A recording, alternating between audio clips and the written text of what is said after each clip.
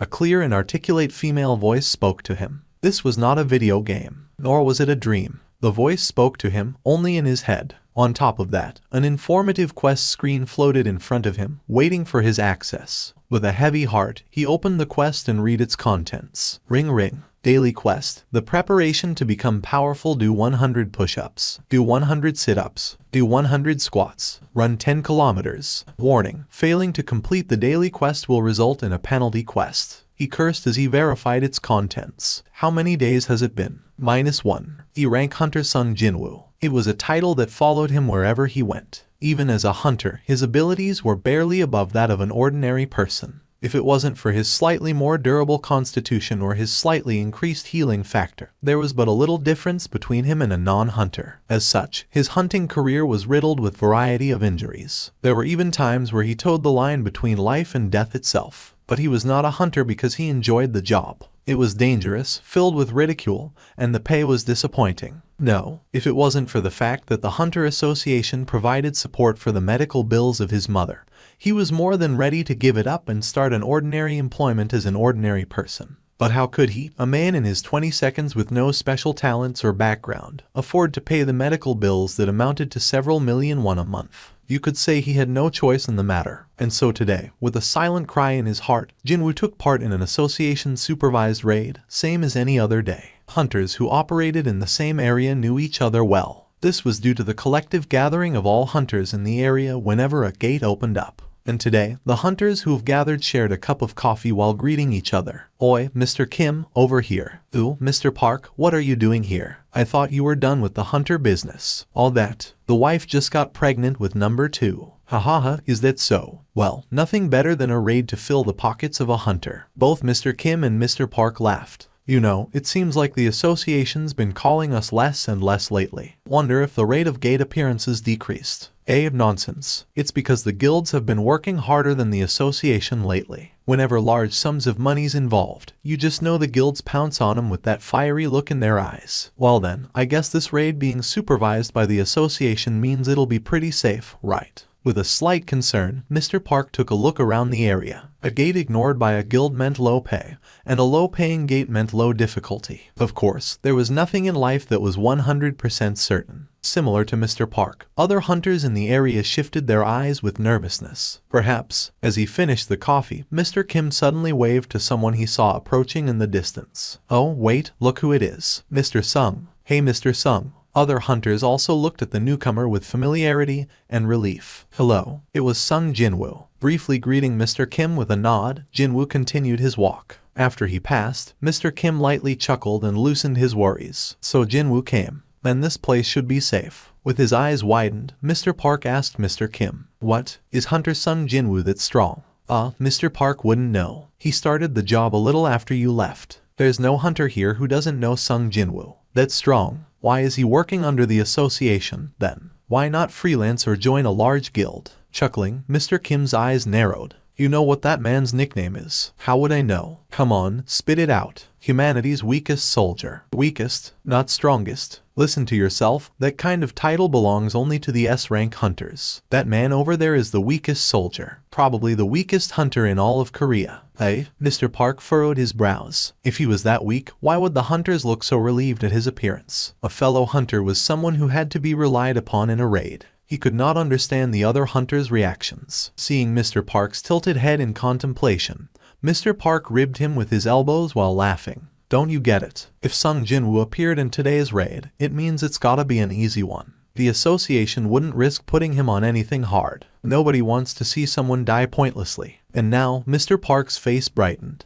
Mr. Kim continued. Once, that man got injured in an E-rank gate and had to be hospitalized for a week. A hunter got injured in an E-rank gate. Yep, nobody expected someone to actually get hurt in an E-rank gate. I heard they didn't even take a healer class hunter. Seeing Mr. Park laugh loudly in response, Mr. Kim shifted his eyes toward Jinwoo. Hey, not too loud. He might hear. Oops, didn't think about that. Mr. Park shifted his eyes towards Jinwoo and quieted his laughter. Fortunately, Jinwoo appeared some distance away and probably couldn't hear their conversation. But he did. I heard everything, you geezers. Doing his best to ignore their laughter, he met their gaze and put on an ignorant smile. At times like this, he cursed his rather keen hearing. Did I come too soon? It was some time before the raid would begin. While waiting, Jinwoo approached an association employee for some coffee. "Could I get a cup as well?" "Ah, Hunter sung Jinwoo Nim. I'm so sorry, we just ran out." A cold winter breeze slapped his face. Jinwoo wiped his nose with fingers. It was a rather sad day where even the coffee ran out just as he got to it. "Why are you so stubborn about this whole Hunter business, Mr. Jinwoo?" "Sorry." Jinwoo bowed his head. As she healed him, Lee Juhee's face was filled with complaint. "I'm not trying to get an apology from you. I'm just worried about you, you know. I swear, one of these days, you're going to get seriously hurt. Once you pass through the gate, you would be in the dungeon."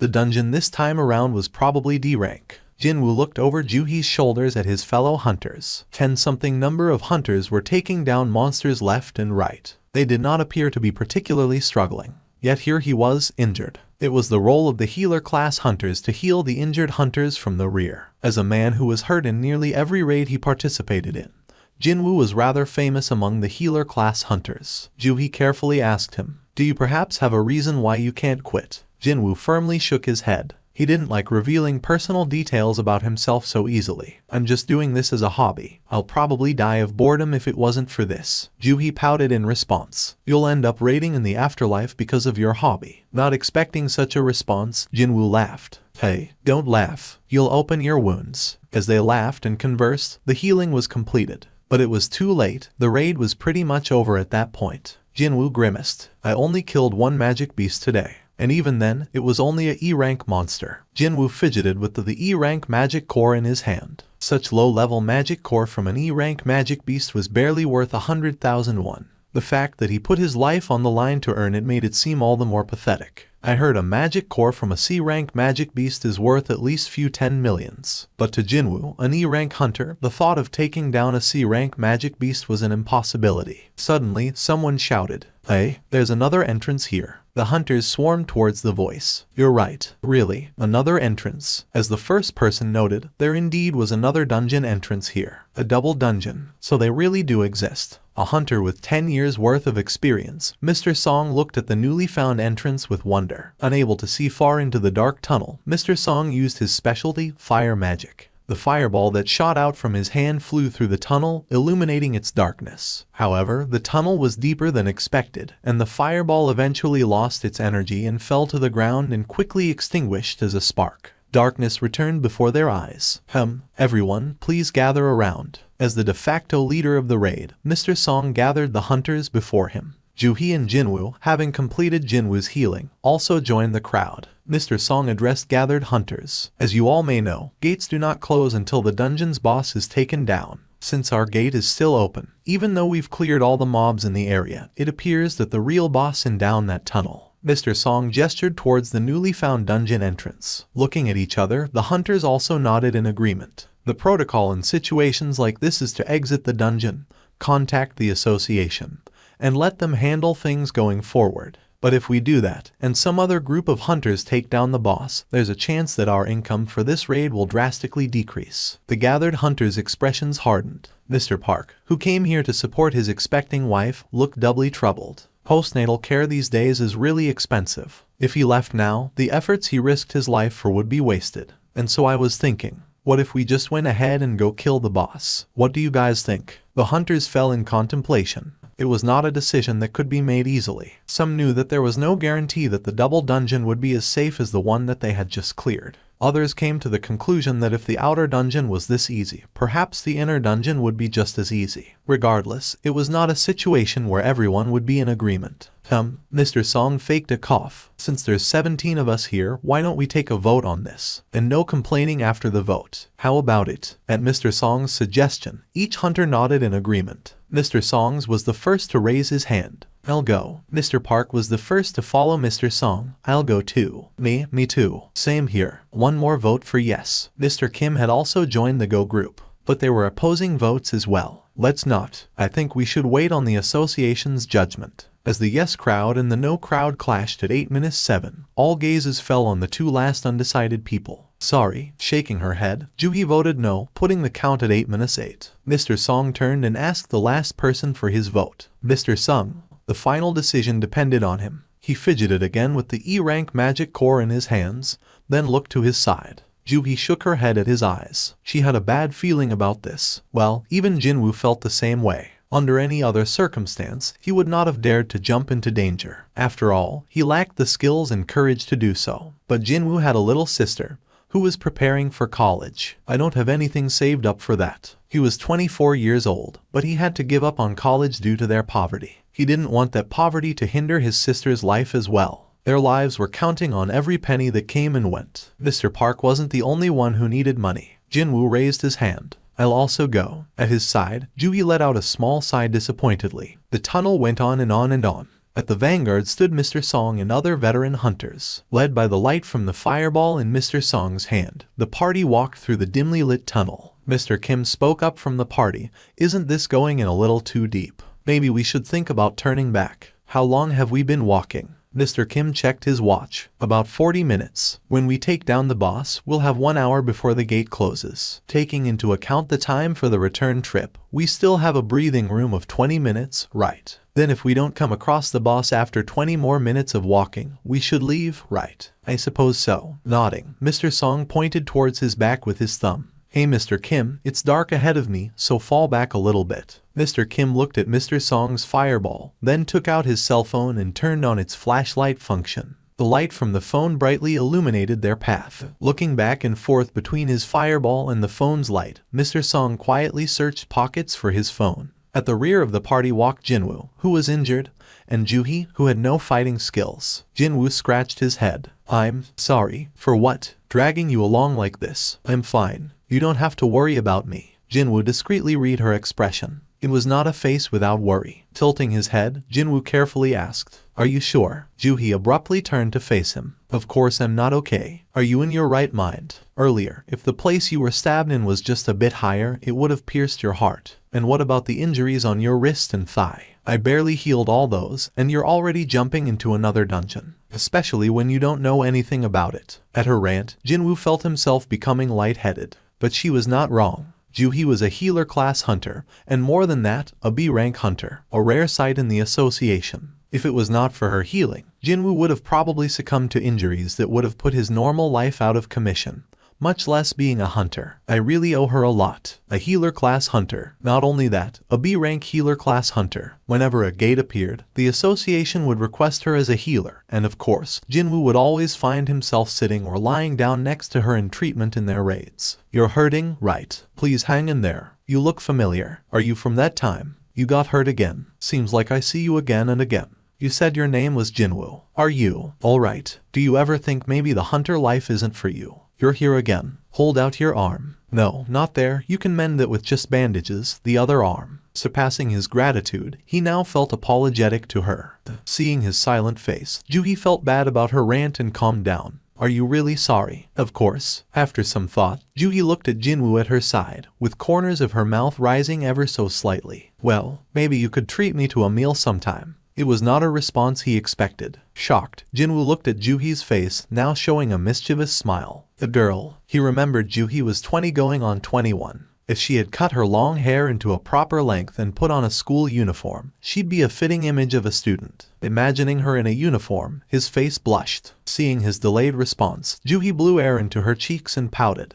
Do you not want to eat with me? It was then. Suddenly, a commotion rose from the vanguard of the party. This is it. The boss room. Jinwoo and Juhi turned their gazes forward. There stood a giant door signaling the end of the tunnel. The hunters gathered before the door. To think there was a door at the end of the tunnel. Do you think this was always here? First time I'm seeing something like this. Do you think it's dangerous? As they quietly whispered back and forth, the hunters became uneasy. After all, their lives were on the line. They had to be careful. But too much care may impede progress, Mr. Song thought. So you guys want to turn back after all that? To go back empty-handed? He placed his hand on the door. You're free to go back. I'll go alone. Mr. Song was a C-rank hunter with 10 years of experience. If it wasn't for the fact that he was past 60 years old, he could have probably raided under a large guild. So when such a veteran hunter spoke with confidence, the uneasiness of the other hunters slowly disappeared. Now that I think about it, one of the hunters spoke of a rumor regarding double dungeons. I heard that double dungeons have some crazy treasures. Yeah, I heard some mid-level guild once found a double dungeon and shot straight to a large guild status. And wherever magic beasts may appear in a dungeon,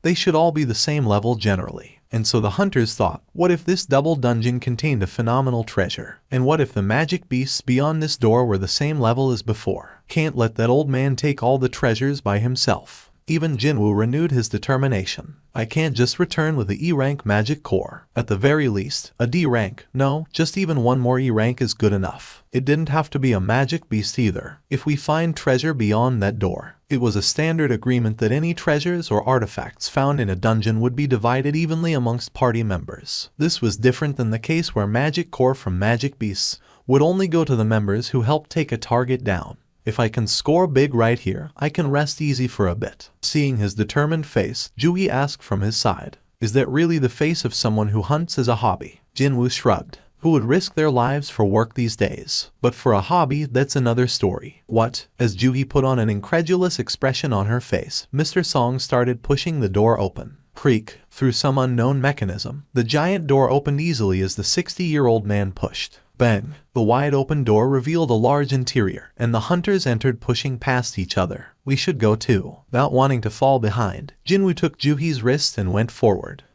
With redness creeping onto her face, Juhi followed him. As the hunters' first steps fell onto the ground, the numerous torches that filled the walls of the area lit up, brightly illuminating the interior. The light went on. First time I'm seeing that. Something's different. The hunters surveilled their surroundings. It felt like the interior of a large temple. Like an ominous temple that would be hidden away deep underground. The floors, the walls, and even the ceiling was covered in moss. Some hunters shuddered and noted, something feels wrong. Doesn't it feel like we're being watched? The more fearful hunters fell to the rear, while the stronger hunters headed deeper into the room. Don't say such things. Let's just finish up here and go back. The interior was incredibly large, a wide area in a dome shape. It was comparable to multiple Olympic fields being put together. No, perhaps bigger. At the same time, it paradoxically felt cramped. The reason was simple. That thing, that's not the boss, is it? At the end of the room, something whose size surpassed reason and logic sat upon a grand and enormous seat. It could only be described as a massive statue of God. My God. Lo, they could not help but be amazed. Jinwoo himself compared the statue's size to America's Statue of Liberty. If the Statue of Liberty sat down, it would probably look like that. Although the Statue of Liberty is female, and this one was clearly male. No, this thing's bigger. The hunters gathered before the statue could not help but gulp repeatedly. They stood in fear, wondering if the statue of God was the boss of this dungeon. But the statue did not move. Phew, Mr. Song also sighed in relief. Alright, let's spread out. With renewed confidence, the hunters spread out, investigating the giant room. I don't see any magic beasts. Right? Forget magic beasts. I don't even see a single bug. Compared to its well-lit interiors and enormous size, the room of the statue of God was rather plain. Adorning its walls were countless torches, illuminating the room. In front of the torches stood statues slightly larger than the average man, forming equidistant points of a circle. Beautiful. It's like a work of art. Each statue held something different in its hands. Some held weapons, some books, others held instruments or torches. It's like, Mr. Kim started describing. Decorations in a temple. Mr. Song finished his sentence. Mr. Song found something at his feet. This is a magic circle. At the center of the temple room,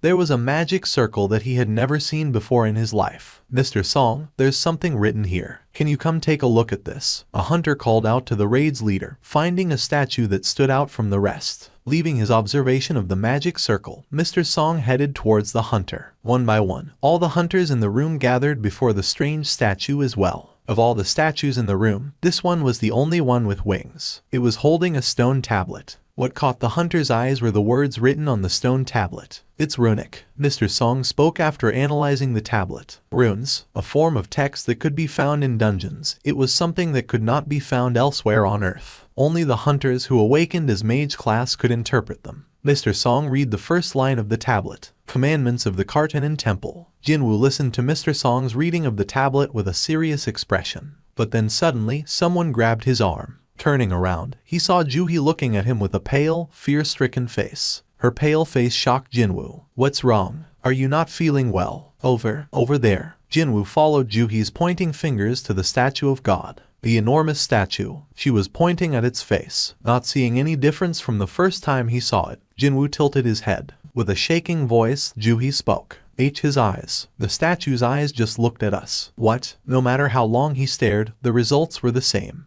The statue sat still, unmoving.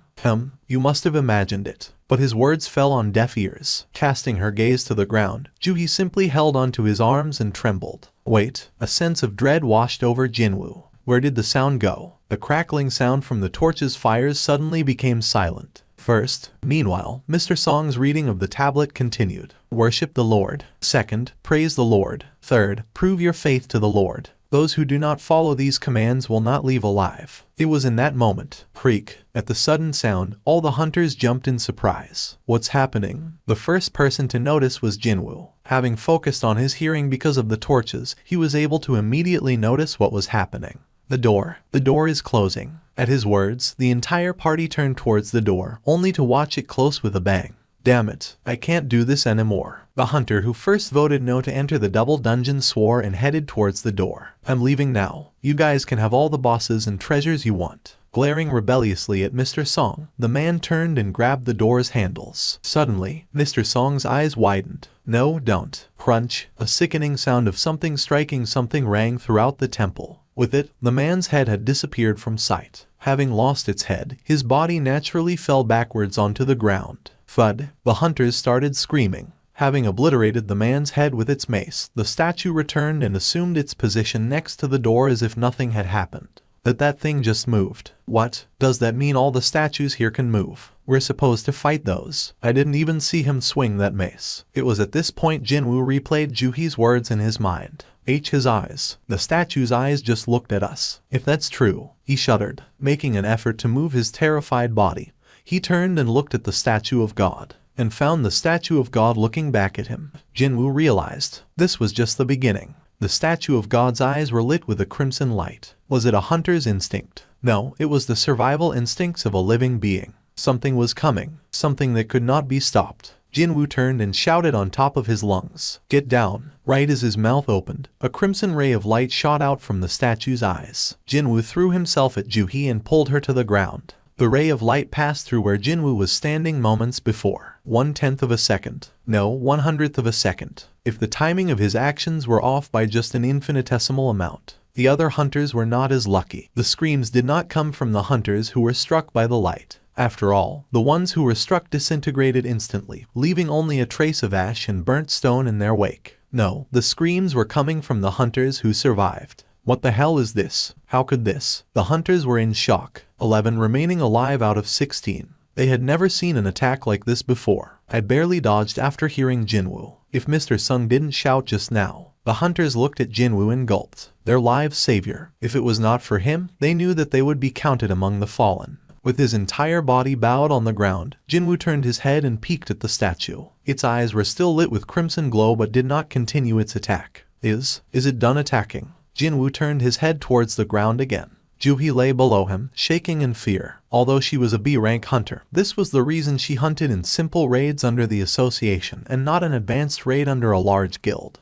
Her breathing became more and more irregular. He couldn't just leave her like this. Thinking he had to do something to help her, Jinwoo began to get up when a strong hand forced him back down. Don't stand up. It was Mr. Song. Although surprised, Jinwoo sternly listened to his words. Mr. Song shouted at the other hunters as well. Everyone stay where you are. Don't move from your position. After taking a quick look across the party, Mr. Song turned to Jinwoo again. The ones who were moving got hit. Those that listened to you and got down survived. I see. Mr. Song tilted his head in confusion. Did you not shout after figuring something out? I just felt something dangerous was coming, that's all. Mr. Song's eyes looked at him with bright eyes. His instincts are good. I heard he was an E rank. If only his abilities were a little higher. His gaze turned into one of pity as he continued to stare at Jinwoo. Meanwhile, Jinwoo got a better look at the man staring at him. What caught his eyes shocked him. Your arm. It's alright, I can endure this much. But, Jinwoo gulped. Mr. Song's right arm was draped over Jinwoo's shoulder, and his other arm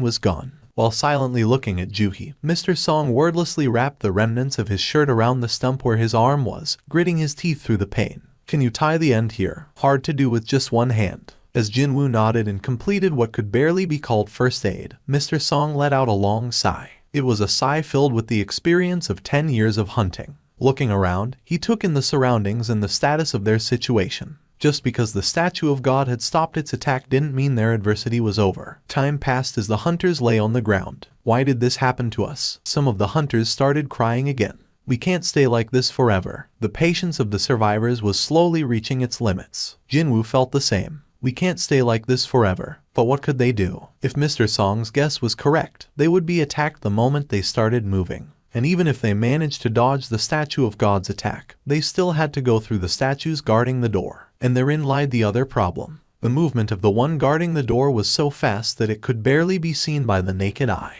How could they get past something like that? It was an impossible situation. The hunter's annihilation was simply a matter of time. Wait, a matter of time. As the thought appeared in his head, an uncomfortable thought followed. Something that no one else had noticed. There's something we missed. Perhaps the answer was there. It was in that moment. Don't move. Mr. Song yelled at Mr. Ju, who responded by baring his teeth. Shut up. We don't know when that thing will attack again. You just want us to wait until that time. Mr. Ju was a fighter-class hunter. As beings who threw their bodies into the middle of combat, a fighter-class hunter's physical abilities were much greater than an ordinary human. On top of that, Mr. Ju was someone whose skills were acknowledged by a large guild, who had offered him a contract. I can't die like this. With his body still lowered to the ground, Mr. Ju flexed the muscles in his legs. The goal is the door. With an explosive start, Mr. Ju ran towards the door. Watching the man's attempt, Jinwoo turned away and looked back at the statue of God. As if waiting, the statue was looking at Mr. Ju. A ray of light exploded from its eyes. Beam. The ray covered Mr. Ju's back. One of the female hunters screamed. Unable to control her fear, a yellow puddle slowly appeared from the ground she was collapsed on.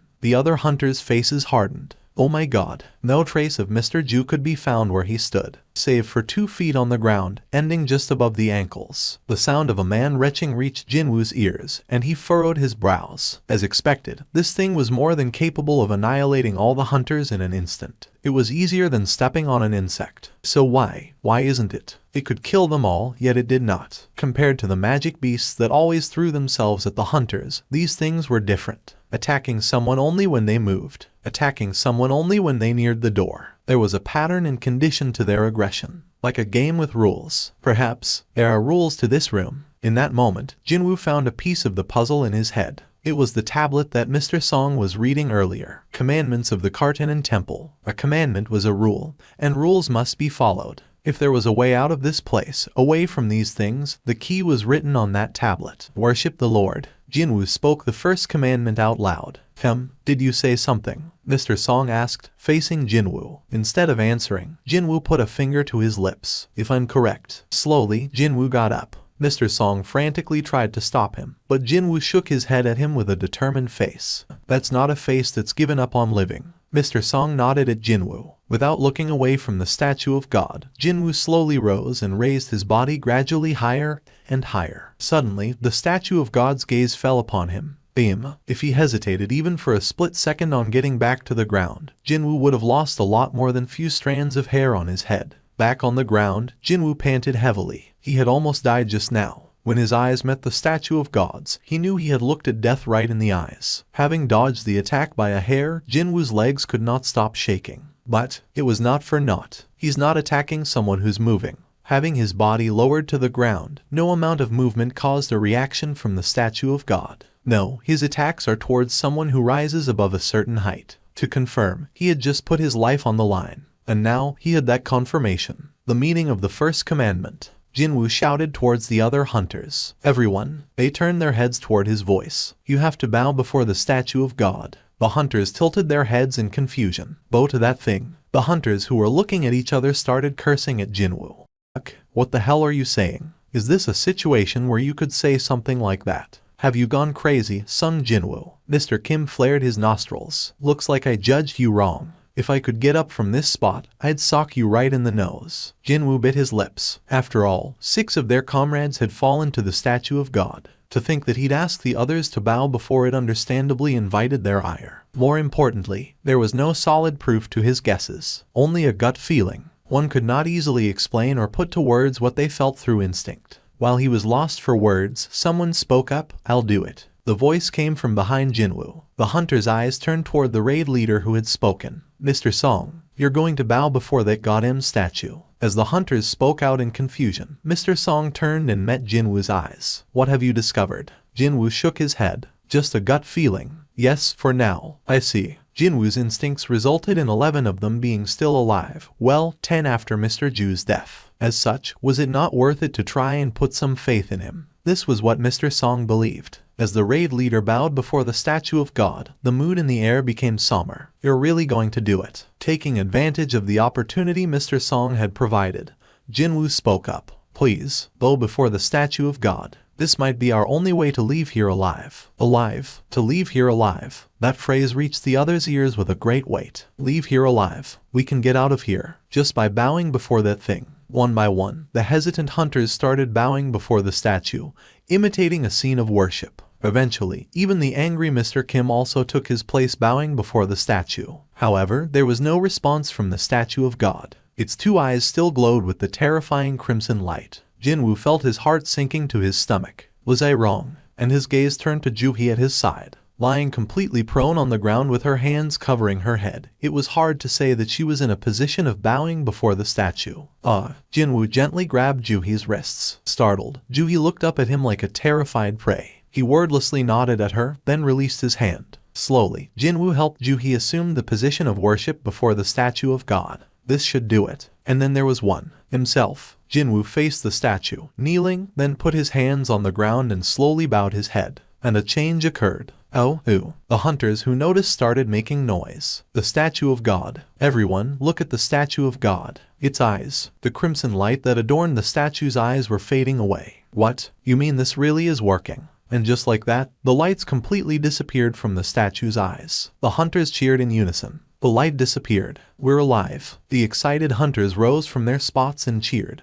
But the statue of God did not react. Jinwoo, who followed suit, sighed with relief. Phew, as he had guessed. This room was operating accordingly to a set of rules and conditions, just like a game. If that's true, the game was not over yet. There were 2 more commandments. Second, praise the Lord. Third, prove your faith. Suddenly, with a deep rumbling, the entire room started to shake. Jinwoo's expression hardened. As I thought, his guesses were correct. This was not over. The statue of God's enormous body was slowly rising from its seat. The hunters who were celebrating together with tears of joy froze. What? Wasn't it all over? No, it can't be. Frozen in fear, the hunters could not say much more. Their faces were filled with terror and despair. No. The statue of God assumed a standing position. It looked around, taking in the surrounding, then started walking towards the hunters. Boom. With each step it took, the statue of God shook the earth. Boom. Its massive figure was such that its head almost reached the ceiling. Boom. As its sheer size put pressure on the hunters, it slowly closed the gap between it and them. Hey, Mr. Sung. Mr. Sung Jinwoo. What should we do? The hunters who were cursing Jinwoo only moments ago now looked towards him for hope. Is there anything else we have to do? Say something. Even as grown adults, the hunters' faces were on the verge of breaking down in tears. Yet they looked at Jinwoo as their only remaining hope. Jinwoo carefully helped Juhee, frozen in fear, to her feet, and he explained the second commandment. It said, praise the Lord, that's our clue. That's. Mr. Kim spoke knowingly. It was written on the tablet, right. That's right, praise the Lord, prove your faith, we have to fulfill all 3 commandments. Jinwoo's words were filled with urgency. Boom. With one last step, the statue of God had already arrived before their group. Its massive shadows covered the hunters, whose faces became pale. I'll try. One of the hunters, normally a shy, youthful man, stepped forward. Hey, what are you going to try? I'm part of my church's choir. If it's praise, I'm confident in it. The young man answered Mr. Kim and walked towards the statue of God. As he neared the statue, he took a deep breath and started singing. As I walked to the Lord, his youthful voice rang throughout the room. Please renew me and provide me with your blessing. The statue of God stopped before him. The hunters gasped in surprise and awe. As if it was satisfied by the song, the statue of God stood motionless. All other sounds of the room disappeared. Only the youth's voice was heard in the room. Gaining courage from the apparent result, the hunter strengthened his voice and continued to sing. All my weaknesses will be washed away by the grace of my Lord. Amidst the hopeful hunters, Jinwoo could not shake the feeling of uneasiness, the feeling that they were missing something. No, this is all wrong. He kept repeating the thought to himself. This room had its own set of rules. Right now, the youthful hunter was following the rule of Christianity, not this room. But thankfully, the statue of God was not moving. Maybe this was enough to satisfy the conditions. Jinwoo tilted his head. The reason why he had not stopped the singing was because he could not think of any other way to stop the statue of God. Suddenly, boom, a loud crash broke through the singing, followed by a scream. As the statue of God raised its foot again, the mangled remains of the singing hunter fell from its soul. The other hunters started screaming as well. The previously emotionless face of the statue of God was now filled with an incredible rage. "It's angry. Run." The hunters quickly ran away from the statue, having lost all thought and reason after seeing the youthful man be crushed beneath the statue of God's foot. A female hunter simply stood in place and screamed, "Shit!" Jinwoo, who was running with Juhee in his arms, quickly turned to try and help her, but he was blocked by Mr. Song. Obviously, it's too late. Like swatting a fly, the statue of God slammed its hand on top of the female hunter. Bang! Jinwoo turned away. It was a gruesome scene which he could not bear to witness. "We can't dilly-dally here. Are you trying to get that young lady killed as well?" At Mr. Song's rebuke, Jinwoo snapped back to attention. Mr. Song was right. Boom, boom, boom. The statue of God ran from hunter to hunter, crushing them beneath his feet. With each step, he shook the entire temple. Boom, boom. Jinwoo ran with his teeth clenched. With her eyes closed, Juhee held on to Jinwoo as they ran. "Let's split apart." "Okay." Knowing that running together made them a better target, Jinwoo and Mr. Song separated away from each other. Trying to maintain the largest distance between himself and the statue of God, Jinwoo ran towards a spot at the walls. He saw that Mr. Park was already there, having ran with all his might, knowing there was more on the line to him than just his own life. The image of his family reflected over his teary eyes. His son, who looked just like his father. His wife, with his second child. Mr. Park could not afford to die in a place like this. Pulling forth every ounce of his strength, Mr. Park was able to reach the walls faster than the other hunters. Huff, huff. Suddenly, Mr. Kim, who was friends with the man, shouted at the panting Mr. Park. "Mr. Park." At the familiar voice, Mr. Park turned towards Mr. Kim. Mr. Kim gestured towards Mr. Park's back and yelled, Turn around." And something sharp flashed from behind Mr. Park. Mr. Park was split cleanly from the top of his head to the base of his crotch. The evenly separated sides of his body fell in different directions onto the ground. Mr. Park. The statue that had cleaved Mr. Park in twain with its sword simply returned and assumed its position on the walls, as if nothing had happened. Mr. Kim held back tears as he witnessed the death of his friend. These fucking pieces of boom, boom, boom. Behind him, the giant statue of God was going from hunter to hunter, crushing them with his feet. Those that fled to the walls were attacked by the statues. My arm. The interior of the temple had turned into a scene of terror and carnage. Jinwoo panted wildly as he ran, his forehead dripping with cold sweat, his legs getting heavier and heavier, his breath getting shallower and shallower. But his head was filled with a single thought, repeated over and over again. Praise the Lord, praise the Lord, praise the Lord. The second commandment that swam through his head. The key to solving the meaning of the commandments must be hidden in this room. There must be something in here that we're supposed to use. But when the hunters initially entered the temple and looked around, they found no tools or mechanisms. The only thing here are those damned statues. Wait, a thought appeared in Jinwoo's head. The only thing that's here are those statues. Jinwoo's eyes widened. Why didn't I think of that? If the statues were the only thing in this room, then the statues must be the key to solving the mystery. The statues only moved when someone entered their proximity. This must have been the key to using them somehow. If that's correct, gathering what energy he had left, Jinwoo screamed through his panting breath. Everyone, head to the statues with instruments. Jinwoo's shout reached all the hunters' ears. Instruments. Hope returned to their eyes. Unlike the time where Jinwoo asked them to bow, the hunters this time did not hesitate to respond. Of course, if Jinwoo was wrong on his guess, they would be massacred when they approached the statues. But in this moment, there was not one hunter who remained suspicious of Jinwoo's directions. Mr. Song was the first to arrive at a statue holding an instrument. Holding his breath, Mr. Song slowly looked up at the statue. As if responding, the statue's fingers moved, and it started playing the harp in its hands. It was a beautiful sound. He was right. Moved to the statues with instruments. Each hunter, with renewed hope, ran towards the various statues holding instruments. Trumpets, flutes, lyres. Soon, the harmonious melody of different instruments filled the entire temple. Mr. Kim, who had been running until his breath ran out, collapsed and knelt before a statue holding a mandolin. Strum, strum. As the mandolin's melody rang through the air, the statue of God that was chasing Mr. Kim slowed to a stop. Unable to hold his emotions back, Mr. Kim burst into tears where he knelt, and the statue of God turned away from him. Scanning the rest of the temple, it found its new target. Shit. Meeting its eyes, Jinwoo cursed, and he started running, his heart beating like it was about to explode. His sweating back was soaked. Why is this one not playing? Jinwoo glared at the statue he had arrived at with resentment. Holding drums in its hands, its silent figure made no indication that it would play its instrument. Boom, boom, boom. With terrifying speed, the statue of God closed the gap between them. As the statue, which had been at the opposite end of the room only moments ago, neared them, Jinwoo gulped. Is it because Juhee and I are both here at the same time? That must have been the answer. As he looked around, no other hunter had trouble with their statues. I don't have time to think about this. He put down Juhee and prepared to run to a different spot. Jinwoo. A terrified Juhee held onto his sleeves. Jinwoo calmly whispered into her ears. We'll both die if I stay. As he saw tears forming at the corners of her eyes, Jinwoo knew that there was no time to explain.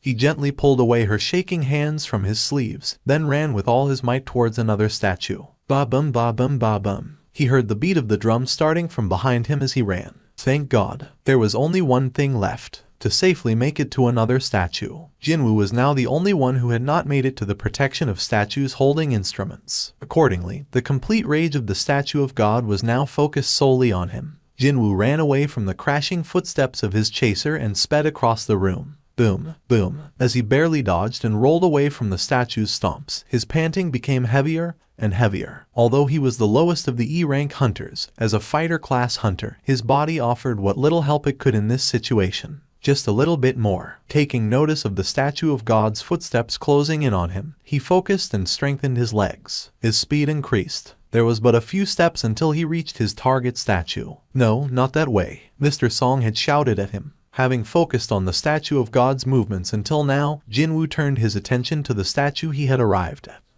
It's not holding an instrument. He now realized what appeared to be an instrument in the statue's hands was actually a shield. Without mercy, the statue raised and brought down the shield in its hands. Jinwoo threw his body to the side. Juhee screamed. As he rolled across on the floor, he looked up. The statue of God was almost upon him. Out of the frying pan, his tumble on the ground had opened a cut on his forehead. Blood flowed down to his eyes, obscuring his vision. Jinwoo rapidly looked left and right. Instrument, instrument. But no instrument registered in his eyes. The statue of God raised its foot. Shit. Boom. Jinwoo barely evaded the stomp by throwing his body to the side. But he was reaching his limits. Feeling faint, he found it hard to maintain balance for some reason. Please, if there was a god, he wanted to pray to it. In that moment, Jinwoo noticed a statue that was neither holding a weapon nor an instrument.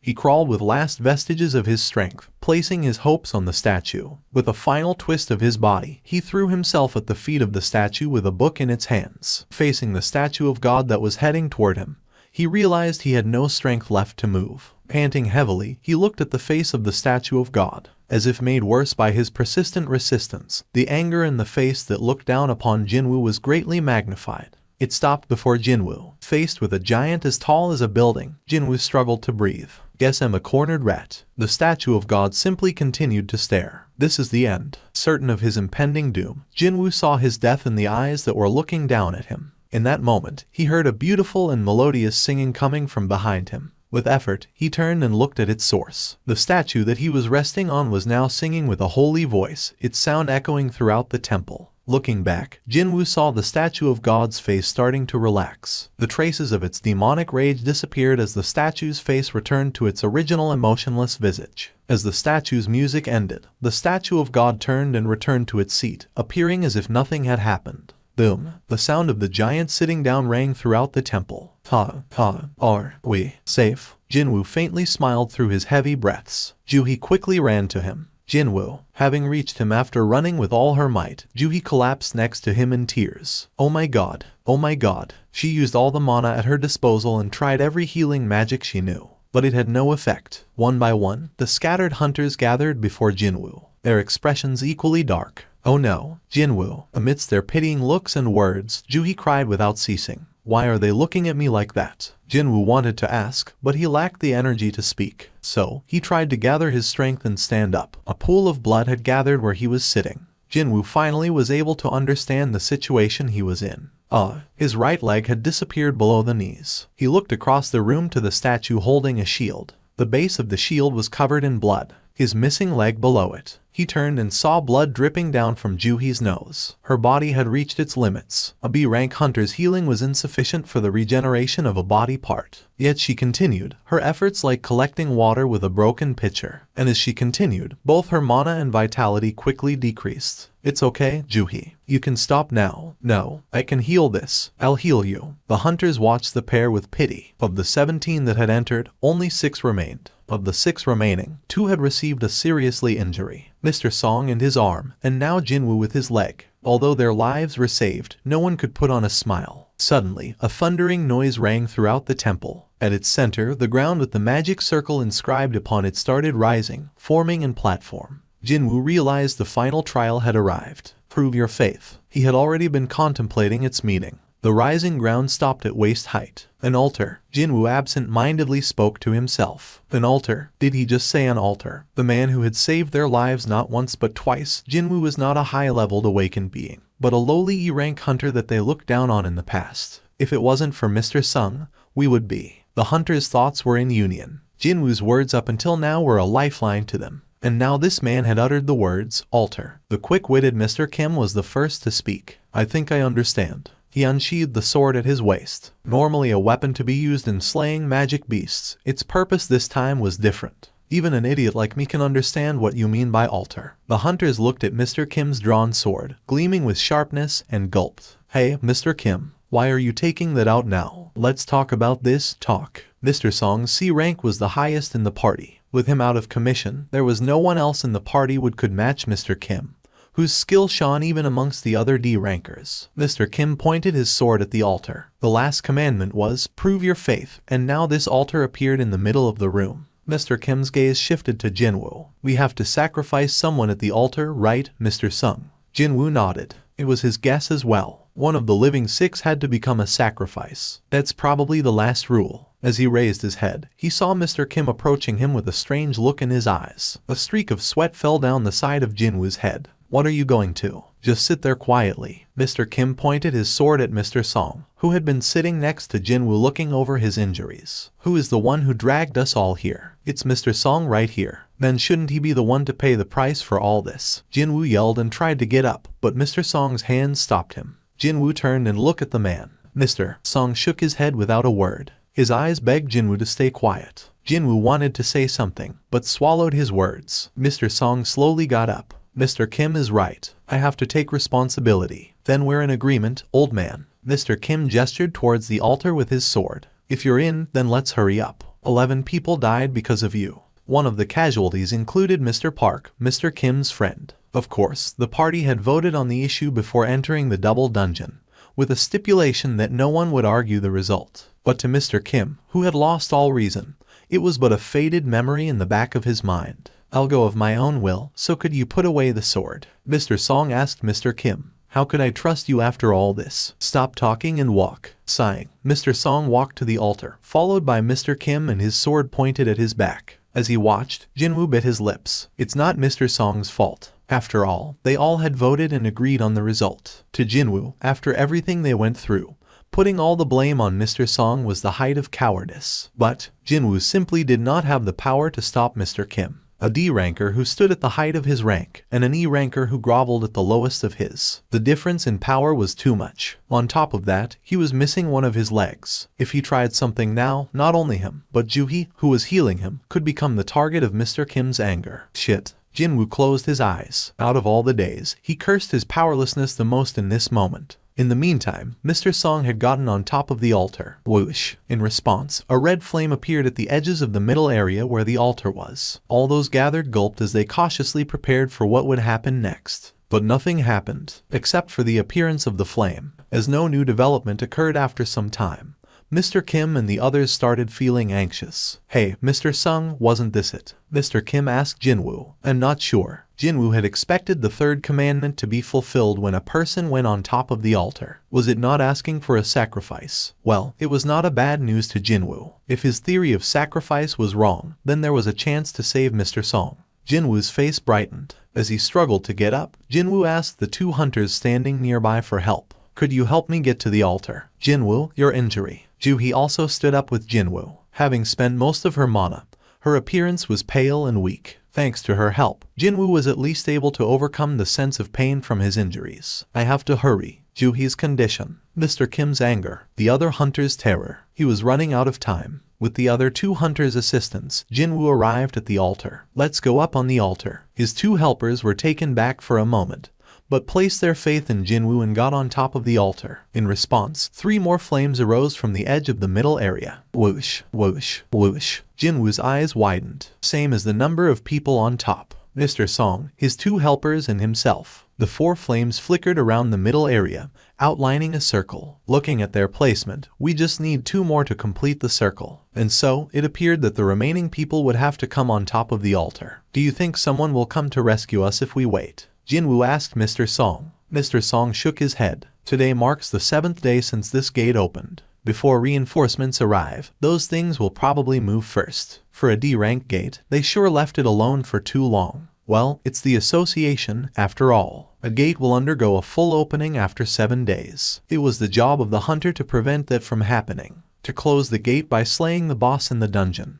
That was the real objective of a raid. Should they fail to do so in time, all the magic beasts within the dungeon obtain the freedom to exit the gate. A dungeon break. Jinwoo looked around him. The statue of God remained in its seat, looking down upon their party from distance. If that thing is allowed to leave here, he could not imagine the destruction that would follow. Of course, their party would be the first to be massacred if the statues in the room gained the freedom to move about. So Jinwoo realized they could not just hold out for help. Jinwoo called out to Juhi and Mr. Kim. Can you 2 also come up here? Juhi followed his instructions. Even the hesitating Mr. Kim quickly followed suit. 2 more flames appeared, completing the circle. Whoosh. The hunters gasped. Huh? What's happening? As Jinwoo expected, something was happening. It's coming. From the outermost circle of the middle area, small blue flames started appearing. One by one, they flared into existence and formed a circle around the middle area. 34, 35, 36. Jinwoo counted 36 blue flames. The red flames that match the number of people. The blue flames that number 36. Is there a meaning to their number? In that moment, creak, the door blocking their exit opened without a warning. The hunters flinched in reaction. Every single one of them wanted to run towards the exit. But the memory of the final moments of the singing hunter remained fresh in their minds, and no one made any movements. They did not know what fate would await the first person to leave the altar. As if waiting for an answer, all their gazes fell upon Jinwoo, who closed his mouth in silence. It was too early to make a conclusion, whether or not the opening of the door was a trap, or if it was the dungeon's way of letting them know that they had fulfilled the final commandment. He did not know. As the hunters waited for Jinwoo's directions, noises that carried bad news came from edges of the room. The 6 heads turned in unison, looking around the room. What the hell? They've come closer. They're all just moved. The hunters' breathing quickened. The statues that only responded to humans being nearby suddenly appeared to be few steps closer than before. In that short time, Jinwoo was able to fully ascertain the situation. No, the statues didn't move. It was the pedestals beneath the statues that moved closer. The sliding sound from earlier was the sound of stone pedestals grinding against the floor. They've stopped moving. Mr. Kim wiped away the sweat on his brows. As everyone else's attentions were focused on the statues, Jinwoo looked at the blue flames around them. Disappearing one by one, 3 blue flames had already gone out. Jinwoo raised his head. The sound came from his direction. The statues that faced him had moved closer. Why only me? Was it because he had looked away? Jinwoo closed his eyes to test the theory. What do we do now? With renewed understanding, Jinwoo shouted at the others. Don't look away from the statues. Now that he thought about it, the initial movements of the pedestals were probably caused when everyone looked towards him for guidance earlier. These bastards don't move when we're looking at them. Another blue flame went out, but it did not elicit a response from the statues. Could it be? Without taking his eyes off the statues, Jinwoo carefully raised his arm and looked at his watch. As I thought, the blue flames were disappearing every minute. The blue flames are a timer. Jinwoo surmised that the final commandment's trial was to wait on top of the altar until the 36 blue flames disappeared. As long as each of them covered all the statues, they would be safe. There was a chance no one had to die in this final trial. Jinwoo checked his watch and the blue flames to determine the time remaining. 30 left. They just had to wait for 30 minutes. But Jinwoo had made a mistake. While he was counting the blue flames, he had looked away from the statues, and as such, they started moving toward him again. I can't do this. The man who was positioned across Jinwoo screamed and ran towards the open door. Having startled by the sound of movement coming from behind him, unable to turn around, the man lost all courage and made the decision to run. As he jumped from the altar, one of the red flames disappeared. "No, don't," Jinwoo shouted. But the man who ran with all his might ignored him and safely passed through the open doors. What? Mr. Sung, what just happened? He got out safely. Jinwoo, unable to turn around towards the door, did not know what had happened. Did anything change? The door moved slightly inwards. Is it closing right now? No. It started closing a little after that man went through but isn't moving anymore. Jinwoo remembered the red flame disappearing after the man left the altar. Of course. His heart sank to his stomach. The riddle that plagued his mind atop the altar had finally revealed its answer. What part of this was proving faith to the Lord? The answer had come to him. However, to a man who could only walk with someone else's assistance, it was the worst answer possible. The open door was a trap, a false hope to their eyes. Had the entire party ran towards the exit after seeing the door open, the door would have closed immediately, and the party would have ran towards their massacre. On the contrary, the altar was the safe zone. If they had just waited on top and waited out the blue flames while watching the statues, it would have guaranteed their safety. A false hope they could see versus a promise they could not. This was how one proved their faith to the Lord. It was a test to overcome the temptation of freedom amidst the approaching danger. Here, two variables appeared before their situation. 1. Jinwoo's presence. Instead of running to the open door to their doom, the party stopped to listen to Jinwoo, avoiding a certain death. We got lucky. It was only possible due to the presence of a man who had solved the 2 commandments before and saved their lives, earning their respect and attention in the process. But the second variable was not as favorable. Someone had left their party to safety. How would those that remained behind react to this appearance of hope? The answer was obvious. The man supporting Jinwoo was the second to run out the open doors. Mr. Song quickly reacted and caught the falling Jinwoo. Another red flame went out with the second runner, and the door inched closer to being shut. Hey. Mr. Kim wagged his finger at the second runner, but the man, like the first, safely passed through the doors. Looking at the number of remaining flames, Jinwoo shouted, "Please don't move. We can't afford to lose anyone else." Front, back, left, right. To cover the 4 cardinal directions, a minimum of 4 people were needed. Jinwoo, Juhee, Mr. Song and Mr. Kim. If even one more person left amongst the remaining 4, a gap would open up in their coverage. Mr. Sung, what's happening? Please explain, Mr. Kim asked while wiping away the sweat on his forehead. We just have to wait like this, until all of the blue flames disappear. Jinwoo revealed all that he had surmised. Mr. Kim listened with attention and nodded along. Finishing his explanation, Jinwoo added, "We can all survive this. The rules of this room always opened a path to survival for those that followed it. The last rule should be no different. As long as they believed in each other, everyone could leave without being hurt." This was Jinwoo's conclusion. Mr. Kim's thoughts were different. He asked after hesitating, "Mr. Sung, you might be correct on all this, but isn't there a possibility that the door might just close once the timer ends?" Jinwoo could not answer him. Although his theory was gathered from the multiple trials and the evidence observed so far, it was not 100% guaranteed that he was correct, and Mr. Kim needed an assurance. To him, the certainty of his own survival outweighed the uncertain survival of the entire group. "I'm sorry, I don't think I can do this. I'm sorry." And with that, Mr. Kim stepped off of the altar. Ignoring Jinwoo's voice, he ran towards the door. After taking one last look at the people he left behind, Mr. Kim went through the door and did not come back. Jinwoo clenched and grinded his teeth. Fuck, he had saved their lives. Instead of repaying his actions with kindness and gratitude, they betrayed him. As expected, a hole appeared in their coverage of the statues. The statues inched closer and closer towards the group. After looking at their surroundings, Mr. Song spoke to Jinwoo and Juhee. "You guys should go." It was a voice filled with resignation. Jinwoo turned his head and looked at the man. "Mr. Kim was right. Who was it that brought you all here? It's only right that I remain behind. But, if anyone should live, it's you young'uns with your many years of life remaining." Mr. Song smiled. They were words meant to comfort the 2 that would have to leave him behind. Jinwoo nodded in defeat. His heart was heavy, but they were not in a situation where they could argue on who should stay and who should go. "Ms. Juhee, could you please take Jinwoo?" "Okay." But suddenly, Juhee, who was approaching the 2 men, collapsed onto the ground.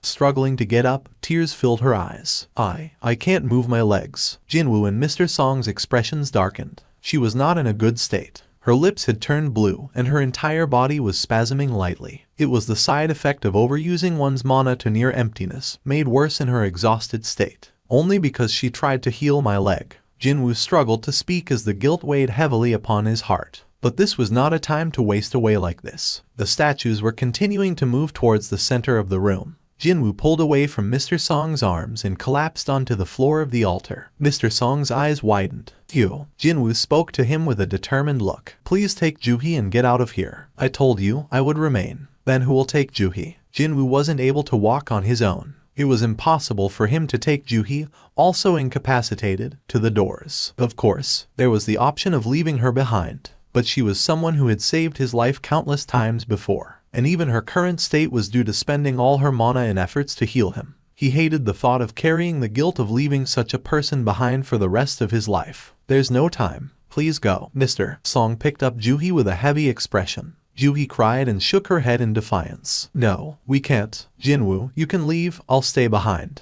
I promise to buy you dinner, right?" Jinwoo took out the E-rank magic core from his pocket and placed it in Juhee's hand. "Go ahead first and eat with this. I'll come collect the change later." Juhee flared at his smile. "How could you even joke in a time like this?" Jinwoo nodded toward Mr. Song, who struck the back of Juhee's neck, knocking her out. Mr. Song carried her over his right shoulder. "I'm sorry. It's my decision, after all." Mr. Song bowed his head toward Jinwoo and stepped down from the altar with Juhee. The statues were quickly nearing the altar. Sitting down, Jinwoo took in a deep breath. Noticing the sword that Mr. Kim had left behind, he reached out and grabbed it. "Now that it's like this, I'm going to take at least one of you with me." Turning around, he saw Mr. Song and Juhee safely make it through the open doors. "Thank God, I'm the only one that'll die now." It was not a sentiment born of some noble self-sacrifice, just a matter of simple calculation. Even if he got out somehow, he would have to live the rest of his life as a cripple. Forget being a hunter, it wouldn't be possible for him to even live a normal life. With no special talents or learned skills, he did not see a happy life ahead of him. Then there's mother's hospital bills, and Jinna's education expenses. Since there was no way he'd be able to support them with this injury, he thought to at least provide for them through his death. Let's see, the compensation for death during a raid was 300 million won to the surviving family. Or was it 400 million? Compared to the worthless life of an E-ranker, it was a rather generous compensation. They were here. The first statue to arrive took a step towards the altar. Jinwoo looked towards him and raised his sword. "Come," but the first attack came from behind. Stab. The spear that pierced his back now protruded out of his chest. Jinwoo threw up a large amount of blood. The pain assaulted his senses like hail. If the place you were stabbed in was just a bit higher, it would have pierced your heart. Juhee's words from earlier flashed across his mind. The statue raised its spear and with it, Jinwoo. Still skewered to the weapon, Jinwoo found himself suspended in air. As he flailed his legs in pain, the statue slammed him towards the ground. Bang! Crack, crack, crack. He heard the sound of bones breaking throughout his entire body. There was nowhere he did not feel pain. One by one, the statues gathered around the convulsing Jinwoo, who glared up at them. I don't want to die like this." As death crept closer and closer, tears formed in his eyes. His family appeared in his mind. Juhee, who worried for him until the last minute, also appeared in his mind. "I don't want to die." To end his life at a young age of 24. Step. A statue wielding a sword walked towards him with an expressionless face. Even as his entire body shook, Jinwoo did not look away from its gaze. Finally, the statue's raised sword fell down towards him. "Just one more, if I had just one more chance." Jinwoo's eyes widened at the falling sword. It was in that moment, as if someone had pressed the pause button on a video, the falling sword stopped before his eyes. No, not stopped. Slowed to a crawl, almost as if it was stopped. Millimeter by millimeter, the sword was definitely still coming down at him. He could not hide his surprise. Then, a female voice he had never heard before in his life rang throughout his head. Secret quest. Fulfilled all conditions. He had no idea what it was saying. No, before that, where is that voice coming from? Ignoring his thoughts, the voice continued. You've obtained the right to become a player. Do you accept? Obtain the right. Accept? It sounds like it's giving me something. Growing up in poverty, he knew there was no such thing as free in life. But I suppose that was in life. What does any of it matter in death? As he waited in hesitation, the voice in his head asked again. You do not have much allowed time remaining. In the case the right is refused, your heart will stop in 0.02 seconds. Do you accept? Whether or not this was a hallucination, one thing was certain, his impending death. On top of the sword slowly coming down on his head, the other statue's weapons were also finding their way towards him. At this point, Jinwoo gave himself up to resignation. Sure, why not? He did not speak the words out loud, merely thought them in his head. But the voice answered his thoughts. Flash, a blinding light surrounded his body, and Jinwoo lost consciousness. He opened his eyes. A bright white ceiling, the stinging smell of disinfectant, feeling of a hard bed behind his back. Jinwoo immediately realized where he had opened his eyes. A hospital. Although he found himself coming less and less after meeting the B-rank healer class hunter Juhi, the hospital was still a place Jinwoo could call a second home in his job. After all, there were even rumors that there was a room reserved just for him here. Jinwoo sat upright. Holding his hand up to his chest, he felt the regular beating of his heart. I'm alive, not just alive. His entire body felt lighter than usual. Compared to the heaviness he felt when he would normally open his eyes here, something was different. It was as if he woke up after a good rest in his own home. When he remembered the scene before he passed out, it was an unthinkable occurrence. The falling sword, the statues that surrounded him. Even if he had somehow dodged the sword, it would take a party composed of S-rank hunters to defeat the enemies in that room. And I came out of there alive. Was it a dream? Thankfully, there was an easy way to find out. Jinwoo looked underneath the blanket covering him. If it was all real, he would be missing a leg. Then, a deep voice interrupted him. Have you regained consciousness?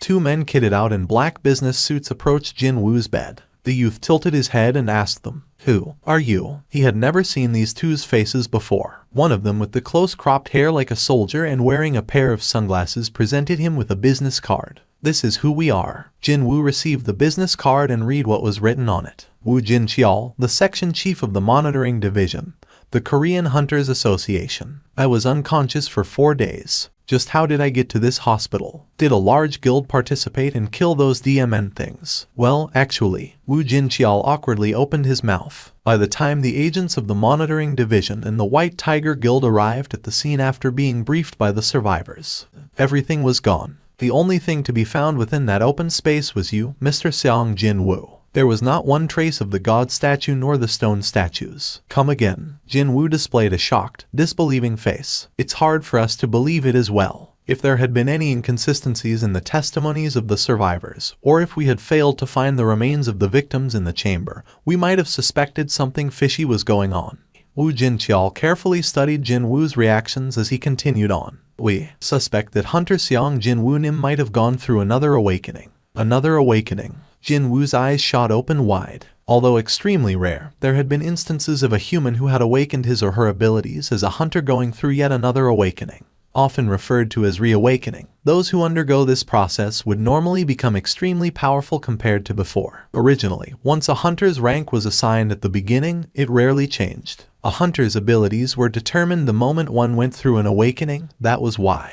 However, it was a different story for those going through the reawakening process, jumping past their own limitations to rise up from, say, rank C to A, or even from B to S. Such things had happened before. The god statue was said to have melted rank C hunters with nothing but its eyes, according to the survivors. If one were able to kill such a creature even while unconscious, just how powerful one could possibly be. To prepare for this unlikeliest possibility, Woo Jin-cheol labeled this incident as top secret and made sure everyone involved would keep their mouths shut. Woo Jin-cheol's chest began beating real fast. Could Korea finally have a hunter on the level of an international powerhouse? Of course, confirming the truth of the reawakening wasn't difficult at all. Didn't the wise elders once say to make hay while the sun still shines? Woo Jin-cheol signaled to his lackey, "Bring it here." Although this device had been miniaturized, its efficiency or accuracy did not fall short of the actual full-size measuring device located in the Hunters Association. Jin-woo placed his hand on top of the black crystal and soon enough, warm rays of light oozed out from it. Cold sweat drops formed on the foreheads of Woo Jin-cheol and his lackey. Not too long after then, the light surrounding the crystal dissipated. Woo Jin-cheol hurriedly took off his sunglasses and confirmed the numbers. Right away, a small earthquake rocked Woo Jin-cheol's eyes. How can this be? He rechecked the numbers, but it remained the same. How could a person holding a hunter license possess the magic energy value of only 10? When considering the fact that the lowest average value for rank E, the bottom rank, was around 70 to 100, Seong Jin-woo was no different from a regular person. Woo Jin-cheol rapidly realized that being here was a waste of time, so he got up from his seat. "Let's go." "Yes, sir." Woo Jin-cheol and his lackey quickly packed up to leave. "Thank you for your cooperation. If you remember anything else, please give us a call anytime." as if their rear ends were on fire. Two men in black rapidly left the room as soon as they put away the device. The hospital room that felt rather small suddenly became quiet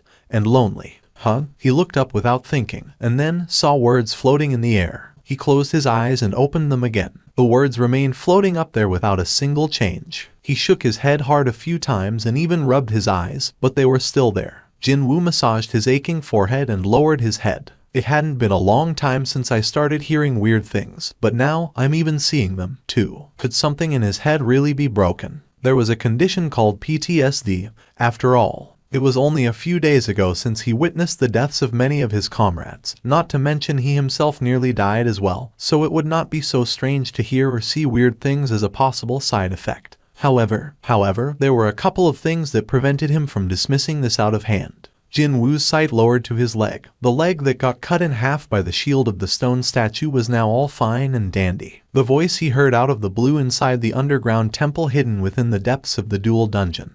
His completely cured leg, and now, those words floating in front of his eyes. Too many weird things were happening all at once. What if there was a chance that all these things were not isolated events but linked to one another? Once the confusion in his heart died down and he felt calmer, he became quite curious about the contents of those so-called unread messages. There might be answers to his questions found within those messages, after all. In order to confirm the messages, he reached out towards the words, and his hand simply went past them. It's not touch-operated. It seemed that he got way too used to how a smartphone worked. Check messages. Reading. I want to read. I want to look. Hey, show me already, will ya? Just what is it that you wish to see that bad? He felt a cold, probing stare coming from the side, so he turned his head to look, and spotted his little sister in her school uniform looking at him from the gap of the half-open door. Boom. Jinwoo became speechless. Maybe you hurt your head really bad. The younger sister stood at a distance away and asked Jinwoo, "Are you really okay?" "Yes, I'm telling you the truth. I told you to stop getting hurt. You have any idea how worried I was?" "I'm sorry. Other people walk away fine, but how come it's only you who gets hurt all the time?" "Sorry. I was thinking of leaving behind this kid alone and dying, wasn't I?" What a relief that he made it out alive. Jinwoo's gaze shifted ever so slightly towards the words floating in the air. It still feels like I haven't completely woken up from that nightmare just yet, doesn't it? There were so many things he couldn't understand. But, so what? The most important thing was that he came back alive, and he got to see his little sister again. Do you hear me? If you get hurt one more time, I'm going to give up on studying, find a job, and make sure you don't work as a hunter ever again.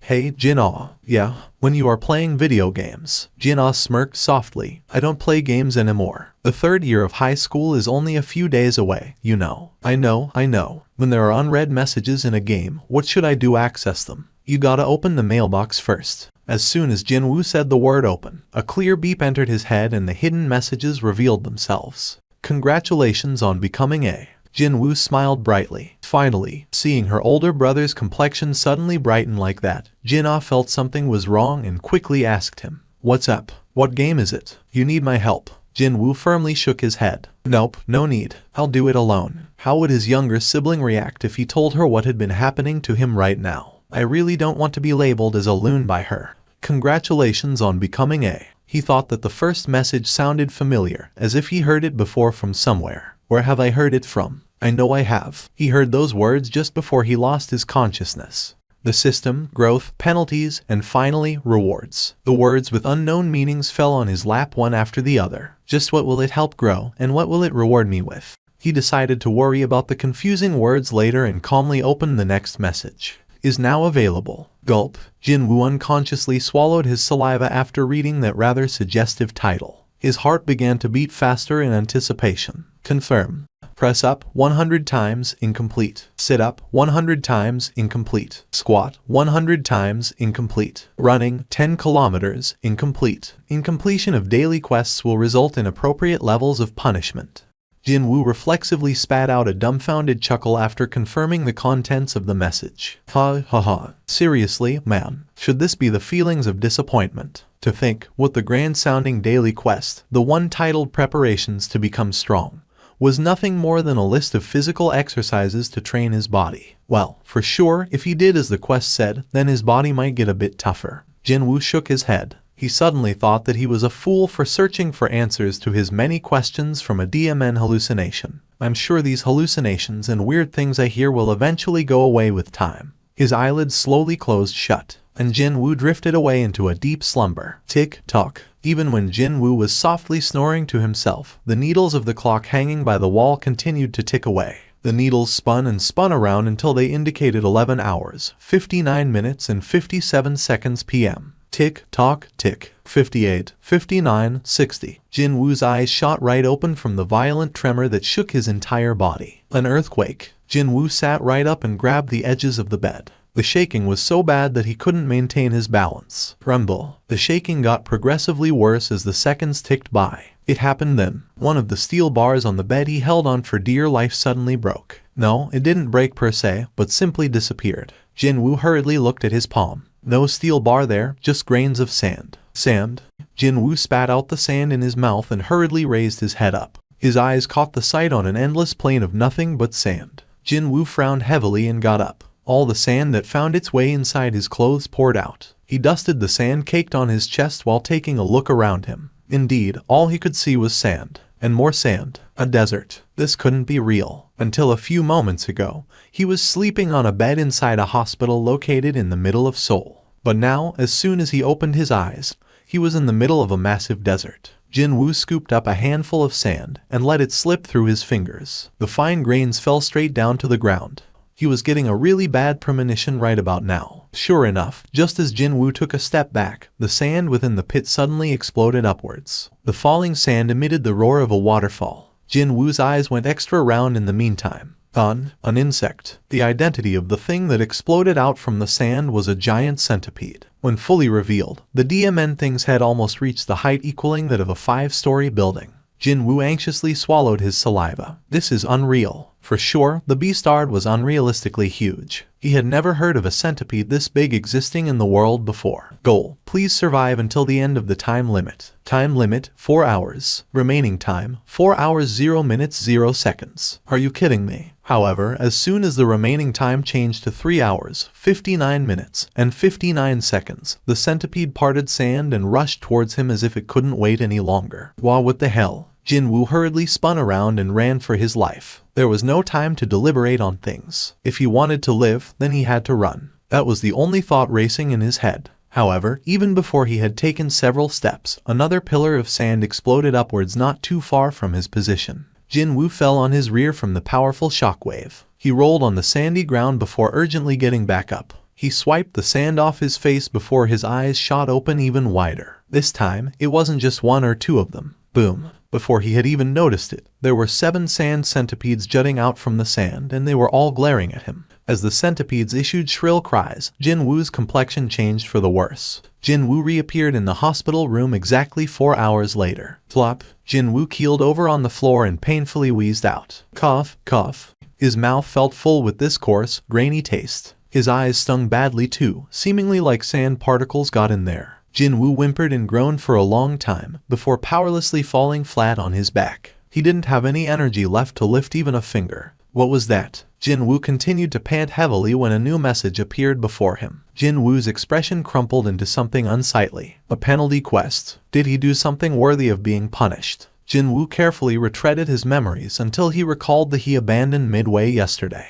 Could it be? Now that he thought about it, it definitely said that if the quest was not completed, he'd be hit with a corresponding penalty. Jin-woo lapped the outer perimeter of the hospital once and arrived back in front of his room. He was currently bent over and panting out heavily. His heart felt like it might explode at any second, but he couldn't give up yet. I worked so crazy hard until now, so no way I would. He somehow managed to open the door and took a step forward. It was finally over. Pant, pant. Jin-woo fell down to his knees. His breath reeked of something sweet and bitter. His face and back were soaked in sweat. Pant, pant. As Jin-woo tried to regulate his heavy, rough breathing while thick sweat drops continuously dripped down, a familiar message popped up in front of his eyes. Jin-woo momentarily thought about forgetting about everything and simply laying down in defeat, but quickly changed his mind. At least for now, he wanted to confirm what these reward things could actually be with his own eyes first. Confirm. Reward 1. Full recovery of the current physical condition. Reward 2. 3 additional stat points. Reward 3. 1 random box. Why are there so many of them? That was the first thought to enter his dazed mind after he took a gander at the contents of his rewards. But when he thought about it a little deeper, one of those rewards seemed rather useful right now.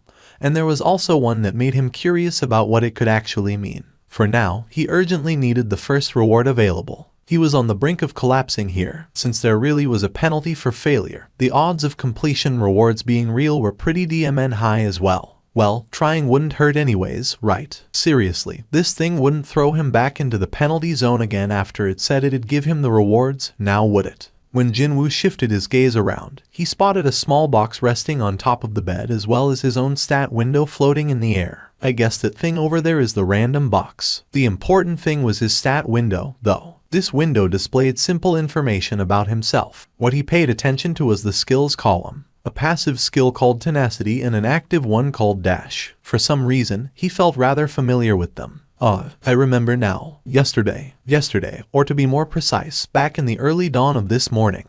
He remembered hearing those words while being chased around by the centipedes in the penalty zone. It happened probably after 3 hours of him constantly running for his dear life. He was suddenly greeted by a couple of new messages, the daily quest that would continue to show up every day, and the stat points as the reward. As long as this unexplainable phenomenon didn't come to a sudden end, he'd be able to live a completely different life to the one he'd been leading until now. This was an unbelievable opportunity for him. Besides that, the stat window also showed his level. Does this mean I can also increase my level, too? Eventually, though, Jinwoo shook his head. There's no way. Now that would be too good to be true. He wasn't hoping that far, anyway. The rewards from the quests alone were plenty enough for him. It had been a week since he started taking on the daily quests. Several changes took place during this time. One of them happened to be the transformation of his body. He had definitely changed. His body was in the middle of a transformation. I've got muscles now. The most eye-catching change was the drastic increase of his muscles. The normal-looking flabby flesh was gradually disappearing, only to be replaced by hard muscles. Thanks to that, his shoulders had widened more and his overall frame had grown bigger as well. Even then, doesn't seem heavy and slow. Only the necessary amount of muscles in the necessary places. If you were to describe the overall impression his body gave off, then would it be kinda like looking swift and athletic? He was a guy and even he found this rather appealing, so it wasn't such a strange thing for young nurses to whisper about him. And it's all due to this guy over here. However, it is way too eye-catching, isn't it? The number of times he was mentioned by the nurses was constantly on the rise. It was quite likely that, since their job involved looking after human bodies, their levels of discernment could have been higher than most. Jinwoo possessed quite a keen sense of hearing, so whenever his name was mentioned in the vicinity, he took note of it. I guess it's time for me to leave this hospital. It was not good to be the center of attention. Not only would he feel uncomfortable being placed under the spotlight, but he also didn't want to let others know of this strange phenomenon. Didn't the old saying go something like, scratching unnecessarily results in more flakes to clean up, or something like that? He wanted to increase his stat points as quietly as possible, and it shouldn't be a problem for me to leave the hospital now, too. Thankfully, tests had shown that he was normal and healthy, meaning he could leave at any time he wanted. No, hang on a minute, it kinda felt like that both the hospital and the association wanted him to leave in the first place. Well, it'd be a waste to spend that much money as hospital fee on a measly rankie like him. One of the special privileges the S-ranked hunters enjoyed was the government paying for all of their health-related expenses. Of course, that was a story happening in another cosmos as far as Jinwoo was concerned. So, he figured that it wouldn't be such a bad idea to leave this hospital right about now. And there was something he wanted to confirm as well. Now, where did I put it? Jinwoo rummaged around his pockets and brought something out. It was a key gleaming in a golden hue. It featured such a simple design that it could be passed off as an accessory at a casual glance. Type, key. A key that transfers you to an instant dungeon. Can be used at the third exit of the Hapjeong subway station. He found this key inside one of the random boxes he got as the daily quest rewards. At first, he wondered why a key would come out from there, but once he saw the rarity category, he immediately realized that this was no ordinary item. This was one of the reasons prompting him to get discharged from the hospital as well. An entrance key to the instant dungeon. Whether it was called instant or not, a dungeon was a dungeon. If it was about dungeons, then he had plenty of painful memories regarding those. I'm sure there will be no problems as long as I just take a quick peek inside. If things looked bad, all he had to do was run away. After all, he'd been running 10 kilometers every day for a while now, so he was pretty confident of running away. actually. And it was his mistake for taking it too lightly. Slam, slam. Is there a wall blocking me? He pounded on the invisible wall and shouted at the outside. But no one replied back. People continued to carry on with their own lives, that was all. Sometimes, someone approached the Hapjeong station, but they simply vanished as soon as coming in contact with this invisible wall. It was quite likely that the place he was in and the outside world were two separate dimensions. Jinwoo tried his hardest to force his way out of this place, which prompted a new alert message to pop up. It was the same message as before. The key in his possession disappeared as soon as he set foot inside the third exit of the subway station. By the time Jinwoo realized things had gone rather awry and hurriedly turned around to leave, it was already too late. He was thinking of finding a hidden gate or some kind of a doorway within the third exit that would transport him to a dungeon. But his expectation was completely off the mark, and quite different from the regular dungeons. He couldn't even leave as he pleased, too. It's different from other dungeons. Jinwoo spat out a long groan and looked behind him. What he could see now was the interior of the subway station that had transformed into a jungle. Walls were thick with twisting vines, and rancid odor akin to rotting corpses assaulted his senses. Hell, he even heard the cries of what sounded like wild beasts from afar every now and then, too. It wasn't that there was a hidden entrance somewhere near the entrance of the Hapjeong station, but the entire station had become a dungeon. Instead, Jinwoo nervously swallowed his saliva and slowly descended the steps. He held his breath and surveyed his surroundings, but he couldn't sense anything particular. However, it was truly forbidden to underestimate the dangers in a dungeon. Among the low-ranked monsters, there were quite a few that knew how to mask and hide their presence very well. No, maybe because they were so low-ranked that they had no choice but to hide and wait to ambush their prey. Past the toilets, he entered deeper and encountered the underground shopping center. Shops were worn down and in complete disarray, looking more like a ruin than anything else. Seeing the human-less ruined shells of the shops dimly illuminated by the flickering overhead lamps, something felt rather ominously creepy and sinister. A few of the lamps continued to flicker as if their life was nearing the end. Everything seemed so quiet and still, but he did sense a gaze of something. And then there was this smell, too. The seriously rotten odor of an animal carcass with flies buzzing around was coming from somewhere. For Jinwoo, who had frequently entered dungeons, this was a rather familiar smell. This smell, an animal-type monster. Jinwoo deliberately turned around and presented his back, and very slowly retread the path he had taken until now. An animal would try pounce on the prey as soon as its back was shown. An animal-type monster would be no different. And so, it happened when he took his third step. Smash! The shop window of a clothing store behind him shattered into pieces and something jumped out. And this something, as soon as it landed on the ground, leapt towards Jinwoo's exposed neck in one go. Roar! It was a huge wolf with a reddish coat of fur. When he took a closer look, its name also appeared on top of its head, just like the centipedes from the penalty zone. Iron Fang Lichen. However, unlike before, its name was in white letters, not red. There is no time to waste here. Two more lichens jumped out from their hiding place from behind the shop's darkness. It was in a pack. Jinwoo's eyes grew wider. They bared their big fangs and closed the distance in an instant. It was at this moment that one of the lichens aimed for his face and leapt up. Jinwoo ducked low. The lichen flew over his head and landed face first on the ground after failing to stop in time. Screw this. Whoosh. Accompanied by a bone-chilling sound of wind parting ways, his fist flew straight forward. Pow! It took just one hit and the head of the lichen simply exploded. The corpse of the now headless lichen slammed into the ceiling above, and then powerlessly fell down to the ground. Thud! Jinwoo's eyes opened up very wide and he stared dumbfoundedly at his own fist. What an unexpected destructive power that was.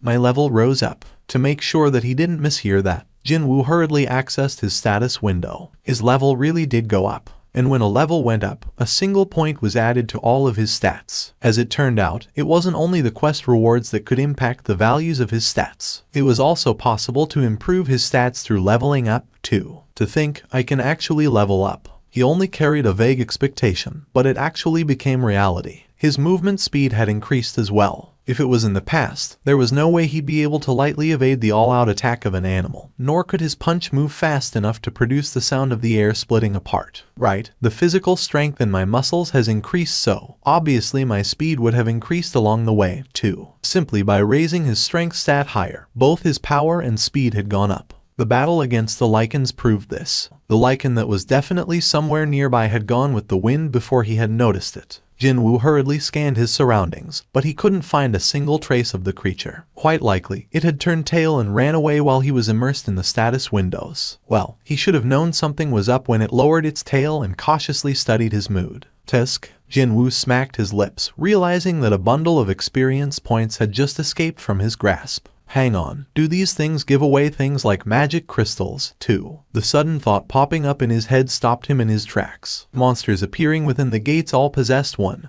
or sometimes several, magic crystals in them. Jinwoo was also a hunter. He was successful in killing these monsters, so not being rewarded for his work kind of felt a bit like he was wronged somehow. Feeling a little rueful, he sliced open the lichen's stomach, but it turned out to be a waste of time. It seemed that these creatures were fundamentally different from the regular monsters. Jinwoo dusted his hands and was about to stand back up, but then he spotted something glittering within the dead lichen's mouth. So, he opened the creature's maws. One of the lichen's fangs was emitting a beam of light. When Jinwoo reached out, a new message popped up before him. Sure thing. Rarity, none. Type, miscellaneous. A large and sharp canine of a lichen. Can be stored in the inventory or can be sold at the store. Jinwoo got flustered a bit while staring at the canine tooth. There was a store, too. Where would you find a system less friendly than the one he was saddled with? To think, it was designed in such a way that the end user had to personally experience it with his own body before learning about any of its functions. Hell, he wasn't given much of an explanation during the penalty quest and he almost died as a result back then. Jinwoo gnashed his teeth and tried to summon this store thing. Store. He couldn't help but feel his anticipation build up, wondering if a shop with a signboard declaring store and manned by an NPC merchant, kinda like from video games, might really appear before him. With the clanging sounds of coins, his inventory appeared next. Right at the bottom of the display, in the column saying gold, he could see the number 20 appearing there. That space had been empty yesterday. 20 gold, He couldn't really use that money in real life, and he couldn't even use the store properly yet, so he had no idea just how much this 20 gold was actually worth. Oh well, a creature from the Ranky dungeon wouldn't have given me any decent loot to begin with. Even if there was a difference between the dungeons found beyond the gates and this so-called instant dungeon, it would be the same difference at the end of the day. The lichen he thought had ran away actually came back with a bunch of its friends. A wonderfully bright smile bloomed on Jinwoo's face. Even at a casual glance, there must be over 20 of them here. Eureka! Hang on a minute, was that the right word to use in this sort of situation? Whatever, it was definitely a word to express one's joy anyway. Jinwoo tightly grasped the sword and spoke up. With the exception of your canines, I'm gonna massacre all of you. When the chilling glare of a man who was obsessed about making money landed on the lichens, they became intimidated and shuddered slightly. It was at this point that Jinwoo pounced on them without mercy. As he expected, his levels rose up quite quickly, simply from searching every nook and cranny of the first floor and killing all the lichens he could find. Jinwoo's level shot right up to 7. He had jumped up 5 flights of stairs, in other words. When he caught up and killed the very last monster running desperately away from him, a strange message popped up into his view. A title given to a hunter skilled in hunting wolves. When facing animal-type monsters, all of your stats will increase by 40%. A bonus boost to his stats when fighting against animal-type monsters. Although the effect was a bit restricted, still, having his stats increase by 40%, now that didn't sound too bad at all. There are plenty of animal-type monsters out there, so would this apply to them as well? If that was the case, then he'd be able to easily kill monsters when participating in the future raids. However, he still earned big time even when disregarding his new title. 34 wolf canines, 2 rusted daggers, a set of traveler's clothes, and 1 return crystal. The rusted daggers possessed lower attack power bonus compared to the sword he'd been using until now, and the traveler's clothes were not something he could actually wear, but just some random japtum that he could hawk off to the store. When he sold them all off, he earned just over 1,000 gold. The only thing remaining, besides the gold, was the return crystal. When he was trying desperately to escape from the dungeon back then, the message said he'd need a return crystal if he wanted to leave. And now, if he wanted to, he could escape at any time. He found himself on a crossroads. In front, the stairs leading down to the 2nd floor, and in his hand, a single return crystal grasped tightly. Do I continue on, or do I back out? If it was in the past, he'd not hesitate and choose the latter. That was how he managed to survive all those raids with his pathetic stats. Everyone said that him surviving until now was a miracle, but well, he was trying to be smart about his choices, actually. However, the story was different now. He didn't want to retreat here. He felt that if he turned away to leave now, then he'd never be able to take another step forward in his life. I've retreated enough times already, right? Wouldn't it be okay for him to jump in headlong, at least once in his life? Jinwoo pocketed the return crystal. His steps climbing down the steps to the second floor was light. Unlike the dungeons of the gates, there was a thing called respawn within the instant dungeon. While he was sweeping away every single monster found on the second floor, all the monsters on the first respawned. While he went back upstairs to deal with them, monsters on the second floor respawned. So on and so forth. Jinwoo hopped between the first and second floor and killed monsters until his level no longer rose up. Who knows when I'll ever run into another opportunity like this one. Along the way, he got so used to this place that he was able to predict from where and how the monsters would try to attack him. A monkey falling from the ceiling. He lightly evaded the claws of the monkey-type monster falling from the ceiling and stabbed it in the chest with his sword. And then, one cat each from left and right. And then, he orderly sliced the necks of the Black Panther-like creatures jumping at him from his sides. And with these three, he had arrived at the end of the second floor. He had cleared out the second floor once more. However, his level hadn't been moving from 15 for a long time now. It seemed that reaching that high was the limit for the first two floors. Stats: Strength 45, Stamina 24, Agility 24, Intelligence 24, Perception 24. With him being level 15, his stats had risen up by quite a lot. His agility was now almost at 25. He finally got to feel the difference between the agility and the strength stat when the former hit the value of 20. What should I do now? He was looking at the stairs leading down to the third floor. There was a reason why he continued to hunt in the first two floors even though there was a way to go even lower. It's giving me the creeps. With his perception stats so much higher, he could sense the aura of something ominous lurking down there far better than before. Without a doubt, something really strong was hiding somewhere down below. He didn't have to see it to know. Jinwoo recalled the message he saw back by the entrance of this instant dungeon. The existence of the boss. Jinwoo had been roaming the first two floors in order to raise his levels until he couldn't anymore, all for the purpose of fighting this boss. He had prepared himself as much as he could, but when the time to actually go down there came, he was getting all sweaty and nervous. Jinwoo lightly slapped both of his cheeks. I mean, I've entered a dungeon, so I can't just leave without taking a look at what this boss looks like, now can I? Jinwoo gripped the sword tightly with both of his hands, slowly descended the steps. Could he have been mistaken when the steps felt unusually longer than before? He swallowed dried saliva down. The lighting was worse than the first two floors, but there was no problem with seeing where he was going. Is it because of my perception stat? He couldn't help but feel that his eyesight had improved greatly. He cautiously climbed lower until eventually spotting the railway tunnel used by the subway trains. No, he saw where the railway used to be. The tunnel that should have been used by trains was now filled with jet black liquid. Instead, what is this? Rather than a subway tunnel, it was more like a lake or a river now. Just as Jinwoo took one more step forward to take a closer look, a long log-like object shot out from the surface of the black water. Swish, it's fast. The thing that arrived in front of his nose in the blink of an eye was not a log,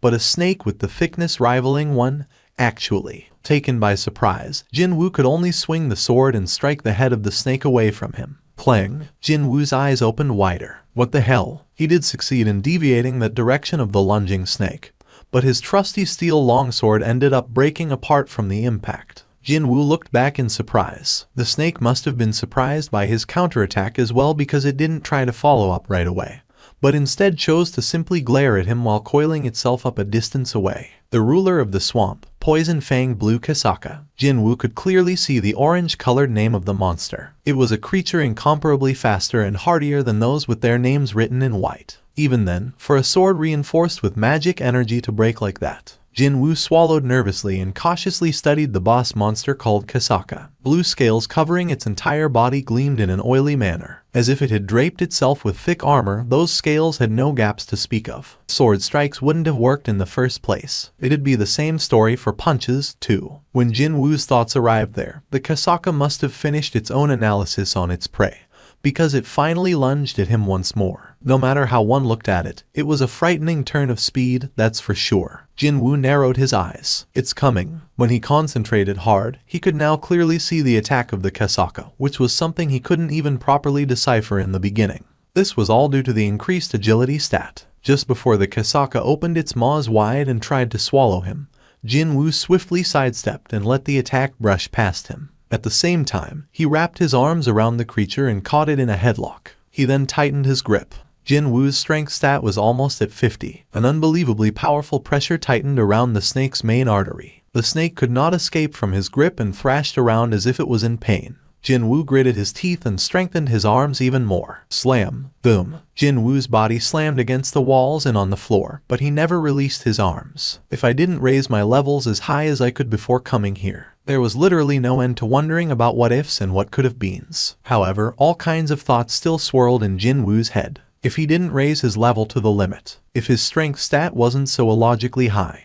then he'd have gone through incredible hell in order to kill the Kasaka. No, he might even have died here. So, his decision not to come down right away proved to be the smart one. His choice was indeed the right one. Crack. Accompanied by a rather awful noise, the skull of Kasaka gave in and cracked apart. As expected of a boss mob, his level rose up by 2 after killing the Kasaka. Jin Woo tightly clenched his fists. The level that had been stagnating at 15 had jumped up to 17. In just a single day, he crazily raised his level from 1 all the way up to 17. However, no one hunted boss mobs for experience points. Indeed, if it was a boss mob, then it'd be all about the loot drops. When he started checking out the dead snake, 2 spots of light began gleaming from somewhere within its limp body. 2 items, because it was a boss. Jin Woo reached out towards the spots of light. Take them all. As soon as he said those words, a dagger made out of a bone and a small pouch with liquid in it appeared on his palms. Rarity C. Type dagger. Attack plus 25. A dagger fashioned from the poison fang of the Kasaka. There are traces of the Kasaka's poison on it, so when attacking, it will cause paralysis and bleeding status effects. Can be stored in the inventory or can be sold at the store. Status effect paralysis. The target will be unable to move. Success rate is fixed. Status effect bleeding. The target's stamina will be reduced by 1% per second. Jin Woo nodded his head. A dagger made not out of bone, but from the fang. Huh. It's not a bad item with those options, yeah. Next up was the pouch. Rarity A. Type medicine. A pouch containing the refined poison of the Kasaka. Can be found very rarely when hunting Kasakas. Drinking this poison will give you strong skin, but the toxicity will permanently damage your muscles. Affect the iron scales of Kasaka. 20% reduction in physical damage. Side effect damaged muscles. Strength minus 35. Jin Woo's expression alternated between joy and anguish. The poison fang of Kasaka was a good weapon to replace the broken longsword. Not only did it possess over twice the attack power, but he really liked the 2 status effects of paralysis and bleeding, too. However, this poison sac is a bit. Initially, he was really pleased to find an item with the rarity rating. But when reading the description, he realized this was not something he could feel completely chuffed about. Of course, that effect of reducing all physical damage taken by 20% was a great option befitting a rank item. However, it also carried a fatal penalty of decreasing his strength stat by 35. It'd be a really painful loss for him, especially when he invested all of his points on increasing his strength stat. It was then a new message popped up. Suddenly, his sights blurred for a bit, and then they were restored back to normal, along with a slight bit of dizziness assaulting his senses. When he took a look around, he found himself inside a normal subway station. The lights overhead shone brightly, and the black liquid filling up the tunnel was all gone, too. But where is everyone? Not just people, but even trains were strangely absent. He even checked the time while thinking that the trains had stopped running for the day because it was so late already, but the clock was indicating 10 p.m. He entered the Hapjeong station around the lunch hour, so he had spent over 9 hours inside that dungeon. Who goes there? Who knew that the voice of another person would sound this welcoming? Jin Woo quickly raised his head. He saw a soldier wielding a rifle. Who are you? Why are you coming out from there? Haven't you heard the broadcasts? The expression of the soldier was so serious that even Jin Woo's own expression hardened in an instant. Did something happen? What the? How can you even say that? The soldier approached closer, but then he spotted the broken sword in Jin Woo's hand. After it broke, it could no longer be stored in the inventory, and Jin Woo didn't feel like leaving it behind, so he just carried it outside like this. Seeing that, the light within the soldier's eyes changed rapidly. He then carefully studied Jin Woo's current appearance. Now that this soldier had taken a closer look, Jin Woo's clothes displayed various hints of the youth participating in many fierce battles recently. The crumpled expression of the soldier lightened up in an instant. Are you a hunter by any chance? Yes, I am one, but, please forgive me. This way, please. Let me guide you there.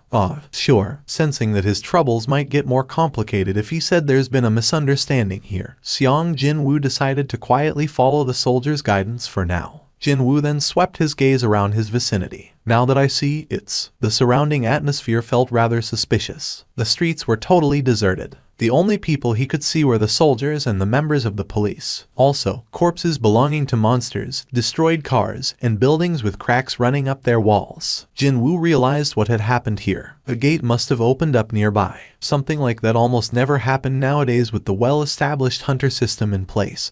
But sometimes, a gate would appear in a remote area, and it'd go unnoticed for a while. As a result, no one would come around to close it in time. When such an event unfolded, soldiers from the nearby bases were dispatched in order to buy some time until hunters could arrive on the scene. Of course, the weapons of soldiers didn't work against the monsters. However, in order to facilitate the evacuation of civilians, someone had to be offered up as sacrifices. In other words, they were to become cannon fodder. A role someone had no choice but to perform had been saddled on the shoulders of this nation's youths. I've received a word that the monsters in the vicinity have been dealt with, and only the biggest one remains. Jinwu nodded his head. He didn't need to hear the soldier's explanation to know. He could actually sense the presence of a powerful life form nearby, and he could even sense several auras of hunters surrounding it, too. The enhanced perception stat was transmitting crucial information in the form of sensations and feelings, and that's how Jinwu got to figure it out almost immediately. That thing is the boss. Soon enough, the creature could be seen in the distance. In the empty, open space not too far from him, a dozen or so hunters were surrounding a giant made out of rock.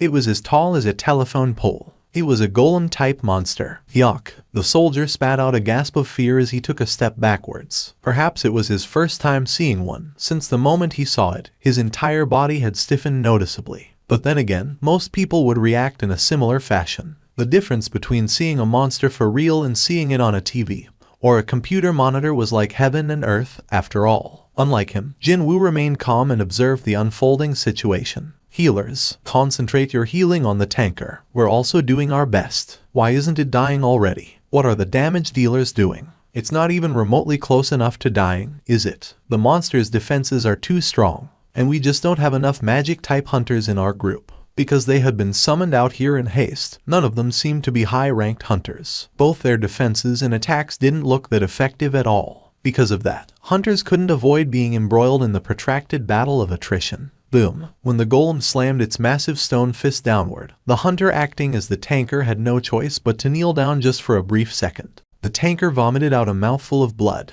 The tanker might die at this rate. Jinwu's gaze, as he took all of these in, gleamed quite sharply. If it's only that much, I can do this. Jinwu slowly took several steps back. This golem-type boss might possess the high defense, but its rank was probably lower than its scary outer appearance might suggest. Just from the aura it emitted, it was definitely weaker than the boss of the instant dungeon, the poison fang blue whatever. So, if I could just render its high defenses to nothing. What's needed right now was a powerful strike that could penetrate past that dumb rock giant's defenses. Jinwu got to enough distance away and took a position of throwing something. The muscles in the arm holding the broken sword began swelling up quite violently out of the blue. Thick, pulsing veins even popped up on the back of his hand, too. All of his physical strength was concentrated in his right arm. A short while after that, the arm pulled back taut like the string of a bow was shot forward at the speed of sound. Go. The view of the rank D hunter, Li Hansu, was turning dark. He couldn't continue on anymore. His prized shield had begun developing cracks as well, as if their magic energy had been depleted.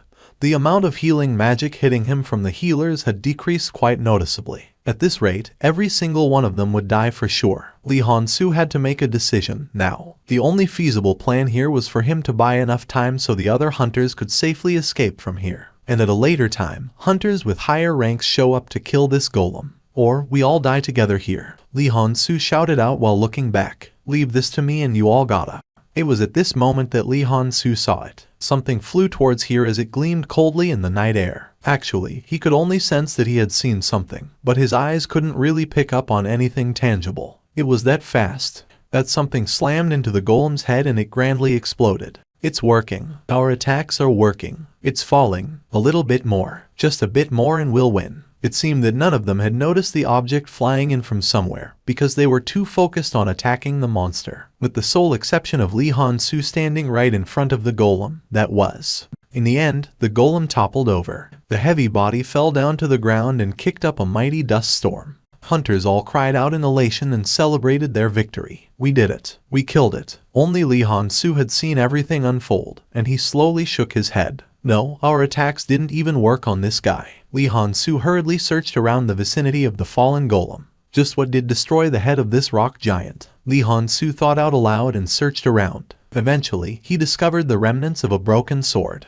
Although there were some traces of magic energy within it, it was basically a cheap, plain steel sword. What? Someone threw something this worthless and destroyed a boss-level golem capable of brushing off the combined attacks of 10+ hunters. Suddenly, he forgot what he wanted to say. Lee Han-soo silently alternated his gaze between the corpse of the golem and the broken sword, before he ran past the cheering hunters and in the direction the sword flew in from. Excuse me. He found a dazed soldier standing there. Pardon? You talking to me? That's right, you. When a hunter with a hulking physique hurriedly rushed towards him, the soldier couldn't help but swallow nervously with a stiff face. That was how great the pressure a hunter gave off to regular people. Lee Han-soo displayed the broken sword and asked, "Did you throw this?" "Oh, that. It's actually..." The soldier looked behind him, only for his eyes to go round in surprise. But there was a hunter standing right behind me, though. Of course, there was no one there now. While the flustered soldier was looking around the vicinity, Lee Han-soo scratched the back of his neck and stared at the broken sword.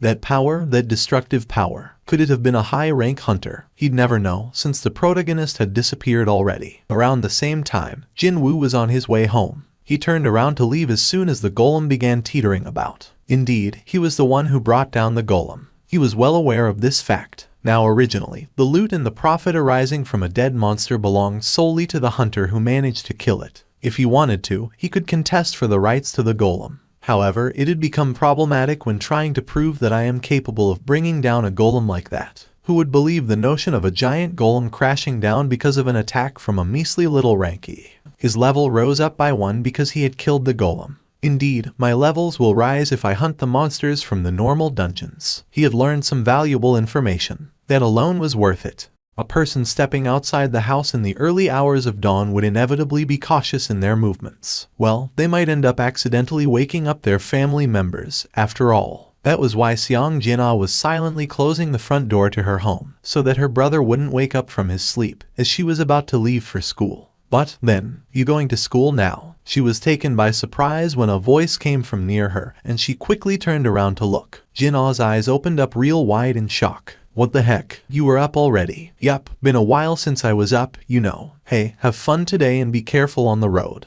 Sure. Now that I think about it, her older brother's back seemed broader than before, for some reason. No way that's true. A human's body wasn't made out of some rubber band, so how could it make any sense for him to expand and contract in a space of a few days? I've probably made a mistake. Just as Jin-ah shook her head, Jin-woo suddenly pushed forward an umbrella to her. Why an umbrella? Jin-ah received it and took a look at the sky. As it was still early dawn, the sky remained dark, but it seemed to be more or less clear and cloudless. But it doesn't look like it's going to rain, though. Take it anyway. But it's heavy, you know. Take it with you regardless. Besides, it's a folding type umbrella so it doesn't even weigh anything. Jin-ah lightly kicked the door a couple of times to express her disgruntlement, folded the umbrella and shoved it inside the empty space in her school bag, and turned around to leave. Hang on. Her steps came to an abrupt halt after she remembered the difference in the eye levels between her and her brother. Something was rather odd.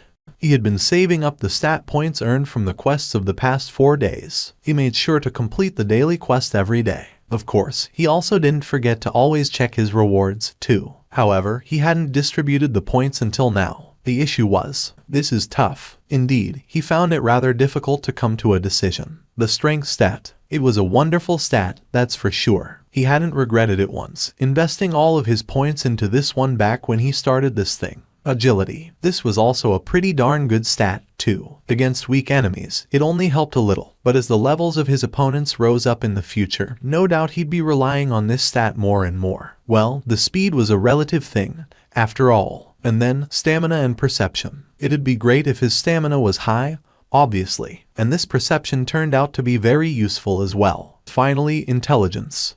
This was the problem child. He hadn't been able to figure out this stat's uses yet. His level had increased by quite a lot, but he didn't feel any smarter than before. His memories didn't seem to have improved, nor did his ability to calculate quickly, either. I think it has to be related to magic. After a lengthy deliberation, he decided on the order of priority. Strength 50, Stamina 27, Agility 35, Intelligence 27, Perception 29. It was then he could hear the telephone ringing from the living room. Is the association calling me? In the past, he didn't want to participate in the raids, so he did his best to ignore the calls until the last possible moment.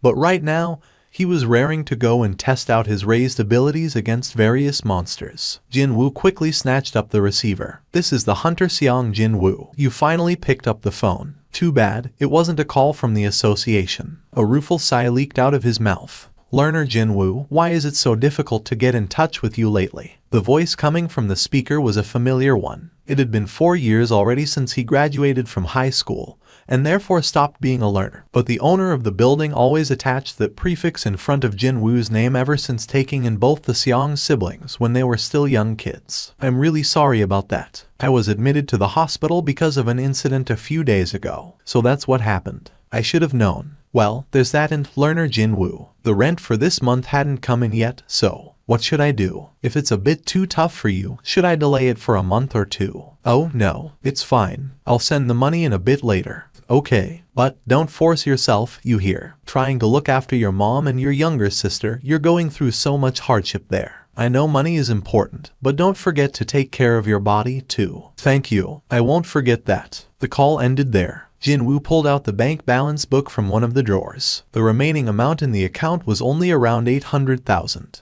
Just over $700. I gotta make some money first. Jin-woo decided to take care of the urgent matters first. He was no longer the same guy from a few days ago who couldn't even kill a single E-ranked monster and shiver in fear. Should I just take the rank reassignment test and increase my rank right away? Eventually, Jin-woo shook his head. He knew that was a stupid thing to do, no matter how hard he thought about it. A hunter ranked E suddenly became a high-ranked one. Whether that was or B, or maybe even C, it didn't matter. The reawakening would always become a hot topic of conversation. The masses loved nothing more than a good gossip, and hunters just so happened to be a good subject to chew on. The old saying went that, if there were 5 mouths, then there would be 10 eyes. Meaning, the more people talked about you, the more eyes would be focused on you. His stats would continue to rise up in the future, so it'd be only a matter of time before his special constitution was discovered by the others. He was far too weak as he was now. Until he possessed enough power to protect himself, he didn't want the world to know of his existence. Meaning, taking the test to reassign his ranks was out of the question. But I still need to make money here.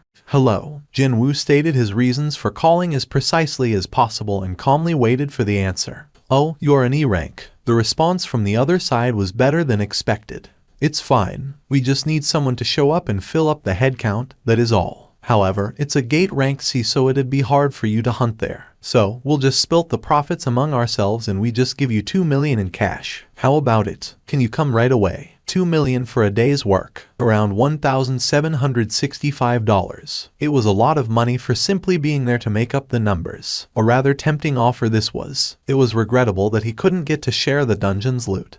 But he might end up losing out on making 2 million just by trying to be too greedy. For now, let's put out the urgent fires first. Such an opportunity wouldn't come around every day, after all. 2 million was enough for him and his sister's monthly living expenses. Jin-woo said yes to the offer. I'll be there in less than 15 minutes. The man who looked like the leader of the group waved his hand at Jin-woo. Hey, over here. It was a bearded man with a fairly big physique. He smiled softly and walked closer while speaking to Jin-woo. Are you Mr. Seong Jin-woo? That's correct. It's a relief that you found the right place so quickly. I guess this is fate. So how about we greet each other before we get started? The bearded man briefly introduced the members of his team. The 8 of them, including himself, were regular teammates that worked together all the time, while the remaining guy was someone who also came here to make up the numbers, just like Jin-woo. Jin-woo greeted other team members and studied their countenance carefully. Thanks to his enhanced perception stat, he was able to more or less sense everyone's capabilities. 5 with a similar rank, 4 with a slightly lower rank than them, 5 rank CS and around 4 with D or lower. There was a regulation when attempting to clear a gate rated C. The minimum number of a party had to be 10 hunters,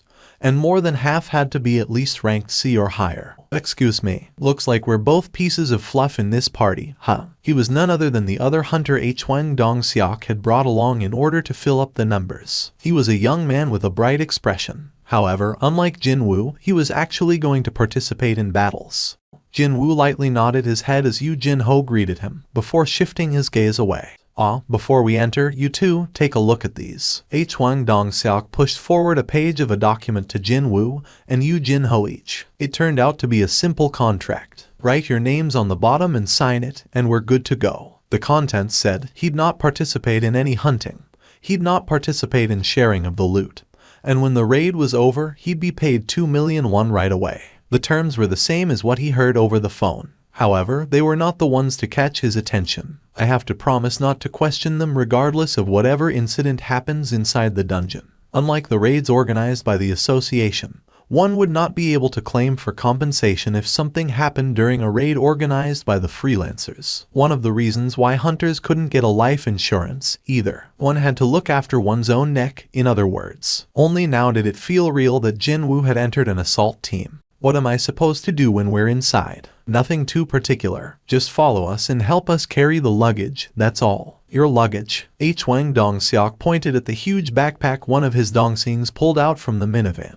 You'll be carrying around lunch boxes to eat when inside, several sets of clothing and equipment, first aid kits and some other stuff. Wait, first aid kits when entering a dungeon? Jin-woo couldn't help but question this. You are not entering with a healer. I'm sure you already know that it's not easy to hire a healer if you're running your own assault party. Well, we've been doing things this way until now, so it'll be fine. Hwang Dong-seok smiled awkwardly. To think, this team just barely met the required minimum number of hunters. One of the additional members mistook a raid as a blind date or something. And the composition of the assault team only happened to feature a tanker and damage dealers, and not one healer. Even after hearing that there was no healer present, that oblivious additional member didn't seem too bothered by the revelation. It was the sure proof that he was a newbie. Jin-woo smirked inwardly. They are a bunch of wannabes. However, he still signed on the contract. Not because he needed that 2 million, but because he knew very well that he could protect himself now. Hwang Dong-seok confirmed the signatures of both men and shouted out in a loud voice as if he was feeling really pleased today. Okay, let's get going, everyone. The party headed straight to the location of the gate. It was in the middle of the halted construction site for an apartment complex. The economy nowadays isn't so good,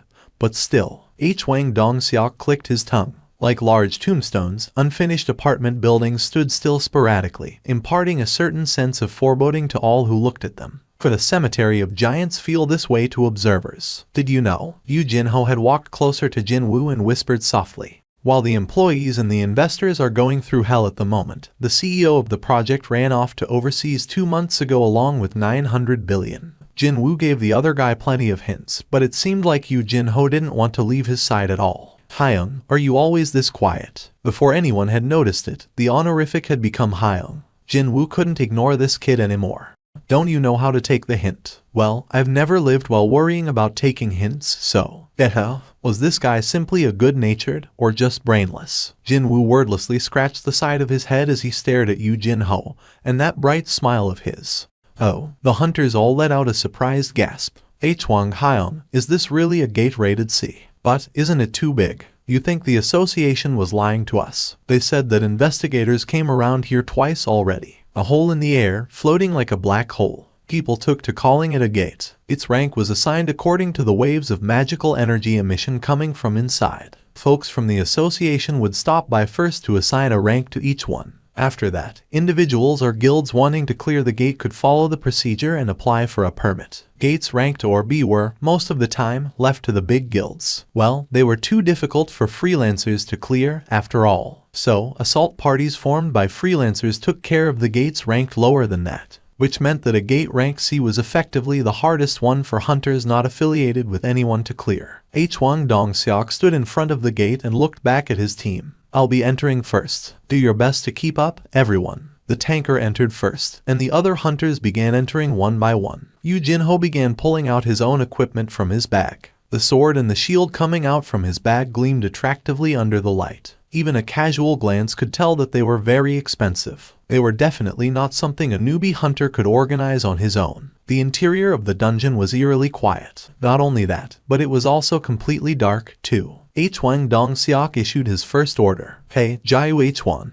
I need a light. Alright. The magic-related hunter Jiu H1 created a ball of a light in midair. The surroundings became bright immediately. H1 Song-seok lowered his shield and tilted his head slightly. What the hell? Where are all the monsters? I wonder. There is no light in here, either. Now normally, there should have been luminous stones found here and there inside cave-like dungeons and emitted some light to illuminate the way forward. However, this dungeon didn't have those. Yu Jin-ho whispered to Jin-woo from the side. Hyung, could there be a dungeon without monsters in it? Shush. Jin-woo gestured the younger man to keep quiet. Because Jin-woo's ears were twitching. He could hear lots of footsteps coming from the distance. Jin-woo spoke up. It's not that there aren't any, they just haven't arrived yet. Yu Jin-ho swallowed nervously after hearing that. Rumble. Soon, the party could hear what Jin-woo had heard earlier on. Only then did H1 Dong-seok realize something was amiss here. A dungeon with no luminous stones could mean what moves around in groups, lives in darkness, and rushes towards a source of light. Oh crap. The complexions of H1 Dong-seok and his Dongseings became ashen all at the same time. It's bugs. Bugs are coming. FCK it, ma'am. Why the hell did it have to be goddamn bugs? H1 Dong-seok cried out. Get into your positions. They are coming. Out of all the monster types, insects were the most troublesome to deal with. Their shells were quite hardy, they always moved around in large groups, and each individual possessed pretty high combat potential, as well. The sounds of the insect legs rustling on the ground noisily reverberated throughout the cave. It meant that they had come pretty close now. H1 Dong-seok raised his shield right up below his chin. However, they couldn't see any insects even then. His Dongseings began raising a fuss from behind him. What's going on here? Why can't I see them? But they are close by, though. Dong-seok Hyung, can you see anything out in front? It was at this time that Jin-woo shouted out. Above you. What? H1 Dong-seok reflexively looked up. Huge insects were running towards them on the ceiling. If they were discovered late even for a single second, those things would have jumped down on top of their heads. When fighting against monsters such as these insect types that formed large groups, the breaking down of the team's formation would mean death for everyone involved.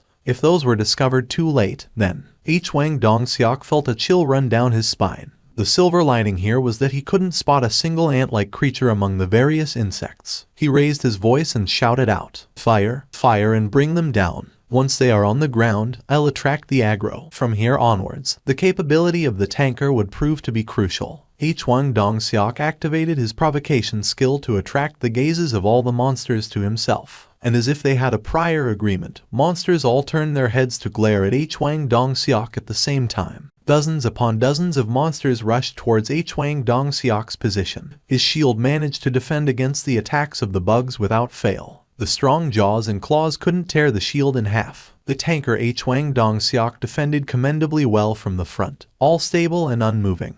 Attack! Along with that short but manly shout, all the accumulated firepower of the team poured out on the marauding insect horde. The pained screams of the monsters rose up from here, there, and everywhere. Jin-woo stood at the back and observed this situation as it unfolded. That was the contractual obligation he had to adhere to for this raid. He inwardly simulated how he'd fight alone as his eyes continued to take in the battle happening in front. How frustrating. Jin-woo had to suppress his urges to rush out there several times already. He could see so many open gaps within the ranks of the monsters, and he also spotted the hunters missing those gaps and continue to commit simple errors. So, how could he not feel frustrated when he was not allowed to do anything and simply had to stand around? Even then, the damage to H1 Dong-seok's team proved to be surprisingly non-existent. It was all because their teamwork was rather excellent. It seemed that the relaxed demeanor of H1 Dong-seok before the raid began was not just for a show, after all. Perhaps because they've been working together for so long, they were able to communicate quite smoothly. Being able to communicate quickly like this would inevitably result in an excellent teamwork as well. It was a world apart from the ragtag bunch of hunters brought together by the association.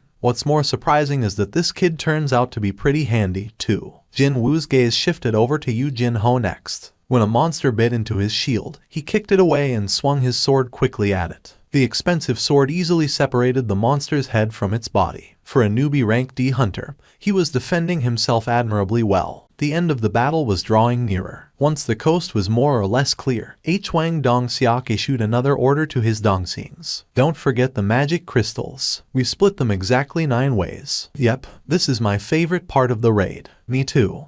Wang Dongxiak confirmed his giggling Dongxings collecting the loot and walked closer to Jin Woo. We survived all thanks to you. Excuse me. Well, you were the first one to alert us about them monsters coming up from above, weren't you? How did you know, though? It was a gut feeling. Jin Woo came up with a half-cooked story on the spot. Quite obviously, he couldn't come out and say that his perception stat was high, now could he? Oh, really? A gut feeling, huh? Well, we got lucky today. I don't even want to imagine what might have happened if we didn't discover them in time. Wang Dongxiak patted his chest while speaking up. It was then, one of the hunters rummaging through the carcass of the insect gestured at Wang Dongxiak to come closer. The Dongxings had all gathered in one spot, so Wang Dongxiak went there to join them as well. Something's a bit off about these crawlies. The hunters parted ways when Wang Dongxiak arrived, allowing the bearded man to squat down and take a look at the surroundings. He couldn't spot anything out of the ordinary, though. I'm pretty sure that wound didn't come from us. Wang Dongxiak's expression crumpled slightly. He took a closer look before raising his voice. Looks like something took a big bite out of it, doesn't it? Right? That's not the only one with wounds like that, you see. Looky here. This one, that one over there, and over there, too. Now he realized why the battle went off so smoothly when compared to the number of the monsters they had to fight. Could it be that these things were fighting against something else? It was then, although it had been for the briefest of all brief moments, Jin Woo still sensed the gazes of the several members of this team landing on him. Their eyes shifted away as soon as Jin Woo displayed a hint of sensing them. With this, he was certain now. As I thought, his initial suspicions proved to be correct. Seeing that their teamwork was so good, they must have been fighting together for a long time already. And without anyone dying, too. However, would such a thing be possible without a healer backing them up? No matter how good hunters were, they were still humans at the end of the day. Inevitably, they would slip up sooner or later. Well, only a short while ago, didn't their formation nearly break apart from the attacks of the bugs? A bigger picture finally formed inside Jin Woo's head and a subtle smile formed on his lips.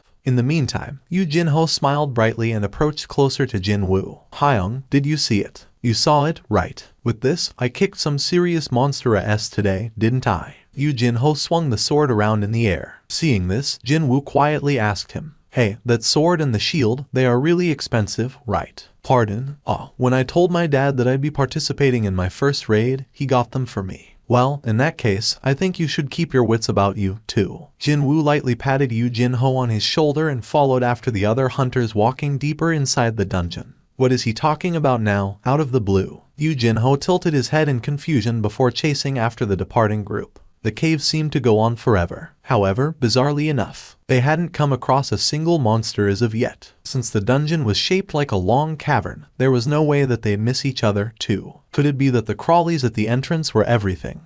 No way. Now that would be really strange. Still, there should be a boss at the end, right? Without one, why would a gate remain open, then? The opinions of the hunters were shared among themselves as they roamed the expansive but empty interior of this big dungeon. Hold it. Wang Dongxiak in the lead suddenly stopped walking. He stopped so abruptly that people behind him ran into his back. The hunter whose nose had slammed into the head of the guy in front asked with a sullen expression, "Ouch, what the heck? I need a light over there." Holy SHT. All the hunters spat out low groans. The torn wings, legs, torsos, and even heads of the bugs, remains of the various dead bugs were strewn about everywhere as far as the light shone. The further into the cave the light got to, the greater the amount of the remains they could see. And also, a huge chamber located at the end of it all. "That's the boss's room," someone muttered out softly. Wang Dongxiak nodded his head. "Everyone, get your equipment ready." The hunters quickly armed themselves. Nervousness was evident on the expressions of everyone present. With Wang Dongxiak leading them in, the rest of the hunters cautiously and silently entered the boss's room. However, their silence only lasted for a few seconds afterwards. Jackpot. How much could all of these be? It is a real jackpot, isn't it? Everyone was way too busy gasping out in admiration and happiness, that was why. Mana stones. They were one of the treasures that could be found inside dungeons. Although each stone possessed a lower amount of magic energy compared to a magic crystal extracted from a monster, they almost always were found in large quantity, so if one were able to mine them, one could earn a substantial profit. Besides, the mana stone deposit they had discovered was incredibly large. The entire wall of the huge cave was actually filled up with these stones. Even if we split 9 ways, we're looking at a payout of over 100 million per head. Oh. Smiles formed on the faces of the hunters. Yu Jinho had been staying at the back until then, and when he heard those words, he began poking Jin Woo's side with his elbow. Hyung, show me your copy of the contract. Why, just trust me on this one. I'm pretty knowledgeable when it comes to law, you see. Mr. Leader, this is Jin Woo Hyung's contract. As you can see, there is no clause about splitting the treasure beside the magic crystals earned from the hunting itself. Everyone there caught on to what Yu Jinho was trying to say. It's customary to share the treasures or other rare items found in a dungeon equally among all the participants of the raid. The splitting of the profit, in this case, is different from monopolizing the magic crystals of the monsters one hunted themselves. In other words, the mana stones had to be split 10 ways, not 9. The light within the hunter's eyes changed greatly, but Hwang Dongseok simply smiled and took a step forward. Of course, we'll be sharing them equally. I know the rules well. We still have some things to take care of before that, though. Hwang Dongseok raised his index finger and pointed to his front. Yu Jinho grandly flinched from that. He thought that he was the one being pointed at, actually. He shuddered slightly and turned his head around to take a look, and finally spotted a spider as huge as a house quietly squatting way over there. Yuck. Yu Jinho began taking hurried steps backwards and covered his mouth after seeing the spider's appearance. As if it was fast asleep, the huge spider didn't even budge an inch from the spot. Around the creature, there were empty shells of the dead insects piled up as high as a mountain. A fair few of them were half-eaten, and there were bodily fluids mixed in among them as well, basically resembling a trash pit full of food waste. That's the boss, huh? Did that thing eat the bugs inside the dungeon? Well, it sure did eat a lot, didn't it? Hunters glared at the spider and passed their opinions one at a time. Hwang Dongseok called the others to gather around. Jin Woo and Yu Jinho, too, stood in front of Hwang Dongseok as well. As you all know very well, as soon as the boss is killed, the gate will start closing up. So, before we kill the spider, let's mine the mana stones first. Everyone nodded their heads. Did you bring along the equipment for the job? The man named Lee Cheol-jin shook his head. No, who knew we'd find mana stones inside a C-rank dungeon? All the mining equipment is back in the van. Oh, come on now, dude. Didn't this Hyung always tell you to keep it around just in case? My bad. I'm really sorry about this. Lee Cheol-jin grinned brightly and began apologizing to Hwang Dongseok, the rest of his teammates, and even to Jin Woo. What a bother this has become. In that case, why don't you two stay here and wait? We'll go outside and fetch the equipment in the meantime. When the hunters tried to leave all at the same time, Yu Jinho formed a confused expression and quickly asked them, "Are you telling me and Jin Woo Hyung to remain in the boss room?" Hwang Dongseok smiled with his eyes and replied, "The beastard is yet to wake up even though we've been talking loudly for a while now. So, I'm sure nothing's going to happen here. Well, there are some things I want to speak to my boys, too, so we'll take a short smoke break as well. But, don't worry, it won't take long." Jin Woo listened to Hwang Dongseok's rather detailed explanations and smirked inwardly. "You've finally revealed your true colors, huh?" The regulation stated that in order to enter a gate ranked C, the minimum number of participants had to be 10. Yet, Hwang Dongseok's team only had 8 members. I'm sure you already know that it's not easy to hire a healer if you're running your own assault party. Well, we've been doing things this way until now, so it'll be fine. Indeed, he stuck to only 8 members, even though his team had entered countless gates ranked C, so much so that he could say this way until now. They obviously have no reason to fill the last 2 spots. They needed a tail that they could cut off at any given moment, after all. There was a reason why they were willing to accept anyone, whether it was a hunter ranked E or a newbie. Jin Woo had figured out Hwang Dongseok's intentions pretty early on, but chose to say nothing. This was what he wanted, actually. Hwang Dongseok smiled deeply and signaled to Zhou Jiuhuan next to him with his chin. "Hey, Jiuhuan, block up the entrance to the boss room. Should I blow it up?" "That's right, but don't block it up completely, okay? We gotta go in there a bit later, too. We mine the mana stones when the spider goes back to sleep with a full belly." The permit they got from the association would last for 5 days. They still had over 4.5 days of leeway. In other words, they would wait, and if the spider didn't go back to sleep, they would simply dispose of it and mine as much as they could before the gate closed shut. They wouldn't be able to mine everything within the hour, but with Seong Jin Woo and Yu Jinho no longer in the picture, they should be able to avoid losing out too much. With a loud explosion, the entrance of the boss room suddenly caved in. Yu Jinho hurriedly ran towards the entrance. Unfortunately for him, the entrance was completely blocked up by the fallen rocks. He pushed on with all his might, but not a single stone budged. Jinwoo slowly walked over there in the meantime. Yu Jinho was still giving his all to push the blockade of stones away. He said his name was Zhou Jiu H1. Before the explosion, there was a flash of light. A sorcerer rank C that controlled light. This was no doubt that Beastard's handiwork. Those sons of BTChes are trying to kill us. They don't want to share the mana stones, so they block the exit and let the spider devour us. Wow, you figured that out so quickly, Sherlock. Jinwoo was rolling his eyes in his head, but still played along for the time being. Looks that way. Suddenly, Yu Jinho's reddened complexion paled in an instant. Would that be the look of someone whose blood had gone cold? No need to ask him what happened. There, the silhouette of the giant monster was oh so clearly reflected in Yu Jinho's eyes. Jinwoo turned around. The spider's sleep had been interrupted by that loud explosion, and it was slowly raising its massive body up. The body the size of a house, dozens upon dozens of eyes, that horrifying mouth, 8 long legs. Now that it had begun moving for real, it looked far more terrifying than when it was actually in a deep slumber. Yu Jinho leaked out a fearful gasp. His body had frozen stiff like a statue. On the other hand, Jinwoo kept his sight firmly locked on the spider as he calmly summoned the poison fang of Kasaka from his inventory. You're mine. This was the perfect opportunity to test out his enhanced stats. The poison fang of Kasaka appeared in his right hand, as if it had always been there. Jinwoo gripped the dagger's hilt tightly. The reason why a hunter was called a hunter. From this moment on was when the true hunt would begin. Hang on a second, Hyung. However, Yu Jinho swiftly snatched up Jinwoo's sleeve just as the latter took a couple of steps towards the spider. What are you trying to do? Yu Jinho's hands were shaking pretty bad. Jinwoo used his left thumb to point over his shoulder. Obviously, I'm going to hunt that. Jinwoo had been following around Hwang Dongseok's group until now for that purpose. In order to monopolize the remaining monsters in the dungeon as soon as Hwang Dongseok cut the tail and ran away. This was a splendid opportunity to swallow whole all the experience points and magic crystals. Well, only if the boss hadn't devoured every monster in this dungeon.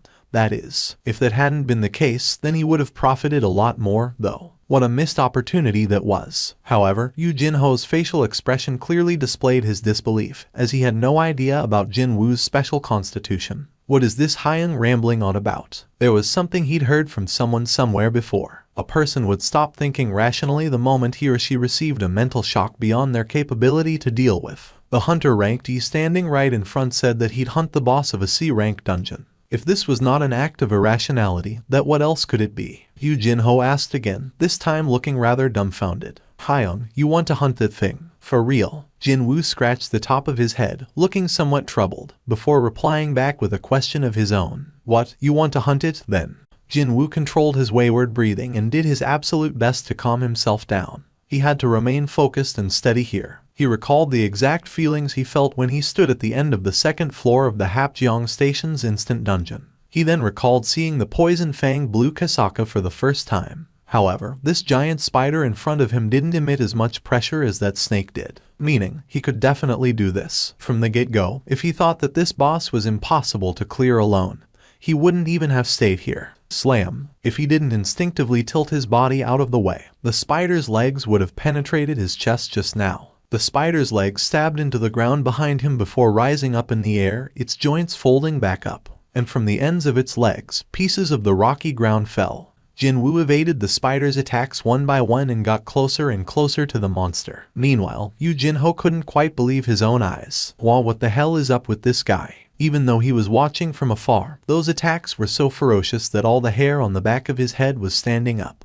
However, that man was evading them all while standing right in front of the monster, not to mention he was actually getting closer too. Seeing that efficient and calm movement, Yu Jinwoo felt a chill run down his backside. And he's supposed to be an E rank. There was no freaking way. If it was him standing there and not Seong Jinwoo, then he'd be torn into a rag by now. He didn't have any confidence whatsoever to dodge those attacks even once. However, Jinwoo was evading them without making a single mistake. An E-rank doing something that a D-rank hunter such as himself couldn't even dream of doing.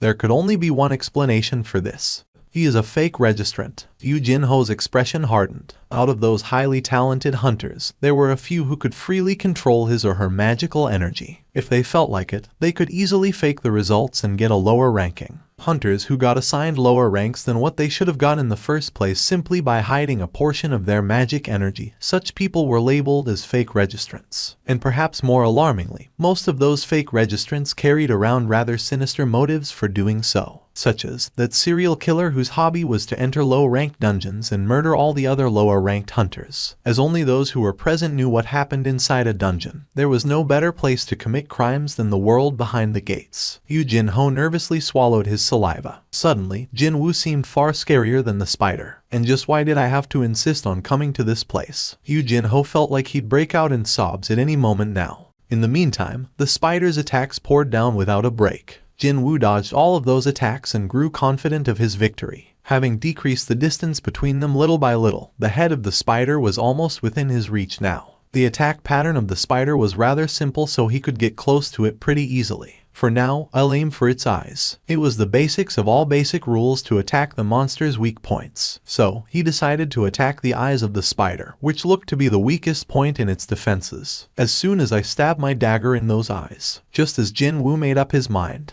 he suddenly sensed that the spider's attacks had slowed down for some reason. Was it because his eyes had adjusted fully to the speed of its attacks? It was then a certain ominous premonition flickered past in his brain. When he took a closer look, the muscles around the vicinity of the spider's mouth were trembling quite imperceptibly. Why is it trying to open its mouth now? Jinwoo had been getting ready to jump up 3 meters and reach the head of the spider, but he sensed something ominous was about to happen. Jinwoo hurriedly changed the direction of his jump from forward to his rear. And then, splash, from the mouth of the spider, dirty and turbid liquid spewed out. Jinwoo rolled on the floor for a second before regaining his balance. He quickly took a look behind him. The spot on the floor he had been standing only until a second ago was now emitting smoke as it got scorched black. Sizzle. Stones on the floor melted away powerlessly. Jinwoo swallowed his saliva after seeing that. If I had jumped forward just now, it wouldn't have been only the floor that was melting right now. Perhaps sensing that Jinwoo had been distracted, the spider rushed towards him in no time. Jinwoo raised his head. By then, the spider was already right in front of his eyes. Swish. Jinwoo jumped up to evade the giant spider's legs. Slam. The beastard's attacks had recommenced. Feeling frustrated now, he decided to attack the legs with his dagger. Unfortunately, the legs were also covered in that thick exoskeleton, and no matter how many times he cut it, he couldn't even nick it once. Jinwoo bit his lower lip. This isn't going to work. The spider only needed its 2 front legs to attack him.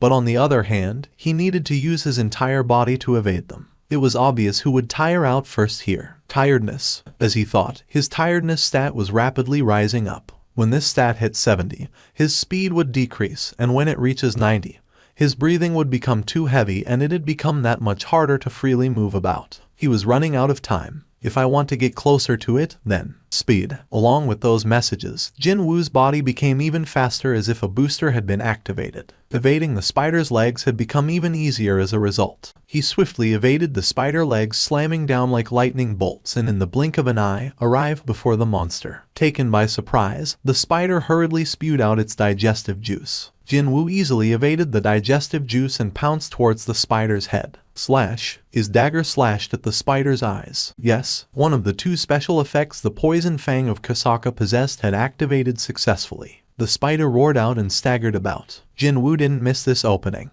The moment his 2 feet landed back on the ground, he jumped up again and climbed on the spider's body to get to the top of its head. The spider went crazy and swung its legs all over the place, but Jinwoo wasn't going to let those blind attacks land on him. Holes continued to appear on the poor, blameless ground instead. Now standing on top of the spider's head, Jinwoo began stabbing the eyes of the spider with his dagger. Stab, stab, stab. The spider rampaged around this way and that, but Jinwoo endured till the end and continued to shove his dagger into the head of the spider. The spider began tottering about dangerously. It was obviously getting damaged now. Seeing this, Jinwoo's hands picked up speed, and eventually, the huge body of the spider finally tilted to the side. Thud.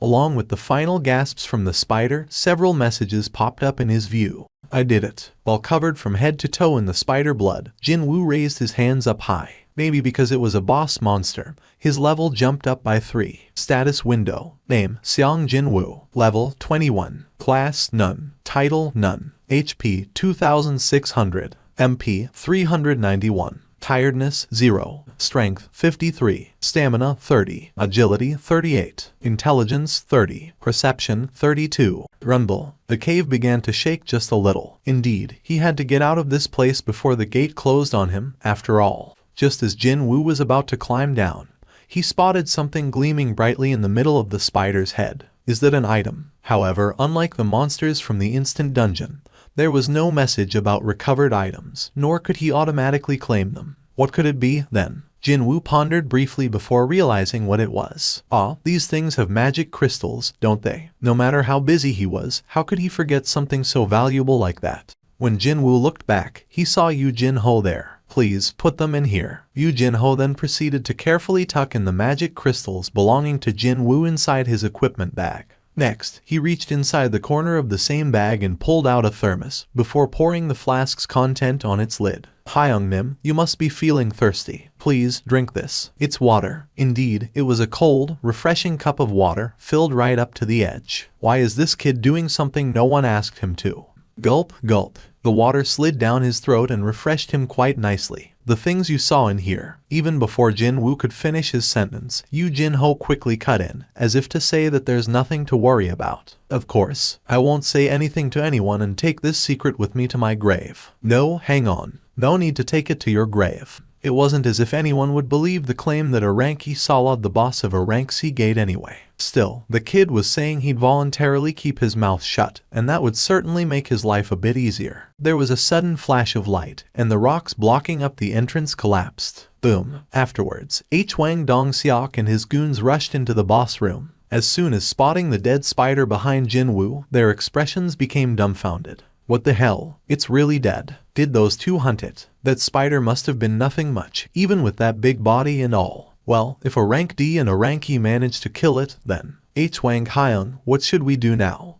Wang Dong-seok scratched his chin while gazing at Jin Woo and Yu Jin Ho. With the spider dead, the gate would soon close. It'd be too late to start mining the mana stones now. They hadn't even finished getting ready, yet the remaining time was now less than an hour. It was time for the plan B. So, he loudly called out to Yu Jin Ho. Yu Jin Ho. Yu Jin Ho flinched and took a step back. His face was full of nervous tension. An oily smile floated up on Wang Dong-seok's face. I thought your gear looked real eye-catching, so we did a background check on you, and it turns out that you're a son of a real big shot. The son of the Yujin Constructions owner, Yu Myung-han, no less. So what? We'll give you a chance. I've got some stuff to discuss with your old man, you see. However, it'd get real troublesome for us if the matters of this place get out. So, if you wish to live, you better become our accomplice. An accomplice?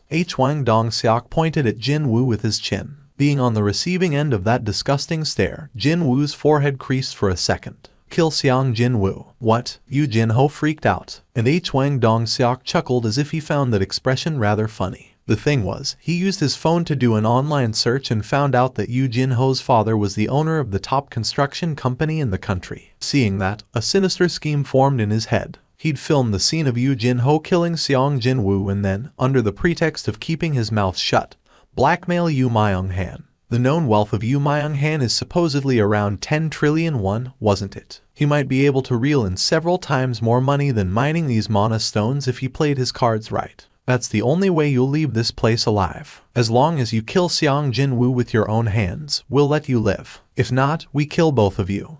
Wang Dong-seok's eyes became very hostile right away. What are you hesitating for? No one will know what happens inside a dungeon.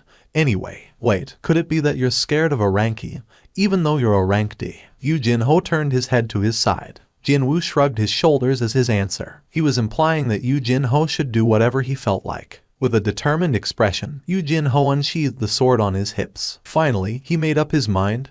A smile formed on Wang Dong-seok's mouth. Unfortunately for him, his expectation was not met. Still holding that sword, Yu Jin Ho stood alongside Jin Woo. Hello, so, you want to team up with that guy and fight us, is that right?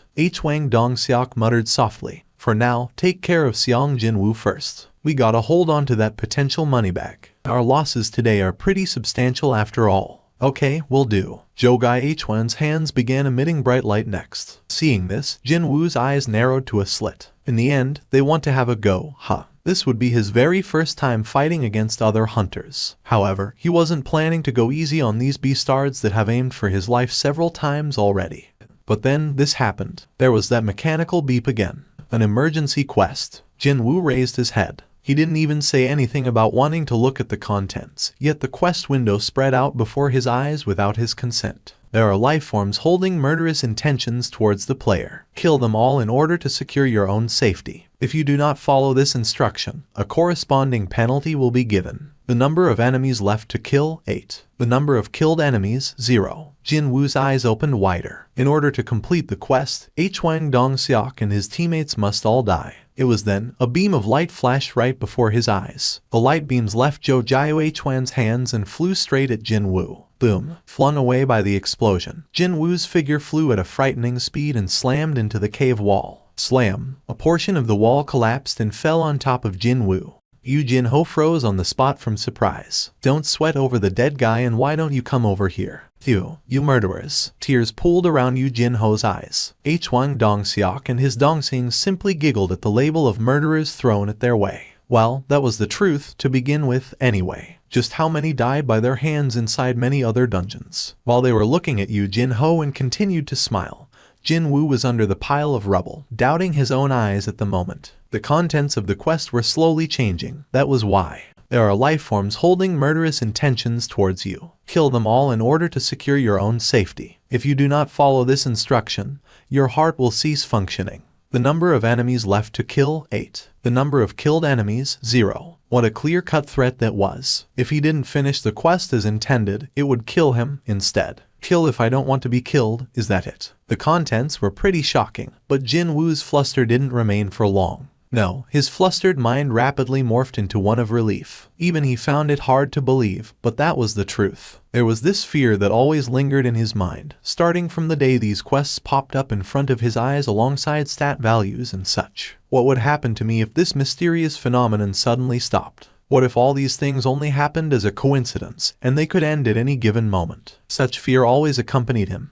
However, through this emergency quest, the truth became clear. Things happening to him were not a coincidence, nor were they some weird goodwill from someone. If the quest was generated by something holding some form of goodwill, then it should have just said overcome this danger, and not threaten him to kill him as a penalty. The system had a clear purpose. The system is using me, and I'm using the system. That was all there was to it. Intense malice filled up Jin Woo's eyes. He began walking towards Hwang Dong-seok.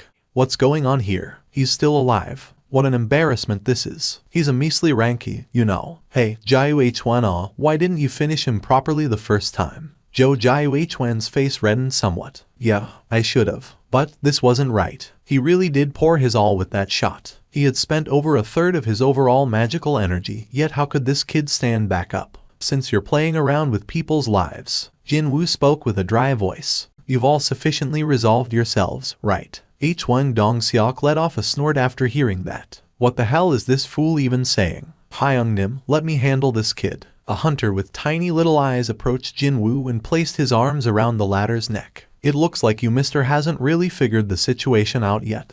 But the thing is, The expression of the tiny eyes became weirder and weirder as he strengthened his arms. What the hell? Why can't I pull him down? He tried to perform a headlock with his physical strength, but no matter how hard he pulled, Jin Woo's upper body showed no sign of budging.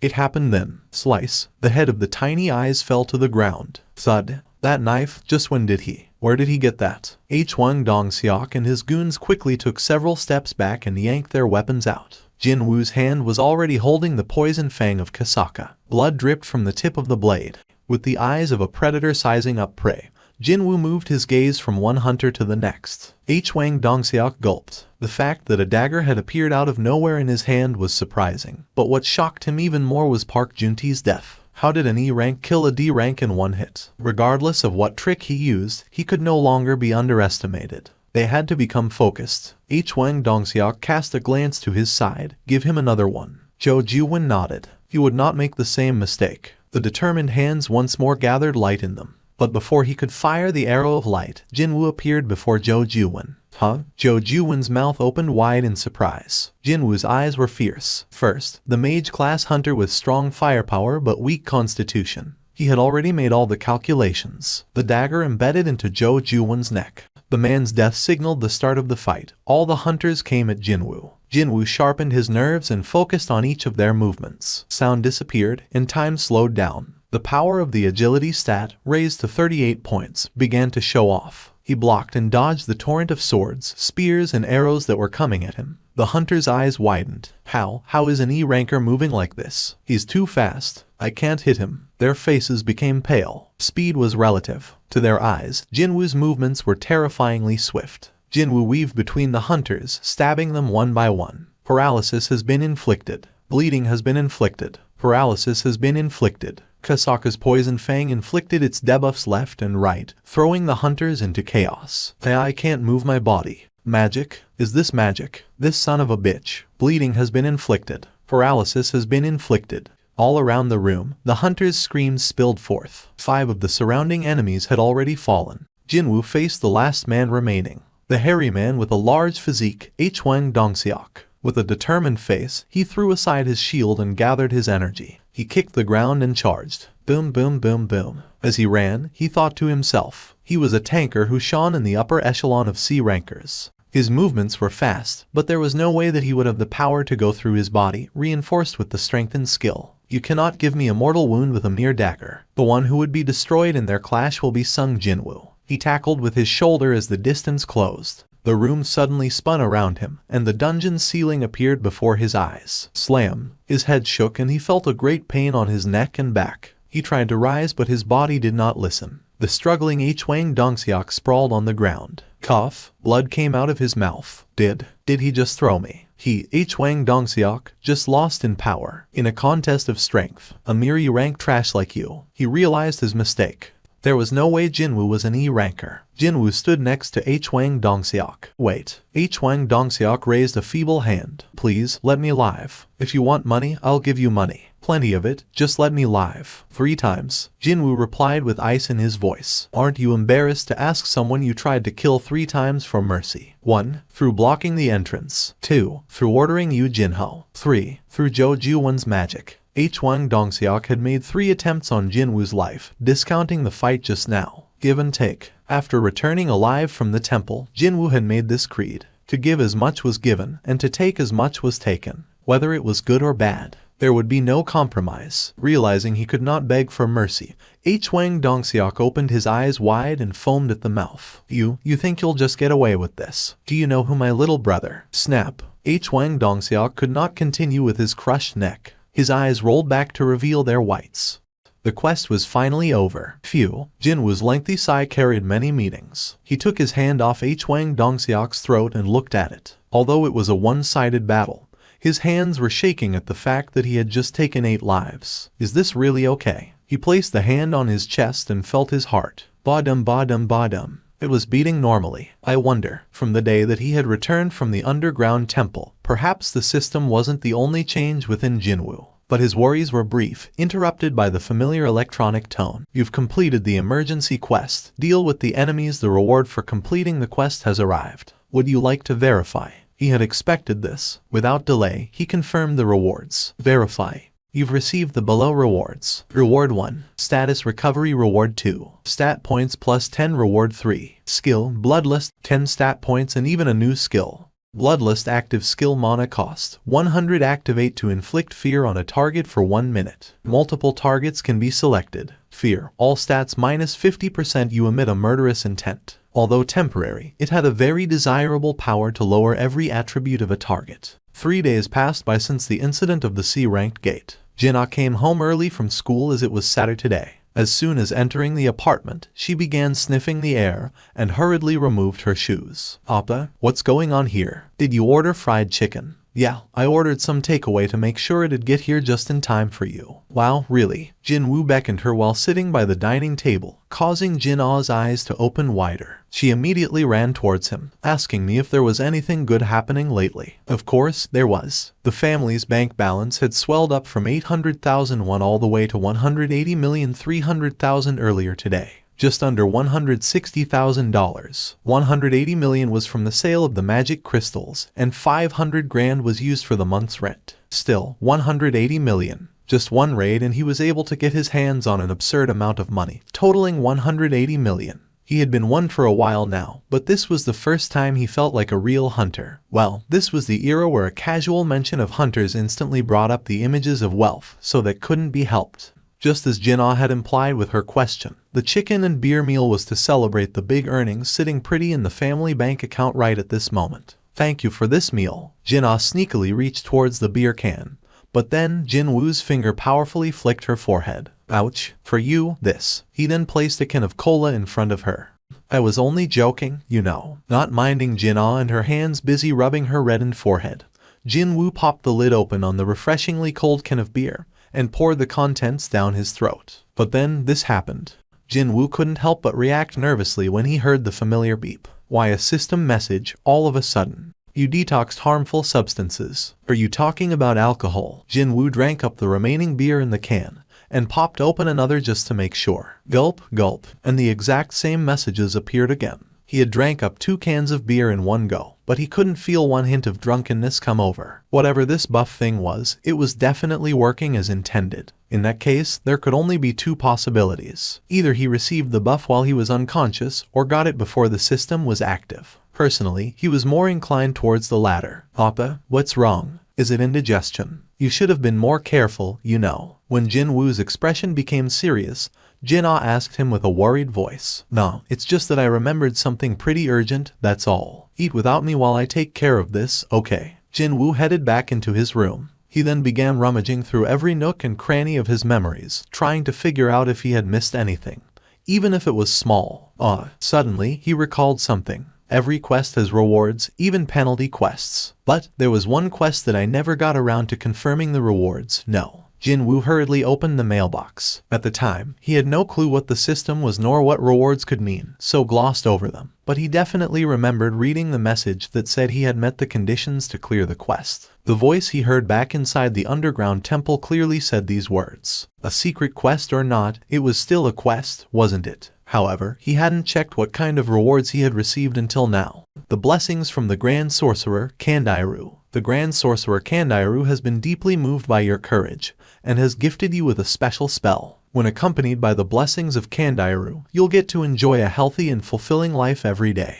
One-time effect will to recover all your damaged body parts will be recovered to their original state. Continuous effect good health and long life, you'll be immune to all types of diseases, poisonous substances, as well as all forms of status debuffs. During sleep, your recovery rate will increase exponentially. Only now puzzle pieces fell to their places. That's why my leg was. It was all due to the quest reward that his sliced off leg had reverted back to how it was before. Same thing for why he couldn't get drunk from a couple of cans of beer. Hang on, I'm immune to all types of poison, too. Jin Woo's eyes abruptly shot open real wide. If that was the case, then could it be? Jin Woo hurriedly extracted a certain item out from his inventory. Rarity A. Type Medicine. A pouch containing the refined poison of the Kasaka. Can be found very rarely when hunting Kasakas. Drinking this poison will give you strong skin, but the toxicity will permanently damage your muscles. Effect the iron scales of Kasaka, 20% reduction in physical damage. Side effect damaged muscles, strength -35. My muscles are supposed to get damaged because of the toxin, but wouldn't this detox buff resist that? There was only one way to find out. Jin Woo squeezed his eyes shut and drank the liquid contained within the pouch. Gulp, gulp. Sticky, yucky liquid slid down his throat. The taste was oily and terrible, but he endured it. And they say what's good for you usually tastes bitter. When he finished drinking all of the poisoned liquid, messages popped up in his view. Yes, Jin Woo clenched his fists real tightly. Still, he couldn't celebrate just yet, so he quickly summoned his status window. Reduction in physical damage, 20%. As he expected, there was no decrease in his strength stat. It still remained as 53 points, and then he saw the new stat called Reduction in Physical Damage, too. Sure, it might be limited in the category, but it still was a marvelous stat that reduced all physical damage by 20%. Just as Jin Woo began celebrating the emergence of this new stat. Papa, you know a guy called Yu Jin Ho. He's looking for you. No way, he can't be the same Yu Jin Ho. The meeting place was a franchise cafe located not too far from Jin Woo's home. Even though it was a weekday, there were quite a few people inside the cafe, perhaps because they chose to meet right after the lunch hour. Hyung-nim, over here. Yoo Jin-ho greeted him rather enthusiastically. Before entering the cafe, Jin-woo focused his perception to the max, but he couldn't sense any other hunters inside the shop. At the bare minimum, this meeting wasn't for the purpose of revenge, it seemed. Jin-woo sat down on the other side of the table. Didn't think we'd meet again. There was a half-eaten ice cream on top of the table belonging to Yoo Jin-ho. Yoo Jin-ho spoke as he stood up. What would you like to order? Should I go and get you some coffee? No, it's fine. Why did you ask me for a meeting? Well, that. Hyung-nim, I gave this matter a lot of thought. I mean, lots and lots of thought, you know. But I think I really, seriously, must ask you. Jin-woo tilted his head. What are you talking about now? Hyung-nim, actually. Yoo Jin-ho's face reddened as if he was embarrassed about something. Before he summoned up his courage and spoke up. Actually, I was thinking of forming my own tea. Jin-woo didn't even hesitate 1 second and replied, I'm not interested. Yoo Jin-ho's expression became dumbfounded. Already, Hyung-nim, I don't need to hear the rest to figure it out. Jin-woo was quite decisive in saying no. Just as Jin-woo got up to leave, Yoo Jin-ho hurriedly reached out and held on to him. Hyung-nim, only for 20. No, wait, please partner up with me for the next 19 times. For what? To clear dungeons. Yes, I'll definitely compensate you properly. Yoo Jin-ho's voice sounded rather desperate. Jin-woo tilted his head slightly. There were 2 reasons why people became hunters. Either it was for money or for their sense of duty. But Yoo Jin-ho didn't belong to either camp. Maybe it was possible that he thought of being a hunter was a slightly more dangerous form of extreme sports or some such. That was what Jin-woo had been believing until now. True, he was taken aback slightly when the kid declared that he wanted to form his own private raid team, even after going through that ordeal the last time. There are all sorts of people in this world, that's for sure. It wouldn't be too strange to find a scion of a wealthy family who had become numb to the safe environment he had grown up in. Let's say that last time was his first raid. And when he completes 19 more raids, then, could this kid be aiming for? It didn't take long for Jin-woo to realize the truth.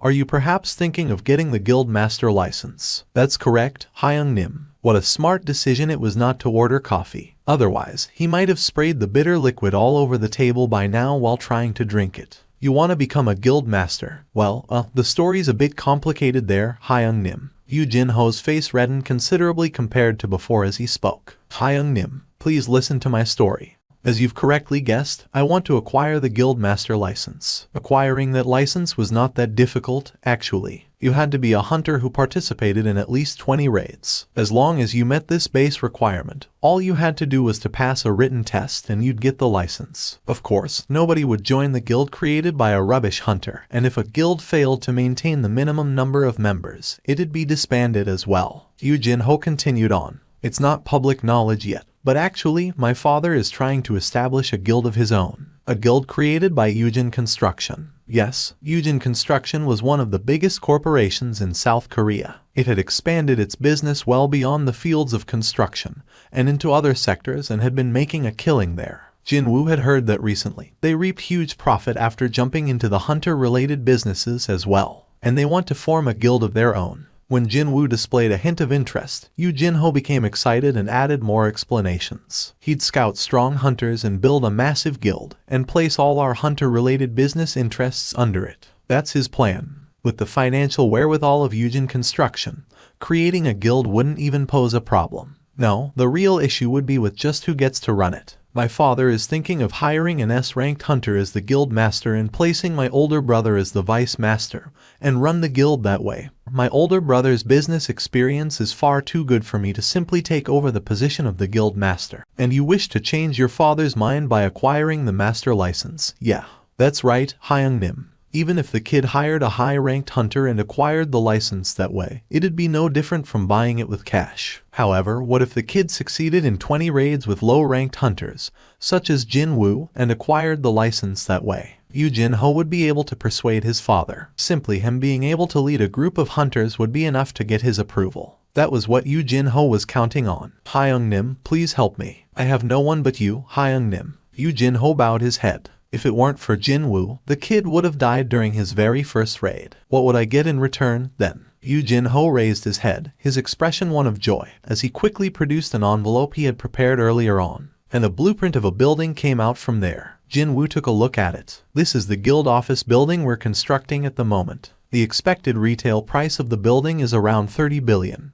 But it'll definitely rise up in the future. Although the association was doing their best to manage them, there would always be that fear of monsters escaping from the dungeons. That was why the land price near the association headquarters or around large guilds always rose up higher as time went by. Well, there would be no more precious wealth than one's own life, after all. Even if it was a small guild, being near one almost guaranteed your safety. A 30 billion building, for rating rank C gates 19 more times. Jin-woo smirked slightly. As long as you become the master, it'll all be worth it, is that right? That's correct, Hyung-nim. Jin-woo was in a serious dilemma. 30 billion won. That was a huge amount of money. If one considered the fact that the winning prize of the local lottery was 1.5 billion won, he'd have to get lucky 20 times in a row to earn that amount. Not only that, the value of the building would only continue to rise up. However, Jin-woo was as far removed from being normal as anyone could ever hope to get. The one and only under the heavens, he was the only hunter who could grow stronger. If he continued on with quests and leveled up over and over again, he'd reach the S rank sooner or later, or even something surpassing that. If I can surpass the S rank, then 30 billion would be nothing. The contract fee for S-rank hunters went for several dozen billions already. No matter how famous a celebrity or a sports star was, they would never even come close to the worth of an S-ranked hunter. This was the era where the number of high-ranked hunters signified the strength of a nation. What Jin-woo needed to prioritize here was not money, but his growth. And in order to grow, it'd be more convenient to be alone. Yeah, it'd be better to minimize the risks of unexpected events. Hang on a sec. Suddenly, he came up with a pretty good way to catch two birds called money and growth with a single stone. If it's in this manner. When he finally raised his head, he spotted Yu Jin-ho and his nervous face. Jin-woo slowly opened his mouth. I only have one condition. Yu Jin-ho's expression brightened up instantly. Whatever it is, please tell me, Hyung-nim. I wonder, would you be able to smile even after I told you what it is? Jin-woo smiled inwardly and spoke up. You and I, only two of us will enter the dungeons. Pardon? Yu Jin-ho gasped out in pure shock. If I didn't make a mistake here, then, are you saying that Hyung-nim and I, just us two, will clear C-ranked gates? Only us two. You didn't make a mistake, then. Yu Jin-ho's face was drained of all color. Hyung-nim, you need at least 10 people if we want to enter a C-raw. I'm pretty sure you'd find plenty of willing people when you say you'd pay them just for showing up to fill up the head count. Time to put to good use what he had learned from Hwang Dong-seok. If there were hunters who didn't want to fight with their lives on the line, but were in urgent need of cash, they would surely jump in with both feet at this golden opportunity. Surely, you are not suggesting that us two will kill every single monster inside a dungeon, all the way up to the boss, are you? You're only looking at it from one way and not the other. Jin-woo beckoned the kid to come closer, so Yu Jin-ho leaned forward. If no one else participates in hunting besides us, doesn't that also mean no one will get hurt, as long as we're okay? Oh, of course. For the first raid, you were like a third wheel being dragged along, so you couldn't do anything about the incident that had happened. But think about for the moment the ramifications of your own raid team finishing up all 19 raids without a single casualty. Yu Jin-ho's eyes shot open right up. If that was the case, then persuading his father would become one level easier. Yu Jin-ho finally made his mind up, albeit after some serious internal struggle. We'll do it your way, Hyung-nim. In that case, I'll search for suitable teammates. Very good. Jin-woo nodded his head. Just like usual, Jin-woo was about to receive his rewards, only to spot something strange and hurriedly stopped himself. His gaze stopped dead and remained fixed to the column of running.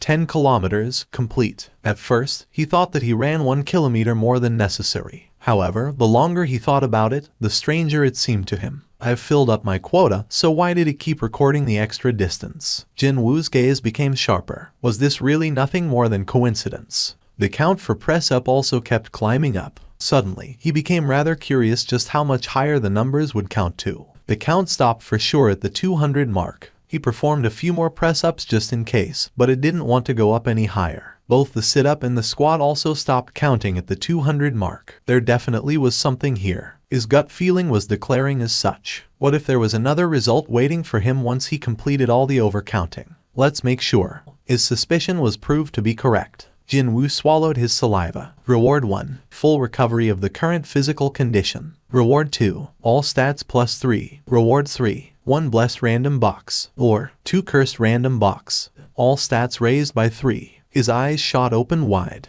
The rewards from the hidden quest proved to be really exceptional. Rarity S. Category Key. A key that will let you enter the dungeon, Demon's Castle. Can be used at the Desun Tower located in Songpagu, Seoul. It's an S. Jin Woo raised his voice in surprise. Of course, there was no guarantee that the rarity ranking had any bearings on the difficulty of the dungeon. Jin Woo stared at the key in his hand for a long while. This is what I really wanted. If there was one silver lining to be found here, then that would be the explanation saying he'd be able to enter the dungeon with this key, unlike the previous one which said he'd be transferred instead. The implication being that he could escape at any time if he felt like it. Jin Woo took a good look around him, before pulling up the hood attached to his top to hide his face. If someone saw a person disappearing and appearing again in thin air without a gate around, that might cause a bit of ruckus. Not only that, there were several CCTV cameras installed here and there in the near vicinity, so it wasn't such a bad idea to avoid being too conspicuous. Actually, there was someone busy eyeing Jin Woo right at that moment. Who could that kid be? To think there would be a straggler wearing a hoodie busy loitering around the building at this time of the night. The security guard watching on from inside the building found Jin Woo's behavior rather suspicious and stood up from his chair. However, as this guard walked towards the door, he couldn't help but come to an abrupt stop and his eyes opened up real wider. What the heck? The security guard gasped out in a surprise and hurriedly ran outside. The man was definitely walking towards here, yet he had vanished from the view, just like that. Jin Woo pulled the hood back and took a look behind him. It was a sight shocking enough to make him groan. Just now, when he was taking a few steps towards the Desun Tower, the world in front of his eyes transformed in an instant. Could this place even be called a dungeon anymore? A completely different world was waiting for him. Instead of the vanished Desun Tower, a massive tower-like structure stood there. Wait, is that really a tower, or should I call it a castle instead? A tower rising up high into the air without an end, wrapped in reddish-black flames. It was as if the tower wasn't burning, but it was spewing out billowing flames instead. A burning tower? Huh. Rather than the name of Demon's Castle, maybe that nickname suited it better. Jin Woo slowly walked towards this burning tower. The closer he got, the louder the noises of flames rampaging around grew. Can I even enter this thing in the first place? However, even if he did, there was yet another problem to consider. Just like the last instant dungeon that was based off on the subway station, there was a good chance that, since this dungeon was based off on the Desun Tower, he'd have to climb up 100 floors to clear it completely. He couldn't even begin to imagine just how long that would take. Jin Woo's steps came to a halt. He sensed a strong aura near the entrance. He slowly surveyed the surroundings and spotted a black lifeform the size of a bull huddled in slumber right in front of the doorway. Jin Woo carefully summoned the poison fang of Kasaka. It'd be nice if the paralysis works and I get to kill it easily. Jin Woo walked as quietly as possible while approaching that creature. However, it was impossible to fool the olfactory senses of a monster. Soon enough, the creature sniffed the air and raised its body up. Jin Woo clicked his tongue. The creature stood up completely and all three of its heads turned in Jin Woo's direction. It was a huge dog possessing 3 heads. The name written in red letters floating on top of its heads immediately drew his attention. It was proof that the monster's level was very high. Since it's red, does that mean it's around the same level as those centipedes from the penalty zone? Back then, he managed to barely run away from the centipedes. Well, he was only a level 1 back then, so it couldn't be helped. But it's different this time. He had grown stronger quite quickly during the short space of time. Without a doubt, that black creature was strong, but still, it didn't come across as truly overwhelming. His enhanced, alert perception was telling him that he could do this. The monster attacked him. Roar. Jin Woo's eyes opened much wider. Too fast. Jin Woo barely evaded the Cerberus's fangs by sliding underneath the leaping monster. The Cerberus landed back on the ground and spun around, before began biting at him with its 3 heads. The sharp fangs gleamed coldly in between the biting snouts, a title given to a hunter skilled in hunting wolves. When facing animal-type monsters, all of your stats will increase by 40%. He sensed his body getting lighter. Nice. Jin Woo quickly retreated and wielded his dagger at the Cerberus as it continued to stick close to him. The dagger collided with the fangs and issued loud noises. The blade moved at a blinding pace, yet all he could do at the moment was to deflect the Cerberus's attacks and nothing else. Even after I buffed up, it's still this strong. The Cerberus's agility had easily exceeded his imaginations. In order to overturn this situation, Jin Woo activated his intimidation skill. Jin Woo's eyes widened. It didn't work. It was at that moment that the long tail of Cerberus flew in like a whip. Whoosh. Jin Woo reflexively ducked his head lower and evaded the tail. But that caused his legs to stop moving for a second. And the monster didn't miss this opportunity. One of its heads powerfully bit into Jin Woo's left shoulder. Jin Woo summoned all of his strength and stabbed the dagger into the middle of the biting head. The Cerberus cried out and let go of him. Thankfully, he was able to minimize the damage done before other heads had the chance to join in on the attack.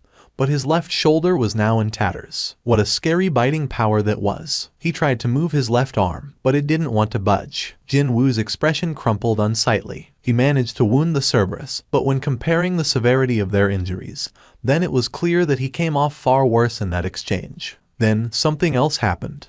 The eyes of the Cerberus were being dyed in a crimson color all of a sudden. Inexplicably, Jin Woo sensed something ominous was about to happen. What could it be? Jin Woo cried out. What did you just say? A monster just used a skill. In that instant, the Cerberus leaped off the ground. FCK. Even before he could react, the Cerberus appeared right before his eyes. He hurriedly swung his dagger, but it only managed to graze the side of one of its heads, and all three heads bit into Jin Woo simultaneously. The Cerberus ran at its top speed and slammed Jin Woo against the castle's gate. Slam! Jin Woo's HP hit the rock bottom in an instant. Thanks to the damage reduction and the tenacity passive, he was able to avoid getting killed in one hit. Jin Woo's eyebrows shot up in anger. It'd be easy to go mad from pain and wildly thrash about, but he'd lose this great opportunity, which would most likely never happen again. Losing his consciousness now would mean his end. He immediately collected the first reward from the daily quest he had saved up until now. A blue light enveloped him and all depleted health reverted back to full. Even his tattered left arm was healed as good as new in the blink of an eye. This is my chance. Jin Woo's eyes gleamed coldly. In such close proximity, no matter how agile this monster was, it did not be able to dodge his attacks. Jin Woo rapidly caught one of Cerberus's necks with his left arm, and stabbed the poison fang of Kasaka in the middle of that neck. Stab, stab, stab. The rage state had ended by now, and the Cerberus began to violently thrash about trying to escape from Jin Woo's embrace. However, Jin Woo did not let go and held on with his powerful arms. The harder the Cerberus struggled, the stronger he gripped the neck of the monster. In the meantime, his dagger continued to stab into the creature's neck. The Cerberus bit into Jin Woo as it struggled to the bitter end.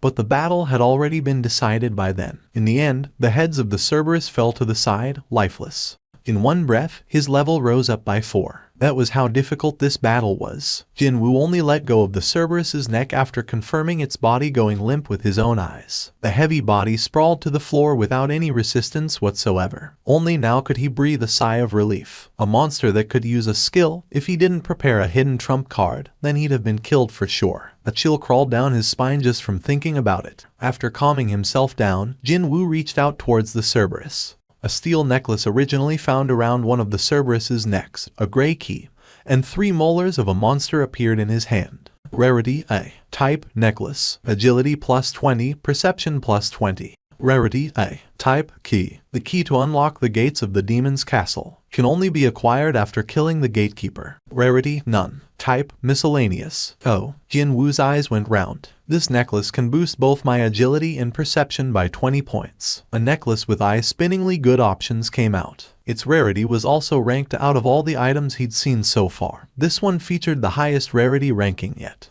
It was a rather nice baseline to judge the overall difficulty of this dungeon. In other words, the difficulty of clearing the demon's castle would be incredibly high. Jin Woo stared up at the burning tower. Crackle, pop. The very top of the structure was completely shrouded in some kind of blurry fog. He had to actually enter the tower if he wanted to see what was going on inside. But Jin Woo shook his head. Now's not the time. He only barely managed to hunt down a single sentry standing guard by the door, even with his title buffing him up and resorting to using up the quest reward, too. He couldn't even guess just what kind of danger would be waiting for him beyond that gate. Although he was slightly unwilling, he stored the gray key inside his inventory. I'll return. Definitely, very soon. Jin Woo smiled as he turned around to leave. Pardon me, young man. I see that you're feeling much better now. A rather friendly voice came from behind him and Jin Woo turned around to look who it was. Who is he? Because of his high perception stat, he knew that there was a hunter nearby. But this was a supermarket where lots of people came and went, and hunters also had to go shopping too, so he didn't dwell on the matter for long.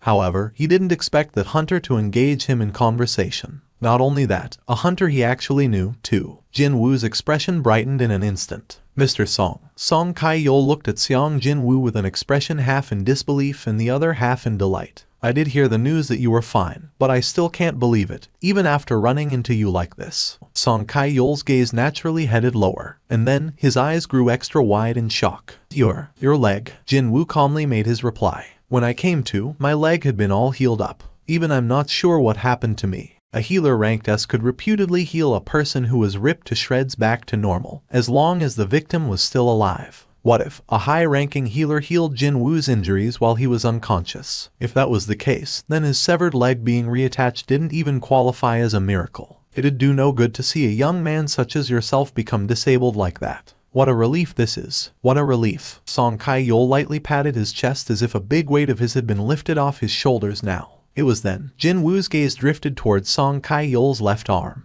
The older man's sleeve was empty. Song Kai-yeol chuckled and massaged his left shoulder. Don't you worry about it. A hunter getting injured during a raid is a normal occurrence, after all. No, I've been lucky for not running into an accident until then. Song Kai-yeol spoke as if it wasn't much to fret over, but the gazes of other people walking by weren't like that. Song Kai-yeol came to a stop where it was quiet and isolated. Jin-woo also stopped there. Song Kai-yeol turned to look at Jin-woo and before the youth could stop him, bowed his head 90 degrees. Mr. Seong, thank you. If you say 11 people died because of me, then you are responsible for saving 6 lives that day. My share of the blame in that matter is the biggest, so on the behalf of all the hunters who were there, let me say thank you. Song Kai-yeol meant every word he spoke, and Jin-woo could feel the older man's sincerity as well. The situation had become somewhat awkward, but it didn't feel so bad. How should he go about describing it? He was feeling proud. Of course, that didn't mean he should let an elder remain in that bowing position. The two men arrived at the meeting place. The gate had formed in the middle of the road pretty close to residential areas, so the police officers called in to control the access to the location. However, there were almost no onlookers present here to begin with. The majority of gates the association took on were those dangerous ones that had been left alone for too long after their initial discovery.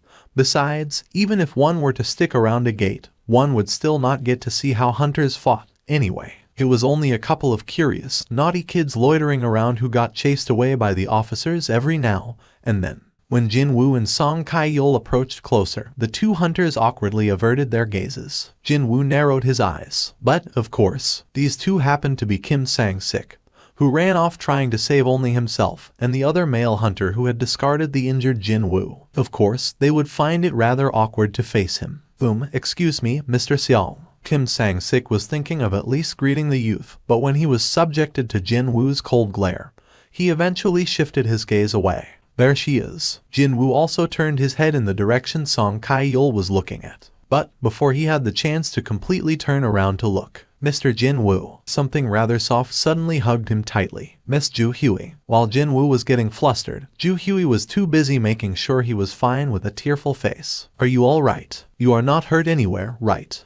Your leg. Mr. Jin-woo, how come your leg is? Ju-hyui's eyes went extra round as she alternated her gaze between his face and his leg. Oh, that. Just as Jin-woo was about to reply. How steamy, eh? It's steamy, I say. Both the gazes of Jin-woo and Ju-hyui shifted over in the direction of that voice. From afar, an unknown man was whistling loudly at them. Is there a film shoot going on around nearby or something? While Jin-woo was tilting his head in confusion, a man wearing a business suit climbed down from the front seat of a certain minivan. Shut your mouth. He quickly threw an oily wink at Ju-hyui when the business suit looked back inside the van. Immediately, Jin-woo's expression crumpled. 2 more people climbed out of the van right away. Both of them were men, and particularly worthy of note was the fact that they all wore prison overalls and had been cuffed as well. The employee called for the hunters to gather around. These folks are the replacement convicts who will participate in the raid alongside you, hunters. And so, the expressions of the hunters hardened considerably. Kim Sang-sik was the first to step forward. What? Replacement convicts? Are you telling us to go on a raid along with a bunch of criminals? Hunters who had committed crimes had 2 choices. Either spend their allotted time behind the bars, or cooperate with the association and reduce their sentences. Most chose the latter option, and they were referred to as the replacement convicts. The association employee repeatedly lowered her head. I'm really sorry about this. It's only because the number of hunters active in our district has declined so much that the association has no choice but to do this. However, they will be accompanied by a hunter from the monitoring division, so you don't have to worry too much. Kim Sang-sik asked, still full of suspicion. A hunter from the monitoring division, you say? Yes, all the convicts are rank CS, but the hunter from the monitoring division is actually a rank B, so there is nothing for you to worry about. Kim Sang-sik nodded his head.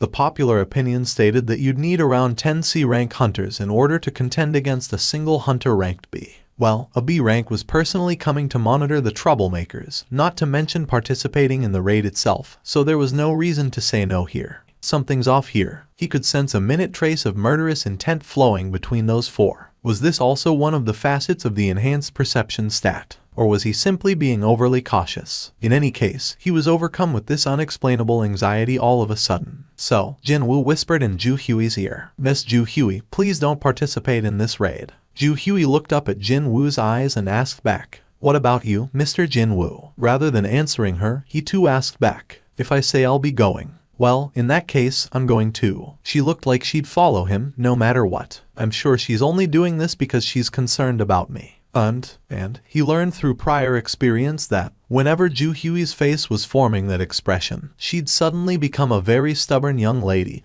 and she'd never change her mind.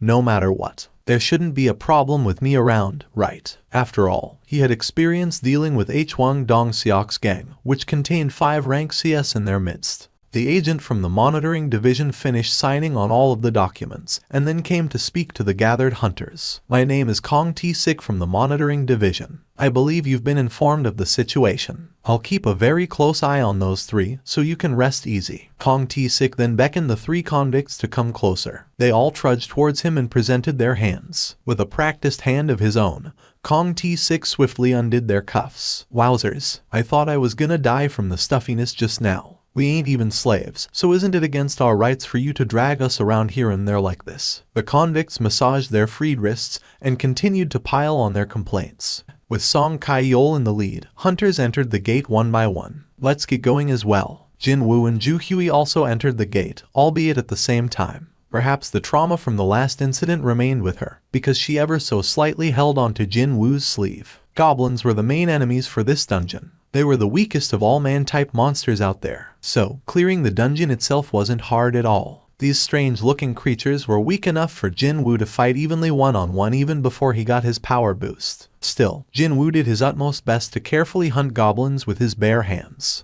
The C-ranked convicts must have been really excited by the taste of freedom because they were wildly swinging their weapons and energetically ripped goblins to shreds. From that scene alone, it was difficult to tell apart just who were the monsters and who were the humans there. A forked road with 3 paths appeared before them. Kong T-sik made a suggestion to Song Kai-yeol. Since the difficulty of the dungeon is low, how about splitting up from here onwards? Yes, let's do that. Song Kai-yeol readily agreed to that idea. Jin-woo closed his eyes and extended his perception to the max. Now, which path leads to the boss? He was hoping that maybe the boss would give him a few experience points, at the very least. Soon enough, he could pick up on the auras of all living creatures inside the dungeon. Jin-woo opened his eyes and spoke to Song Kai-yeol. Let's go left. Okay. Jin-woo, Song Kai-yeol, and Ju Hui chose the left pathway. Kong T-sik and the 3 convicts the right one, and the remaining 2 went down the middle one. Jin-woo's heart began beating a little bit faster. The boss is at the end of this passage. Although it couldn't be described as strong, a unique and different aura from that of a goblin was leaking out from the end of this cavern-like passageway. He wanted to quickly kill the boss. However, groups of goblins kept jumping out at him every couple of steps he took, and this hindered their progress. And this time, there were around 10 of them or so. One carried a wooden club. One held a wooden sword. One even held a long wooden shaft with a stone shard crudely tied around the tip. They had armed themselves to the best of their abilities, but none of them managed to threaten him. Haven't you guys had enough yet? Jin-woo frowned really deeply. And so, as they steadily cleared the dungeon, out of the blue, screams reverberated throughout the dungeon from somewhere, one after the other. Those weren't from the goblins. No, they definitely belonged to humans. Jin-woo, Song Kai-yeol, and Ju Hui exchanged glances. They thought the things had calmed down, only for yet another desperate scream to enter their ears. Song Kai-yeol's expression hardened. Let's go take a look. The 3 of them quickly ran to where the screams came from. Jinwoo could have run faster than his two companions, but for the sake of their safety, matched their speeds. Just how long did they have to run? Ju Hui cried out in alarm after finding a person. There's a person there, and it just so happened to be the hunter from the monitoring division,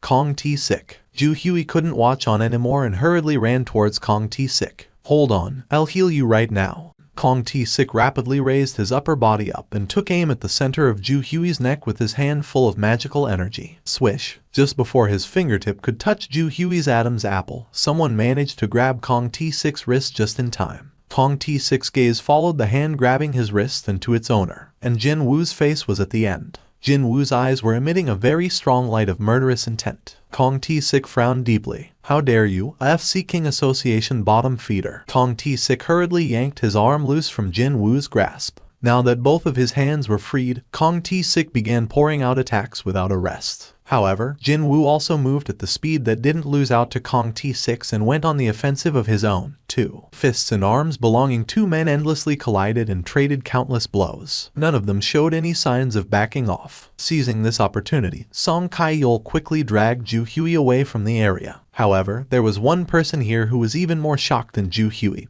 and that was none other than Song Kai-yol. Just how on earth is this possible? This fierce battle unfolding at a scarcely believable speed. He was having a hard time trying to follow with his eyes. Something like that was expected of a high-ranked hunter, so that was fine. But then, the Seong Jin Woo fighting that man couldn't have been the same person from Song Kai-yol's memories. The youth was definitely not losing out against a rank B hunter at all. I'm a C rank, and even I can't follow his movements with my eyes. Indeed, his gut feeling proved to be right. The Jin Woo in front of his eyes right now was not the same youth from his memories, an E rank who was weak but possessing a good head on his shoulders. In the blink of an eye, the two traded hundreds of blows and they quickly stepped back while trying to catch their breaths. Kong T-Sik couldn't control his curiosity and asked out aloud. Who the hell are you? What rank are you? Jin Woo summoned the poison fang of Kasaka, and while grasping it tightly in his hand, replied rather curtly. Seong Jin Woo. I'm rank E.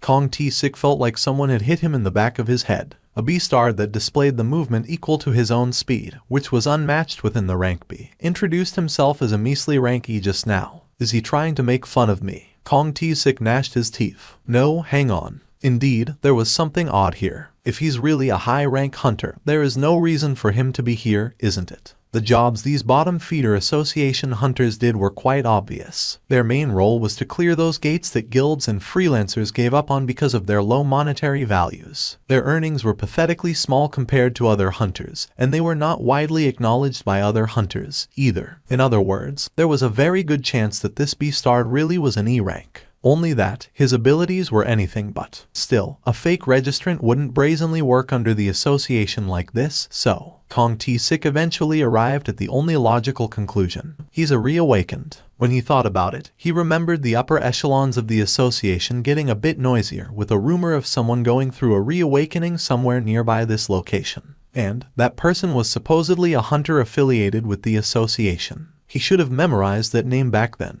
As that matter happened only a couple of weeks ago, if this B-star had been delaying getting a reassignment test for some reason until now, it was very much possible for him to remain as an E rank and assist the association with their work. Who could have guessed that such a guy would show up today? Kong T-Sik had made sure to perform thorough background checks on the hunters participating in today's raid, but he had missed the existence of this one. I really have terrible luck, don't I? That's the only conclusion he could arrive at. I should have asked for more money if things turned out this way. Kong T-Sik recalled the events of a few days ago while licking his dried lips. A cafe near the headquarters of the association. The middle-aged man muttered as if he was speaking to himself. I've heard that no one knows what happens exactly inside dungeons. The man's voice was so soft that Kong T-Sik had to ask again. What did you say? This is every cent I have in my name. And why are you showing me this? When Kong T-Sik formed a questioning expression, the middle-aged man's head dropped lower. Among the criminals you're in charge of, there is one who had hurt my little girl. Because of that, she took her own life, and my wife is still in the hospital from the shock. The middle-aged man's voice became tearful. Yet, such a B-star will be able to roam the streets again in a few years' time. You think I'll be able to rest easy knowing that? The man raised his sorrow and rage-filled face. I'm sure you can already tell what I'm implying here. The man lowered his head again. I beg of you, Hunter Nim. A deafening silence descended between these two men. Kong T-Sik leaned against the back of his chair and fell into a deep contemplation. Can you guess why I chose to work for the association's monitoring division? Pardon me. The middle-aged man raised his head. Kong T-Sik explained himself. As a B-rank hunter, I'm considered as one of the higher-ranked hunters. Large guilds continue to send their scouting offers in my direction all the time. Yet, can you guess why I persist in doing this job while getting a pittance in return? I don't know. The corners of Kong T-Sik's lips arched up. You see, I find it more enjoyable to fight against people rather than monsters. In that sense, the monitoring division was like the heaven-sent job for Kong T-Sik. Well, he could beat up other hunters in the name of the law, after all. And he'd end up killing one or two due to unavoidable circumstances, too. The father of a girl who was raped by those beastards came to ask me for the favor. Those beastards were animals worthy of getting killed. And I simply took care of animals that hurt other people, that was all. The ranky hunter was listening without saying anything.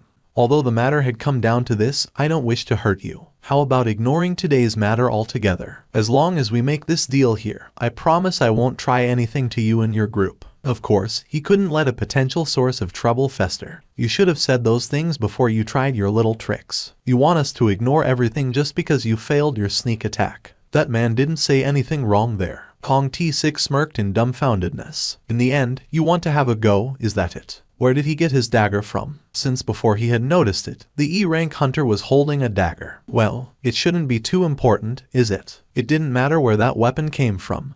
Indeed. What's important here, though, was the type of the weapon. Kong T-Sik quickly concluded his assessment. The class that used daggers and utilized quick movements. His opponent was a super close type damage dealer. Most likely, his speciality was assassination. What a coincidence that their specialities happened to be the same. However, this guy only underwent his reawakening not too long ago. The difference in experience should be absolutely massive. He might not even be able to properly utilize the skills at his disposal. Let me teach you a thing or two as your senior. Kong T-Sik extracted a knife from his hips and smirked derisively at the ranky hunter. Can you do something like this? And then, Kong T-Sik activated his stealth skill, thereby disappearing from the spot. That caused the ranky hunter to get flustered and he hurriedly looked around his vicinity. Kong T-Sik could see his naked panic and confusion quite clearly. But that's so obvious. The stealth skill didn't only make one's body go transparent. The body, the sound, and even the smell. The skill that cloaked everything about the person activating it. That was the stealth skill in a nutshell. There were only a handful of assassin-type hunters who could use this skill in the entire world. Clang, two daggers collided in the air and sparks flew off. With his stealth skill deactivated, one could now see Kong T-Sik's wide-open eyes. What? But how? The E-rank hunter's dagger had accurately blocked off his own dagger. There are life forms holding murderous intentions towards the player. Kill them all in order to secure your own safety. If you do not follow this instruction, a corresponding penalty will be given. The number of enemies left to kill, 1. The number of killed enemies, 0. Jinwoo confirmed the emergency quest message and breathed a sigh of relief. It wasn't a waste of time. He was kinda worried that if Kong T-Sik didn't take the initiative, Jinwoo wouldn't receive the emergency quest notification. It was quite unlike how it was with Hwang Dong-seok and his gang back then. That was why he tested the system out, and it was as he expected. The moment Kong T-Sik revealed his murderous intent, the message popped up. The two daggers locked in a deadly embrace continued to push against each other. It seemed that their strength was about the same. It was here when Jinwoo's eyes gleamed dangerously. He got faster. Jinwoo had been displaying an already high level of agile movements, but now that he had gotten even faster, Kong T-Sik found it quite disorientating. Jinwoo closed the distance in the blink of an eye and sank his poison fang of Kasaka down on Kong T-Sik's thigh. Nice. The added effects of the Kasaka dagger kicked in as well. It was a bit regretful that the paralysis didn't work, but still, this fight had become just a tad easier now. However, Kong T-Sik was a high-ranked hunter himself, so his resistance was nothing to scoff about. His dagger aimed at Jinwoo's vitals and continued to fly in. Swish, swish. Jinwoo evaded the blade with only a hair's breadth and also attacked Kong T-Sik's vital spots. Cold sweat drops formed on the foreheads of both men. Our speeds are about the same. We're moving at the same speed. Two men were inwardly admiring each other's agile movements and continued to clash in a dazzling display of super close proximity knife fighting. I gotta break this stalemate somehow. Jinwoo gathered strength in his eyes. The moment his eyes met Jinwoo's, Kong T-Sik flinched slightly for some reason. What was that? It worked. Jinwoo knew that he had won now. On the other hand, a small earthquake erupted in Kong T6's eyes. How come my body is? After he had met Jin Woo's gaze, his body felt as heavy as if he was floundering in deep water or some such. His trusty speed began decreasing as well. Wounds on Kong T6's body increased quickly one by one. This isn't possible. Kong T6's thoughts became confused and messy. This was, without a doubt, a debuffing effect. But he had never ever heard of a case where an assassin class was able to use a debuff magic. Assassination was not his speciality then. If that was the case, then what was up with his crazy speed? However, Kong T6 had stopped his train of thoughts there. His confusion had rapidly morphed into panic. Instead, Jin Woo succeeded in getting close to Kong T6's chest and stabbed down on the latter with the poison fang of Kasaka. Kong T6's eyes shot open wider. Both men knew right away at that moment. The victor had been truly decided with that one move. Crimson red blood pooled in Kong T6's mouth. It was gushing up from his chest. As blood leaked out from the side of his lips, Kong T6 formed a smirk. To actually run into a reawakened hunter inside a lowly rank D dungeon. The dagger in Kong T6's hand fell to the floor. He continued to pant heavily as he leaned his head closer and whispered something in Jin Woo's ear. Jin Woo silently listened to those last words, before pulling the dagger out from Kong T6's chest. Just like a dress slipping off a clothes hanger, Kong T6 crumpled to the floor, lifeless. The expected messages did pop up, but Jin Woo's expression wasn't so good. Just like the last time, the aftertaste of killing someone remained bitter and nothing to feel too happy about, even though the other guy attacked first and initiated this fight. If there were no rewards, then this would be one hell of a loss-loss situation. Reward 1. 5 additional stat points. Huh? Jin Woo formed a confused expression. The reward on offer was far less than when compared to fighting Hwang Dong-seok and his goons. But it was a far harder opponent this time, though. It was here that Jin Woo lowered his gaze and ended up spotting something rather odd. There was a spot of flickering light about as big as a coin gleaming on the corpse of Kong T6. Jin Woo's eyes grew wider and wider. Jin Woo calmed his trembling heart and quietly reached out towards the chest area of Kong T6 where that flickering light was coming from. Indeed, he wasn't seeing things just now. A rune stone. Are you talking about that rune stone? His heart began pounding even harder than before. The skill Kong T6 used had now become a rune stone and was waiting to be discovered on his body. Stealth was a rare skill that only a select few hunters could use. Jin Woo looked back at Song Kai-yeol. With what has happened here, I think it's impossible to continue on with this raid anymore. For the time being, you two should leave the dungeon and contact the association. I'll remain here and search for other survivors. Song Kai-yeol instantly realized what Jin Woo was trying to do. He's going to close the gate all by himself. On the way, he discovered the cold corpses of Kim Sang-sik and the other hunter. This was the power of a high-ranked hunter. If such a hunter really wanted to, then killing a few lower-ranked hunters could be done in the blink of an eye. Jin Woo's expression hardened as he walked past them. Jin Woo discovered a lone convict struggling on the ground not too far from him. That crazy beastard, Kong T6 killed everyone. He killed everyone. What the FCK happened? Did he leave? There's blood on your clothes. Did you get done in by him, too? Jin Woo didn't reply and simply raised his head to stare straight ahead, towards where the boss was. A confused, questioning expression floated up on the face of the convict. Feels like it's a bit stronger than a regular rank D dungeon boss, too. I'm getting really curious about its attack patterns, you see. The convict listened to those words and lost his cool, roaring out at the top of his voice. What the FCK are you even talking about? Jin Woo calmly continued on with what he wanted to say. Before all that, though, I gotta ask you about something. You remember the girl you raped before? What? Which one are you talking about? You a family member of the victim? Jin Woo's brows quivered. Just now, this man asked which one, rather than answering with yes or no, meaning he had hurt well more than 1 or 2 girls. Hunters possessed extraordinary strength, so if they wanted to, they could become a horrifying monster at any time. And this beastard used that strength to violate women until now. With that, Jin Woo's mind was made up. The convict finally realized what Jin Woo was planning to do here. He cried out and shook his head around wildly after seeing the group of hobgoblins. The blue convict's pants began dyeing in a yellow color as well. Jin Woo took a deep breath and he chucked the convict among the waiting hobgoblins. Picking up on the smell of a fresh, living prey, hobgoblins pounced on the convict all at once and began tearing into his stomach. As the convict desperately struggled on and thrashed about, the vessels in his eyes burst open one by one, dyeing his eyes utterly crimson red. Even though the convict gradually lost his consciousness, hobgoblins greedily and restlessly tore into him. Just what would it feel like to be devoured alive by the disgusting monsters? There it is, a huge hobgoblin, definitely the boss of this dungeon, sat arrogantly over yonder on the other side of the boss room. With its subordinates all too preoccupied with the fresh prey, there was not one guard around the boss itself, which meant that this was the perfect opportunity. Jinwoo immediately dashed past the hobgoblins in the blink of an eye and arrived before the boss.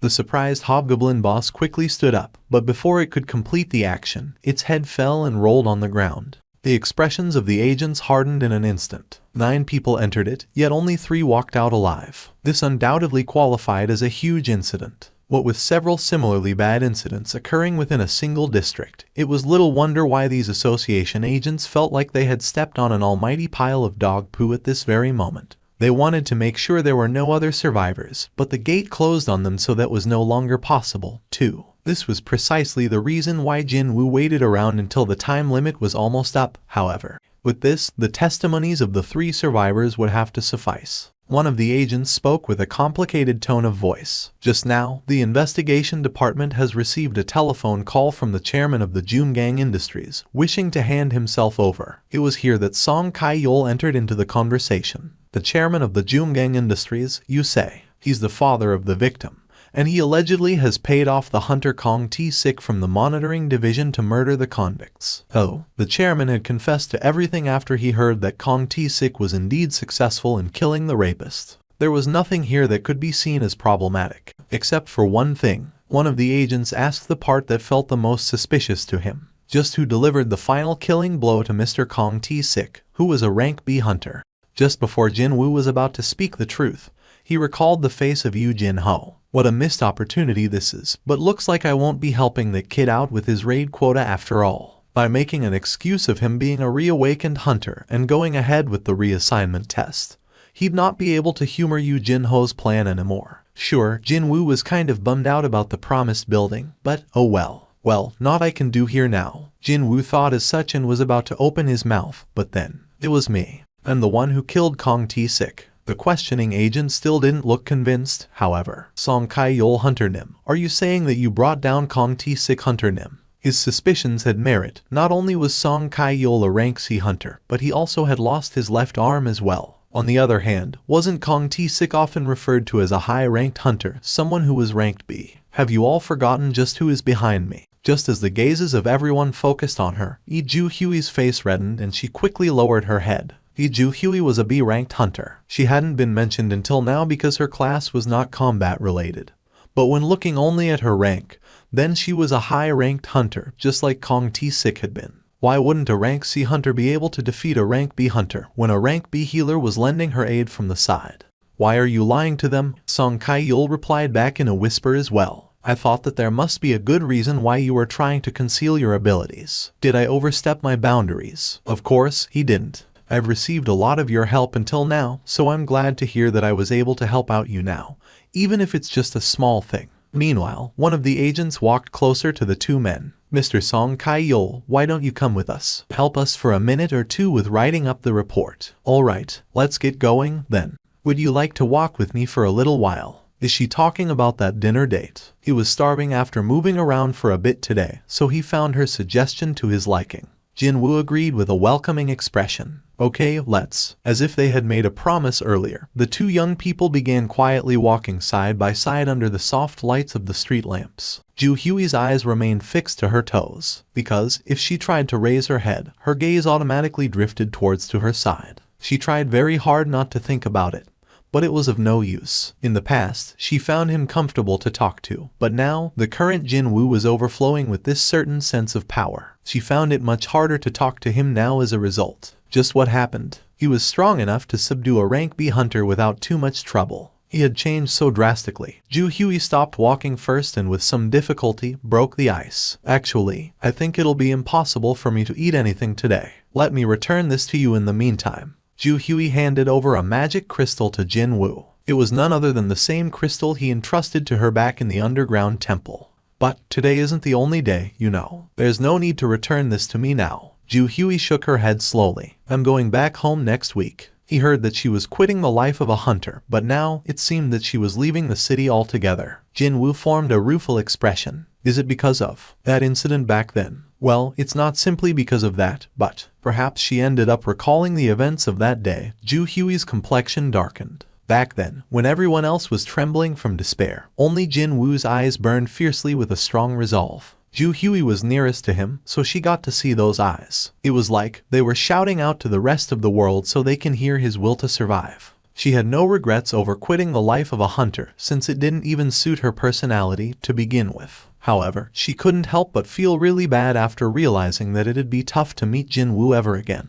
Will he think of me as a weird person if I ask him about meeting each other again? It was rather unfortunate, but there were some things in this world that she couldn't really do anything about. If you come down to Busan one day, please give me a call. I'll buy you really good sushi. Sounds good. When Jin Woo formed a smile, Ju Hui smiled back at him. And so, Ju Hui didn't get to say the words she truly wanted to say. She simply performed a short goodbye and turned around to leave. The way back home never felt this long to her before. After sending Ju Hui home, Jin Woo also returned to his place. The east of the United States. Late at night, Hwang Dong-soo was the main hunter of the guild, Scavenger, one of the top guilds in the entire USA. Not only that, but he was also an S rank as well. And just before he went to sleep, he received a phone call informing him of a shocking matter. My older brother is dead. I want you to speak slowly and tell me everything in detail. Got that? The name of his older brother was Hwang Dong-seok.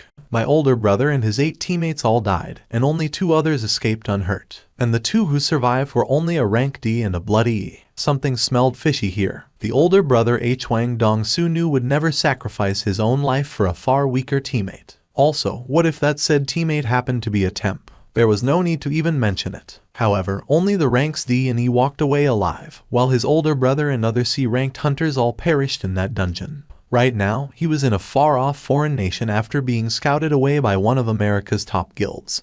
But back when he was still in Korea, his brother did everything possible to look after him and be a good brother. He might not have been a good human being, but he was a great, precious brother. I was planning to invite him here once I've secured my foothold. But now, to think he'd meet an accident before that happened. Hwang Dong-soo bit his lower lip. Fax me all the information on the 2 surviving members. My number is. Hwang Dong-soo ended the phone call and then called his manager next. On the white pages, photos of 2 hunters, their names, and their brief bio could be seen. The rank D hunter, Yu Jin-ho, and a rank E, Seong Jin-woo. Hwang Dong-soo alternated his gaze on the 2 men's photos and gritted his teeth in determination. I'm sure I'll get some answers from either one if I asked them personally. Laura, what would happen if I were to kill some people in Korea? Do you really mean that? Yes. There was a bout of silence before the woman's voice continued on. The states have yet to sign an agreement to exchange hunter criminals with South Korea. Mr. Hwang, you are now an American citizen, so you'll get a hearing in a US court instead. Good to hear that. Looks like I'll have to make a trip to Korea for a while. Something happened there. Can you clear up my schedule for a bit? However, Mr. Hwang, if you leave so suddenly like this, the operations in the guild will grind to a halt. Tell me just how far my schedule's been booked for. You're fully booked out for the next 2 months. 2 months, is it? Fine. After that, I will need some free time, so don't schedule anything. I don't need a long time, either. Just 2 weeks. I'll only need 2 weeks to pop in and out of Korea. Understood. What should I tell the upper management? Tell them I'm going to my brother's funeral. After Jin Woo and Yu Jin-ho exited from the van, the waiting hunters quickly gathered around them. For some reason, there was almost no normal person in this group. Most of them seemed to have some difficulty with their mobility. There was one person who looked to be suffering from an illness, while another was clearly an alcoholic. Not only that, there was an underage girl too, someone that neither the association nor the guild would admit to their ranks. From a casual glance, she looked to be a high schooler. Is it okay to bring a child here? I asked for a professional advice, and apparently there is no problem according to the law. Hyung-nim. Actually, the only reason why people don't hire underage hunters is that there would be hell to pay if something went sideways. Jin Woo nodded his head. In that case, it should be fine. Really now, only Jin Woo and Yu Jin-ho were going to enter the gates anyway, so the odds of something going wrong were as good as 0%. Indeed, these people were only here to make up the numbers. In order to get the permit to clear a C-rank gate, one needed at least 10 hunters, after all. That was why 8 extra people had to be recruited. And sure enough, these 8 understood very well why they were here, too. These people all possessed the hunter license, but couldn't act as one due to their circumstances. Most who answered the call to gather were suffering from the hardships of life in various ways. Excuse me, if we really do that, we can get 3 million won. No need to participate in any huntings. No actual need to even enter the dungeon itself. 3 million won per raid. For a payment of simply lending one's name so they would be permitted to enter the gates. It sounded just too good to be true. I guarantee you that the terms offered are for real. Yu Jin-ho stood stiffly, looking rather serious now. Even his expression had become grave. However, you are not to discuss any facet of the events that'll take place here with anyone. Do not forget that the moment you break the vow of secrecy, you'll be forced to pay back 10 times the money you were paid, as per the contract you all signed. Hunters murmured to each other in hushed whispers. Just what were these two young hunters planning to do inside the gate that they offered up such enticing terms? They were curious, but no one came out and asked. We should get started. Understood, Hyung-nim. What is that? It's a full set of reinforced armor, crafted by a famous guild of master craftsmen in Italy. Hyung-nim, don't you think we need at least this type of equipment if we were to clear a dungeon by ourselves? Jin-woo slowly facepalmed. What's the matter, Hyung-nim? Unable to watch on any longer, Jin-woo reached out, yanked loose the longsword attached to Yu Jin-ho's waist, and dropped it on the ground. Yu Jin-ho tried to bend down in order to pick up the sword only to lose his balance, and he toppled over ungainly. Plop! Jin-woo did his best to suppress the rising tides of anger and spoke with great difficulty. While I'm still being civil, take them off. Yes. However, after struggling for a bit to stand back up, Yu Jin-ho called out to Jin-woo. Hyung-nim. What now? Please help me. I can't stand up. Jin-woo spat out a long sigh while looking at Yu Jin-ho reaching out to him. In the end, they agreed on the kid wearing a helmet, and nothing else. With a satisfied face, Yu Jin-ho jumped inside the gate. As soon as the two men walked into the dungeon one by one, the remaining hunters all slowly shuffled towards the gate. One of them piped up with a worried voice. Judging from the way they acted, they looked like a couple of amateurs. Another agreed, while staring at the gate's surface. You're right. The two people's conversation opened the floodgate of words from the remaining hunters. Everyone began speaking their minds now. What will happen if those two get killed inside the dungeon? Well, we all got paid the contract signing fee already, so...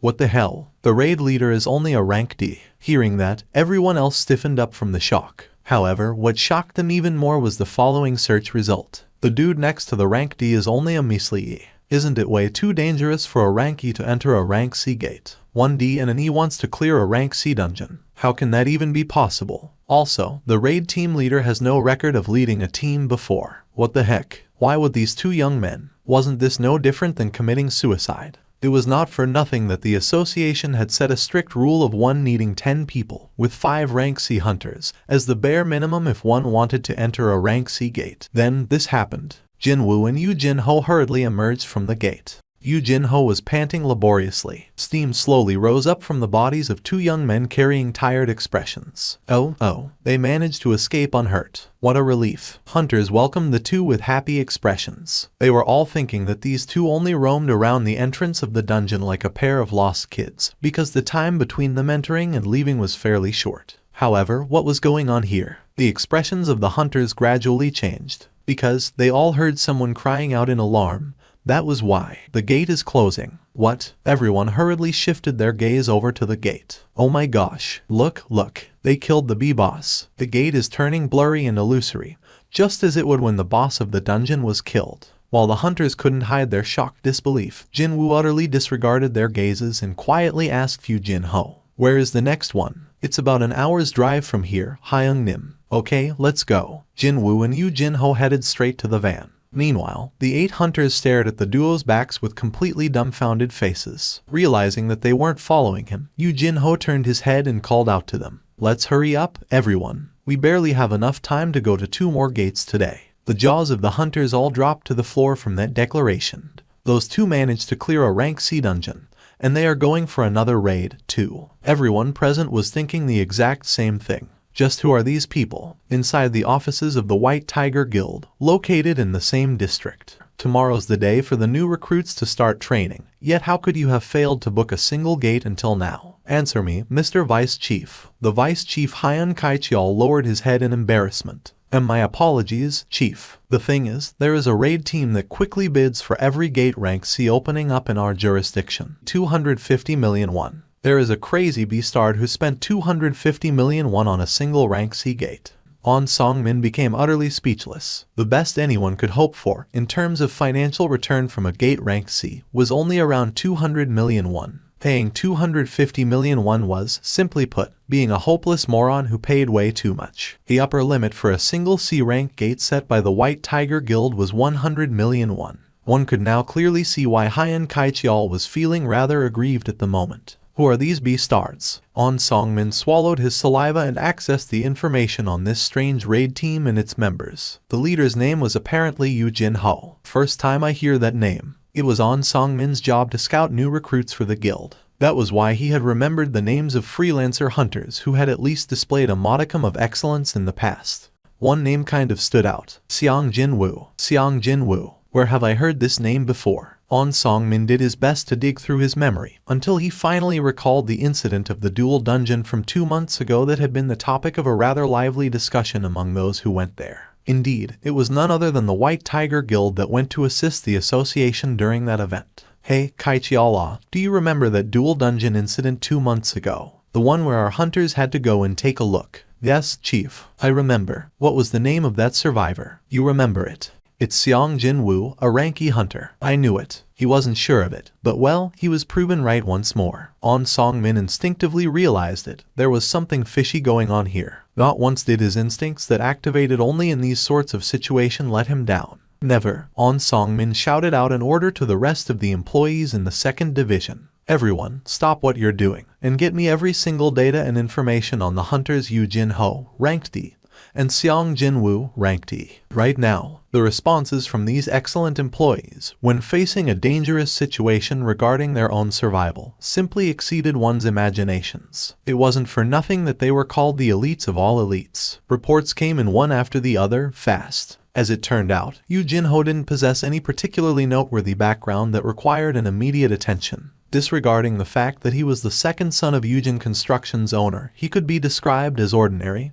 even. However, Seong Jin-woo was quite a different story altogether. Since the dual dungeon incident, he's been involved in 3 more incidents, and he walked away from all of them unscathed. When On Song-min spoke in a questioning tone of voice, Hyun Kaicheol quickly followed up. Not only that, he's a ranky hunter too, Chief. The first time Seong Jin-woo and Yoo Jin-ho met was when the latter went for his very first raid. Only the 2 of them walked away alive. And now, these 2 had formed a raid team and were going around like a pair of madmen, clearing 2-3 dungeons in a single day. This definitely stinks. What could they possibly be doing in the dungeons? I wonder. Hold on. I remember now. There was a rumor about a really influential owner of a big company busy wooing S-ranked hunters in private doing the rounds, wasn't there?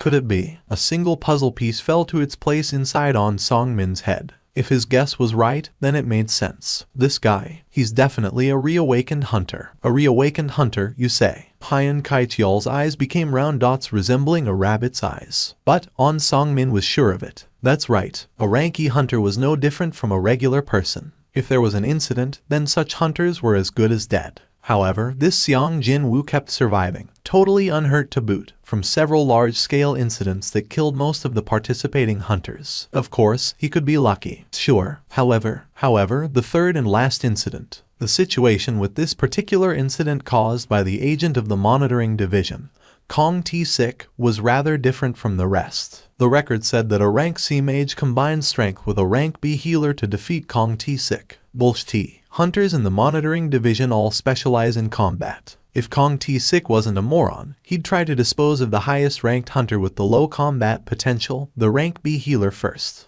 There was no physical evidence, but he was getting more and more sure of his guesses being right. Seong Jin-woo now possessed abilities matching that of a high-ranking hunter after going through a reawakening process. Yoo Jin-ho coincidentally took part in the raid and saw the abilities of Seong Jin-woo. And now, Yoo Jin-ho was testing out this and that in preparation to scout Seong Jin-woo to his father's new guild. When he thought like that, everything seemed to click. On Song-min picked up his coat hanging on the back of his chair and quickly put it on. Kaicheol, let's go. He also didn't forget to mobilize his right-hand man, of course. Pardon me, where are we going, Chief? What do you mean, where? We're going to scout a new talent, that's what. And you have to personally go to scout this new guy. Why not? Is there a law against doing that? On Song-min retorted and hurriedly left the office, causing Hyun Kaicheol to tilt his head this way and that, but still, He chased after the senior officer. Now this is so strange. It had been over 2 years since he became the vice chief, yet it was his first time seeing On Song-min personally go out on a job.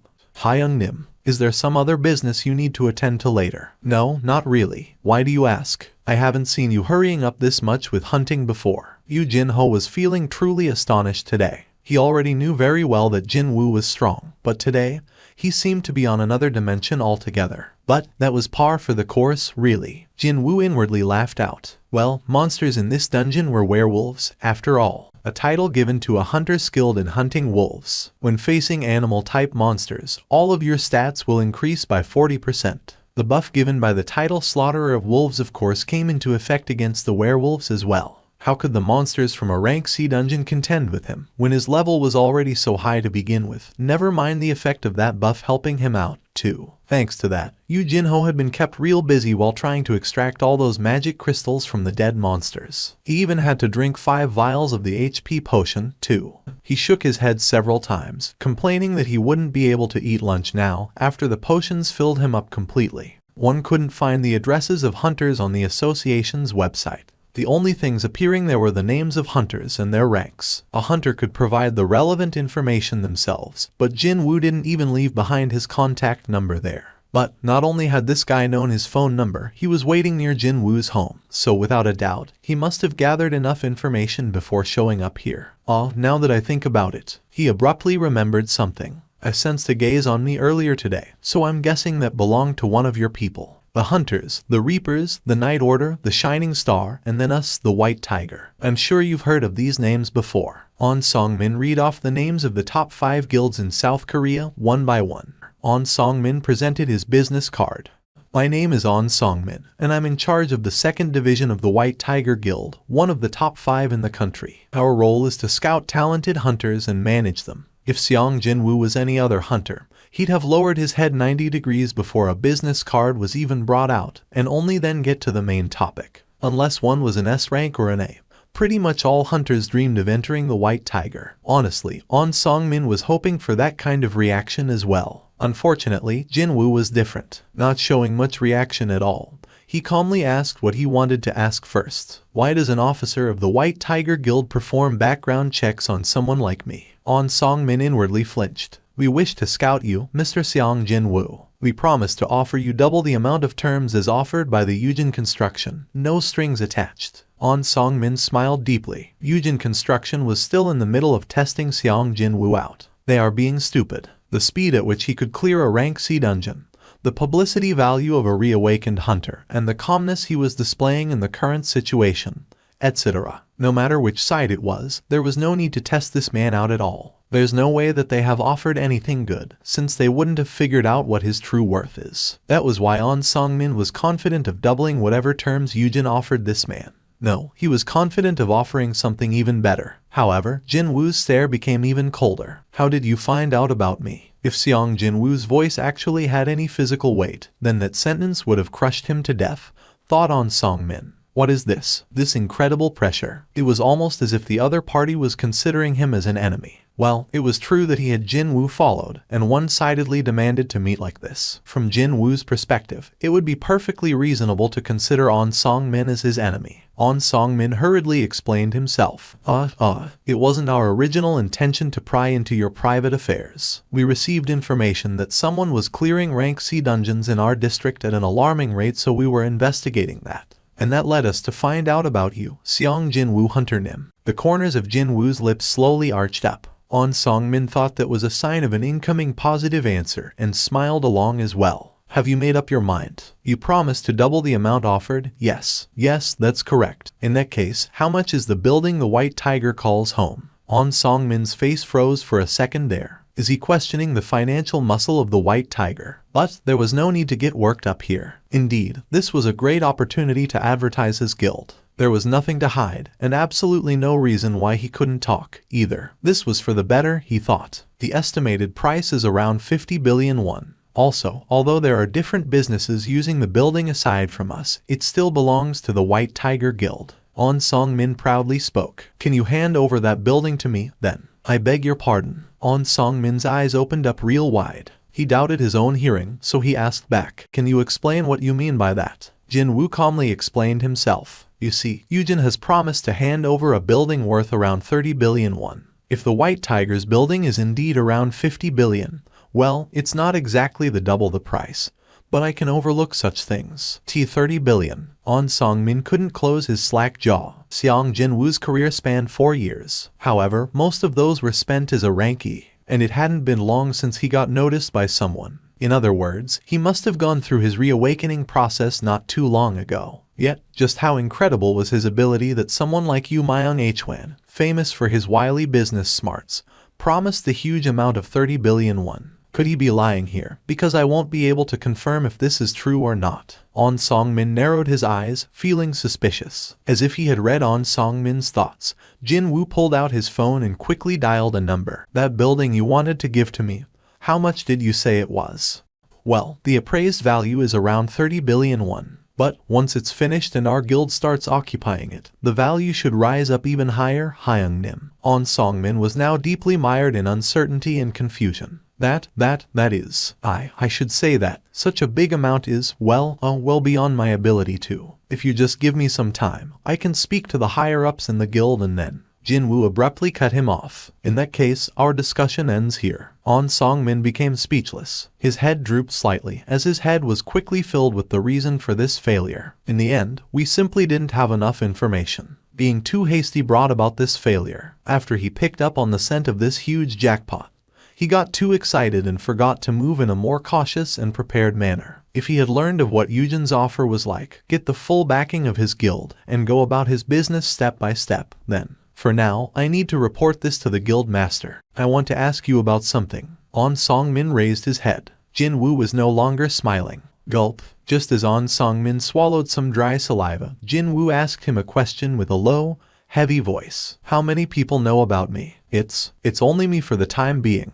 I was too anxious to scout you, so I didn't even stop to report to my superiors yet. Actually, there was one more person. Hyun Kai-cheol, his subordinate but also his right-hand man. On Song-min concealed the presence of Hyun Kai-cheol for the time being. He was worried that Jin-woo might get real unhappy if he learned that there were 2 people instead of 1. All the hair on his back stood up at once. Don't turn around. A cold voice came from his side. Jin-woo, who had been sitting across him until then, had vanished without making a sound and was now standing right next to him, still not visible to the naked eye. As stealth, cold sweat drops formed on Song-min's forehead. Could he be angry at me? Hunters were, in general, monsters. He knew this well, because he got to observe them from a close vantage point every single day. That was why he was always super respectful towards them. Did me spying on him and following him around cause an issue here? Should I have requested protection from the guild before coming here? I don't want to see the number of people who know about me increase. So, if I start hearing things about me, can I assume that it came from you, Chief On Sang-min, or your subordinate? It had been a while since Jin-woo stopped grabbing his shoulder, yet On Song-min felt like he was being crushed by the younger man's words. He's not putting on airs, either. Why did he feel this way? On Song-min was so sure of the fact that Jin-woo was fully capable of harming him. My gut instinct when evaluating people is almost always right. A thick strand of cold sweat rolled down the side of On Song-min's forehead.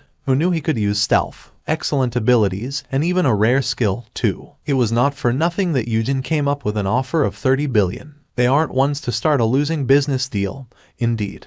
I'll never talk about this matter ever again. I'll make sure that Kai-cheol, no, my subordinate, will keep his mouth shut as well. Keeping everything hush-hush was something On Song-min also wanted, too. Heck, he probably would have requested it himself first. An excellent hunter not affiliated with anyone. There was no reason to increase the competition by spreading the rumor around. I'll trust you, Chief On. With those words, the presence beside On Song-min disappeared completely. Chief, On Song-min's complexion was poor. Hyun Kai-cheol asked, his voice full of worry. What happened? Did it not work out with Seong Jin-woo? On Song-min's trembling hands managed to pull out a cigarette. While sliding it between his lips, he made his reply. Hey, Kai-cheol, I think we just ran into a far bigger jackpot than our initial estimates. He definitely had to scout that man. That was the only line of thought in his head. Thankfully, there was still a chance. Name, Seong Jin-woo. Level, 39. Class, None. Title, Slaughterer of Wolves. HP, 7,220. MP, 683. Tiredness, 0. Strength, 97. Stamina, 59. Agility, 97. intelligence 51, perception 81,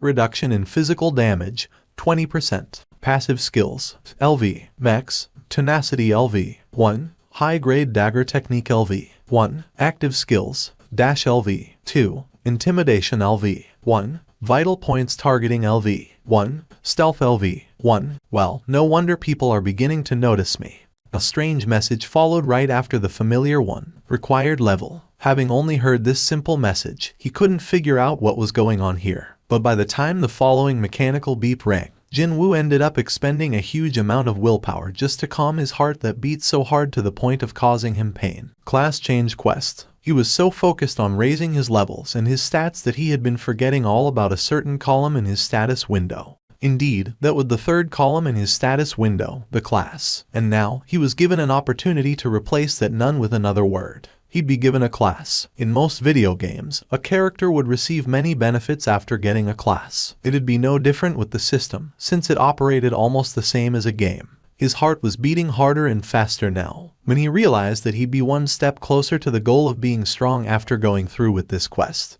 He simply could not calm himself down anymore. Yes and no continued to flicker in front of his eyes. Jinwoo was about to choose yes and take on the quest to change his class. However, he stopped almost instinctively. No, hang on a sec. Who knew just what kind of a quest might show up here? Following right after the notice from his instincts, the warning bells from his brain rang true and clear inside his head. I'm inside a dungeon. A dungeon was one of the most dangerous places in the world. Even though he was fully accustomed to the rank C dungeons by now, a dungeon was still a dungeon after all. There was no reason for him to increase the risk even more. Besides, Yu Jinho was standing next to him as well. It wasn't as if he didn't trust the kid, no. Still, he didn't have any particular reason to let the kid in on the existence of the system, or explain the weird phenomenon that might occur when he changed his class. There was absolutely no one here. Only the dense forest greeted his searching eyes. In order to make sure he'd get to enjoy a relatively safe quest, he searched for a mountainside with almost no human presence and found the most suitable candidate.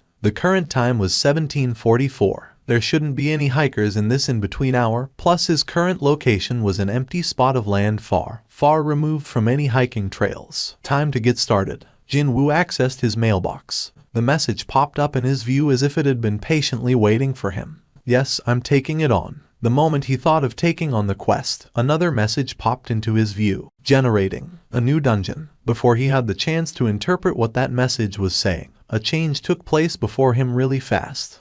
A black hole formed right in front of his eyes. That was merely the beginning, too. The black hole the size of a bean expanded to the size of a coin, then to that of a volleyball, and eventually it grew large enough for a person to walk through. Isn't this? Jinwoo's eyes grew wider. He was expecting to see a new message with the contents of the quest pop up in front of his eyes. But this, what appeared before him was, without a doubt, a gate. To think a gate would show up here. This one didn't seem any different from the others he was familiar with. Only that, it was a bit smaller than usual. This is no time to daydream. If he succeeded, then a new class and all the rewards that followed would be his. And if he failed, then he couldn't even tell what might happen to him. So, he needed to focus here. After taking a deep breath, Jinwoo held the poison fang of Kasaka in reverse grip and entered the gate. This isn't going to be easy, is it? Maybe because his class change was up for grabs, there were quite a few restrictions here to contend with. The most important one was that he couldn't replenish his spent energy or stamina, and couldn't heal himself using potions or level ups. The damage will stack, in other words. If he got injured, then that would spell his doom. The exit is blocked off, an unknown grade, impossible to heal himself, and no exit. This dungeon was a pretty risky proposition. If clearing this place was difficult because of all the restrictions, then didn't that also mean there was an amazing opportunity waiting for him at the end? He took one last glance behind him and slowly made his way forward, the torch lighting the way. Just how long did he walk? When he walked for a long, long time, he finally got to a bend in the passageway, and just beyond it, he sensed multiple presences. Clank, clank. Whenever this thing took a step, the metallic clang reverberated loudly in the passageway. The noises were getting closer. Jinwoo aimed for the side of its neck. Clang, but he got to hear metal hitting metal instead. The blade didn't go in. Metal armor. Jinwoo's eyes widened. Finally confirming the identity of his opponent, Jinwoo quickly took several steps back. It's a human. He was now facing a knight decked out fully in a suit of armor. Its face was hidden behind the helmet and he couldn't see what they looked like. Jin Woo called out to it while thinking to himself, could it be? However, the knight didn't even utter a word and simply lunged in Jin Woo's direction. He couldn't sense the beating heart that a normal person should possess, so, most likely, it was not a human. He was now facing off against a type of monster he'd never even heard of before. The first one to strike wins. Before the enemy made its move, Jin Woo dashed in first. Swish. Jin Woo evaded the hurried swing of the knight's longsword and stabbed his dagger at various points in its armor. Unfortunately, he couldn't damage it. The armor is too thick. Not only was it thick, the surface was smooth as well, so when he landed a straight blow, the blade didn't go in but simply slid off to the side. It was at this point that the knight swung its sword in a huge arc. Vital points targeting. Crack. The tip of the dagger penetrated past the armor. Did it work? However, it must have not suffered any damage, since it swung its sword down vertically with great force, not caring at all about the dagger stuck to its side. It's not really that strong, is it? That was his earnest assessment. Probably because of all that heavy armor, its movement was dull, and its attack pattern was also rather simple, too. Only that, its defense against bladed weapons was truly exceptional. Jin Woo rolled up his sleeves. Well, I've already fought against an enemy with thick armor that blades can't penetrate. The boss monster, Poison Fang Blue Kasaka that broke a steel sword infused with magical energy in one hit. He had experienced killing such a snake before. Compared to the Kasaka, that thing is nothing. A thin smile slowly formed on Jin Woo's lips, since that was a pretty good memory to recall. Jin Woo easily evaded the knight's attack aimed at his shoulder, slid to its back, and caught it in a headlock. Crack. Along with a pretty sickening noise, the helmet was ripped off. This was the moment when his strength stat exceeding 100 points had begun shining ever so brightly. A simple but concise message announcing the end of the battle popped up. A flickering light indicating the presence of loot came from somewhere on the armor, but Jin Woo's attention was elsewhere. What the heck? There's nothing inside. The helmet he held in his hands was totally empty. He quickly checked inside the armor to make sure, but it was the same story, empty. Does that mean I was fighting against a suit of armor that was moving by itself? Just as he arrived at his conclusion, two more knights rushed into view from around the bend. It seemed that they had belatedly sensed the unfolding battle. The knights discovered Jin Woo, and as if they had made a prior arrangement, they unsheathed their long swords in unison. Jin Woo tossed the empty helmet away and loosened the muscles on his neck and shoulders. He now knew how to fight these things. So, this is the real beginning, huh? Jin Woo's lips formed a slight grin as he stared at the knights rushing towards him. His first step in clearing this dungeon proved to be on the right track. Was it because of all the restrictions? The loot drop rate turned out to be rather excellent. Jin Woo only defeated 3 knights, yet 2 of them dropped an item each. As far as percentages go, that was 66.6%. It was an unimaginably high drop rate compared to other instant dungeons. Rarity B. Type Armor. Reduction in physical damage, plus 7%. Jin Woo picked up the breastplate. As expected, a message regarding equipping the armor popped up in his view. The breastplate disappeared from the view. Jin Woo summoned the status window and confirmed his stats. So, it really went up. Jin Woo felt around his chest area. He couldn't feel anything weird.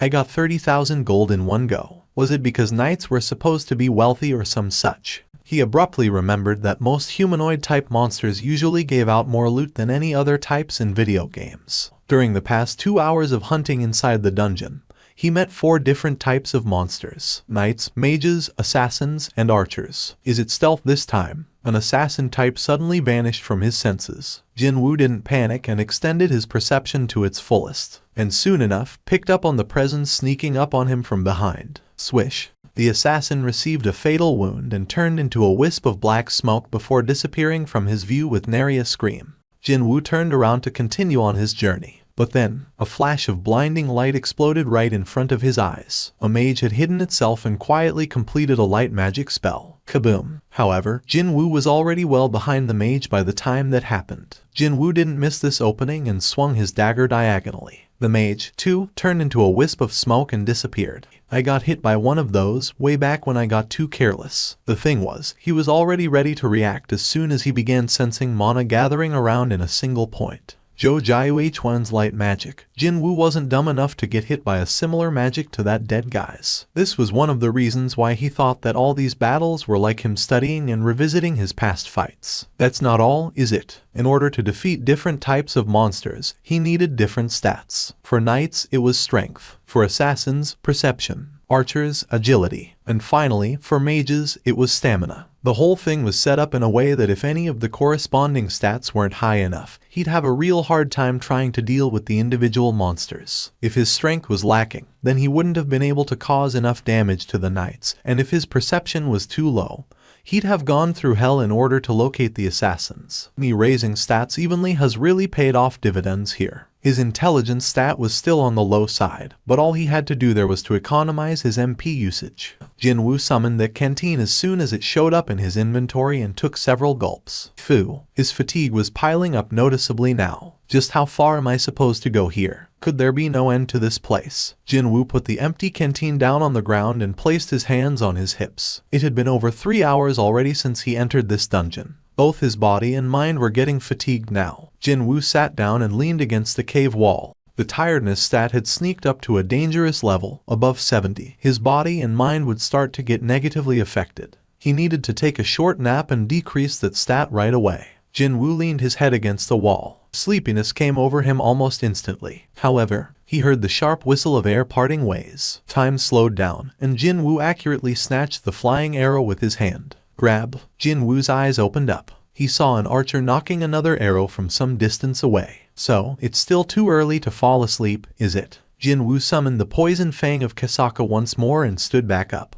Crunch. One single punch caused the knight's breastplate to crack and cave in. The lifeless monster slowly slid to the ground in between Jinwoo's stretched fist and the wall. Jinwoo looked down on his slightly skinned fist and clicked his tongue. Only a short break would have taken care of such a small wound by now. However, these abominable monsters didn't give him a moment to rest. Still, he earned quite a lot in the meantime.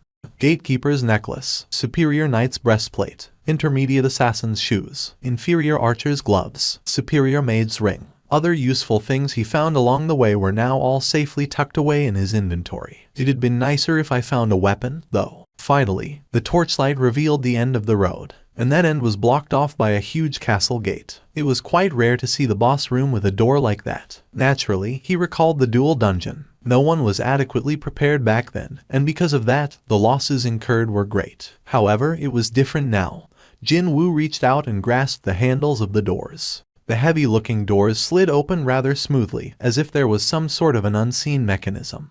Boom. The door to the boss room finally opened. As soon as he set foot on this floor, countless torches lining up the walls lit up all at once and illuminated the interior. As I thought, it's almost the same as back in that underground temple. Jinwoo maintained his vigilance. He scanned his vicinity and cautiously stepped forward. Several giant stone pillars stood erect to his left and right. At the far end of this room, he could see a tall throne. It's as if this place reminded him of the king's audience chamber from a fantasy movie. Of course, the scale was noticeably larger, though. A few steps later, the door issued a loud bang and closed shut behind him. Slam. Jinwoo glanced back, but he didn't panic. He already expected something like that to happen. Jinwoo swallowed his dry saliva. He only had to take one look at the creature's red name floating just above its head to know that the boss had finally made its entrance. It was a knight wearing a suit of blood-red armor. The way it was kitted out from head to toe in metal armor was similar to other knights he fought so far, but quite unlike those that looked dull and slow.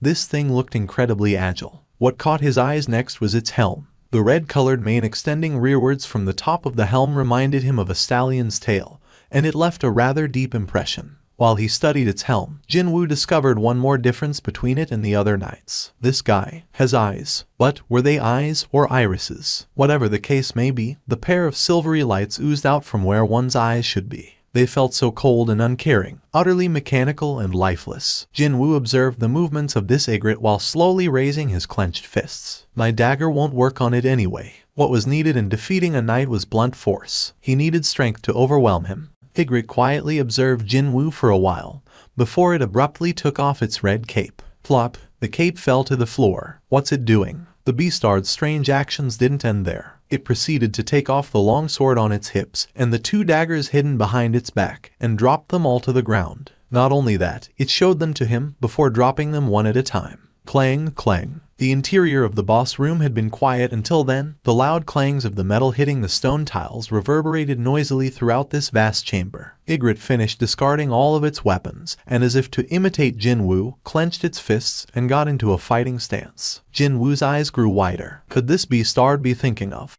Was this thing going to fight him barehanded because he was also barehanded? Jinwoo bit his lower lip.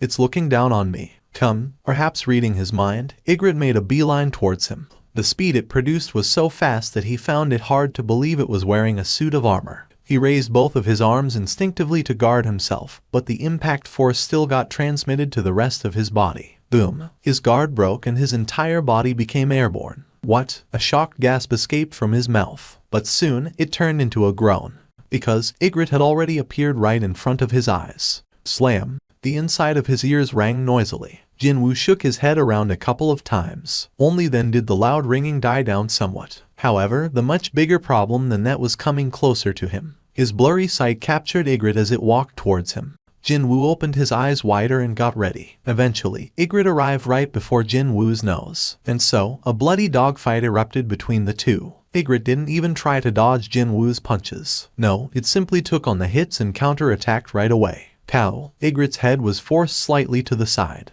But, even before Jinwoo could correct his posture, a sharp and accurate counterpunch flew at him. Jinwoo tottered about like a drunken man. What is this nonsensical bullshit? Currently, Jinwoo's physical damage reduction stat had exceeded 30%. However, each of Ygritte's attacks hurt like crazy, as if he was being pounded on by a hammer. On the other hand, his attacks almost didn't inflict any damage to the enemy. Their exchange didn't last for long afterwards. Flop. He tried to stand back up, but his legs didn't want to listen. Ygritte stood before Jinwoo, but stopped attacking him. It wordlessly stared down at him for a while. Then, while ignoring Jinwoo's question-filled gaze directed at it, Ygritte extended its hand out towards the sword discarded to the ground some distance away. Then, the sword was automatically reeled in. Ygritte grasped the sword in both of its hands and walked to the side of Jinwoo. You want to execute me, is that it? This beastard certainly lived up to its title as the captain of the knights. When it looked like Jinwoo wasn't going to resist his final moments, Ygritte went ahead with the execution. Of course, Jinwoo wasn't going to let that happen without a fight. The sword fell down in a straight line. However, Jinwoo reached up with his left hand and blocked the descending blade.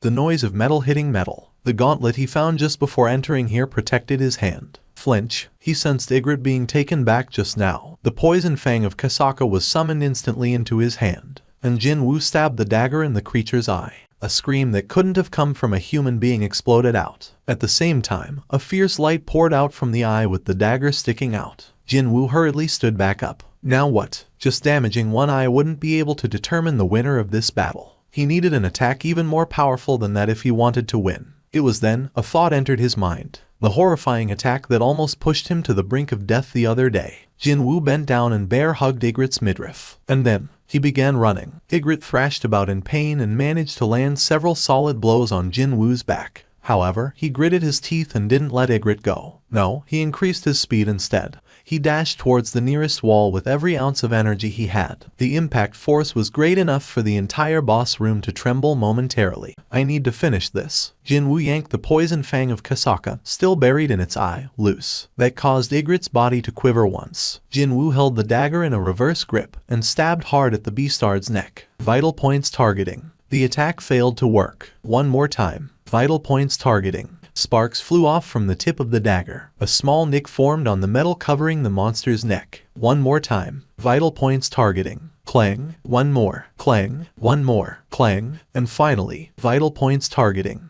The poison fang of Kasaka broke past the protective metal and dug deep into its neck. Jinwoo raised both of his hands up high into the sky. He took several steps back, before losing all strength in his legs and faltered to the floor. Jinwoo spat out the heavy breaths he'd been holding in until now. He won, somehow. It was an incredibly close fight. However, wasn't this the end of the quest? Jinwoo collected his breaths for a long time, before painfully raising his body up. He expected the class quest to end once he killed this guy, but not one message popped up in his view. He looked around, but he failed to spot anything different in the boss room. No, there was one thing that was different from before. Several strands of light began flickering on Ygritte's body, meaning his loot was now ready. For the time being, let's grab those. After all, he couldn't tell what else might happen here. Grabbing things that he could grab when there was a chance was the smartest move one could make, wasn't it? Jinwoo reached out towards those lights. Why were there so many? Jinwoo felt rather puzzled, but still, he couldn't hide his elation, either. The first thing to enter his inventory was the leather pouch. Jinwoo's eyes went extra round. the level of reward is on another scale altogether. It definitely was worth it, defeating it after going through so much crap. He wasn't expecting all that much to begin with, yet the leather pouch spat out an unbelievable amount of 1,500,000 gold. However, Jin Woo's attention was directed elsewhere at the moment. If the leather pouch he didn't even hold high hopes for managed to produce such wealth, then just how high was the value of the helm or the rune stone? Rarity S. Type Armor. Reduction in physical damage plus 15%. Stamina plus 20. Strength plus 20. It's an S. Jin Woo cried out in elation. For the first time ever, an item with a rarity ranking of S showed up. Just the effect of 15% reduction in physical damage alone would have made it a top-tier item. Yet it even possessed two more remarkable additional attributes of raising the stamina and strength stats by 20 points each. Just seeing those options alone made his heart palpitate so much faster. The rarity items can't even compare to it. He was fully aware of the fact that he was standing in the middle of the dungeon's boss room, yet the smile on his face didn't want to go away. And if you were to add in one more unnecessary point here, he even liked the helm's design. It's a bit of a pity to hide this thing, though. The crimson helm that immediately reminded all onlookers of the flowing blood, and the mane connected to the helm itself, made him feel like he was holding an artistic masterpiece. It was only for a brief moment, but he even felt compelled to put on the full set of this armor if it existed somewhere. However, what a waste. Ygritte's other armor pieces weren't considered to be loot, as there were no lights coming off from them. Only the helm could be taken away. With the trace of excitement still lingering in his mind, Jin Woo shifted his gaze to the other two items. Two pieces of stones. Out of the two walnut-sized stones, the first one to grab his curious gaze was the immediate return stone. I know what is a rune stone, but just what could this immediate return stone do? His curiosity got resolved pretty quickly. However, the information on the immediate return stone floated up right away. Rarity. Type Consumable. An item exclusive to this class change quest. When destroyed, you'll be transported outside the dungeon immediately. However, once the class change quest has been concluded, it will automatically be destroyed. Can't be stored in the inventory. The way to use it was similar to a rune stone. However, to think that its effect wasn't about absorbing a new skill, but to escape from this dungeon. Hang on a sec. The class change quest isn't over yet. Sure enough, the warning beep from the system went off in his head as if it was waiting for this moment. Son of a BTCH. So, this was the item to start the quest for real. He nearly fainted on the spot. He felt like he had stepped on something he shouldn't have in the first place. If I knew this might happen, I'd have taken a short break first. What would regret do for him now? No matter how much one relied on one's experience and knowledge to predict the future, one would never be able to correctly guess the tricks of fate. A strand of cold sweat dripped down from Jin Woo's forehead. Just as he swallowed a bit of dry spit and his Adam's apple bobbed up and down, the system's new message popped up in his view. Endure. Endure what exactly? He ended up shouting out loudly as his frustration mounted. For the first time ever, the system expressed emotion. Too bad, he had no time to stew inside his shock. The moment the timer hit 0, several gates began forming all around him.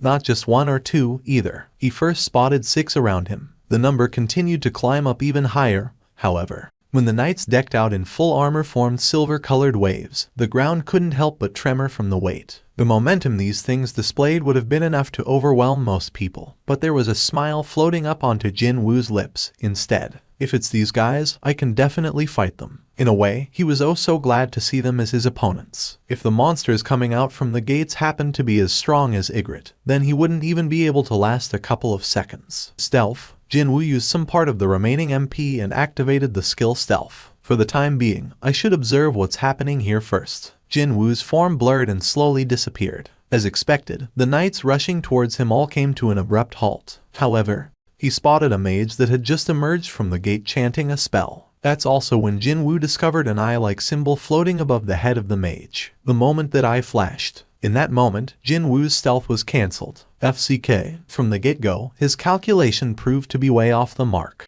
The knights that stood around like telephone poles snapped their heads all at once towards Jin Woo's direction. It was a scene straight out of a horror movie, and soon enough, the silver waves pounced on him. Jin Woo's eyes opened wider and he gritted his teeth. Boom. His punch blew away the head of the incoming knight. That guy died where it stood. Crazed lights shone in Jin Woo's eyes. Intimidation. The movements of the monsters became much duller through the effects of fear, but his mana fell down to 90 points. The intimidation required 100 MP in order to activate. He wouldn't be able to use it the second time. However, I just bought myself a minute, intending to use this precious minute to the best of his abilities as the monsters were noticeably weakened. Jin Woo began wailing on them with everything he had. With a terrifying momentum, he proceeded to utterly dismantle the knights. Too bad, the speed of him defeating knights was far inferior to the rate of the replacement knights popping out from the gates. Even in the midst of the maddened battle, Jin Woo sneaked a glance at the timer. It had only been 3 minutes and 19 seconds. If that was converted into points, how much would he get? Wouldn't it be fine for him to leave this place now? However, he didn't have any leeway to dwell on that matter. Even while he was thinking to himself, knights were continuously pouring out from the gates like unstoppable waves. He managed to destroy countless knights, yet he simply couldn't deal with so many of them. In the end, Jin Woo was buried in the sea of knights. His HP was in a freefall now and eventually it hit rock bottom. The time is 5 minutes and 8 seconds. He had endured enough, hadn't he? Let's get out of here. Now completely entrapped among the knights, Jin Woo flailed about helplessly in this silver prison and dug through his back pocket. However, the immediate return stone slipped out from his grasp and fell to the floor, and the roundish stone hit the soul of one of the knights and rolled away far from him. Jin Woo hurriedly reached out towards the stone, but the knights blocked him. Soon, knights piled up on top of him, too. It became almost impossible to breathe in an instant. His consciousness began to blur. Pow, pow. He continuously got struck by the knights while trapped below them, and as his mind began to grow dimmer, he thought he heard a snarky cackle coming from somewhere. The knights surrounding and pressing down on Jin Woo were suddenly all blown away. Even though he somehow managed to crawl out from death, his eyes were burning with life. As a matter of fact, his eyes were burning with a stubborn will and sheer malice. I won't let it end like this. He earned this opportunity after going through so much. So, how could he let it end like this? Never, because he was stuck at the very bottom for so long. He yearned to be on top more than anyone else. He knew the sorrow of the weak better than anyone. He tried everything to survive, and when he did survive, others kept pointing fingers at him. How will a rankie be of any help here? The association is being way too much. They should have dispatched someone who could actually lend a bit of help. That beastard, maybe he keeps surviving by hiding behind his colleagues every time. So, how could he simply watch and do nothing, when a ladder that could take him to the very top was put in front of his eyes? I remember now, that voice ringing around his head just now. That voice belonged to those beastards. The voice that always yapped on and on from behind his back. Fine, laugh all you want. I'll struggle on until the bitter end. It's fine if my HP drops to 10, no 1. I'll struggle and struggle on like crazy right until the end. I'll fight until I won't be able to move anymore. Slam. 2 more knights were destroyed in the meantime. Unlike Jin Woo's unyielding stubbornness, though, his entire body was now riddled with all sorts of wounds. It progressively much harder to lift his arms. His weakened fist wasn't enough to stop the knight's tackles and charges anymore. From the front, one, from the back, another one. Slam. Jin Woo was sandwiched powerfully by the 2 knights slamming into him from the front and back, and he spat out a pained groan. Other knights pounced on him as if they didn't want to miss this chance. In the blink of an eye, Jin Woo was buried under the masses of knights and couldn't even lift a finger. Even during that, more knights continued to pile on top of Jin Woo. He was in a truly desperate situation. Even then, Jin Woo did not give up, though. No, not yet. I can still go on. Just as Jin Woo managed to clench the hand pointing at the sky, the mysterious countdown ticking down finally announced its conclusion. Penalty zone. He then remembered it. He didn't do the daily quest for today. He was planning on confirming the results of his constant leveling up, and to help him decide whether he was ready to tackle the demon's castle or not. Who could have guessed that things might unfold in this manner? Just like back in the hospital, everything began to violently shake. The knights piling on top of Jin Woo turned into figures of sand one by one. The world surrounding him was changing. Jin Woo soundlessly laughed to himself. For some reason, the words the system spoke to him before the beginning of the quest circled around inside his head. Was it trying to imply that the quest itself was unimaginably hard, to the point that he needed luck to complete it? Or was it implying that it'd cheer him on, as he resorted to borrowing the power of luck and earn a ton of advancement points that way? His fingers dug into the desert sand as the held-up breaths exploded out of his mouth. Fresh air entered and flowed into every corner of his body via his lungs. Finally, I feel alive. The sense of relief wrapped Jin Woo up tightly as he rolled onto his back. He was wondering why it was so difficult to move his body, but as it turned out, the DMN tiredness stat was over 90. This is probably my first time that stat has gone past 90, right? 2 words, buy and sell, popped up in the air. Although the layout of this store imparted not one hint of sincerity, no matter how kind he looked at it, he found it such a welcoming sight right now. He picked out the most expensive healing potion on sale. As soon as he confirmed the purchase, the glass bottle containing red liquid appeared on his wide-open palm. Jinwoo laboriously popped the cork open and poured the potion down his mouth. Just one bottle was enough to lower the tiredness value at a visible rate. However, for some reason, his HP value didn't change at all. Even after he finished the whole bottle, his HP didn't recover. It was such a noticeable contrast to his tiredness stat hitting 0. Why is it doing this? Only after he completely drained the bottle did he finally get to understand the reason for this anomaly. What a simple reason, that his remaining HP was too low. And sure, they should pop up right about now. And just as he expected, he sensed the presence of life forms beneath the surface. Jinwoo tightly shrunk his body for a second before springing up to his feet. His entire body felt as light as feather. His strength had returned in full thanks to the potion. The sand exploded up like a pillar and the huge centipede revealed itself. Everything matched up to his memories so far. And I found this thing so terrifying to look at back then, too. But now, he couldn't help feeling like he was looking at some video footage being played in slow motion. Jinwoo raised his eyes a bit higher, and he got to clearly confirm those red letters floating above the centipede's head. Its name was in red letters, the same color as the Cerberus from the demon's castle. It was then, the quest message appeared before his eyes. Please survive until the end of the time limit. Time limit, 4 hours. Remaining time, 4 hours 0 minutes 0 seconds. Confirming the details of the message, Jinwoo clenched his fist tightly. I can buy myself time with this. Since he hadn't used the immediate return stone to escape from the dungeon, he still had a shot here. I'm pretty sure that, as soon as the penalty quest is over, I will be sent back to that place. What if time spent inside the penalty zone was acknowledged as the time he endured during the quest? His advancement points tally would be enormous. There was one issue he still had to resolve first, however, and that would be whether he could get out of this place unscathed with only 100 or so HP remaining. As it was impossible to heal himself using potions, he had to do his best to cautiously kill these centipedes until he leveled up. As the result of wrestling around with these centipedes for the past 4 hours, his level rose up 4 times and now it sat at 51. Before he knew it, the penalty quest was coming to an end.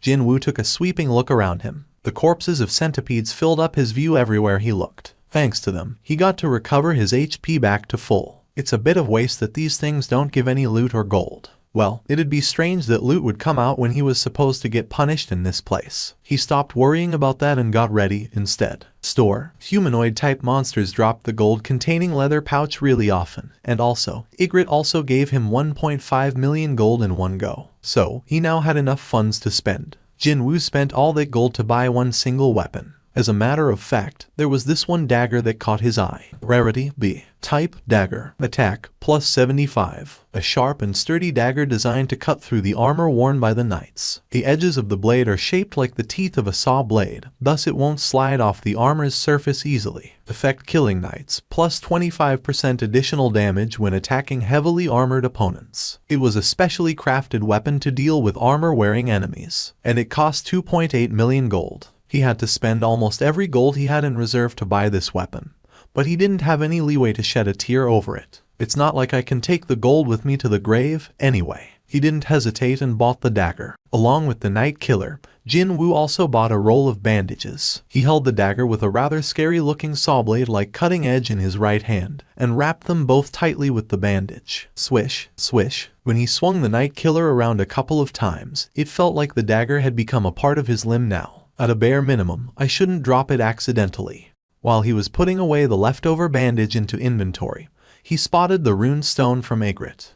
There was this thing, too. You can absorb the skill by breaking this rune stone. Right now, he needed to grasp at everything, even if that was a piece of straw. Whether that was an item or a skill, he needed to obtain whatever that could become his combat strength. Jinwoo didn't hesitate and broke the rune stone. Active skill. Required mana to activate, none. Even without touching, you can physically influence an object. As soon as he read that description, he recalled a certain scene. It was when Ygritte extended its hand towards its longsword that was discarded on the floor, far away. So, this is the skill that made the sword move back then. A skill that could move objects around from a distance with nothing but his will. On top of that, he didn't even have to spend any mana. either. If I am able to move any object I see just like the description says, then this would be one hell of a skill to possess. Jinwoo immediately tried to experiment with the skill on the corpse of the centipede next to him. If he wanted to move something heavy, then it was likely that his proficiency with the skill had to be much higher. From here onwards, it's back to the class change quest. Inside that boss room, hundreds of monsters were waiting for his return. Or, the number could be even higher now. If he was being kind here, he was returning to that place, but truthfully, it was more like him being thrown back in there. HP, MP, tiredness, equipment, and even a new skill. And his renewed resolve. His current condition was so much better than when he first set foot in that place, but when he thought about going back there, he couldn't help but get tense and nervous. The knights all began rushing violently towards him. Where are the mages? Not too far from him, he spotted a lone mage. As I thought, what he witnessed back then was right. Indeed, he didn't see wrong. Back then, when he was being squeezed tight by the group of knights and only his arm could flail about helplessly, Jinwoo spotted something through the narrow gaps he couldn't quite understand at the time.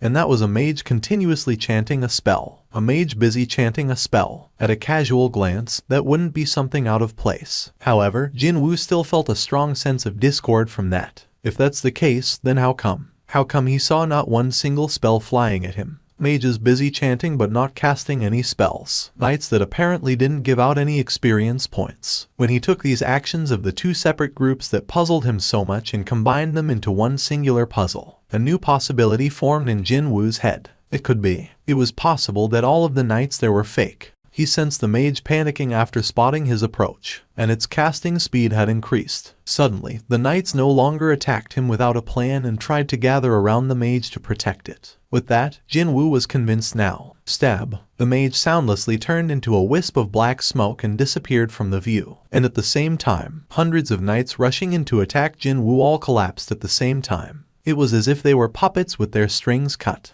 The knights collapsed on the floor were now, more or less, empty suits of armor. This was my answer. Jinwoo cried out inwardly in elation. He had to go through several near-death situations just to get to this conclusion. Stealth. Jinwoo's form blurred in an instant. Of course, he wasn't trying to hide via stealth. What he was aiming for was. The ear-piercing mechanical beeps rang out from several directions. Jinwoo ran on top of the knights and quickly confirmed the positions of the eye-like symbols. There are a total of 5 mages. Jinwoo targeted the closest mage to him. The mage hurriedly gathered knights around it the moment Jinwoo turned to stare at it. But, swish, the poison fang of Kasaka flew out of his left hand in a straight line and stabbed accurately in the middle of the mage's forehead. Once more, hundreds of knights tumbled to the ground. He sneaked a glance towards the poison fang of Kasaka he hadn't recovered yet. It was time to use his new skill. Ruler's Reach. Jinwoo extended his left hand towards the dagger, and as if a magnet was pulling it in, the weapon flew back in. Yes, Jinwoo snatched the dagger off the air. Now that he didn't have to personally retrieve his dagger, he could take the most efficient route to his target. In the next second, he arrived before the next mage, and, even before the knights could try anything, he cut the beastard up in half. More knights collapsed again. The initiative was clearly with him now. Jinwoo's glare became harsher. There are 3 left. Perhaps sensing the threat, the remaining mages all gathered in one spot. It wasn't only them, either. The knights they controlled also gathered around them. And then, the mages all chanted a certain spell together. Their ominous and creepy voices reverberated throughout the boss room and soon, they finished their spell. The knights guarding the mages were suddenly pulled into one lump and got compressed as if they were thrown into an industrial crusher. And then, they were reborn as one huge metal golem which began glaring at Jinwoo right away. Wow, this is no joke, huh? Jinwoo leaked out a gasp of pure admiration after sensing the overwhelming pressure emitted from this giant monster. However, he wasn't scared by its appearance at all. Perhaps because he had encountered several life or death situations already.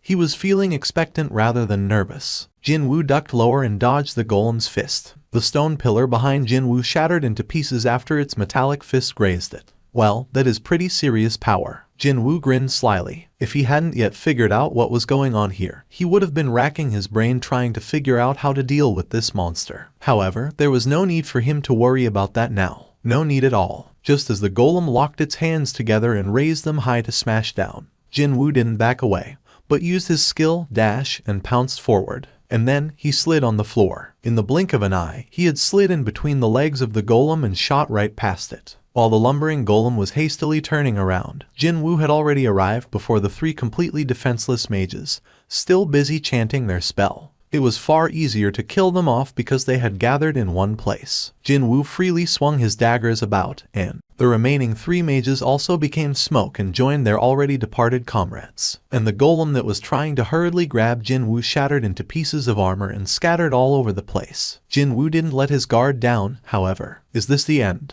Or is there something more? He remained alert and ready just in case something else might happen. But then, the familiar beep went off in his head. Jinwoo swallowed his saliva. Perhaps to laugh at his unnecessary worries, the system announced the end of the quest, instead. Only now could Jinwoo spit out a sigh of relief. He had endured for almost 4.5 hours. And that wasn't all. In a quest that could be cleared simply by enduring the combined assault of the countless enemies for a while, he actually managed to kill them all. Just from wondering about how many points he got to accumulate and what kind of a class he'd earn from that, his heart began trembling in anticipation. Yup, that sounds good. If his past actions were used as the basis for the selection of his class, then the odds of him ending up with something weird and struggling in the future would be close to zero now. It was probably the most welcoming thing he'd heard in a while. He thought that this description was a bit too heartless and cold. But after looking back, he couldn't come up with anything to rebut those words. I only did those in order to raise my level, though. After entering an instant dungeon, he kept hunting monsters down until his level would not rise anymore. And while inside a regular dungeon, he made sure to find every single hidden monster there and slew them all, too. Also, although it wasn't his intention, he ended up fighting other hunters a couple of times, too. Assassin, corpses, and the scent of blood. No matter how you look at it, just as he suspected from the beginning, it seemed that his class would be set at assassin now. Nod. Jinwoo nodded his head in agreement with the system's assessment. Well, it's not like I had any trustworthy comrades, to begin with. However, he couldn't understand why those points were being addressed during the selection of his class. The system's explanation continued on. The army of the deceased. Only now had Jinwoo realized something had gone awry here. Too bad, though. No, wait. Even before he had any chance to raise his objections, the system read off the result of the selection in its usual dry and humorless voice. What the FCK? What was the meaning of this sudden slap to the back of his head? Everything was going well, so why did Necromancer pop out instead of the expected assassin? Jinwoo dazedly stared at the message. He even rubbed his eyes several times, but nothing changed. The message still floated up there, unchanging. He couldn't believe it at first, then he became really angry next. I've never even touched the intelligence stat, so what the hell? Just how did he end up with a rare class not even found among countless mage-type hunters in the world? From the moment Jinwoo awoke as a ranky hunter, he was always a close-quarters fighter. With the exception of the steel longsword, he always used daggers, and the skills he got until now were perfectly suited for the role of an assassin. That was why he hadn't even thought of the possibility that his class would end up belonging to a different type altogether. It was a magic type, no less. No, more than that, a necromancer. His knowledge of different classes came from video games, but even then, he knew enough about what being a necromancer entailed. A gloomy-looking mage, and an army of undead following that dude. No matter how much he thought about it, that image just didn't correlate to him whatsoever. If he were to think about the advantages of being a necromancer, then, just as the system alluded to, he could create his own army. About that much. Well, the problem here is that army will consist of skeletons and rotting corpses. If he walked around with such an army, the whole world would be up in arms in no time. The system demanded his answer. What a relief that was. I can still say yes or no. Jinwoo spat out a sigh. If the class wasn't forced down his throat, then that meant there was another opportunity for him. If he still had another shot, then there was no reason to sweat so much right now. Jinwoo gladly refused the suggestion. No way. When he did that, the message asked him again. Although it was asking the same thing for the second time, he found himself unable to quickly answer back. He was now hesitating. A hidden class, is it? That term might sound like something straight out of a video game. But still, there were hunters with rare and strange abilities even in reality, such as hunters who could create shields or buff others, or even, the master of White Tiger Guild can apparently transform into a monster too, according to the rumors. All those hunters with rare and strange abilities were now enjoying a great deal of special treatment after being scouted by the biggest guilds out there. Could this hidden class thing be the same thing as the special abilities those hunters possess? If that were the case, this could be an opportunity instead. If I could only get to experience the class of necromancer just for a bit, I wouldn't even need to weigh my options this much. However, would anything in this world be that easy? There was no way the matters of this world would revolve according to his wishes, and worse still, he had never heard of anyone possessing an ability similar to that of a necromancer. Oh, Jinwoo took a sweeping look at all the broken remnants of the knights strewn about this place. Those mages. One could say that those mages in the class change quest were using roughly the same ability as a necromancer. It was certainly very difficult to fight all those knights who attacked him with complete disregard for their own lives. If he failed to figure out how to fight them until the end, or if the mages possessed very high close quarters combat abilities, then the one lying on the floor right now would be me instead of these scrap metal bits. Jinwoo stopped looking at the knights and raised his head. A certain look of determination flashed by in his eyes. I already possessed the close quarters combat ability, meaning he was different from those mages. What if there was a mage possessing excellent hand-to-hand combat skills who also happened to command an army? Wouldn't that be the worst of all worst possible nightmares for his enemies? What if, something he could only think about but couldn't do, wouldn't it be possible for him to enter a dungeon rated B or higher alone and clear it now? Jinwoo silently swallowed his saliva. If he were allowed to continue raising his stat values after becoming a necromancer, then obviously, the army under his command would also grow even more powerful than before. He couldn't even begin to imagine the effect of that. It'll no longer be only me leveling up. His own army would be leveling up, too. Bonus points, it said. But that was rather obvious, wasn't it? Not sure how long was the expected time, but well, I did endure for quite a long time, didn't I? He began smirking in satisfaction. Then all of a sudden, several messages inundated his vision. What's this? His ears hurt from all the beepings, but Jinwoo's focus was fixed elsewhere and didn't care anymore. As a matter of fact, he couldn't even hear those beeps now. A special reward. Those words jumped right up at him. A reward. Not only that, it was special, too. Jinwoo stopped trying to store the night killer in his inventory and concentrated on the message. His stares were now firmly fixed on it. Soon, follow-up messages popped up. Shadow Sovereign. Hearing that strange term, Jinwoo hurriedly summoned his status window. Indeed, there was a new term added to his class column. It's not a necromancer anymore. The system definitely said that he'd be able to get a higher ranked version of his class according to the amount of advancement points he had earned. And also, it mentioned that the point tally had exceeded the limits of the class itself, too. The end result from all that was this Shadow Sovereign. So, is this the special reward the system was talking about? The thing was, though, Jinwoo couldn't continue on with what he wanted to say. Right in front of his disbelieving eyes, a truly bizarre and hard-to-explain phenomenon began unfolding. Behind the hologram-like messages, unknown black smoke was slowly and eerily leaking out from the knights strewn about on the floor like scrap metal. No such thing happened prior to him getting his class. Whenever his eyes landed on targets with black smoke oozing out from them, the words with hard-to-fathom meanings possible to perform extraction popped up into his view. Shadow extraction. He couldn't understand why, but to Jinwoo, those rising smokes looked like they were writhing in pain. As a matter of fact, it felt like they were reaching out to him, begging him to save them. Would it be strange if he said that? He could hear their screams, but he was sure of one thing. He was sure of him being able to free them from their pain. Shadow extraction. I gotta set a separate activation phrase for this skill. Jinwoo pondered for a bit, before muttering out almost instinctively, "Rise up."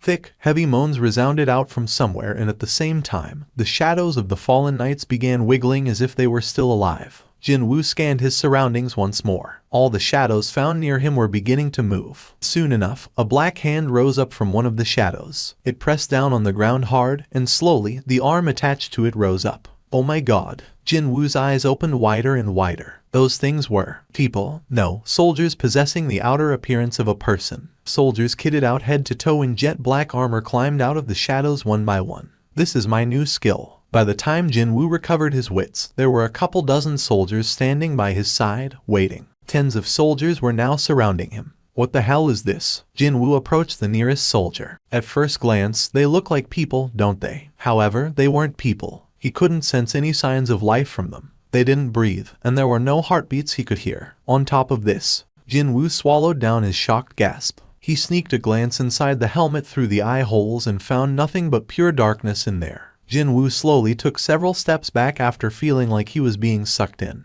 These things came out from the shadows. He immediately checked his skill window. Just as the system informed him, new class-specific skills could be found there now. Active skills. Shadow Extraction LV 1. Shadow Storage LV 1. He checked the details of the first skill. Class-specific skill. Required mana to activate, none. Creates a shadow soldier by extracting mana from the recently deceased life form. The odds of extraction failure will rise higher depending on the target's original stat values, as well as the length of time since its death. Number of shadows that can be extracted, 30/30. Oops, a thought flashed by in Jin Woo's head. I shouldn't be wasting time like this. He had witnessed the power of his new skill. He could now turn the defeated monsters into his soldiers. If that was the case, then wasn't there a monster nearby that he just had to turn into his lackey right away? Jin Woo searched around as his glare became sharper. Found it. Jin Woo stood before Ygritte. It might have been a fearsome enemy that threatened to kill him only a few hours ago, but now it was probably the best ingredient he could find. Fortunately enough, he saw the black smoke slowly oozing out from Ygritte, just like how it was with other fallen knights. Jin Woo's expression brightened. Nice. He already knew the drill. Oh yeah, there was something like that, wasn't there? At the end of the skill's explanation, there was something he should have taken note of. The maximum number of extractions he could perform was 30, which meant the number of his soldiers was currently 30. As his eyes swept past the soldiers, their names and levels appeared before his view. Regular grade. Everyone possessed the same name and level. Oh well, their origins were exactly the same, so. But then, he discovered 3 somewhat different colored soldiers right at the back of the infantrymen. Are those? Unlike the regular infantrymen, these guys were wearing robes. Elite grade. Oh, he quickly figured out what they were. The 3 mages that were controlling the Iron Golem must have been revived as undeads as well when he gave out his Rise Up command just now. So, 27 infantrymen and 3 mages, This was why being rare was a good thing. He excluded the low-numbered mages and selected the closest infantryman from him to cancel the extraction. And he was really sorry about this. Extraction cancellation. The soldier turned into black smoke and scattered in the air. Not even a trace remained of it. Jin Woo gazed at the spot of the disappeared soldier for a little while with an apologetic expression, before shifting his attention back to Ygritte. His preparation was complete. He even had to sacrifice one of his wonderful soldiers just so he could turn Ygritte into a shadow. So, he simply had to see some results here. Time to act while the sun still shone. Jin Woo tried the extraction right away. Rise up. When he did that, the shadow cast beneath Ygritte began to wiggle as if it came to life. It was the same reaction as when he extracted the shadows from the knights just now. Okay, good. Jin Woo clenched his fists tightly. He had a good feeling about this. What would Ygritte look like after its extraction? Jin Woo's hands became slick with the sweat of anticipation. Unfortunately, ting, a mechanical beep akin to a metal plate breaking in half rang inside his head. Hearing that he still had more chances remaining, Jin Woo spat out a long sigh of relief. Hang on, now that I think about it. The skill's explanation definitely said that the odds of extraction failure would rise up depending on the target's stat values. But having experienced it personally, he couldn't help but be dumbfounded. It felt like he got slapped in the back of his head. This taste of his first failure. Not only that, there was a restriction on the number of attempts he could try, too. Jin Woo attempted the extraction for the second time. Rise up. Too bad. His expectation was shot down grandly once more. Ting. This guy gave him so much trouble while it was still alive, and even in death, it was managing to give him some serious headaches. Jin Woo closed his eyes and reorganized his thoughts. Well, it could be nothing more than percentages and odds, but it was possible that his desire to possess Ygritte's shadow wasn't earnest or strong enough. Jin Woo slowly reopened his eyes. He sensed the black smoke rising up from Ygritte reaching out to him, pleading with him to save it. Jin Woo became a lot more serious than before, and he reached out with his right hand as if to grab that pleading hand of the smoke. Rise up. He didn't do it deliberately. He himself didn't quite realize it then.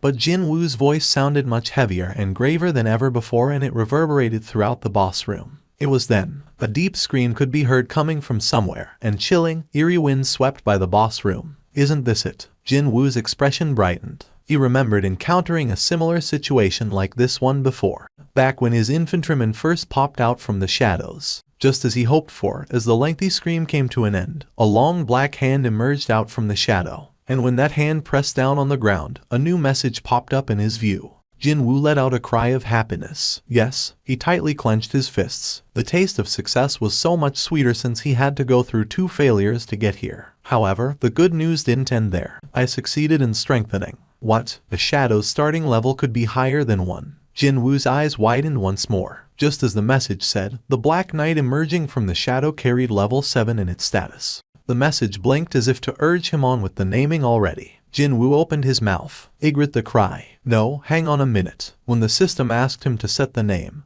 it meant that he'd have to use that name to call this guy from here onwards. So, didn't that also mean that he'd have to call it Igrit the blah blah all the time from now on? Just thinking about that gave him a nasty case of goosebumps. That's way too cringy. In the end, he decided to shorten the name somewhat. Igrit. That's right. As soon as Jinwoo spoke, the question marks on the guy's head disappeared and the name Igrit appeared there. Night grade. All he did was to simply give it its original name, yet Jinwoo still felt like he had accomplished something pretty amazing. He was filled with contentment, knowing that this guy was his loyal soldier now. My own loyal soldier, eh? Jinwoo took a look behind him. 29 shadow soldiers were still there, waiting for his orders. For now, the number was too small. Only 30, huh? Either this was because the skill level of shadow extraction was too low, or because his intelligence stat hadn't been raised high enough yet. But he was sure of one thing, and that was the number of his soldiers would gradually swell up. When he took a step outside, the surroundings changed in an instant,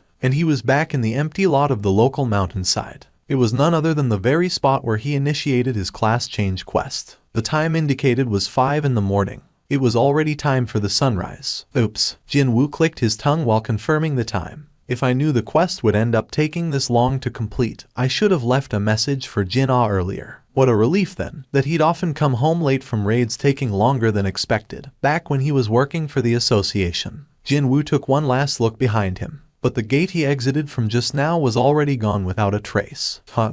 When looking at the spot where the gate used to be, it kind of felt like he had woken up from a long dream. Jinwoo slept until late in the day. But that couldn't be helped. By the time he got back home, the sun had risen up pretty high already. Jinwoo's sweet slumber was eventually disrupted by the ringtone from his smartphone. His hand fumbled around near his head and with some difficulty located his phone. Hello. His voice cracked up from his dry throat. Appa, you are still asleep. You know what time it is. Jin-ah's shocked voice came out from the speaker. So, he asked her back. Okay, what time is it now? It's 2 in the afternoon. Eh? What? He glanced at the time on the phone screen with half-open eyes. She was telling the truth. Appa, you haven't forgotten that you're supposed to come to my school today, have you? Her voice sounded anxious. What time should I get there at the latest? Before 5. I won't be late, so don't worry. When you're near the school, give me a call first, okay? He didn't have a lot of time left if he were to get ready. Well, I'm going to meet my sister's homeroom teacher after all. Not only that, this teacher would be in charge of her 3rd year in high school, one of the most important periods in a person's life. So, I can't just wear whatever now, right? He opened the closet and rummaged through the clothes in there. However, he was greeted by a rather dusty, moldy odor. Of course, it was not something pleasant to smell at all. Jinwoo's frown deepened.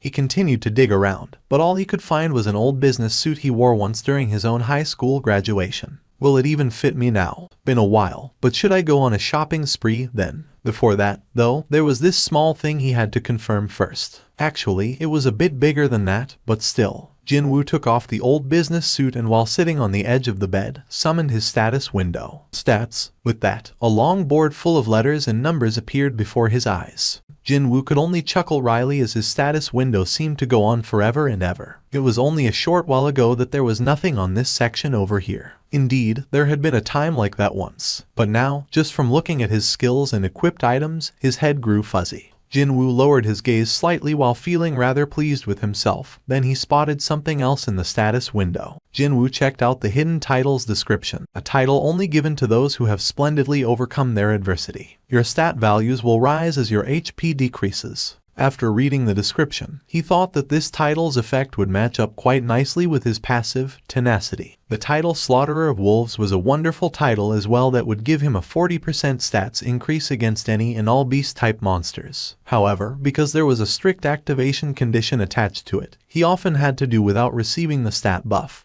He got his number in the queue, waited for his turn, before eventually sitting down in front of a bank teller. Hello there. A female teller with a bob-cut hair reaching just below her ears and a refreshing smile asked him politely, "How may I be of service today? I'd like to see the amount currently in the bank account, please." "I understand. With a smile, the female teller took the bank book Jin Woo presented to her. The female teller got to confirm the amount resting in Jin Woo's account and her eyes shot open super wide. She checked the number of digits again, but without a doubt, it started from 1 billion. Not only that, he hadn't even accumulated this amount over a long period of time. For the past week or so, the records showed that over 100 million won had been deposited every single day. He looks so young, so how could he? The female teller asked him, her voice containing just a sliver of ulterior motive. Oh my goodness, may I ask what you do for a living? Perhaps she herself was embarrassed by her own ulterior motive. The female bank teller's cheeks blushed softly as she cautiously studied Jin Woo's reactions. He replied as if it was nothing. I'm a hunter. The female teller slowly nodded her head almost instinctively. The popular rumor she heard was indeed true. I heard that hunters made lots of money, but to think it'd be on this level. All of a sudden, her life as a normal working-class employee came across as rather pathetic. Only until a minute ago, this man was a regular customer, just like everyone else. But now, Jin Woo looked like a person from another galaxy altogether. Our bank has launched brand new products and services especially catered for VIP customers such as yourself. Her smile was no longer the business one,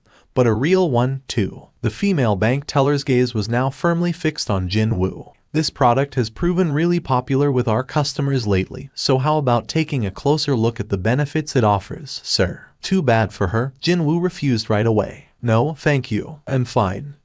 Is that so? The female bank teller's voice was thickly laden with regrets over missed chances. Now that he was done confirming his financial status, Jin Woo splurged on a nice-looking business suit at a department store. He still found himself with more than enough free time, so he stopped by a hair salon nearby and got a much-needed haircut as well. He had transformed into someone completely different compared to when leaving the apartment. This is why having money is way better than not having any. And they said that good clothes would become one's wings, too. Discovering her older brother belatedly, she gasped out in pure shock. Papa, Jin-ah's eyes became extra round like a rabbit's as she asked cautiously. Are you really Mr. Seong Jin Woo? Can't you recognize your own brother? Jin-ah swept her gaze all over Jin Woo with a stunned expression still etched on her face, her voice naturally rising higher. It's because you've changed so much, you know. What? So you wanted me to show up in my tracksuit and slippers when meeting your new homeroom teacher? Wow. Jin-ah still couldn't close her slack jaw. Hey, your chin might fall off at this rate. 5 years ago, Jin Woo too was a student in this very school. He already knew its layout like the back of his hand. Hello there, Teacher Nim. Yes? Hello to you too. While on his way, Jin Woo greeted several teachers he ran into. All of them stopped in their tracks without exception, and took a look behind them at the departing back of Jin Woo. Who was that? Is he a graduate from this school? But there's no way I'd have forgotten about such an eye-catching student like that. Is he a new teacher? It wasn't only the teachers who were looking at him, though. Wow, he's good looking, isn't he? Who is he? Wait, isn't that Jin-ah next to him? He must be Jin-ah's appa. Wow, he's pretty cool. A well-built frame and a stylish business suit. Although his facial features were on the plain side, the synergy between those 2 points were powerful enough to attract the attention of the female students. Too bad, the guy in question wasn't interested at all, though. Jin Woo simply let the girl's whisperings slip in one ear and slide right out the other. The one to get really psyched up was Jin-ah, actually. She perked her ears up and listened to the assessment of her brother coming from the surroundings in a fit of happy giggles. Now that I think about it, Appa, you still haven't found a girlfriend yet, right? He also ignored this one. Should I, your trusty little sister, introduce you to a cute high school girl? And with that, Jin Woo began pinching her cheeks with an emotionless face. Stop being cute, okay? I'm so weak. Jin Woo eventually released her cheeks. Jin-ah rubbed her reddened cheeks and pouted unhappily. Walking while lightly bickering amongst each other, they had arrived at the destination already. Today is the teacher and parents only. I'm going back to my class as soon as you go inside. You having the night class today as well? NG. Appa, don't wait for me and go home first. Okay. Jin Woo sneak attacked her and rubbed her hair all out of shape. Study hard, okay. I'll see you later.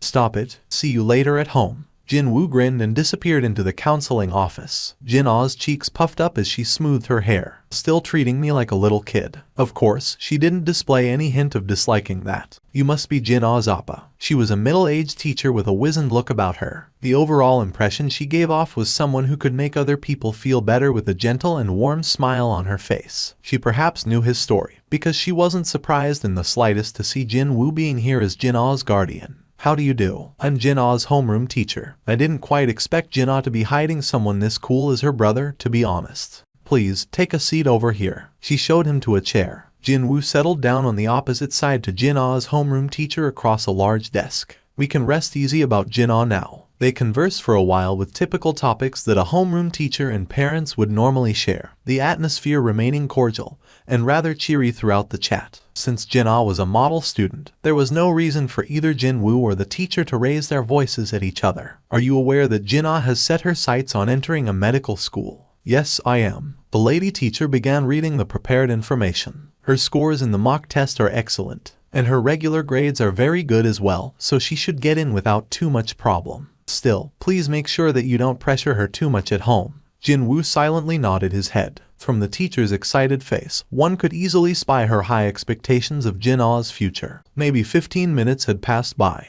The meeting was coming to a smooth end. Well then, if that's all. Jin-Woo studied the mood and was getting ready to leave.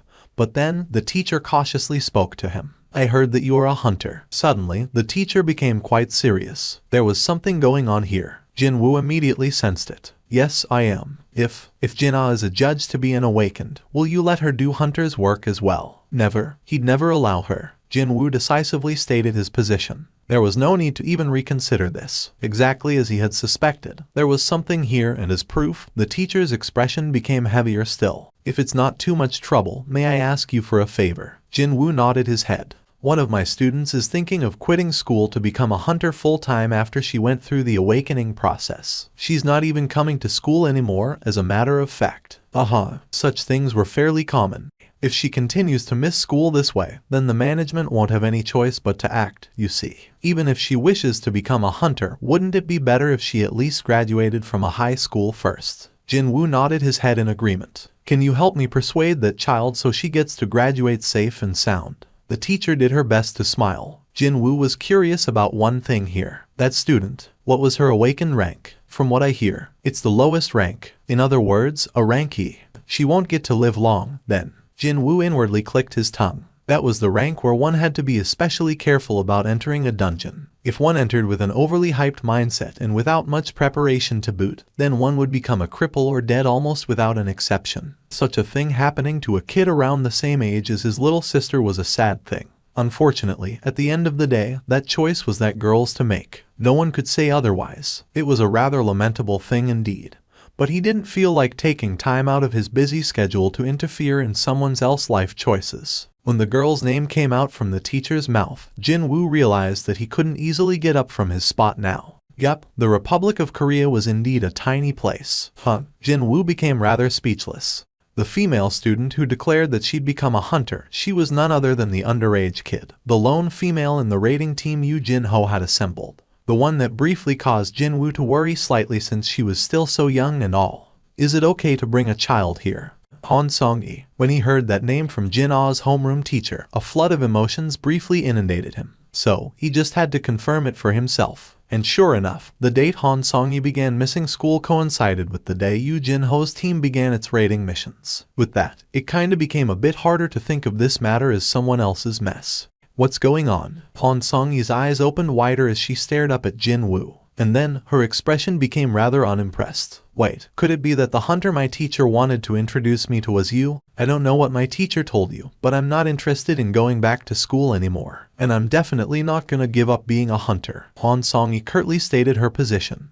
Jin-Woo spoke to her in an even tone of voice. I wasn't planning to tell you to quit being a hunter. Han Song-yi's eyes widened further. I'm sorry. Kids like her would always act completely opposite to what you tell them to do. So, he wasn't even planning to talk her out of it. No, all he had to was to show her what the reality was like, just once. That's what happened to me, anyway. He realized the truth after participating in his first raid. And that was, reality was far crueler and heartless than his imagination had been. Jin-Woo took a step closer. Han Song-yi flinched noticeably and was about to retreat a step back, but upon realizing that such an action would make her look weak, she forcibly stopped her body from moving. Jin-Woo now stood before Han Song-yi, although he didn't mean to, and no one would understand the meaning behind it. An ominous smile still found its way to Jin-Woo's lips. I'm here to mold you into a better hunter. There was no need to persuade her to accompany him to a dungeon. She said, okay, I'm coming. As soon as he told her that she now had an indelible opportunity to witness how the White Tiger Guild conducted its new recruit training exercise, she didn't even suspect that Jinwoo had any ulterior motives. As they walked to the van, Han Song-yi asked him how he knew her teacher, and he simply showed her the photo of him and Jin-ah stored on the phone. "You were Jin-ah's appa." Jinwoo drove Han Song-yi to the location where the White Tiger Guild was holding its evening training.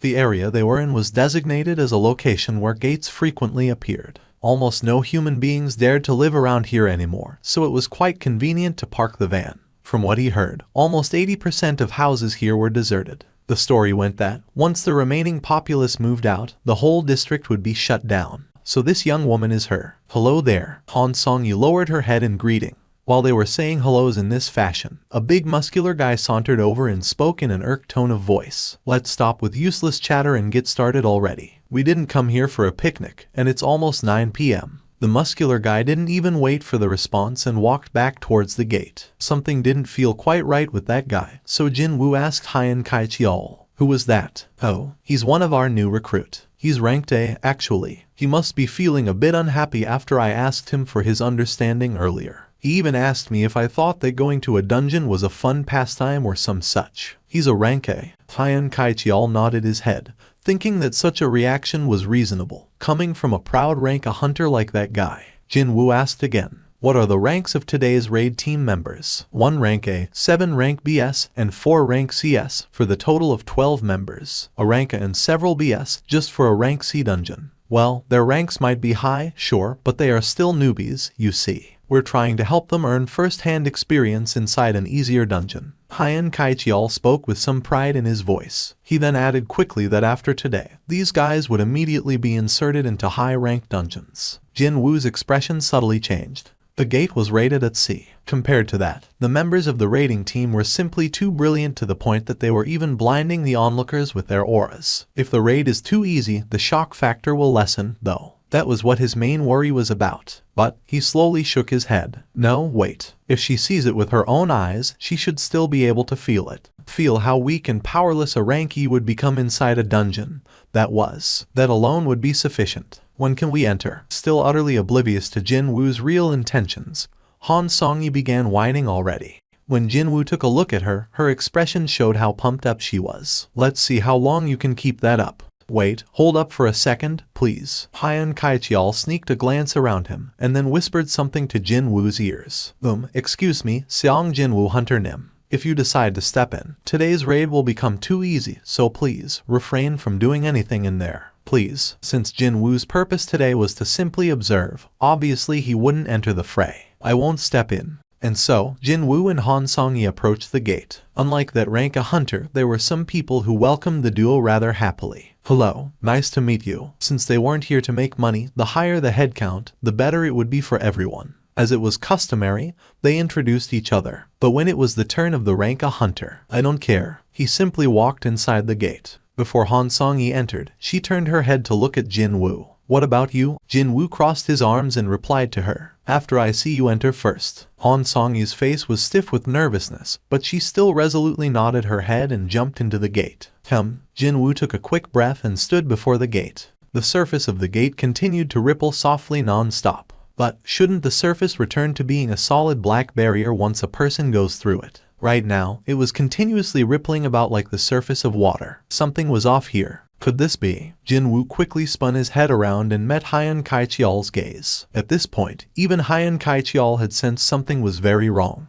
Jinwoo loudly shouted at him, "Call your main raid team. Hurry." As soon as he finished shouting, Jinwoo was automatically sucked into the gate. The gate's surface, it's changing to a red color, as if a drop of blood had fallen in it. The surface of the once black gate was now slowly changing to the crimson red color. "Chief, it's the red gate. The gate our people just walked into changed to a red gate." "What?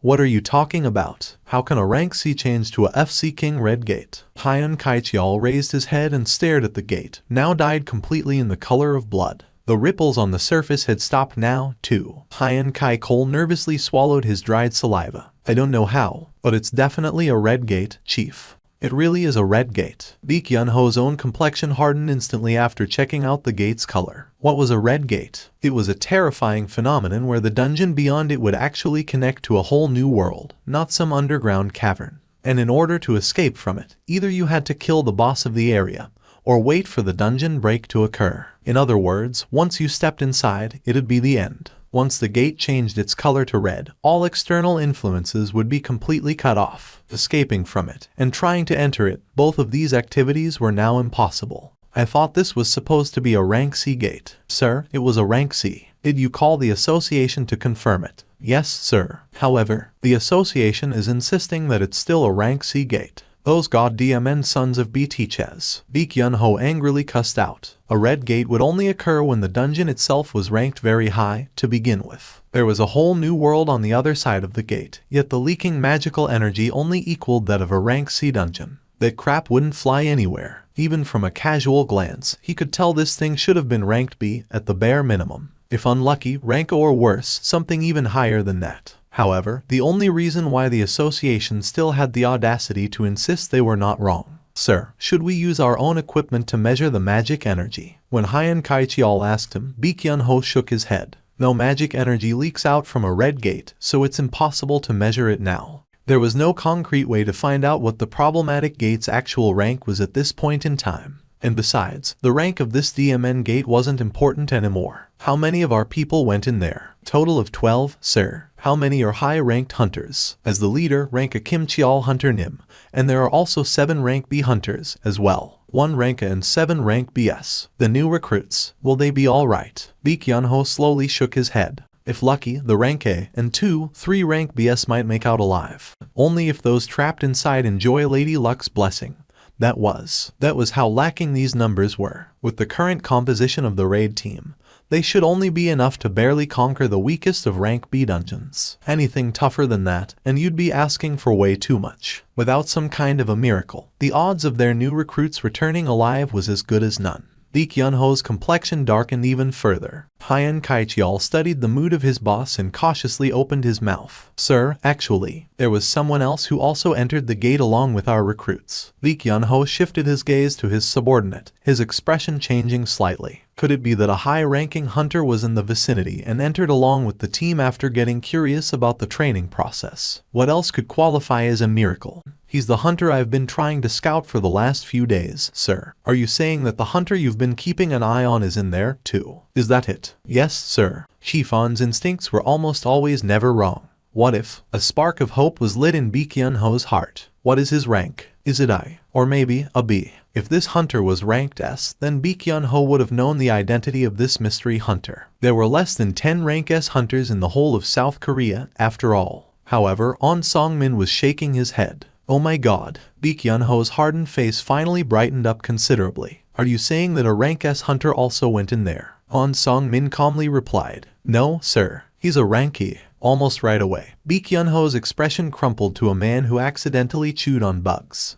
Jin-woo couldn't help but get flustered here. Could this be the gate that supposedly takes you to another world? It'd be his first time experiencing one, but he had read all about it online, from the testimonies of those who managed to survive it. When he opened his eyes, he was standing in the middle of a wintry forest, completely covered in white snow. What is this place? This doesn't look like the interior of a dungeon, does it? Hey, look. The gates disappeared, too. Other hunters were looking around in confusion, unable to hide their panic as well. While they were getting more and more flustered, Jin-woo calmed himself down, narrowed his eyes, and scanned the surrounding area. I don't sense anything suspicious. Thanks to the system repeatedly sending him to weird places, Jin-woo had gotten used to being in an unexpected foreign environment, which also meant that he could gain his calmness quickly. Han Song-yi had approached him and began tugging at his clothes in the meantime.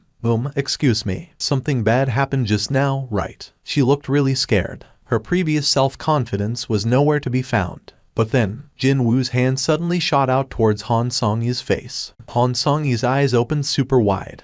The arrow caught in Jin-woo's hand trembled continuously as if it lamented missing its target. And that would be the middle of Han Song-yi's forehead. Finally realizing what just happened, her face paled in an instant. However, the expected scream came from somewhere else. A male hunter fell to the snowy ground with blood bubbling out of his mouth, an arrow lodged deep in his temple. The snowy ground was soon dyed in his blood. Hunters began gasping out in shock. 2 arrows flew in at the same time, one aimed at Han Song-yi, while the other one hit its mark. Because of that, though, no one saw Jin-woo catching the other arrow. Over there, it's those beastards. One of the rank B hunters pointed towards the top of a tree located far away. But, even before he had begun pointing his finger, both the gazes of Jinwoo and Kim Cheol were fixed there. They could see two life forms standing over there on the snow-covered branches. Two people. No, I should say two creatures. Long white hair, icy white skin, and silver eyes, and the race-specific trait of pointy ears. These monsters were famed for their particularly beautiful countenances, as well as for their rarity, as they could only be encountered in high-ranked dungeons. Ice elves, also known as white phantoms. Those who had never encountered one referred to them as ice elves, but the hunters who did encounter them and fought with them all took to calling them white phantoms instead, while also adding that a pretty name like elf shouldn't be mixed together with these abominable creatures. Jinwoo could immediately guess why the hunters before him all gnashed their teeth at the mere mention of the white phantoms. They are laughing at us, The two archers had lowered their bows and disgusting smiles were clearly visible on their faces. It was as if they were staring at a table full of delicacies and couldn't decide which one to start eating. And you decided on this, Jinwoo's eyes narrowed to a slit. One arrow to the far left, and another one to the far right. That was no coincidence. The hunter with an arrow stuck in his head was a 30-something who had gone through the awakening process only recently. With the exception of Han Song-yi, he'd be the weakest of the group.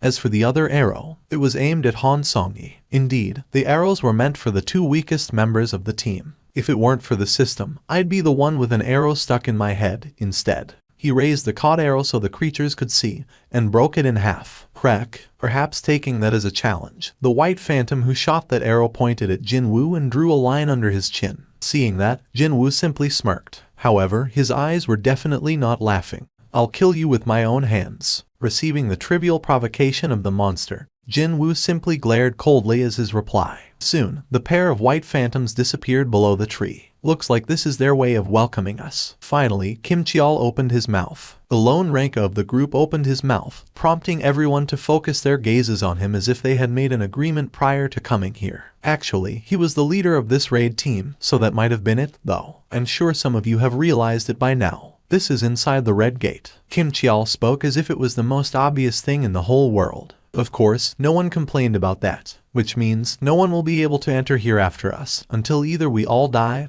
or there is a dungeon break. The group all gasped out softly. The fact that they could no longer hope for a rescue came across as a big mental shock. Meanwhile, Kim Cheol continued on. If we remain here, we'll all die from this freezing cold, or from those beastards ambushing us. However, I'm going to clear this place and get out of here by myself if necessary. Are there any of you who wish to join me? Kim Cheol's powerful, confident stare and his broad shoulders imparted a certain sense of trust. Hunters glanced at each other for a bit, before unanimously voicing their desire to travel together with him. Let us move together. I'd like to join you. Let's go back together alive. I want to help, too. However, Kim Cheol shoved away the chest of the male hunter who said he wanted to help. Even though he controlled his physical strength, at the end of the day, he was still a rank of the male hunter retreated several steps back, a deep frown etched on his face from the immense pain coming from his chest. Excluding you, excuse me, and also you, and you. Kim Cheol pointed to a few more others, not just that male hunter. Of course, both Jinwoo and Han Song-yi were included in that. It was here that Jinwoo's own forehead creased up ever so slightly. All in all, 5 people in total. They were all either rank C or lower. It's unfortunate, but I won't be taking you along.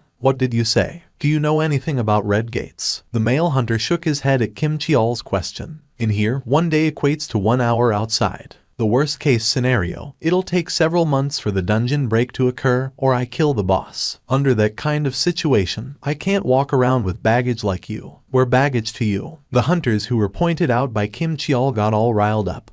But once the rank a hunter glared at them, they all shut their mouths close. Kim Cheol continued on, now sounding as if he was being considerate and all. Don't feel too bad, however. If all of you manage to survive until we kill the boss, then all of you will go back home alive, too. Even still, the singled-out hunters sent out desperate, pleading stares to the hunters near Kim Cheol, but not a single one stepped forward. No, they were far too busy avoiding meeting the gazes. It was then, excuse me, a rank B female hunter from Kim Cheol's group raised her hand. Kim Cheol turned to look at her, and she pointed at Jinwoo. It's fine to go over there from here, right? Do what you want. She didn't even look back once and walked straight to Jinwoo's side. Kim Cheol alternated his gaze between the woman and Jinwoo and smirked derisively, before declaring out loudly, "We've got an opening this side, so I'll accept one more person." Me.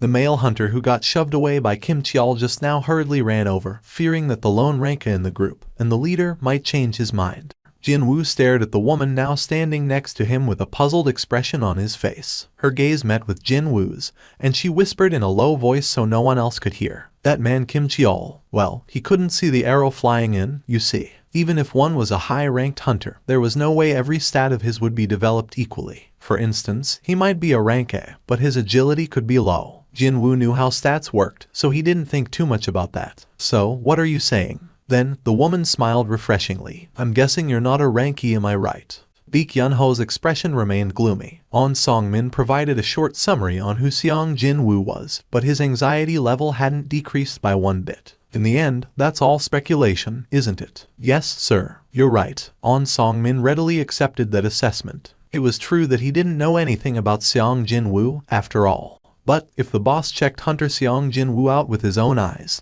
he'd have changed his mind right away. There was something different about Seong Jin-woo, and the fact that he couldn't adequately describe that with words frustrated On Song-min to no end. Baek Yun-ho's gaze shifted back to the red gate. "In the end, the only person I can believe in is Kim Cheol." It was then, "Sir, there won't be any problems with Hunter Kim Cheol, I assure you." It was Ju Seong-chan, chief of the 1st Division of the White Tiger Guild. He scanned the 3 people in front and spoke in a proud voice. "I've been training Hunter Kim Cheol quite strictly, so he could be ready for all contingencies. Originally, the initial training of new recruits was left to the 2nd Division, but the 1st Division would be in charge of the awakened ranked or higher. Those promising individuals who were scheduled to enter the ranks of the main combat force soon got to enjoy a different starting point from everyone else." Seeing Ju Seong-chan's confidence, Baek Yun-ho's expression softened slightly. "How were Hunter Kim Cheol's grades?" "They are excellent, sir. Just his combat capabilities alone, he'd not fall behind anyone from the current members of the guild's main combat force." "Is that so?" A smile managed to return to Baek Yun-ho's lips. Kim Cheol was a rank even among high-ranked hunters. He was a talent that must be held on to.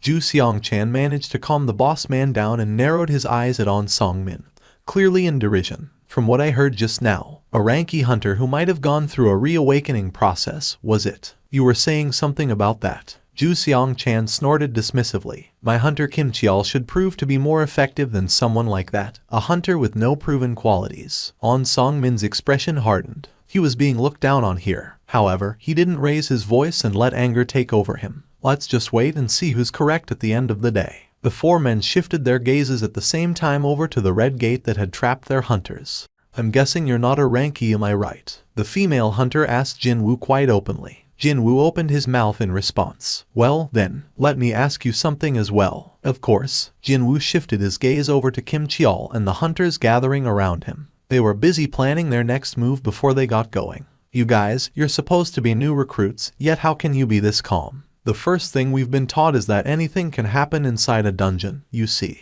"Anything could happen inside a dungeon," she said. Jin-woo knew this fact better than anyone here, actually. Every one of us has been trained properly, especially that Kim Cheol over there. He even received a special training regime, too. He's scheduled to join up with the White Tiger's main combat force. They didn't fear dungeons because they had received prior training. Knowing something and experiencing it are 2 different things. More so, when your fragile belief of you knowing everything about dungeons develops just a tiny little crack, it'd all come crashing down like a dam with a hole getting swept away by the deluge of water. Building up one's confidence took a long time, but breaking it down only took a single moment. He could see the fate in store for Kim Cheol's team already. "My question, you haven't answered it yet. The question about whether he was a ranky or not." She seemed to be a rather tenacious customer, this woman. "Why should I tell you that?" He replied in a blunt and a bit curt manner, but the female hunter, Park Hye-jin, was now crying out in elation and clenched her fists. Inwardly, of course, Park Hye-jin had met many people in her life and she immediately knew what Jin-woo's response meant.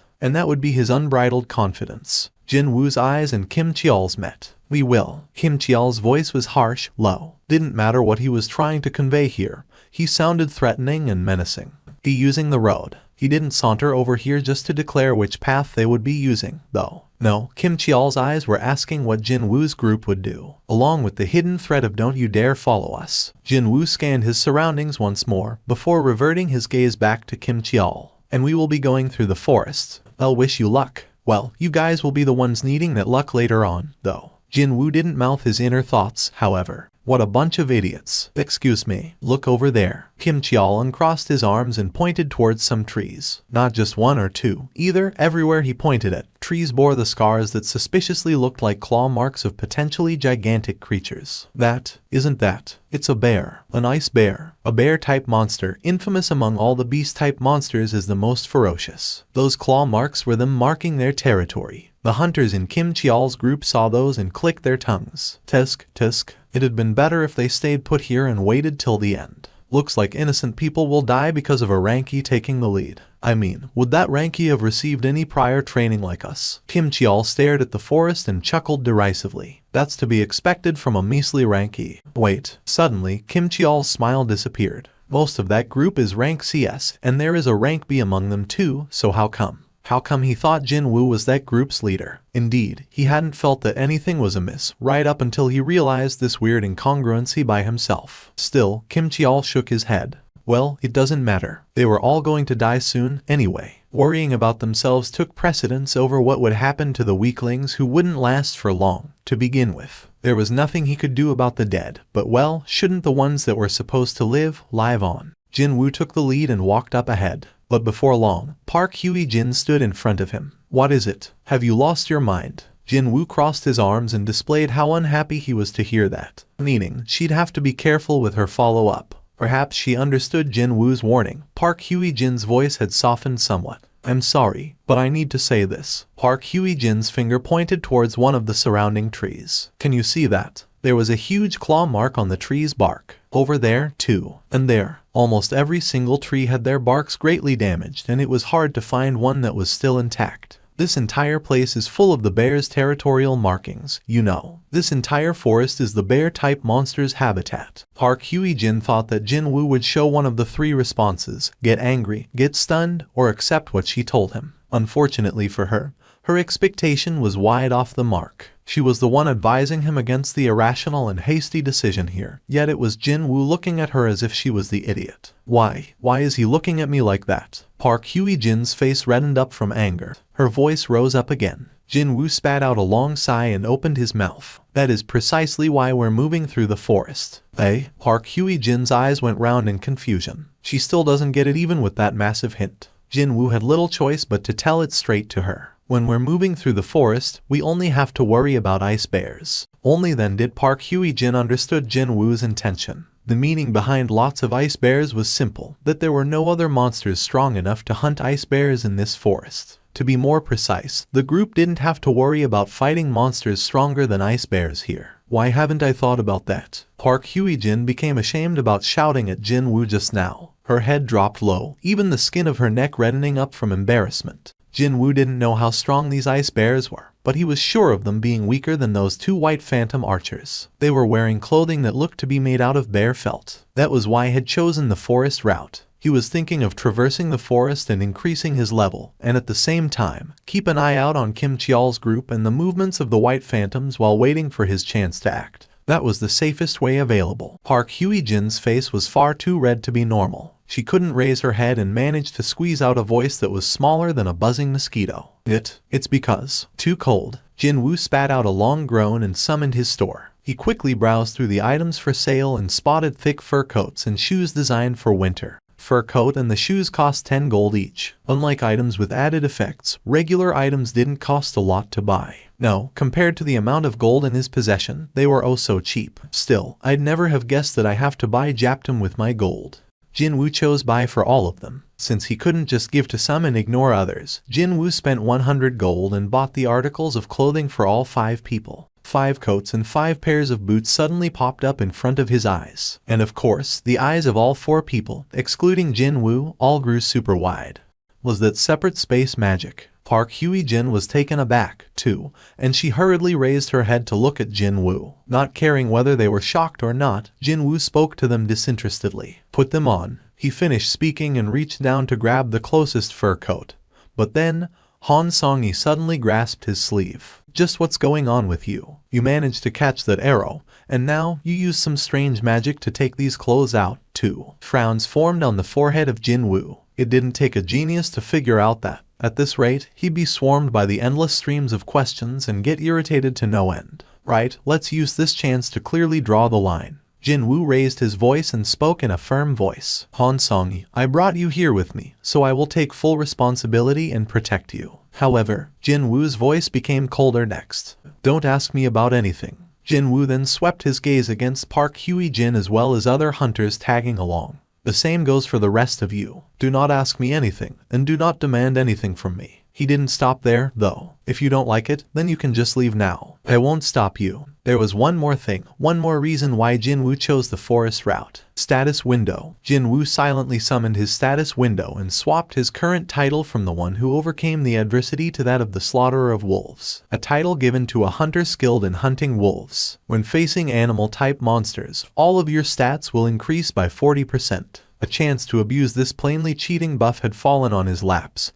so why should he go anywhere else now? It was then. The hunters all began screaming out loudly. It's the bear. It's the ice bear. An ice bear that had picked up on the scents of humans was slowly trudging towards the group. These humans were its enemies that had invaded its territory. Obviously, it did not look too kindly towards the intruders. The creature did resemble a polar bear, but it was almost twice the size, and the magic crystal, the symbol of all monsters, could be seen in the middle of its chest area as if it was some kind of a proud emblem. Roar. It roared out furiously, the ground seemingly quaking under its might. All the hunters, excluding Jin-woo, all froze stiff on the spot after hearing the ice bear's roar. Park Hye-jin's expression crumpled unsightly. Oh, so we only need to be mindful of ice bears, was it? How could anyone say that sort of nonsense after seeing that monster? She almost fell for Seong Jin-woo's pretty convincing argument. But, upon seeing an ice bear, she was certain of one thing. We definitely shouldn't have chosen the forest route. Sensing the approaching danger to the group, Park Hye-jin stepped out in front of the group and shouted out, I'll draw its attention towards me, so everyone must. The scruff of Park Hye-jin's neck was yanked back by a considerable force, and she had to backstep several times to make sure that she didn't end up on her butt. After somehow regaining her balance, she raised her head only to find Jin-woo standing before her. Hey, what was that all about? I'm telling you this right now. I'll be killing all the monsters from now on. Obviously, he couldn't let anyone steal his experience points, now could he? For Jin-woo, these bears were perfect health tonics to buff him up for his inevitable showdown with the true enemies of this place, the White Phantoms. Park Hye-jin couldn't hide her astonishment. No matter how strong you think you are, that thing is a monster of a high-rank dungeon. Completely ignoring Park Hye-jin's furious voice coming from behind him, Jin-woo walked right towards the ice bear. Well, it's not going to be okay to use daggers for this one. The blood splatter would make a mess of things, wouldn't it? Jin-woo had already summoned his 2 daggers almost out of reflex, but stored them back in his inventory. Instead, he clenched his fists tightly. Well, I promised to just observe, but this is an emergency, so I'm sure they'll understand. Right? Jin-woo's glare collided mid-air with the ice bear's roar. Jin-woo was already above the ice bear's head.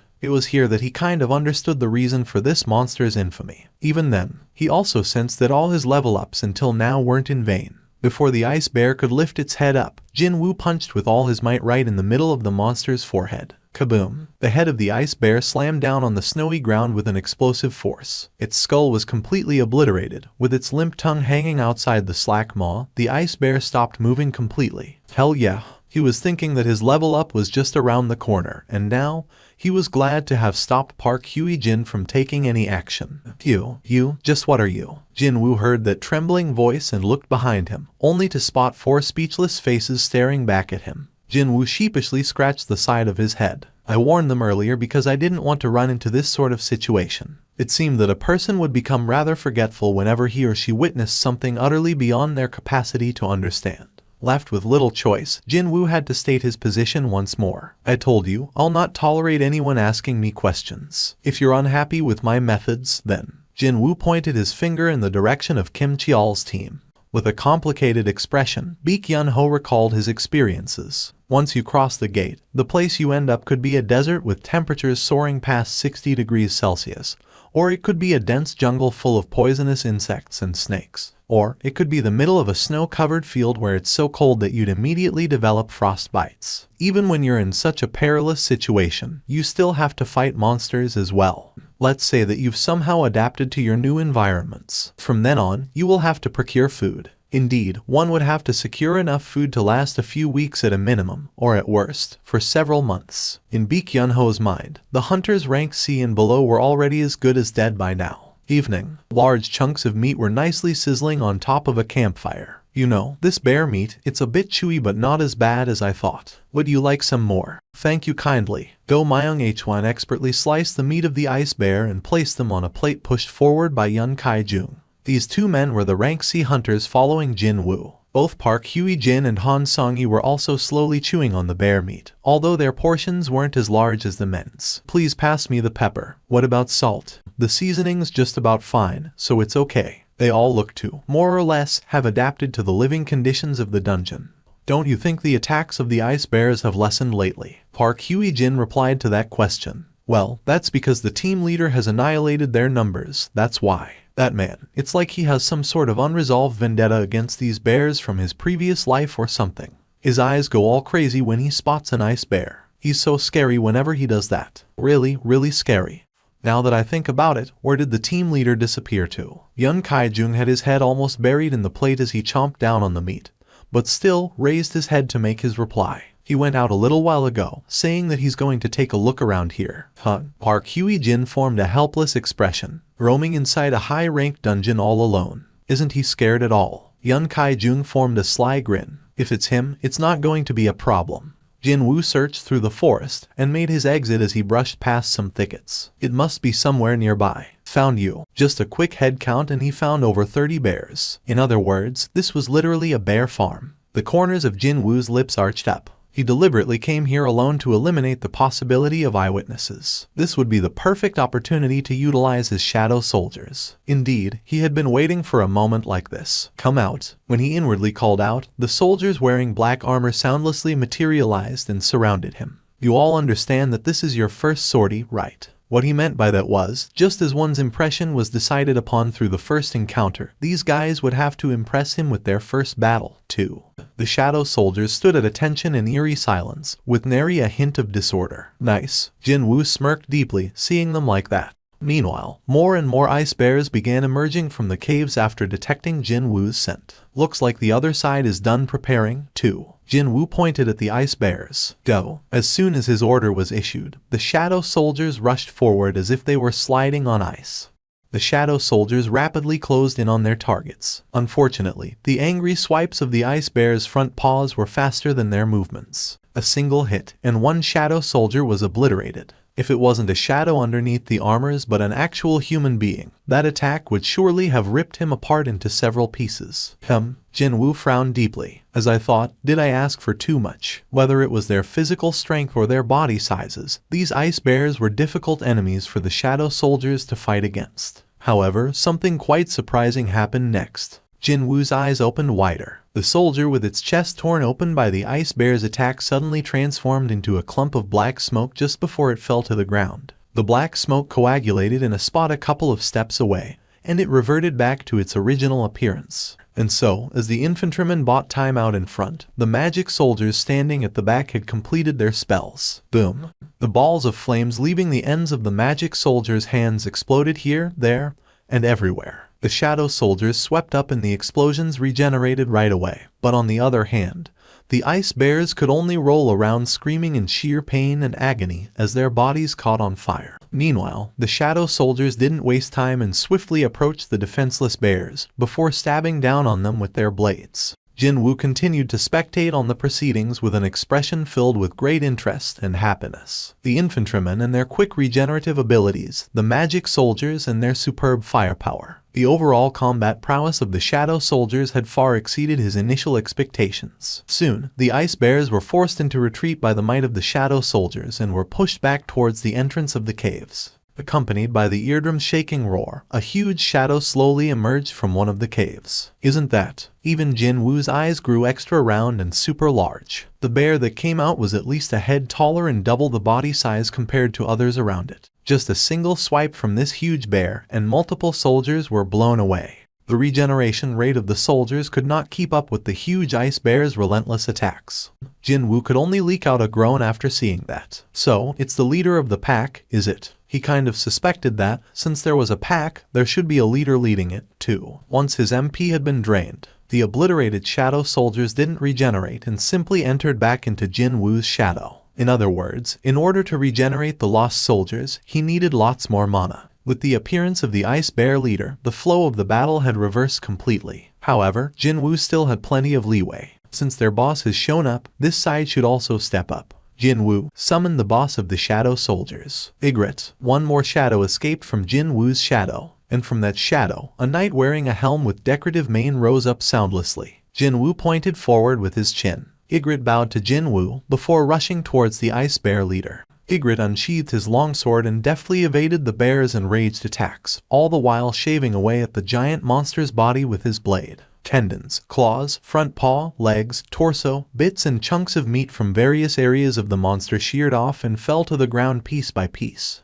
Jin Woo could only gasp out in admiration at Ygritte's crafty and elaborate movements. The last place Ygritte hit was the bear's head. Slice. The giant ice bear's head separated from its body and flew away. Before it landed on the ground, though, Ygritte easily snatched it. He trod proudly towards Jin Woo and knelt before him. And then, he placed the dead bear's head before Jin Woo's feet. It was as if the knight was presenting the spoils of victory to his sovereign. Jin Woo swallowed dry saliva and gazed at the kneeling Ygritte and his bowed head. If Ygritte decided to use his sword from the beginning, would I have been able to defeat him? The ice bears, without their leader present, lost all semblance of order and became utterly confused, before they were cleanly swept away by the remaining shadow soldiers. That brought about the end to the battles. The result was truly satisfying. The levels of the soldiers had risen up nicely. Also, as these shadow soldiers were seen as a part of his skill, even Jin Woo's level had risen up by 3. Most of all, there was another point he found much to his liking. Rise up. And that point would be the fact that he could recruit new friends now, from the shadows of several ice bears that Jin Woo had selected, which obviously included the boss bear. Black shapes began to slowly rise up.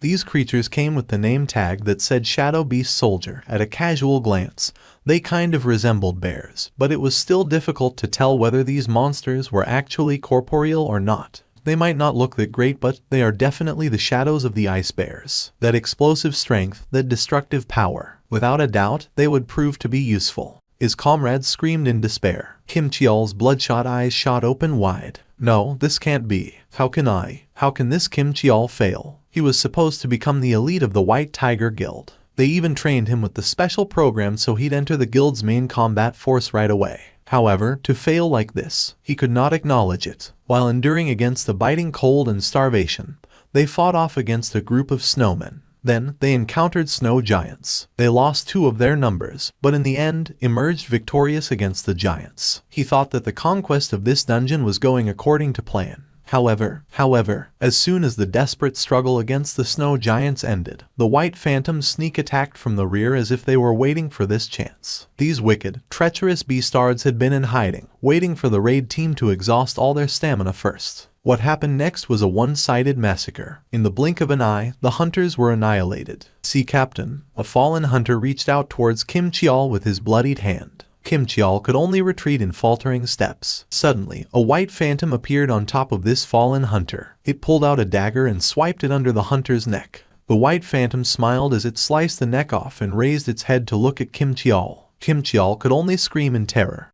And then, not even taking one look behind him, he ran straight into the forest. There were ice bears in the forest. Compared to snowmen, snow giants, and the white phantoms that appeared before him, those unseen ice bears came across as laughable existences right now. Kim Cheol summoned every ounce of his energy and then ran even harder. The white phantoms glared at the departing back of fleeing Kim Cheol and raised their bow. Just as they took aim and got ready to fire, a white phantom with white hair extending all the way down to its waist raised its arm and stopped the attack. The white phantoms lowered their bows. When the long-haired elf signaled the others to follow Kim Cheol, the white phantoms began disappearing from where they stood one by one. Kim Cheol ran out of the thick bushes. He couldn't catch his breaths at all. Still, when he recalled the derisive smirks on the white phantoms' faces as they massacred the hunters, he felt like peeing himself from fear. Once he walked past the trees and escaped out into an open area, he was greeted by an unbelievable spectacle. But how can this be? He found over 20 dead ice bears surrounding a cave entrance, and he thought it was odd to not see a single ice bear when every single tree was marked by them.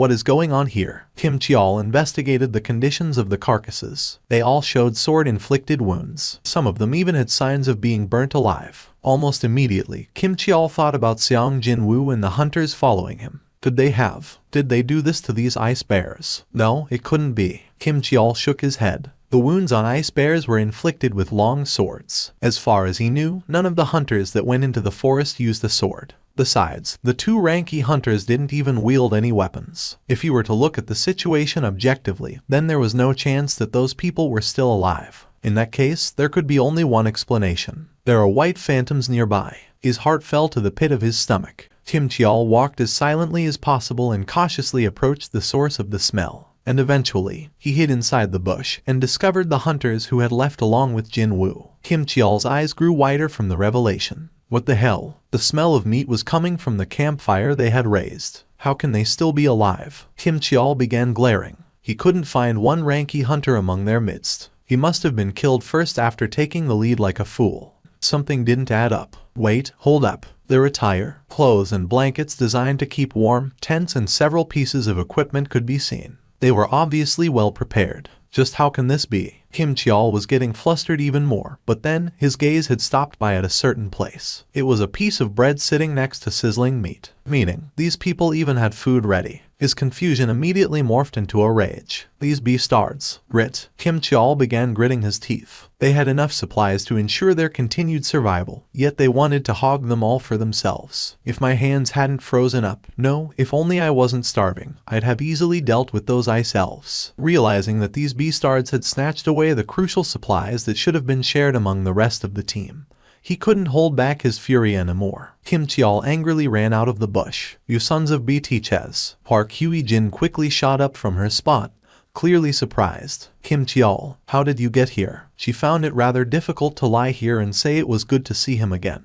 Because Kim Cheol's glare was full of murderous intent. Indeed, he didn't even bother to mask his hostility. My raid team failed to conquer this dungeon because of the lack of supplies, yet how can all of you find yourselves with this much food and this type of equipment? That is, Park Hye-jin couldn't continue on. If she mentioned Jin-woo here, then Kim Cheol's rage would be directed towards the youth. To her, Jin-woo was her savior. Also, that man always looked at Jin-woo in a suspicious manner. Park Hye-jin shut her mouth immediately. That prompted Kim Cheol's eyes to open even wider in anger. Even I don't think all of you were complicit in this crime. So, who had hidden these? Tell me the truth, and I will ignore everything else. A thick vein popped up on Kim Cheol's neck. Tell me who monopolized all the gear and drove his comrades to death. His angry roar reverberated throughout the forest. Kim Cheol was planning to shed blood here if it would appease the sin of betraying his comrades. I'll count to 3. If you don't reveal who it was by then, I'll take it as the sign of all of you being complicit in this matter. Han Song-yi tugged at Park Hye-jin's sleeve. Park Hye-jin hugged Han Song-yi. Both Go Myung-hwan and Yun Kai-jun swallowed their saliva as cold sweat soaked their backs. Kim Cheol was a rank. Even if everyone present worked together, they wouldn't be able to win against him.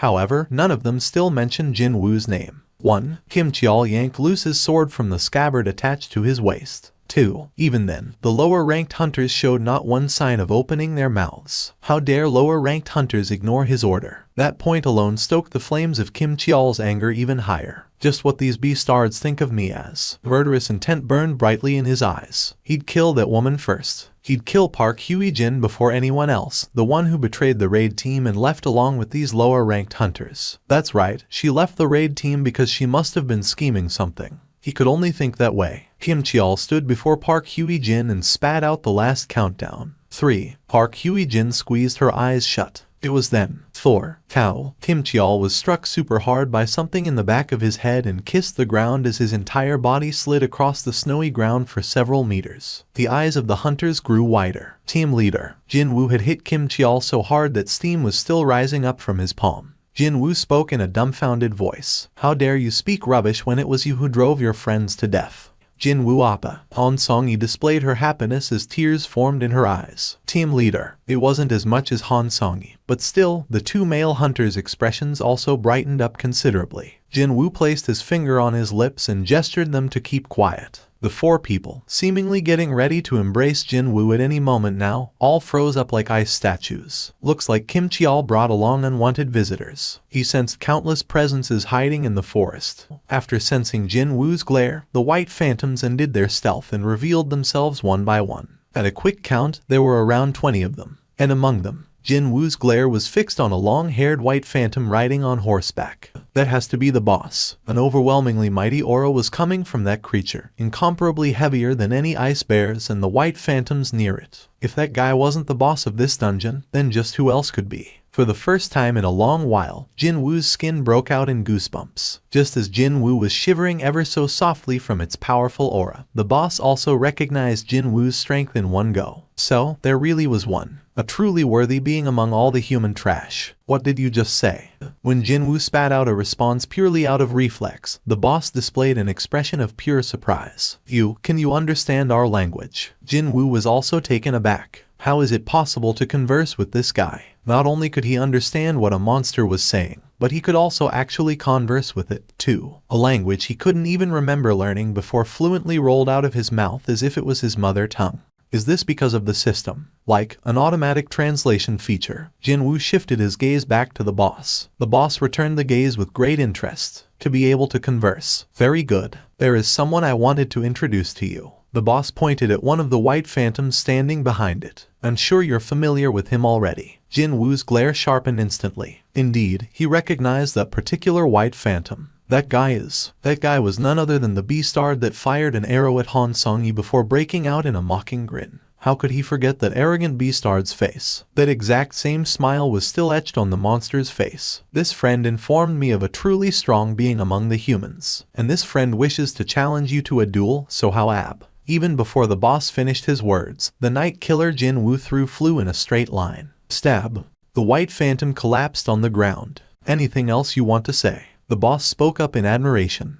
You are indeed very strong. Then, it climbed off the horse. However, as if it wasn't planning to fight yet, it didn't draw its weapons nor showed any willingness to engage in battles. So, I shall make a simple suggestion. A suggestion? That's right. It won't be such a bad suggestion for yourself. Jinwoo was inwardly surprised. It was a well-known fact that humanoid-type monsters possessed intelligence. But he never expected to see a monster trying to negotiate with a human. I'll hear it. The boss smiled as if it had expected that answer and opened its mouth. Before that, I want to ask you something. Why are you among these humans when you're not one of them? Jinwoo's expression crumpled deeply. What nonsense are you talking about? It seems that you have no idea. The boss guffawed out loudly, before pointing to its temple. Every one of us can hear a certain voice repeating itself in our heads. It tells us to kill humans. However, I can't hear that voice when I'm looking at you.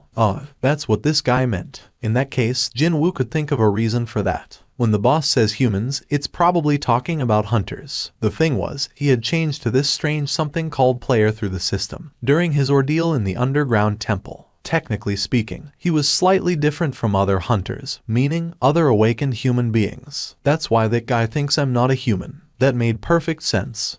The boss nodded its head. There is no need for us to fight each other, and our side does not wish to see needless casualties as well. The boss finally got to the main topic. Hand over the humans behind you. Then, we will guarantee your life. How does my suggestion sound to you? Before he answered, Jinwoo asked back. I want to ask you something, too. Fine, go ahead. Just who are you? Where did you come from? And why do you wish to kill humans? It happened then. The smiling face of the boss suddenly froze stiff. But that odd state lasted only for a brief moment. The boss regained its original expression and continued on. There is no need for us to fight each other, and our side does not wish to see needless casualties as well. What the hell was that? Jinwoo frowned deeply. The boss repeated itself like an NPC from a game that was asked a question that was not in the script, or one that it was not permitted to answer. To begin with, hand over the humans behind you. Then, we will guarantee your life. How does my suggestion sound to you? Its expression showed how relaxed it was. In other words, it had not recognized how odd its own actions were.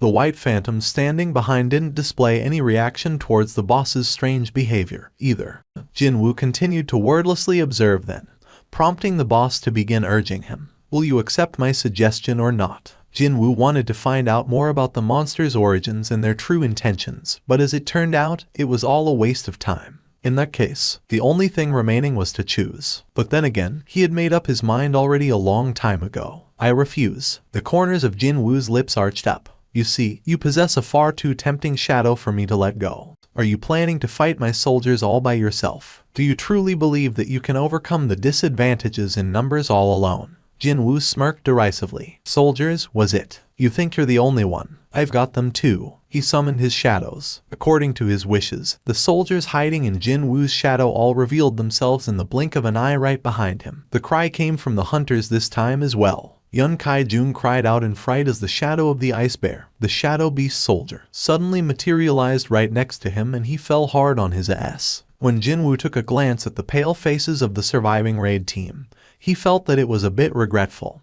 But this was an emergency situation. There was no time to explain things to them here. Well, I wouldn't explain things to them even if this wasn't an emergency, though. After summoning 29 shadow soldiers, Jin Woo stood before them and glared at the boss. So, who's disadvantaged now? Finally, the boss displayed its hostility. You seem to know some petty tricks, don't you? Fine. If it's your wish, I shall grant your death. The boss unsheathed 2 daggers from his sides. Petty tricks, is it? The boss had a point there. Jin Woo might hold an advantage in numbers, but his army was slightly lacking if he wanted to hunt the boss down. Jin Woo knew this very well. The boss's self-confidence could have come from this fact. Indeed, he now needed more comrades. Powerful comrades. If it's a powerful comrade, then there was one candidate here. Jin Woo sneaked a glance to his side. The still unconscious Kim Cheol was lying there, unmoving. Attack. When the boss issued the order, the white phantoms pulled on their bowstrings. Bears. Jin Woo placed the beast soldiers at the front.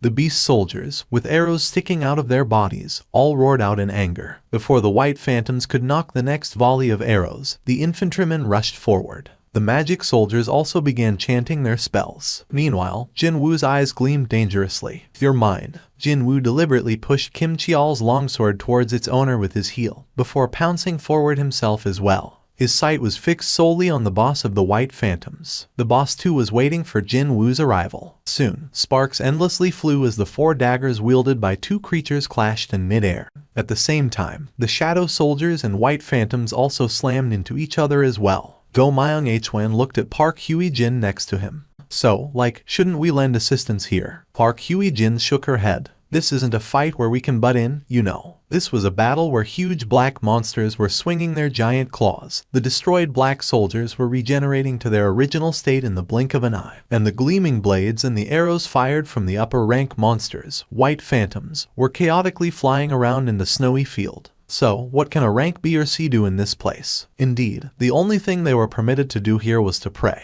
Jin Woo gasped out, as expected of a boss from the high-ranking dungeon. The fight looked to be even from the side, but Jin Woo was getting cut and sliced constantly all over his body. Would he be able to last 3 minutes at this rate? His MP was also rapidly depleting away as his soldiers constantly regenerated. Finally, the magic soldiers managed to finish their chants. A ball of flames larger than a volleyball flew in the midst of the White Phantoms. Kaboom! That was the power of the leveled-up magic soldiers in full display. Awakened by the resounding eardrum-shaking explosion, Kim Cheol regained his consciousness and opened his eyes. Kim Cheol raised his head to look. Clang, clang. His blurry vision picked up on the sight of White Phantoms fighting against the unknown black soldiers. What the hell is going on here? He couldn't figure out what happened while he blacked out, but at least he knew very well why he was lying on the ground like this. The hand that slapped him in the back of his head, and the voice that came from behind him. That voice definitely belonged to Seong Jin Woo. Now that he had regained his bearing, the sense of shame and rage bubbled over like crazy, and the ends of his fingertips trembled. How fortunate that he could feel the hilt of his sword. If he was surrounded by the White Phantoms, then he'd not get out of here alive. In that case, he must. I'll kill that beastard Seong Jin Woo with my own hands. His maddened eyes finally spotted the back of Seong Jin Woo. There he was. He was too busy fighting a White Phantom and wasn't paying any attention to his rear. This was his chance. Kim Cheol stood up right away. After sensing Kim Cheol running towards him, Jin Woo laughed out inwardly in elation. Right, if it's you. Kim Cheol ran with all his might and after taking aim at Jin Woo's neck, swung the sword hard. Die. In front, the boss. From behind, Kim Cheol. Even though he was stuck in a seemingly dangerous situation, Jin Woo still managed to shout out, "Ygritte!" As if he'd been waiting for that call, Ygritte jumped out from his shadow immediately and easily deflected Kim Cheol's sword. Clang! No. Kim Cheol's bloodshot eyes opened wider. However, even before he could say anything, Ygritte's sword pierced deeply into his chest. Stab! The blade ran straight through his chest and emerged from his back.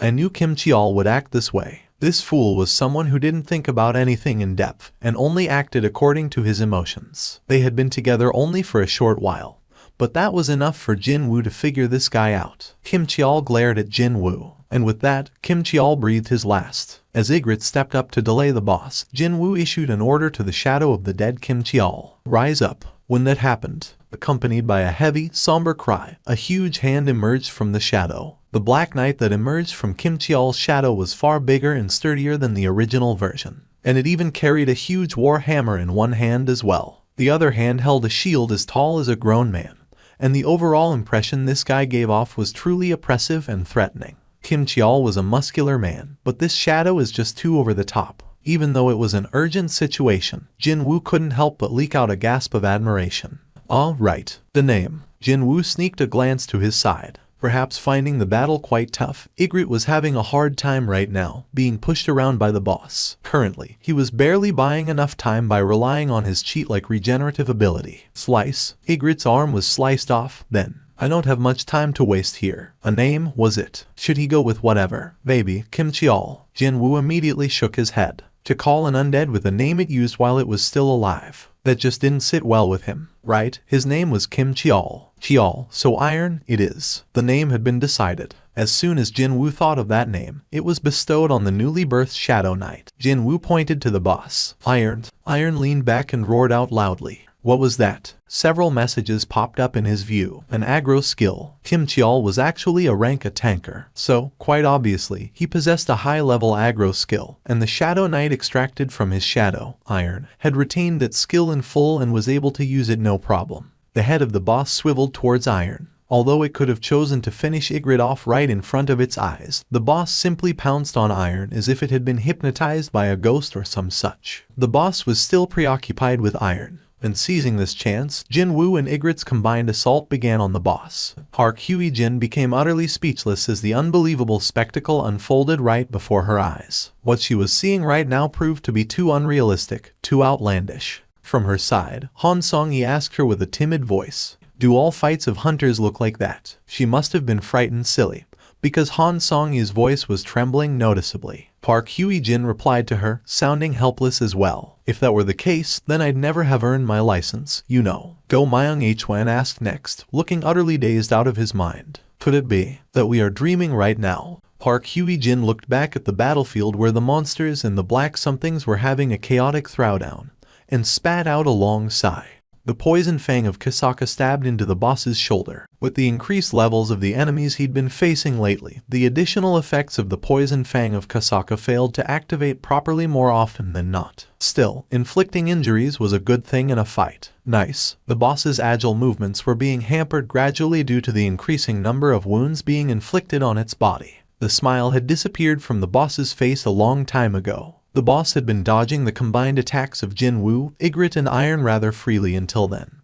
But now, it was quite obviously running out of breath. Just a little bit more. Iron suddenly bear-hugged the boss. Now, when Jin Woo gave the signal, Ygritte rapidly retreated. Jin Woo too quickly stepped back. The boss's eyes widened in confusion. "What are you trying?" Before he could finish, the magic soldiers completed the explosion spells and they rained down on Iron's position. For the first time ever, the boss spat out a sharp cry of pain. The beastard twisted its body around, and Iron's arms fell off. Grit. The boss's enraged, murderous eyes were now firmly fixed on Jin Woo. Seeing this, Jin Woo could only feel admiration towards the boss once more. Even with such a heavy wound, it can still exhibit that much strength, as expected of a high-level dungeons boss. Unfortunately for it, the scale had tilted away from it some time ago. Jin Woo used stealth and dash skills to close the distance to the boss, and stabbed the poison fang of Kasaka deeply into the beastard's waist. The boss's eyes widened considerably. However, the boss still managed to grab Jin Woo's wrist even in the midst of all this. It was not that hard to see the boss's desire to not go down without a fight from its crazed eyes. Just as the boss raised its dagger above its head to stab at Jin Woo, Jin Woo simply smirked. At the same time, a huge warhammer slammed into the head of the boss. Slam! The boss's face crashed into the snowy ground. Behind the boss, Iron was raising his hammer up high again, both of his arms already fully regenerated. The huge hammer flew down again. Splat! Ygritte was getting ready to attack, but then sheathed his sword back into the scabbard attached to his waist. Jin Woo also stored his daggers back inside the inventory, and the expected messages popped up right away. It's finally over. Jin Woo sighed grandly in relief. What a hard-fought victory this was. He was about to take a breather, but then saw Iron and his eyes went extra round in surprise. Hey, you can stop now. Jin Woo hurriedly stopped Iron. He was about to smash down with his hammer again, but finally stayed his hands. Perhaps it resembled the original too much, because the guy turned out to be a bit simple in the head like the original. Meanwhile, the boss's corpse had been pummeled into a meat paste already. However, its shadow isn't affected, so it's fine.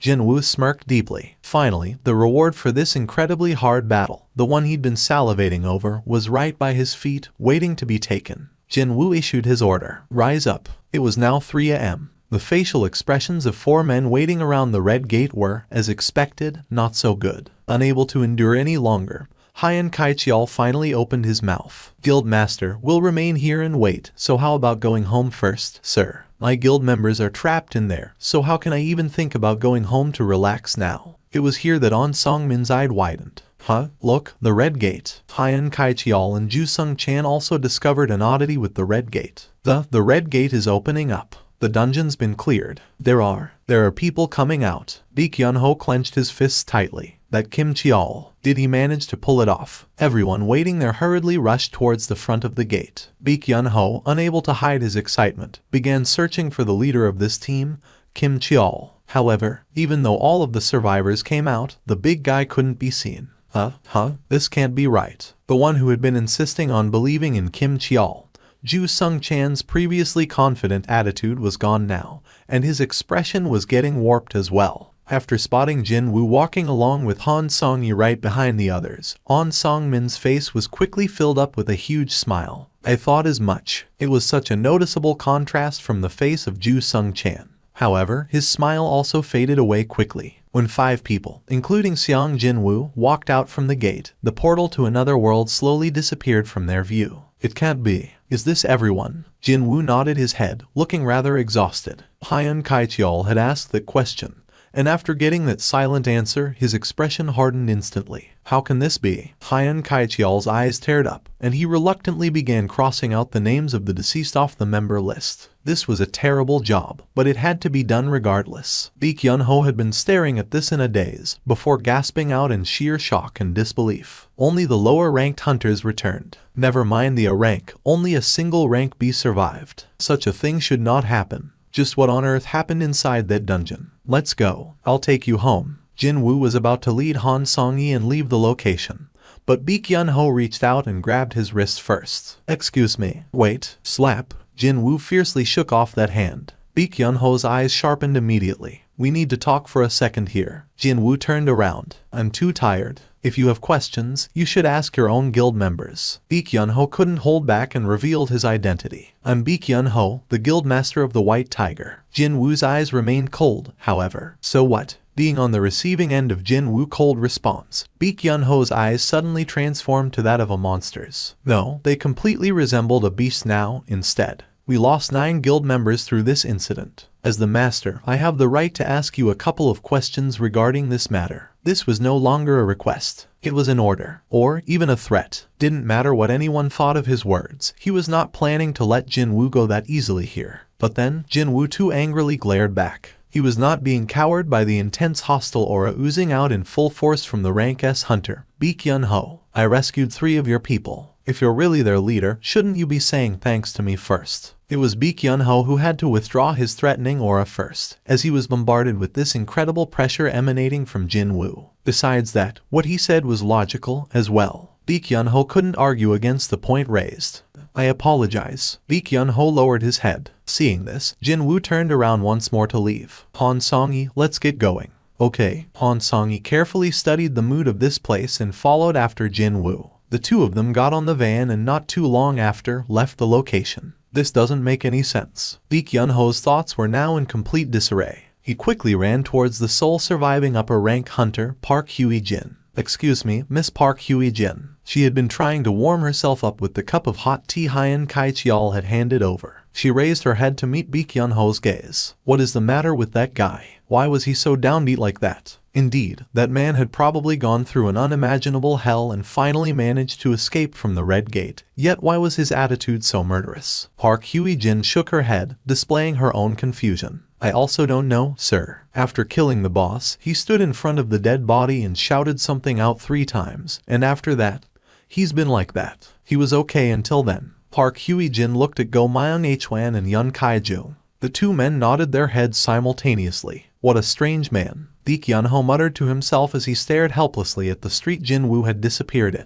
On Song-min saw the state his boss was in, and became incredibly nervous as if he had done something wrong instead. "My apologies, Guildmaster. I'm sure he's like that because he's just exhausted. He's not a bad person, I assure you. At least, I believe he's not." "No, that's not the problem. Pardon me." Baek Yun-ho turned around to stare squarely at On Song-min. "Why haven't you scouted that man already, eh?" On Song-min couldn't hide his fluster, but it wasn't strong enough to best the fluster Baek Yun-ho had felt just now. "Against me." Baek Yun-ho recalled Jin-woo's fierce glare and could only nervously swallow his dry saliva. Gulp. Abruptly, he thought that, were he to fight that man, he'd have to resolve himself to lose an arm or 2. Maybe even worse than that. Quickly figuring out what Baek Yun-ho meant, On Song-min hurriedly replied, "We're doing our very best, sir." "That is clearly not enough." Baek Yun-ho's eyes began to sparkle rather dangerously. Seong Jin-woo. Indeed, Chief On's discerning eyes were on the money again. "From today onwards, you'll receive all the resources you need. You must bring that man into our guild, no matter what." On the way home, Jin-woo was busy licking his lips in unhappiness as he drove the van. Tisk, was it because the gap between his stat values and the extraction targets were too great? What a disappointment it was, but his extraction attempts ended in failure. What a waste, but there's nothing I can do now. Jin-woo's hand left the steering wheel for a little while, as a dagger with an elegant, flowing, arched blade appeared in his grip. Rarity A. Type Dagger. A dagger used by the great warrior Baruka. Weight reduction magic has been applied to it, allowing the wielder's movements to become even more agile than before. Attack, plus 110. Agility, plus 10. Well, he didn't walk away completely empty-handed. This was the dagger the boss had been using. There were 2, but one of them was broken, so he threw that away and took the remaining dagger. The Baruka's dagger, A. Not only did it feature high attacking power, but it also raised his agility, too. On that front alone, there was no need to compare it to Night Killer, a dagger ranked B he paid handsomely for. Never mind the rank C Poison Fang of Kasaka. Its rarity alone was at a 2. This was probably one of the best weapons to replace the Poison Fang of Kasaka that had been losing its effectiveness lately. "I like the way it feels in my hand, too." While he was mulling over the things that happened inside the Red Gate, they had arrived before Han Song-hee's home. Screech. She had been sitting in the passenger seat without saying a word, as if she wasn't even there in the first place. As soon as the van came to a stop, she climbed out of the seat and bowed her head. "Drive safely." "I will. Good night." Han Song-hee turned around to leave. Seeing her slumped shoulders and powerless gait, it seemed that the original goal of this trip had been met, one way or the other. Well, although things did get a lot complicated, I was trying to change her mind anyway. It was rather likely that she wouldn't try to become a hunter in the future. It'd be the same story for anybody if their first dungeon experience just so happened to be a Red Gate. He nodded his head in satisfaction and was about to start the van again. But then, the passenger side door was abruptly opened from the outside. Jin-woo shifted his gaze. Han Song-hee had returned to the van and was holding onto the door. What's the matter with her? His curiosity only lasted for a little while. Han Song-hee bowed her head deeply again, this time looking much calmer than before. "Thank you for everything, Appa." He only now realized that, from some time ago, the honorific she used to address him changed from Ajasi to Appa. "Sure thing. Don't mention it." Excuse me. "Tomorrow." "No, see you later." Later. Before he could ask her for clarification, Han Song-hee hurriedly ran away. After her back disappeared from his view did he realize what she was talking about. From today onwards, he'd be teaming up with Yoo Jin-ho again to mop up the rest of the raids. Han Song-hee was a raid team member, so of course, they'd see each other again later on. So she meant that, What a relief that was, though. His plan would have been affected pretty badly if Han Song-hee refused to come out of her house because of the trauma from this incident. This worked out for the best, and now he would use his shadow soldiers to clear out the rank C dungeons even faster than before. He felt utterly confident of clearing up the remaining raids in the shortest time possible. Also, he couldn't wait to see how Yu Jin-ho would react after witnessing his shadow soldiers in action, too. The next morning, Jin-woo yawned grandly as he stepped out of the apartment's foyer. He only closed his eyes for a bit, but hell, it was time to meet up with Yu Jin-ho already. "Hi Nim, good morning." He heard the familiar energetic voice greeting him. "You don't even have a car, so how did you get here?" The raid team's favorite ride. Mr. Van had been commandeered by Jin-woo last night, and was currently parked neatly in the apartment's parking lot nearby. "I caught a taxi, Hyung Nim." "Oh, a taxi," and here he was, thinking of going to fetch the kid instead. "Oh no, it's fine, Hyung Nim. I'm the one asking for your help, so it's only right that I'm the one driving you around, at least." Yu Jin-ho grinned happily and replied, "Hyung Nim, let's get going." "Hold on." Jin-woo pulled out his phone and dialed someone. "There's someone we should take along, as well." "Excuse me." "Who?" "Hey, Song-yi. It's me. Meet us at the parking lot. We'll go to the gate together." "Song-yi? Could it be that Song-yi?" As soon as Jin-woo ended the call, Yu Jin-ho asked him, "Hyung Nim, the person you want to take with us, is she that high schooler in our team?" Jin-woo nodded his head. Han Song-yi lived near here, and their destination was the same, so there wasn't any reason to go there separately, now was there. Unfortunately, Yu Jin-ho didn't see it that way. Han Song-yi, the rather cute high school girl with her hair tied up in a bun. He already knows her number, and can talk to her in such a friendly manner, too. Could Hyung Nim and her have formed a much deeper relationship than meets the eye? For sure, Hyung Nim was a cool guy even from another man's perspective. While Hyung Nim wouldn't be interested at all, it'd not be a strange thing for an impressionable schoolgirl to fall for a man like that. Yu Jin-ho nodded his head. If this was the case, then there was something he had to make sure right away. "Hyung Nim, should I call Miss Han's sister-in-law from now on? Did this guy fall off the bed and hit his head or something?" Jin-woo's crumpled expression was implicitly implying that, even if Yu Jin-ho was not too quick on the uptake, he should still be able to figure that one out pretty easily. You two aren't dating. She's a friend of my little sister." So that's what happened. Yu Jin-ho finally understood the situation. He didn't even know what was going on, yet he was thinking of calling that girl his sister-in-law. His face reddened up considerably. Soon enough, Han Song-yi came to the parking lot. Not only that, she was noticeably better dressed than how she was usually. Seeing this, Yu Jin-ho grinned slightly. Yep, she's definitely a teen girl, wanting to look nice in front of the brother of her friend and all. As the leader of the raid team, he was thinking of praising the fellow raid team member's choice of wardrobe. But then, Jin-woo greeted her first. "Did you get some sleep?" In that instant, Yu Jin-ho's expression froze stiff. Han Song-yi smiled and shook her head. "I couldn't catch a wink. I'm sure you're still exhausted, so get some rest in the van." Listening to the two young people's conversation, the thought process of Yu Jin-ho became more and more messed up. Han Song-yi asked Jin-woo this time. "What about you, Appa? Did you get some sleep?" "Well, only for a little bit. It was already 4 a.m. by the time I got back home. Anyway." "Well, true that. Night. Couldn't catch a wink. Still exhausted. 4 a.m. by the time he got back home." Just as Yu Jin-ho's panic state was morphing into a full-blown freak-out. "What are you doing, Yu Jin-ho?" Well, Hyung Nim. Well, the thing is, this Han Song-yi is still a minor, Hyung Nim. Okay, so, never mind, Hyung Nim. Truly now, Hyung Nim was a man among men. Yu Jin-ho was deeply impressed by Jin-woo, who didn't care about the glares of the public and thought that, indeed, he's extraordinary. He also began to reflect on his foolish ways of trying to apply the standards of the regular people on Hyung Nim. As soon as he stepped foot inside the dungeon, Jin-woo took in a deep breath. After being confined to an open field type dungeon for a few days, the air inside the cavern type dungeon felt new and refreshing.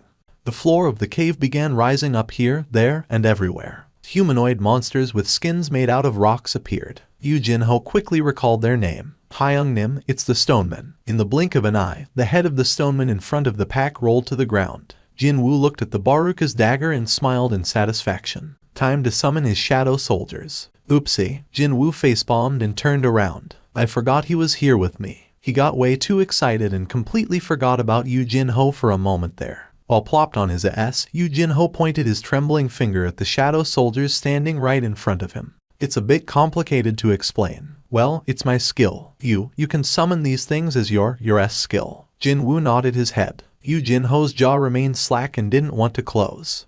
Him and Hyung-nim had entered dungeons together 11 times already. He thought that he wouldn't get shocked anymore, but he was proven wrong once more. A rank C dungeon was destroyed in no time at all, in other words. Ho! Jin-woo exclaimed in admiration. At this rate, we might get to mop up the rest of the raids pretty quickly. As soon as the battle ended, the shadow soldiers retrieved the magic crystals and stood before Jin-woo in orderly columns. Yu Jinho hesitated slightly, before opening his mouth with some difficulty. Can I be the one to retrieve the magic stones? Why, I'm kinda upset because it feels like my role's been stolen by these guys, Hyung-nim. Jin-woo burst out into a soft chuckle. Yup, this kid really is a weird one. And a day later, Jin-woo finished the 19 raids he had promised Yu Jinho. Now that the raids are over, how about we celebrate with a hearty meal? Yu Jinho took a look around and pointed towards the empty table by the windows. Can't we sit over there? I'm sorry, sir. That table has been booked already. A large group must have made a booking, because several tables had been brought together. Currently, they were all empty. Yu Jinho stared at the empty tables with a rueful expression and shook his head.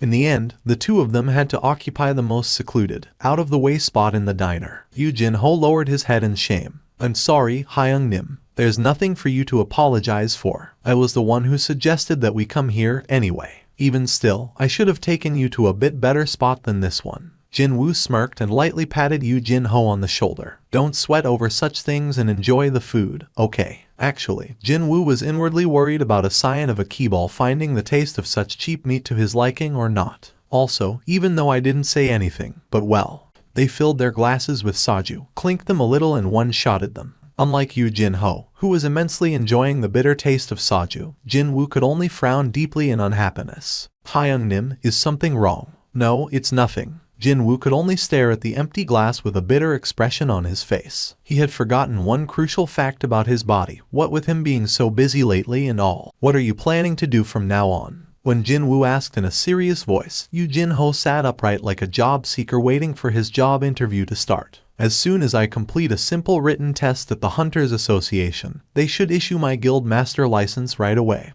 Hyung-nim. I'm planning to negotiate with my father with that license in hand. Determination flooded in Yu Jinho's eyes. He had invested a lot of his own moolah for this purpose, and there was no room to retreat now. Besides, I also made a promise with Hyung-nim, too. The guild building he promised to Jin-woo. That part of the bargain could be upheld only after Yu Jinho successfully persuades his father, Yu Myung-hwan, to install him as the new guild master. On the other hand, Jin-woo was feeling rather liberated. Sure, it'd be nice to get my hands on that 30 billion won building. But well, that would only be an added bonus to him. His real purpose had always been leveling up. While entering all those rank C gates, he had reached a far higher level than he initially bargained for. In other words, he had achieved his goal. And the results of his frantic leveling up spree. One punch from him, and the rank a hunter with a guaranteed annual salary of billions of won, Kim Cheol lost his consciousness. Just like that. At the bare minimum, I can make more money than that guy now. If one possessed excellent abilities, wealth was sure to follow. There was no need to feel nervous at all, and his relaxed mindset could clearly be seen on his demeanor. Jin-woo began reminiscing about the last few days and smiled to himself. It was at this moment that Yu Jinho asked him a question. What are your own plans now, Hyung-nim?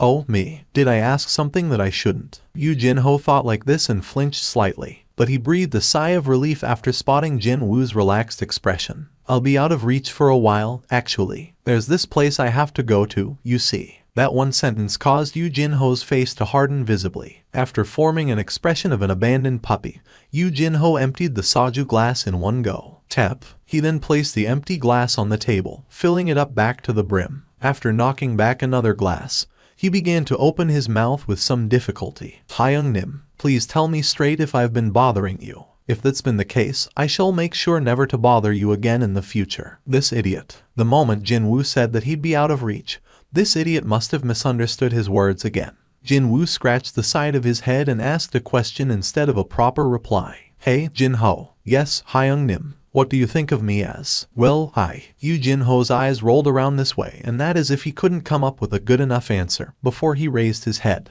Hyung-nim, I have a brother who's over 10 years older than me. Jin-woo remembered hearing that from somewhere. My brother doesn't really like me, so I think the time I spent with him is far shorter than what I've spent with you, Hyung-nim. Compared to him, you have saved my life, helped me out with my dream, and Yu Jin-ho stared straight at Jin-woo. To me, you're more like my real brother than him, Hyung-nim. He was still a bit scared of Jin-woo, though. Still, he'd never, ever forget these past few days following around Jin-woo for the rest of his life. Indeed, his respect was far greater than fear of Jin-woo at this point. If you see me as your brother, then Jin-woo smiled deeply. I'll think of you as my younger brother as well. The tip of Yu Jin-ho's nose reddened and he began to get teary-eyed all of a sudden. If that was all, it'd have been fine. But then, he tried to get closer to Jin-woo out of nowhere. Hyung-nim, I want to give you a big hug. It's fine, right? Hey, you're drunk, dude. Stop it. No, that's not true. Hyung-nim, I've never been this clear-minded in my life before. Hyung-nim, say that with your eyes open, will ya?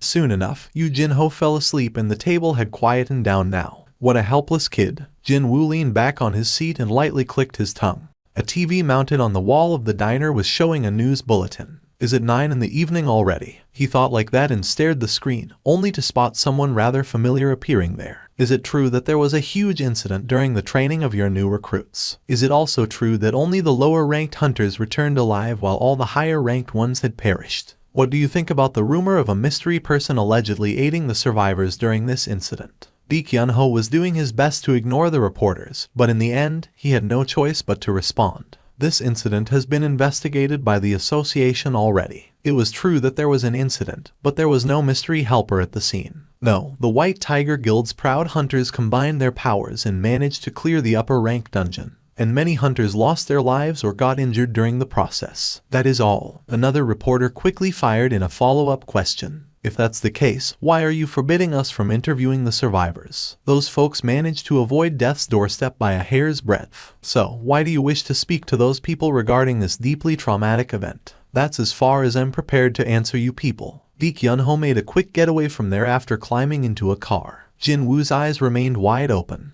A little while ago, somewhere in the eastern United States of America, a shrill scream exploded out inside a certain dungeon. A hunter named James plopped down on his butt. His legs had lost all strength and he could only crawl on the floor to run away. But when he realized that he only managed to corner himself against a wall, despair quickly dyed his expression. Oh dear God. The rank for this dungeon was estimated to be and in order to clear this gate, suitable hunters were recruited to form a raid team. However, every single one of them was annihilated. Technically speaking, they weren't dead, but unconscious on the floor, though. I can't believe this. When the raid team entered the dungeon, they could not find a single monster, because there was seemingly no monster inside. A dungeon without monsters. Can such a thing even exist? If that was the case, where did the magic power emission that the measuring equipment had picked up outside the gate come from? The hunters came up with all sorts of theories by themselves. This was already a hard-to-believe phenomenon, yet something even more shocking was waiting for them by the boss room. When they entered it, they did find a single monster, and it looked exactly like a human being.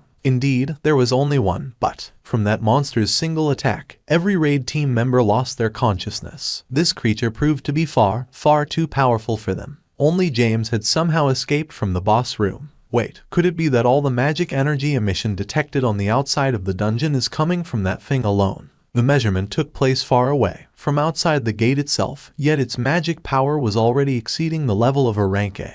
James shook his head again. That's just F-seeking impossible. But then, this, really now? That lone monster walked out from the darkness and stepped into the light. James began screaming once more after he saw the approaching creature. That hurts my ears, you know. The monster, no, an oriental man with long, unkempt hair and a bushy beard roughly scratched the top of his head. James no longer screamed but began leaking out scared gasps instead. The mystery oriental man stood before James and placed his hands on his waist. What the hell? So, who told you to attack first without warning? I told you that I'm not a monster, but a human being. I'm a human. Unfortunately, James could not understand a single word of this strange language. Naturally, his complexion progressively worsened. The Oriental man stared at the terrified American hunter with a troubled expression on his face. Eventually, he spat out a long, long sigh. Dang it, what a pain, trying to talk to these big-nosed foreigners. In any case, he tried to initiate another conversation one more time. He squatted down low enough to match the American's eye level and did his best to sound as friendly and non-threatening as possible. Hey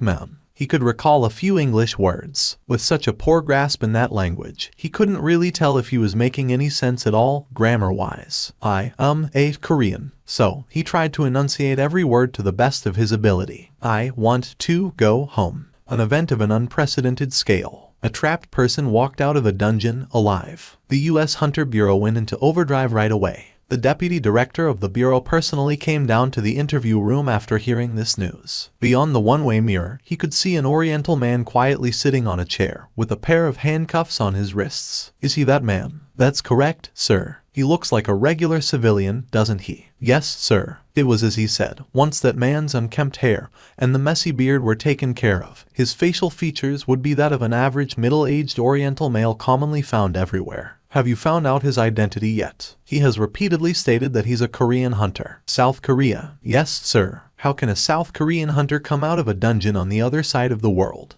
He says that he was trapped inside the dungeon for the past 10 years after the gate closed on him. And when he reopened his eyes, he's in America. Is that it? That's what he'd been saying until now, sir. The deputy director massaged his forehead. How was he to explain this to the director? He felt a migraine beginning its vicious assault on his head. If that's the case, then what are you guys waiting for? Why aren't you in there trying to get more information out of him? Sir, we're currently focusing on the possibility of this man being a monster who possesses a human's memories instead. Okay, so, if it suddenly reveals its true intentions during the interview process, the entirety of Washington could be in danger. That made sense. A raid team consisting of several rank A hunters proved to be utterly helpless against that man, after all. They could not afford to be careless here. There is a rank S hunter who can converse in Korean residing nearby. The deputy director's expression brightened. He was none other than the deputy director of the Hunter Bureau. He had memorized back to front the list of all rank S hunters living in the States already. Mr. H. Wang. Is he coming here? Yes, sir. One of the main hunters of the Scavenger Guild, H. Wang Dong-soo.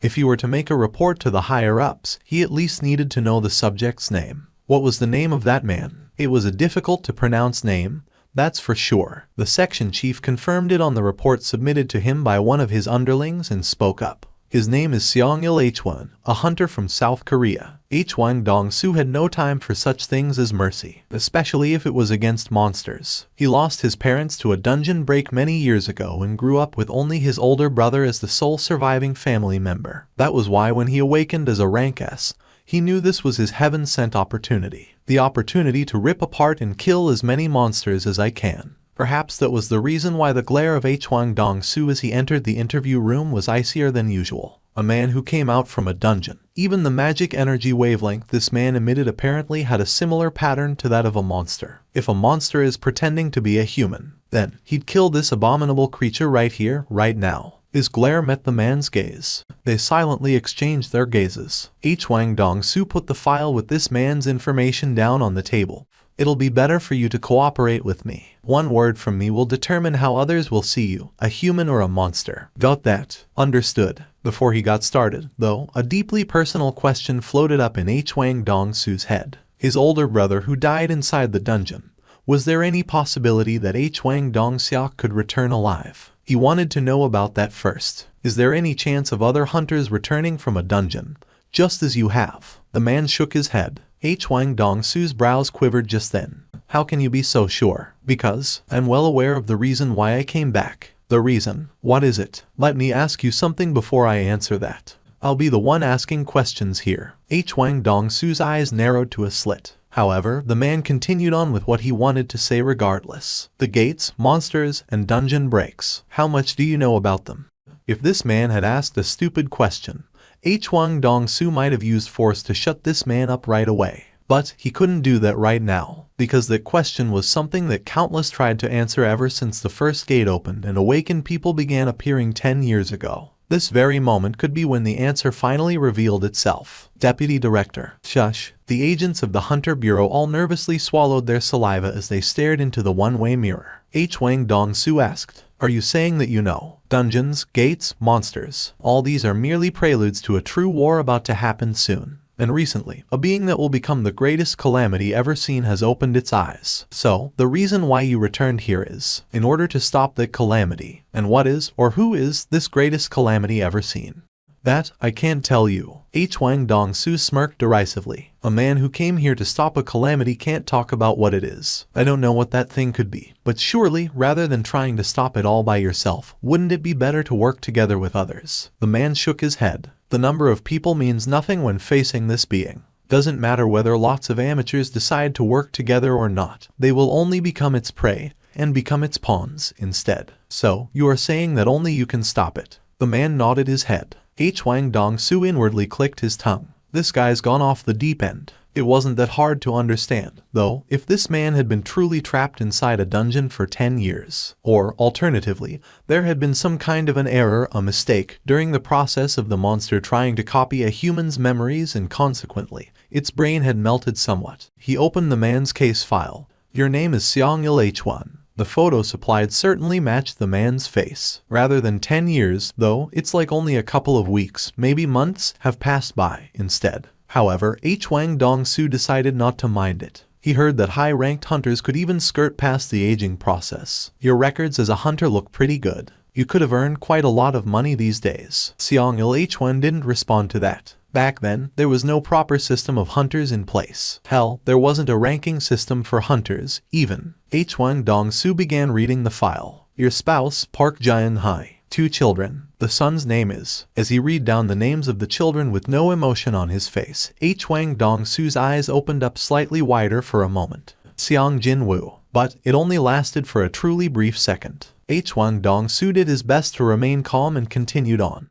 Seong Jin-woo. And the name of your daughter is Seong Jin-ah. Okay, next. It happened, then. Wait. Before Wang Dong-su could flip to the next page, Seong-il Hwan stopped him. Wang Dong-su raised his head, and he found Seong-il Hwan's glare had become as cold as his own. Why did you emit a murderous intent when mentioning the name of my son?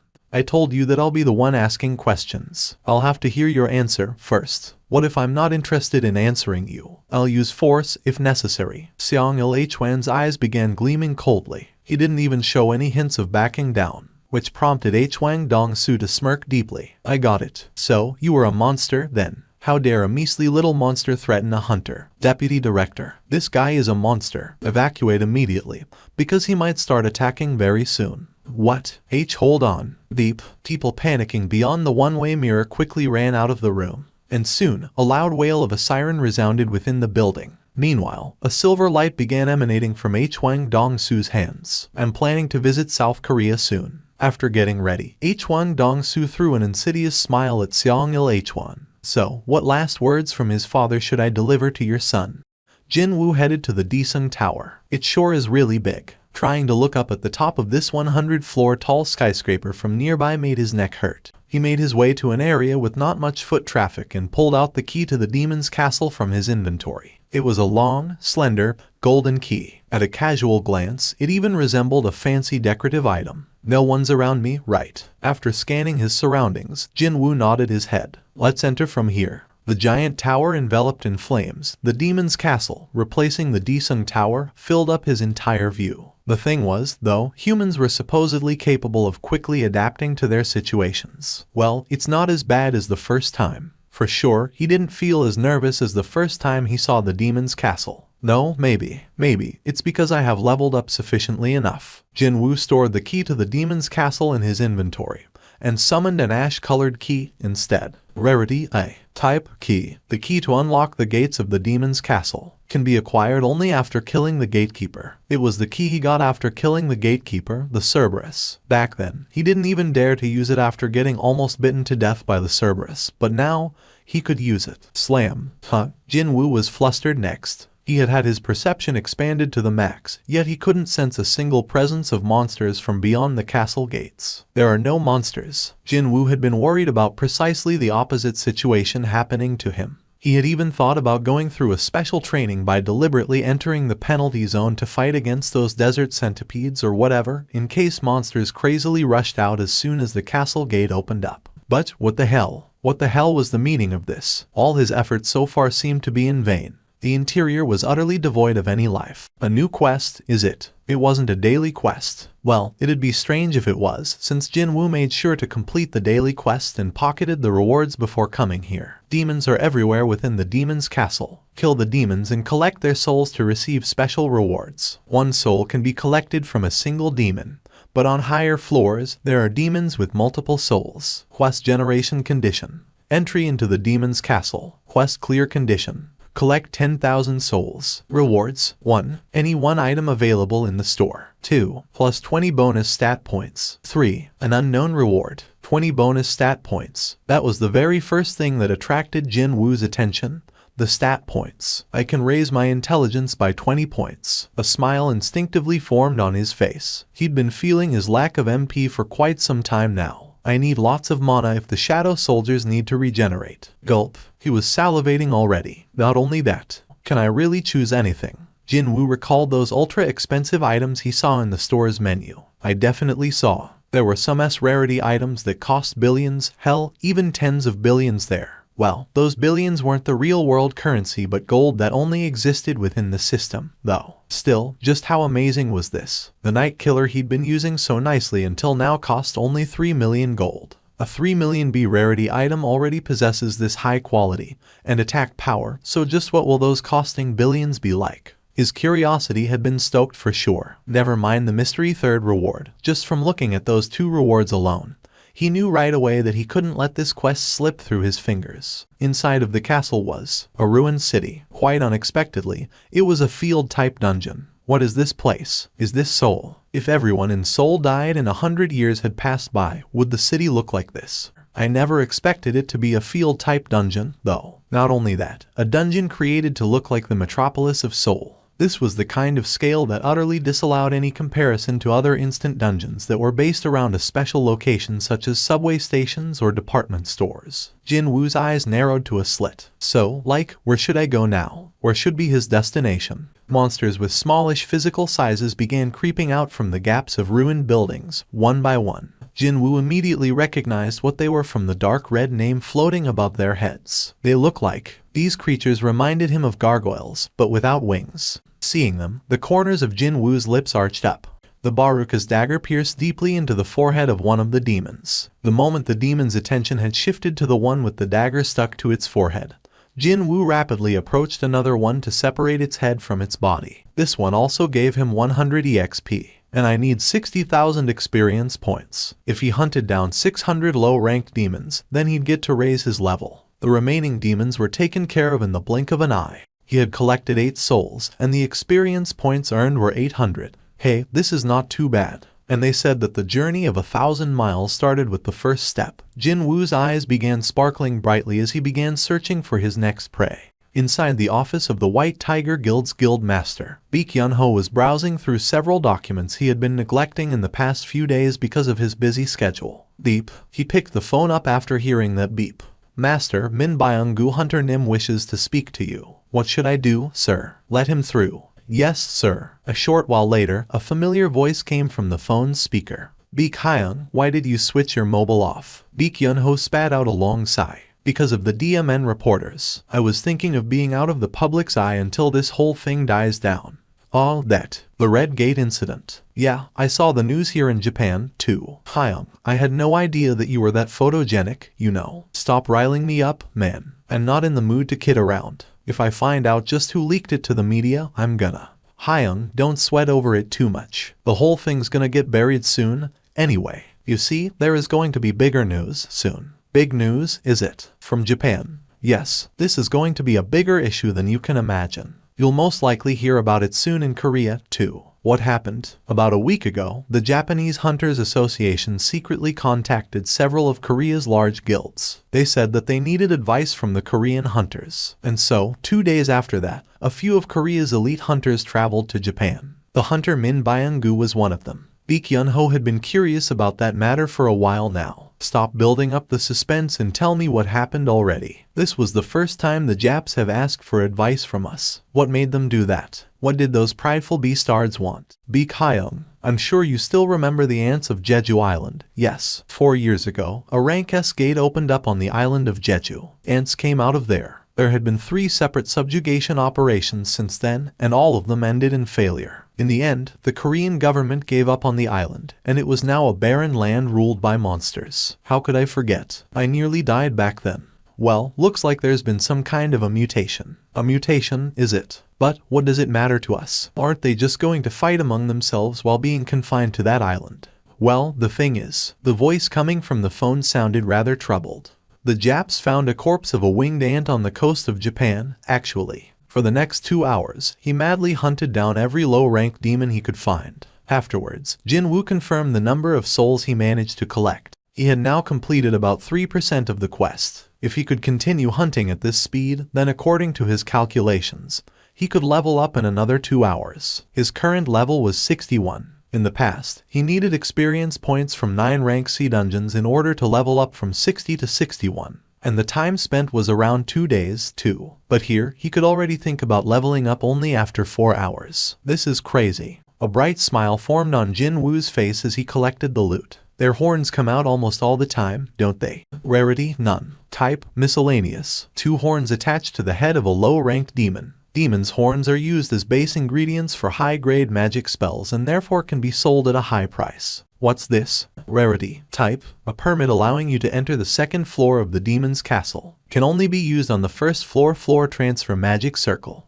It was a document scroll, tightly rolled up. An entry permit. When he unfurled it and took a look, he found all sorts of undecipherable drawings and letters adorning its surface. In the end, the only thing that helped him understand its purpose was the item explanation. Jin-Woo's wandering gaze stopped at the pillar of light piercing the sky. Well, that has to be it. Getting there was his initial goal. But his attention got robbed by the hunting of the low-ranked demons, and before he knew it, he had moved further away from his destination than before. Should I head there now? He thought that this might be a good time to think about heading there. Also, he had hunted down all of the low-ranked demons nearby, too. Jin-Woo grinned brightly. Summon. The shadow soldiers stored inside his shadows via the shadow storage skill didn't require any chanting or whatever to summon them, unlike when he was trying to extract shadows. In front of Jin-Woo, the giant beast soldier extracted from the leader of the ice bear pack appeared silently. Growl, and it was a giant monsterish bear standing on its hind legs. It was as large as a house, but to Jin-Woo, it was not much different from a mild-mannered lovable puppy. Get down. Growl. When the shadow beast soldier laid down on the ground, Jin-Woo lightly jumped on top of its back. Giddy up. As soon as Jin-Woo lightly tapped the side of the beast with his leg, the shadow creature rushed towards the pillar of light with a frightening turn of speed. Thud, thud, thud, thud. The massive creature also possessed incredible agility as well, and before long, the distance between him and the destination rapidly closed up. Of course, they still encountered obstructions every now and then. Roar. One thunderous swipe from the beast soldier, and the situation normalized right away. Hello. Jin-Woo formed a deeply impressed expression. I only decided to ride it for fun, but isn't this actually pretty cool? Thinking that he should utilize this means of transportation often from now on, he even named his new ride right there, and then, from now on, your name shall be Tank. How many floors are there? Of course, there was no reply. Fine, let's go up, then. Jin-Woo spoke up. 2nd floor. Jin-Woo summoned the scroll as per the instruction. As soon as it appeared, it dissolved into the light. So that's how it works. As it turned out, this whole thing was just an elevator. The moment he realized what this pillar of light actually was, Jin-Woo was immediately transferred to the 2nd floor, along with the blinding explosion of light. 2nd floor, 3rd, 4th, and eventually the 27th floor. That was the result of grinding for 2 days straight. He told Jin-Ah, his little sister, that he'd be on a week-long trip. I have 5 more days. Considering his gradually increasing clearing speed, he began to think that it might be doable to get to what he assumed to be the last floor, the 100th floor, within the next 5 days. Maybe even sooner than that. Jin-Woo took a look at his surroundings. It was still a ruined city. I can't tell which city this floor is based on anymore. Every floor was modeled off on a different city. However, the higher he climbed, the state of destruction the city was in got worse and worse. And on this 27th floor, he found it hard to tell whether this place used to be a city or not. Over 2,100, is it? Meaning, he had hunted down over 1,000 demons in a day. He had killed quite a lot during the last 2 days, that's for sure. It was still a long way off from the goal of 10,000 souls, but he was betting on the demons of the upper floors that allegedly possessed multiple souls. Right, getting to higher floors should remain as my priority. Yoo Jin-ho entered a luxurious traditional Korean restaurant with a determined face. He chose this place after taking into account his father's taste. Has the chairman arrived yet? Yes, he's waiting for you. He was guided to the private room where his father, Yoo Myung-han, was waiting for him. The traditional sliding paper door was opened and immediately, Yoo Jin-ho's nervousness increased by several folds after seeing his father's face. You wish to run the Yoojin Guild, is that right? That's correct. It was at this point that a hint of a dilemma, alongside the emotion of shock, appeared on Yoo Myung-han's face. To think that father is pondering between me and my older brother. Yoo Jin-ho was genuinely moved inside. The fact that his father was thinking about this matter was a big win for Yoo Jin-ho. If it was in the past, he'd be satisfied with this much. However, he had no desire whatsoever to back off now. As you know already, father, giving the position of the guild master to an outsider carries too much risk. Enough. Yoo Myung-han raised his hand. At the same time, Yoo Jin-ho's mouth stopped moving. Father's enough was one of the most absolute commands that no one in the Yoo household could go against. There is someone I want you to meet. Pardon me. Yoo Jin-ho's eyes went round at that. He was the one who called and asked for this meeting, yet his father wanted to introduce him to someone. Who could it be? Just as Yoo Jin-ho's curiosity piqued, the door opposite to the one he used to enter the room slid open.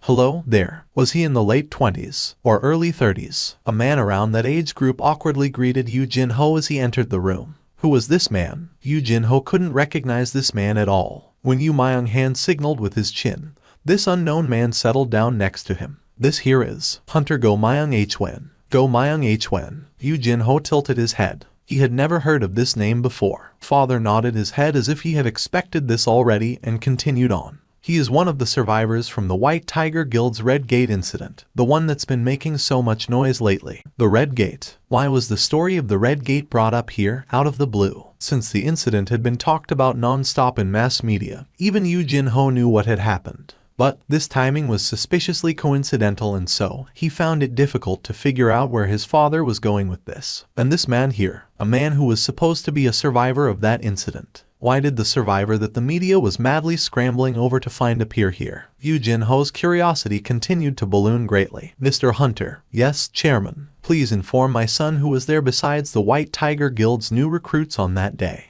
Understood. Go Myung-hwen's stare now was directed to Yoo Jin-ho. There was a young female hunter who looked to be a high schooler, and a young female hunter. Even then, Yoo Jin-ho couldn't imagine just whose name would pop out from Go Myung-hwen's lips. And Mr. Seong Jin-woo. Yoo Jin-ho thought that he could hear his own heart fall to the pit of his stomach. Hyung-nim was there at the Red Gate incident. What was going on here? He was already feeling quite confused, but now, his thought process devolved into an even more complicated mess. In the middle of his confusion, he suddenly remembered something. Wait, now that I think about it, a few days ago, Hyung-nim was conversing with such familiarity with Han Song-yi, someone whom he didn't even share a casual greeting before that day. Do you still remember the name of that female hunter, by any chance? It was Miss Han Song-yi. How can this be? Yoo Jin-ho's jaw dropped to the floor. To think there was such a secret to the mysterious relationship between those two people. Wait, if that's the case, then the identity of the potential helper the news outlets were talking about was. As if he knew what Yoo Jin-ho was about to ask, Go Myung-hwen quickly confirmed the truth. We, the members of the White Tiger Guild and Miss Han Song-yi, could escape from the Red Gate all safe and sound thanks to Mr. Seong Jin-woo. Hyung-nim, just what did you do in there? Yoo Jin-ho formed an expression comprised of half surprise and half joy. Yoo Jin-ho's eyes twinkled as he listened. At first, everyone was taken back somewhat, after learning that a pair of Ranky hunters were coming to observe the new recruit training process. But then, Go Myung-hwen began describing what happened that day with a hyped-up voice reminiscent of a little kid proudly showing off to a friend the brand new toy he got as a gift. However, he did what to a Ranka hunter. Go Myung-hwen wasn't the only overexcited person in the room. Exactly. With his palm, he went like, paw. He smacked the back of Kim Cheol's head, and as he listened to the exploits of Hyung-nim, Yoo Jin-ho's heart beat faster as if he was there, experiencing everything personally. I really thought that we'd die for sure when dozens of ice elves showed up. But then again, was he paying too close an attention to the story? Time flew by really quickly. The The definitely not short story of that day's events was finally coming to its end. The excited Go Myung Hwan's voice became louder. So, what I'm saying is, this whole thing is just too unfair. Mr. Seong Jin-woo saved our essays back there. He's my life savior. But then, I'm not supposed to reveal the existence of Mr. Seong Jin-woo. I find it difficult to accept the decision of the White Tiger Guild. However, Chairman Yu has given me a call out of the blue, and so, here I am. It was at this point that Yu Myung-han stopped Go Myung Hwan in a dignified manner. Go Myung Hwan embarrassedly lowered his head. Yu Myung-han's stare then shifted over to his son, Yu Jin-ho. In the process of investigating more about Hunter Seong Jin-woo, a name that I never expected to hear popped up. At the ends of Yu Myung-han's pointing finger, his index finger pointed to a piece of paper with Yu Jin-ho's name written on it. And it was none other than the raid records Yu Jin-ho handed over to his father. I'm busted. The truth about Hyung Nim helping him out during the process of acquiring his guild master license was now out in the open. Yu Jin-ho's expression hardened. Hunter Seong Jin-woo aided you greatly during your attempt to earn the guild master license. Do you acknowledge this fact? Yes, father. In the past, being subjected to that withering glare, Yu Jin-ho would lose all strength in his legs. However, he couldn't give up like this. For the first time ever, Yu Jin-ho summoned his courage in front of his father. He lowered his head and raised his voice. Can you entrust the Yujin Guild to me, father? I will. At that refreshingly simple answer, Yu Jin-ho hurriedly raised his head. I shall entrust the Yujin Guild to you. But why? Didn't you say it yourself? It is too risky to entrust the guild to an outsider. With you here, is there a reason to take on that risk now? But I tried to deceive you, father. You thought I'd scold you and kick you out because of that. What was going on here? Yu Jin-ho thought that his father was smiling, for some reason. But Yu Myung-han's lips would always remain in a straight line, no matter what the occasion was. So, how come? However, I have a condition. Yes, father, this Hunter Seong Jin-woo. Can you bring him over to Yujin? Yu Jin-ho's eyes opened wider. The light within Yu Myung-han's eyes flickered a little just then. But that didn't last for long. That's correct. Yu Jin-ho became speechless, then groaned. Even a snot-nosed brat would know that now was the right time to confidently say something in order to leave behind a positive impression. However, the one they were talking about was none other than Hyung Nim. Yu Jin-ho could ask, sure, but he wasn't confident of anything else besides. So, he replied honestly, I can't be certain. Very good. There is no meaning if the challenge is too easy for you. The chairman Yu Myung-han took a sip of water and lightly wiped the corners of his lips with a handkerchief. If you fail, I shall hand over the guild to your brother. So, how about it? Will you accept? This boy wanted Yujin Guild. He suspected something was up when they agreed to meet today, but he didn't expect his son to be this daring. Indeed, a tiger's cub is still a tiger at the end of the day. The smile finally began to spread on Yu Myung-han's lips. 48, 49, 50. With a frightening clearing speed, Jin-woo climbed up the floors. He didn't feel tired at all when looking at the total experience points and the accumulated number of souls climbing up higher every time he hunted a monster down. He had procured the important entry permit for the 51st floor a long time ago. So, the only thing remaining was to get to the floor transfer magic circle and go upstairs. But Jin-woo's sight shifted towards the pillar of light. More specifically, a short distance in front of that pillar. And a massive demon, plus scores of high-ranked demons, were standing there, waiting. Jin-woo raised his sight up higher, and he could see the giant demon's name, floating in the air in a deep crimson hue. That thing consisted of a huge mess of fatty flesh that must have weighed dozens of tons. No, maybe even several hundred, instead. And then, the massive club this thing was holding in hand looked rather horrifying as well. However, a smile was etched on Jin-woo's face. So, that's the mid-boss of this place, huh? He held only the nicest memories of the bosses found inside the instant dungeons. They all gave him plenty of experience points as well as wonderful items, compared to the boss-level monsters found in regular dungeons that required lots of hard work to kill but little reward to show for it. These boss monsters of instant dungeons were more like boxes of gifts, all nicely wrapped up. So, then, what items would that guy cough up? Gulp. Jin-woo smiled brightly and began drooling.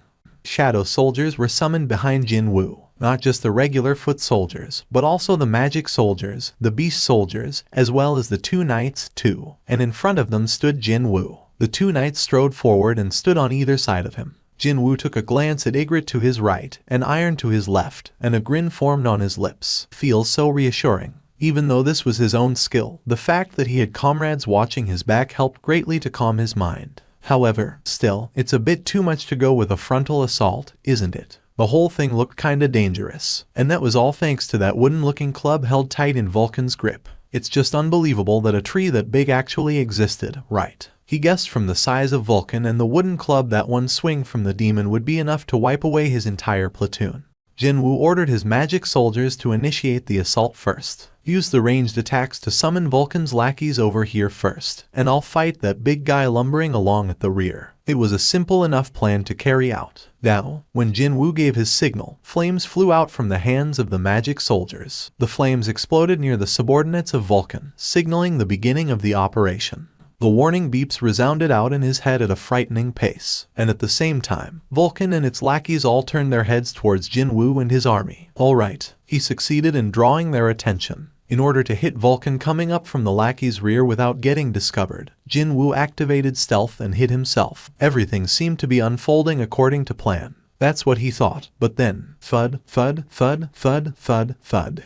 Vulcan broke his expectation and bolted forward like a streak of lightning. What the hell? What is up with that movement? It's like I'm looking at video footage sped up several times. Quite literally, in the blink of an eye, Vulcan had ran past its lackeys and arrived before the shadow soldiers. Oh crap. Jinwoo's eyes widened considerably. This demon with a huge, mountain-sized body mass managed to exceed his imaginations. Vulcan lifted the club up high. Just before the club pointing to the sky fell down on the defenseless magic soldiers, Iron jumped out of nowhere and raised his black shield. Whoosh. The attack was defended against somehow, but both arms of Iron were shattered into pieces. The sturdiest, toughest among the shadow soldiers couldn't withstand a single attack and was rendered unable to fight any further. Scatter. The shattered pieces of Iron's arms fell to the ground and scattered away, perhaps finding its previous attack not to its liking.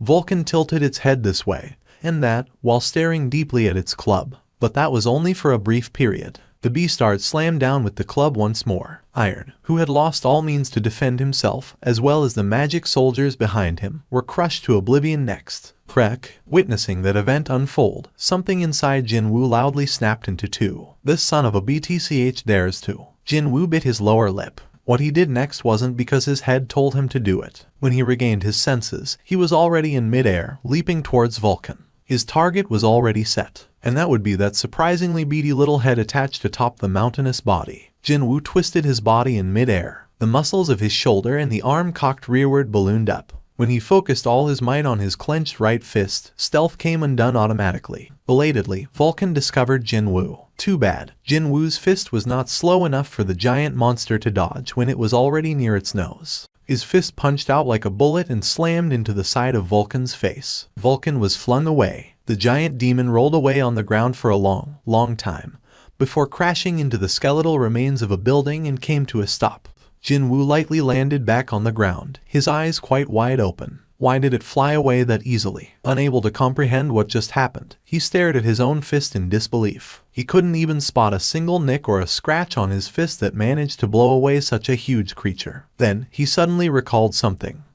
Now that I think about it. Jinwoo raised his head. He summoned the stat window, and it quickly floated up there. Strength 150, Endurance 109, Agility 139, Intelligence 109, Perception 111. He may have learned several assassin-related skills, and his class was set as a magic type, so he had been forgetting about a crucial part until now. He had been using up all the spare bonus stat points on intelligence, yet strength was still ahead by 1.5 times. Well, I really did invest in strength blindly, didn't I? Jinwoo raised his head. The fallen Vulcan used the club to prop itself and stood up from the rubble. Did the warning chime go off because the monster is getting up? Was his system that friendly to begin with? As Jinwoo tilted his head, the culprit for that beep popped up in front of his eyes. Isn't that skill from? Even before Jinwoo managed to recall the memories of Cerberus, Vulcan, with its two reddened eyes, rushed towards him like an unstoppable tidal wave. The ground rumbled, accompanied with the loud rumbling footsteps. Iron, Jinwoo called out. Iron quickly threw his shield to Jinwoo. After catching the shield, Jinwoo shifted his glance away to find Vulcan standing right before him. If I back off here, my soldiers will get wiped away. Without his soldiers, it had become far too difficult to hunt down Vulcan and its subordinates. So, Jinwoo chose the method that could ensure the safety of his soldiers. He raised the shield, and his arm muscles tensed up. Shortly thereafter, Vulcan slammed down with its club. Slam. Fearsome attacks that rocked the earth landed several times in a row without rest, but Jinwoo patiently endured them all. His high physical defense and endurance stat allowed him to block these attacks. When its attacks did not work, Vulcan became even more frenzied and pounded away with that massive club. However, Jinwoo was steadfast and his knees buckled not even once. Still, standing around like this blocking all the time wouldn't let him hunt the boss down. Deep frowns formed on Jinwoo's forehead. The thing was, unlike how it was with Cerberus, Vulcan's rage skill didn't have a time limit, the trade-off being the skill not as overpowered as the Gatekeeper's version, meaning he couldn't remain passively defending forever like this. Jinwoo gritted his teeth. Constantly getting pounded on isn't my thing either. Clang. Just as the club bounced off of the shield for the last time, Jinwoo had been getting ready to counterattack and took the opening to leap towards Vulcan's head. However, he wasn't the only one waiting for an opening.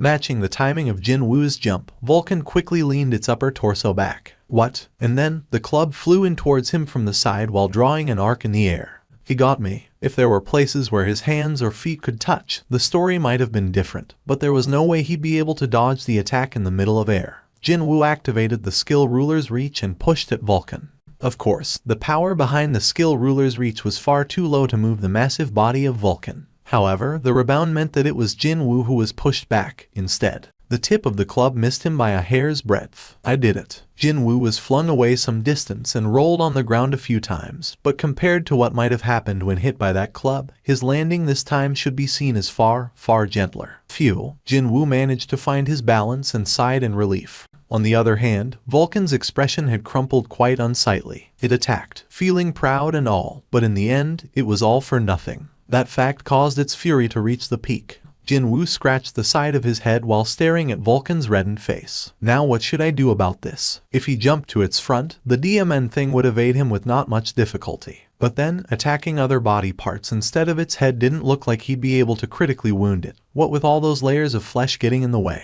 Is there a way to make it impossible to dodge? It was at this point that yet another, and an arguably excellent, idea popped up in his head. The corners of Jinwoo's lips arched up. Suddenly, he turned around and ran. Vulcan mistook this action as him trying to escape, and hurriedly chased after him. Jinwoo moderated his running speed so Vulcan could chase after him. As soon as he discovered a suitable remnant of a building, his eyes began gleaming brightly. That one, on the other hand, when the distance between Vulcan and Jinwoo closed up, the giant demon lifted its club high up in the air behind it, to squash this bug-like creature. Finally, the chance to crush this annoying pest once and for all was here. A disgusting smile formed on Vulcan's face, and so, as the club came down with a whoosh, the insect-like creature suddenly sped up and ran up on the outer wall of the destroyed building. Something felt wrong here, but it was too late for the demon to slow down the descent of the club. In an instant, the insect had run up high enough to be at the demon's eye line, before he powerfully kicked the wall. Crack. As the spiderweb-like cracks spread on the wall, something shot towards this demon with never-before-seen speed. It was none other than that insect. Vulcan's eyes grew wider. A smile spread on Jinwoo's face as he looked into those large eyes. The Baruka's dagger gripped tightly in his right hand sliced past the bulging artery of Vulcan's neck. Slice. From the blood vessel as thick as a grown man, blood spurted out like an overflowing fountain. Vulcan hurriedly discarded the club and tried to stem the loss of blood with both of its hands. Unfortunately, it was insufficient to block the overflowing of blood. At that moment, there was a visible tremor shaking Vulcan's eyes. Before it had the time to notice it, Jinwoo had climbed up the demon's back and buried the blades of his daggers deeply into that thick neck. I guess once isn't enough, huh? Jinwoo tilted his head and pulled the daggers out before activating his skill once more. Vital points targeting. 2 daggers stabbed deeply into Vulcan's neck again. Stab, stab. Only then did the messages he was waiting for pop up. Leaving the mop-up of the remnants to his trusty soldiers, Jinwoo turned around in order to collect the loot. Was this feeling similar to unwrapping a gift? Seeing the dead body of Vulcan, a smile automatically formed on his lips. I wonder what'll come out this time. He could spy several lights sparkling on the body. He had been feeling rather optimistic about fighting Vulcan, even before the battle started. And as he expected, items were quite literally pouring out from the dead demon. Having checked the list only once, Jin Woo's face was brightening up considerably already. I can pretty much tell that Vulcan's horns should be Japtum. From its name to the total number he found, it wasn't that hard to guess that Vulcan's horns were Japtum only good for additional gold.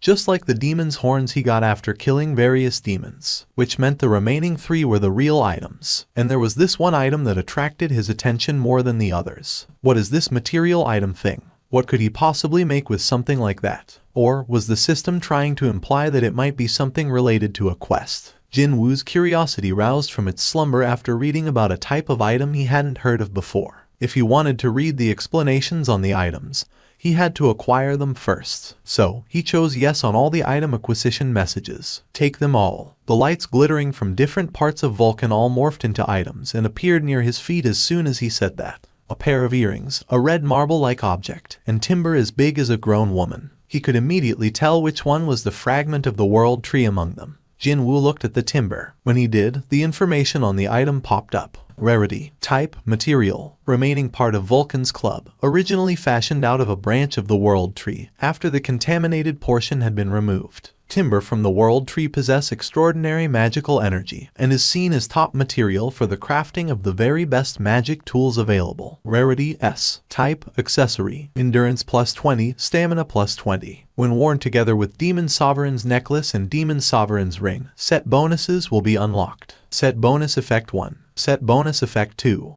Just like with other items, earrings disappeared from the view, but their options still activated with no problem. A satisfied smile formed on Jin Woo's face after confirming the rise in his stats. So, the accessory set of a Demon Sovereign, then. Other accessories should be around here somewhere, right? What with the word demon in their names, he could easily guess that those items must be somewhere inside the demon's castle. Just what kind of set bonuses would be unlocked if he managed to find the other 2? Rarity A. Type, magic tool. Deed created by solidifying superior demon Vulcan's blood. Will strengthen all magical effects and cause greater damage. Effect appetite for destruction.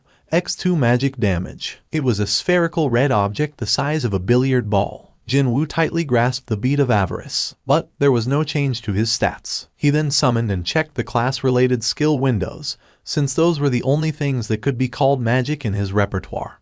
But he saw no change to the number of shadows he could extract nor the number that could be stored. Meanwhile, his soldiers arrived near him one by one after taking down Vulcan's remaining underlings. The first one to arrive was Ygritte. In the right hand, 3 and another 3 in the left. He carried a total of 6 demon heads and placed them before Jin Woo. Jin Woo looked at Ygritte kneeling before him and scratched the side of his head.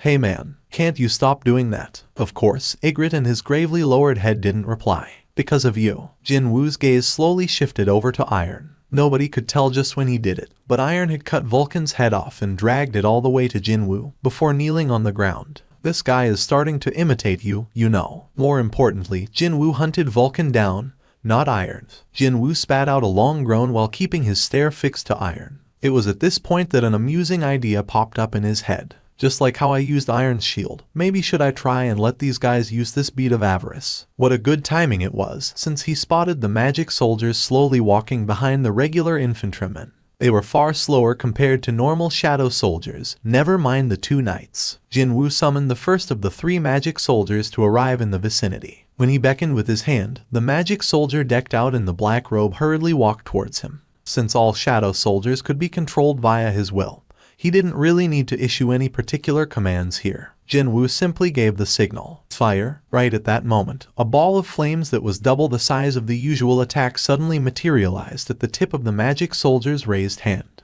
Jin Woo's eyes opened super wide. Without giving him enough time to get shocked, the ball of flames quickly flew out from the magic soldier's hand. Jin Woo's jaw dropped to the floor. The building was swept up in the grand explosion and collapsed like a house of cards, and the ferocity of the burning flames didn't show any signs of weakening at all afterwards. Jin Woo stared in pure shock at the roaring flames, before he hurriedly took the bead of avarice back from the magic soldier. He then quickly checked the item information once more. It's not there. It's definitely not there. He went through the explanation several times to make sure, but without a doubt, there was nothing about him being prevented from lending this bead of avarice to someone else. Didn't this mean he could potentially sell this item? Gulp. Jin Woo swallowed his dry saliva before his gaze shifted back to the burning building. In the middle of a sunny afternoon, the young man from the apartment 902, you say. An auntie tilted her head and replied a short while later. I'm not sure. I haven't seen him lately. Ah, is that so? Thank you for your help.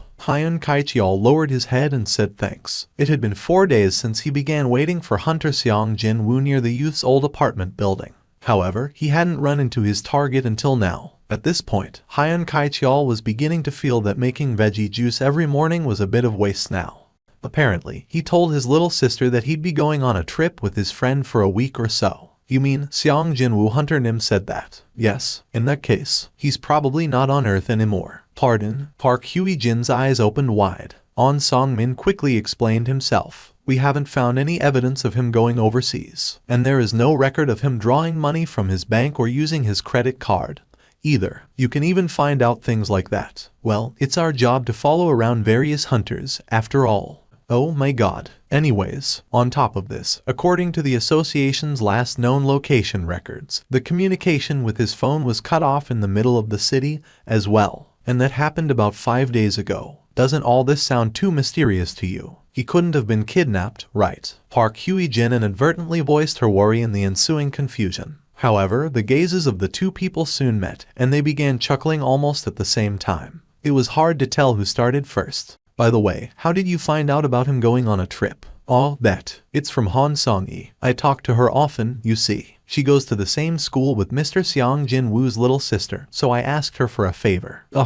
With On Song-min's reply, their conversation came to an abrupt end. And then, they began thinking the exact same thing. Just where did that guy disappear to? 75th floor. An army of undead suddenly rose up from the ground, and they numbered several thousand. A normal person would have been left breathless by the sight of this horrifying army, but when he found himself surrounded by so many enemies, Jin-woo didn't even panic for a second. As I thought, just as he expected, there were endless streams of black smoke rising up all around the boss monster. Seeing that, it wasn't all that difficult to guess what kind of monster this Metis happened to be. The Guide of the Departed Souls, is it? And the monster's title only helped to further confirm his suspicion. Sure enough, Metis summoned a powerful undead army. Too bad, Jin-woo just so happened to possess the best type of class within this field.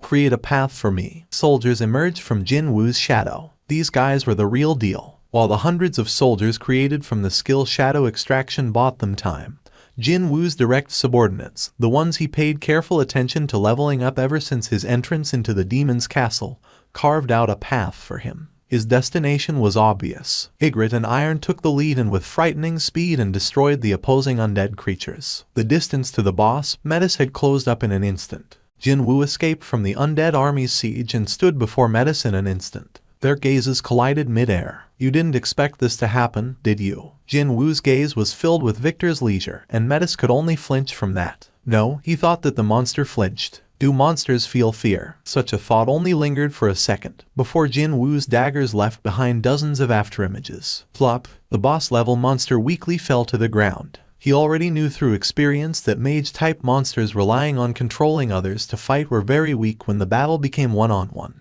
The moment he saw Metis in the distance, he had envisioned this end. Jin-woo returned the daggers to his inventory. Soon, the expected message popped up. Jin-woo clenched his fists tightly. 220 souls in one go. Now that was an unexpected windfall. A thick smile floated up on Jin-woo's lips. Not much remaining now. He only needed to collect less than 30 now. It was a small enough amount to quickly fill up by hunting down a handful more demons. Jin-woo really wanted to quickly finish this quest, and so, he hurriedly retrieved all the loot and entered the floor transfer magic circle. The eastern United States. Hwang Dong-soo writhed this way, and that as if he was having a nightmare, before he shot up from the bed.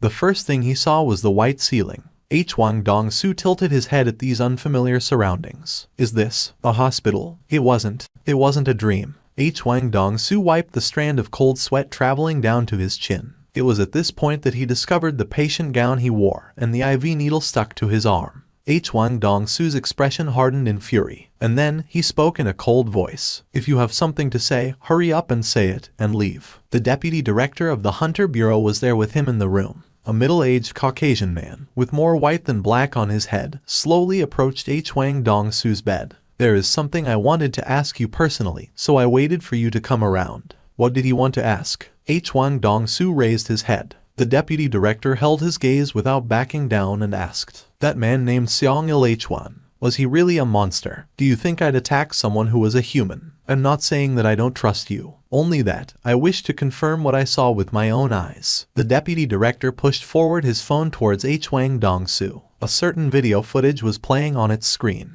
and this is footage captured by CCTV cameras nearby on that day. In the footage, one could see an Oriental man rescuing employees from the collapsing Hunter Bureau building. There was no need to ask who that man was. How could Hwang Dong-soo forget? That face was the last thing he saw before he blacked out. That man was Seong-il H1. The deputy director's complexion darkened. "I have never heard of a monster rescuing humans before. Is there no change to your opinion that this man is a monster?" "He's definitely a monster." "Understood." The deputy director pocketed the phone. "Once you're discharged from here, stop by the bureau. There are a couple of documents you need to sign." Hwang Dong-soo asked the deputy director as the latter was about to turn around and leave. "What happened to that man?" "He disappeared after fighting you. We're in the midst of tracking him down, but he's powerful enough to knock you down easily, so whether he could be caught or not is, well." Just before he stepped out of the hospital room, the deputy director opened his mouth again, sounding more troubled than before. "By any chance, do you have any idea where that man might head off to?" Seeing Hwang Dong-soo resolutely keep his mouth shut as if he had nothing more to say, the deputy director quietly left the room.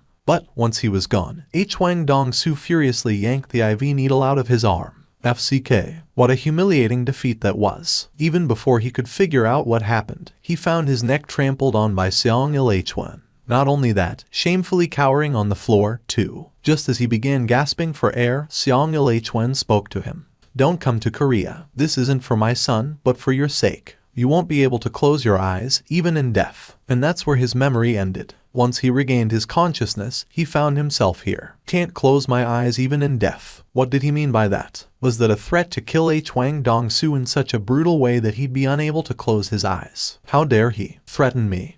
I need better equipment if I want to kill him. Thankfully, it wouldn't be hard getting his hands on that equipment. I should call my guild. The guild Hwang Dong-soo was a part of, Scavenger, was one of the very best in the world. Hell, there was even a joke doing the rounds that, if one were to tally up the value of all the artifacts in possession of the Scavenger Guild, it'd easily exceed the annual budget of a small nation. If I get my hands on some artifacts, there shouldn't be a problem. Madness burned bright within Hwang Dong-soo's eyes. To South Korea, that was Hwang Dong-soo's next destination. I did it. Jin-woo couldn't hide his elation. His luck was good, and he acquired 4 souls from the very last demon he killed. With that, he was able to meet the quest's clear goal. Obviously, once he made his reply, the list of rewards popped up in his view. 1. Any one item available in the system. 2. Plus 20 bonus stat points. 3. An unknown reward. Other rewards did catch his eye.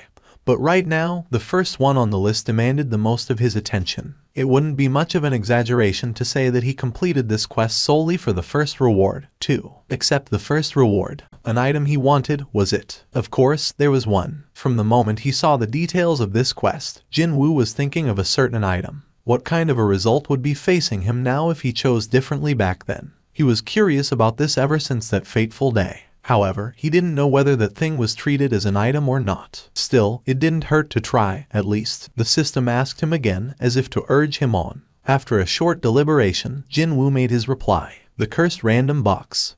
Back when he found himself standing on a crossroad, Jin-woo chose the blessed random box instead of the cursed random box. And the result of that decision was the key to the demon's castle. Thanks to that, he gained entry to this instant dungeon and earned a lot. His level had risen up greatly. He acquired lots of items, and as for gold, well, it was overflowing to such an extent that he was beginning to think he should start spending some very soon. Even if I was given a chance to do over, I'd have chosen the same. However, just because he chose to take this path, that didn't mean he was not curious about the potential result of choosing a different path. The blessed random box, supposed to give him what he wanted, and the cursed random box that was supposed to give him what he needed. Just what could be inside the latter. I did get what I wanted from the blessed random box, that's for sure. And so, the perfect chance to satisfy that curiosity once and for all had landed in his lap.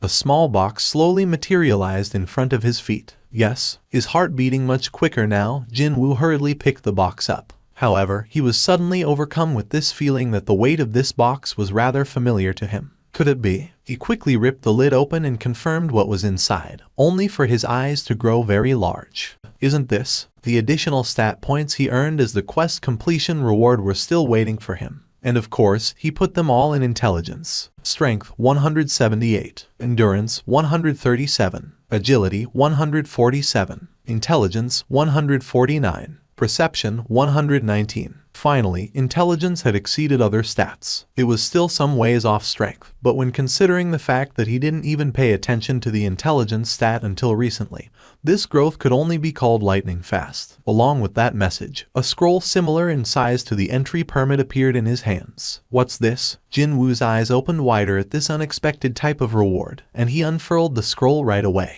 You can learn the crafting methods of divine water of life. Jin Woo's eyes widened even further. I can craft an item with this, and here he was, thinking that only those who had awakened as mage types could craft weapons containing magical energy. Now that he thought about it, though, he was also a mage type, wasn't he? Rarity S. Type, consumable. A mysterious liquid medicine that cures any and all illnesses through the powerful magic contained within. The effect will only manifest after one whole bottle has been consumed. Cures any and all illnesses. The moment he read that information, he thought about his mother, still confined to the hospital. He had already confirmed through Yu Jinho multiple times that effects of various potions still worked on other people. If he could truly make this divine water of life, then it meant that he'd be able to save his mother. His hands holding the scroll trembled from excitement. The ingredients were also on the simpler side, so to speak. Fragment of the world tree. He earned that after killing Vulcan on the 50th floor. Spring water from the Forest of Echoes. He got that after killing Metis the Necromancer on the 75th floor. And finally, purified blood of the Demon King. This item hadn't shown up yet. However, thinking back to the two ingredients that had come out so far, he could easily guess where he might find some of this purified blood of the Demon King from. The upper floors. I'm sure it's with the final boss of the demon's castle, probably on the top floor. In other words, simply by clearing the demon's castle dungeon, the ingredients to craft the divine water of life would fall into his lap one by one. It happened then. A gasp of epiphany leaked out of his mouth, completely unbeknownst to him. That's how surprised Jin Woo was. Could it be that? The item he wanted as per description on the blessed random box said. Could that be this divine water of life? Mom, thinking about the possibility that he'd get to see his mother again all healthy, his eyes began welling up with emotions. Jin Woo summoned his inventory and retrieved an item stored right next to the spring water. It was a necklace, seemingly carved out from skulls of various small creatures. Rarity S. Type, accessory, agility plus 20, intelligence plus 20. When worn together with Demon Sovereign's earrings and Demon Sovereign's ring, set bonus effects will be unlocked. Set effect 1. Set effect 2. The spring water from the Forest of Echoes wasn't the only loot he got from killing the guide of the departed souls, Metis. Indeed, this rather vile-looking necklace also came out, too. Why are the designs of all the necklaces I found so crappy? Jin Woo frowned deeply while recalling the appearance of the dog collar he was currently wearing. He slowly brought the Demon Sovereign's necklace closer to his neck. Replace. The skull necklace disappeared from his hands, only to be replaced by a dog collar. He quickly shoved the dog collar inside his inventory, and checked the newly unlocked set effect of the Demon Sovereign's accessory set. Set effect 1, all stats plus 5. Set effect 2, all of my stats rose up by 5 points. He only managed to unlock one set effect, yet he received a boost similar to leveling up 5 times. And then, he still had one more unknown effect to go, the one he'd receive after gathering all the accessories. The Demon Sovereign's ring. When considering the possibility that the last unlocked set effect from all 3 accessories being in one place should be even greater than the individual parts on their own, this really was already an amazing performance. However, acquiring accessories rated at S was only a part of the harvest he enjoyed after entering the demon's castle. The real profit was his level jumping up so high. Jin Woo stared at his level that had climbed up to 77 and smiled in content.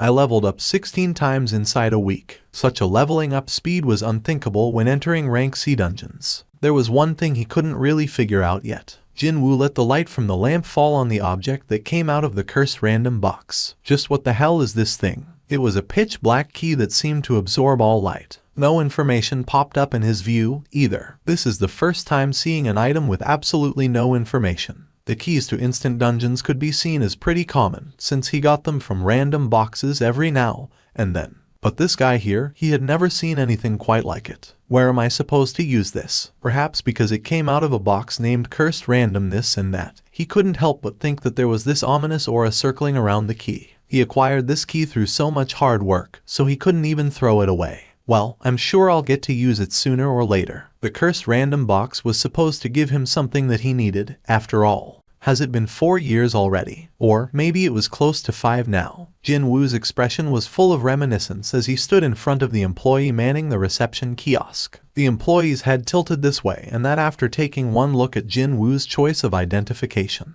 Isn't this a hunter license? It is. Employee formed a confused expression. If you are unhappy with your assigned rank, you should head over to another depart. No, it's not that. I wish to take the reassignment test. There are guys like that every now and then. Hunters who are not satisfied by the reality of their situation and swim inside daydreams before coming back here hoping against hope. So, is that guy also? The manager nodded his head. Reawakened, my foot. Others are busy raking in the dough as hunters, getting famous and all that. But well, he drew the short straw and he ended up as a nobody. So, he's just trying to escape from reality. Dealing with guys like that will only tire you out. So, just tell him that he'll be paying the fee for the test and send him on his way to the measurement room. Roger that. The fingers of the manager stopped typing on the keyboard. The name written on the hunter license. Why did it feel like he had heard of that name before from somewhere? Where was it? That man asked for a favor, didn't he? That man asked the manager to give him a call if a hunter named Seong Jin Woo ever showed up here. Hello, it's Baek Yun-ho speaking. Hello there, Chairman Baek. I'm calling you because of the hunter you spoke about the last time.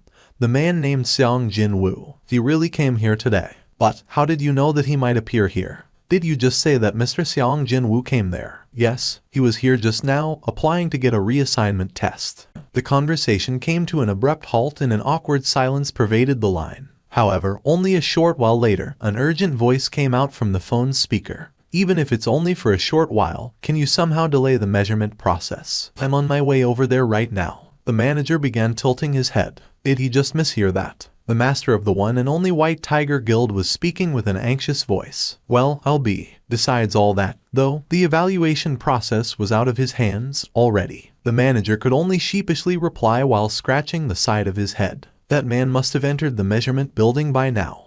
Jin Woo parked his butt on the very last spot available of the waiting room's bench. Currently, there were 3 people waiting for their turn here. All of them looked quite tense, nervous. Jin Woo could sympathize with what these people were going through inwardly at this moment. Well, the directions of their lives would be decided with the results of today's evaluation, after all. The first time Jin Woo came here, he was thinking about the exact same things as these people. What if I was a rank A? No, even a rank B, or could it be I'm a rank S, swimming in a happy daydream, only to be shocked to the core after receiving the evaluation of rank E. Thinking back to that day 4 years ago, Jin Woo couldn't help but smirk slightly. They are all from various guilds, apparently. Various guilds, is it? Yes, well, hunters don't usually seek out smaller guilds, so they resorted to sending people over here and set up camp just so they can sweet talk awakened like us after we're done with the evaluation. Indeed, there was a certain chilly, unfriendly and competitive air circulating among those folks. And the way they are looking in this direction is pretty predatory, too. Well, there was a reason for that, of course. I'm telling you this because it might help you.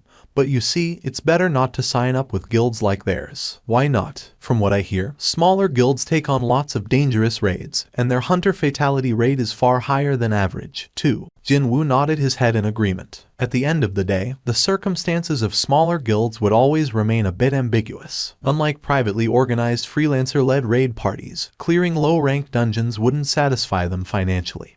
But then again, the skills of the hunters signed up with them wasn't quite good enough to clear higher ranked dungeons. So, accidents happen frequently during their raids, which means recruiting new hunters becomes doubly important for them. And so, they arrived at a point where they had to follow the potential newbies right into the association building and prey on them. Next, please. Since the location for the evaluation itself was wide open, one could easily read the expressions on those who finished the test, as well as the employees performing the said test. And the expression of the guy who had taken his test just now didn't look so good. I guess it's either a D or an E. Those folks from the smaller guilds must have thought about the same thing as Jin Woo, because they showed no interest whatsoever even when an awakened walked right past them. Wasn't that too honest a reaction from them? Well, if high-ranked hunters appeared frequently, they wouldn't be paid big bucks anyway. For regular citizens, even being a rank C would be a huge jackpot. One could still earn a fair bit of money by entering freelancer raid parties, or if one's luck was good, then entering large guilds was a viable option, too. Indeed, there were 4 rank CS among the White Tiger Guild's new recruits, weren't there? If one successfully managed to enter a large guild, then it was pretty much guaranteed that you'd earn an annual salary similar to what doctors or lawyers made. I heard that you'd get a ton of money upfront when signing with a large guild. Actually, I owe some money, you see. Because of that, I had to separate from my little girl and must live alone for the time being. Maybe it's because of that, but I'm feeling really nervous. Meanwhile, another awakened walked out and, next up, please come this way. Are you feeling okay? No, it's not that, but, do you mind going ahead first? I'm too tense right now, you see. Was there a reason to refuse when someone wished to give up his spot in the queue? Jinwoo quickly accepted the proposal. Anyone would be feeling nervous if these few minutes determined the rest of their lives. What is your name? It's Seong Jinwoo. Mr. Seong Jinwoo, right? Please place your hand on the black-colored panel over there and wait for a little while. Following the instruction, Jinwoo walked over to the measuring device and placed his hand on the black panel. This guy's already been evaluated as an awakened rank T. The employee took a look at the documentation and glanced at Jinwoo with a mystified expression. Just why were almost all the hunters coming here to retake tests all rank E? The employee's expression changed to that of apathy as he activated the measuring device. The magic energy measuring device buzzed noisily, and a short while later it stopped its operation. The results appeared on the display monitor. What's going on here? The employee tilted his head this way and that, before speaking to Jinwoo, as the latter was about to take his hand off the panel. Hold up, please. Yes, I'd like to run the test one more time. Okay, Jinwoo placed his hand back on the panel. But something like this never happened before. The expression of the employee gradually hardened. Why was the measuring device malfunctioning all of a sudden? The employee asked for Jinwoo's cooperation once more. I'm truly sorry, but one more time, please. Even before he was asked to take the test again, Jinwoo had already decided to wait and thus didn't bother to lift his hand away from the panel. Why is the device behaving like this? Cold sweat drops formed on the employee's forehead. Where is Chang-sik? Why are you alone here? The employee quickly looked behind him, and he found manager Jeong Kai-soo from the rank evaluation application department standing there. Manager Jeong. Relief formed on the employee's face after an unexpected reinforcement made his entrance. The senior officer went to the bathroom just now. That fool, how dare he vacate his position in the middle of office who? Jeong Kai-soo couldn't bring himself to finish that sentence. The measuring device is acting a little weird. The device is what now? Please, take a look. This error message keeps popping up. Once the employee took a step back, Jeong Kai-soo stood in his stead in front of the monitor that displayed the result of Jinwoo's measurement. And right away, Jeong Kai-soo's expression froze up. How long have you been working here? It's been around 6 months, sir. Did I press the wrong button? Nope. Just call Chang-sik and tell him to get over here right now. Excuse me, I'm saying. His toilet break or whatever isn't important anymore, so tell him to get his ass over here right away. Jeong Kai-soo raised his voice. The employee flinched and asked, what's the matter, manager? This isn't an error message, but it's saying impossible to measure. Don't you understand what that means? But that wasn't an error message. Why was every single newbie employee such a dumbass? Jeong Kai-soo's gaze left the employee and landed on the person taking the evaluation test. This message means that this device can't measure that person's magic power. Did this newbie say it had been around 6 months since he started working here? Forget about 6 months, something like this had not happened in the past 2 years, so of course, it wasn't surprising at all to see a newbie employee being completely oblivious. Jeong Kai-soo's voice trembled as he replied, right, he's a rank S. Rank S special. This rank had been in wide use so people mistook it for an actual official rank. But in reality, this rank simply existed to group those awakened who couldn't be measured by any device. Excuse me, Mr. Seong Jinwoo, with the current device. Kim Chang-sik immediately remembered that Jinwoo was already a hunter, so he changed the way he addressed the youth. No, wait. Allow me to start over. It's impossible to measure your magical energy output with this device, Seong Jinwoo Hunter Nim. We need to ask for permission from the higher-ups if we want to use the precision measuring device. So would you mind if you come and visit us again in 3 days' time? By the way, it sounds like Block B is a bit noisier than usual today. Block B, you say? Truth be told, Chief Park couldn't hear anything at all. However, Choi Jong-in was a rank S hunter. His 5 senses should never be compared to that of a regular person's. If Choi Jong-in said it was getting rowdier down there, then something must have happened for real. An honorable guest had come to visit, so what a shameful blunder this was. Chief Park frowned slightly and spoke up. Let me go and find out what's happening. No, wait. I'm also getting curious, so. Choi Jong-in raised his head, and a mysterious flash of light could be seen in his eyes for a moment. And an equally mysterious smile formed on his lips. Why don't we go together? The entirety of the block B had become deathly silent. Just now, definitely impossible to measure. Does that mean that guy's a rank S? I've only ever heard of it, but seeing an impossible to measure rank with my own eyes is... Gulp. The recruitment agents dispatched by various smaller guilds were busy swallowing dry saliva as they stared at Jin Woo turning in their direction. However, none of them tried to talk to him.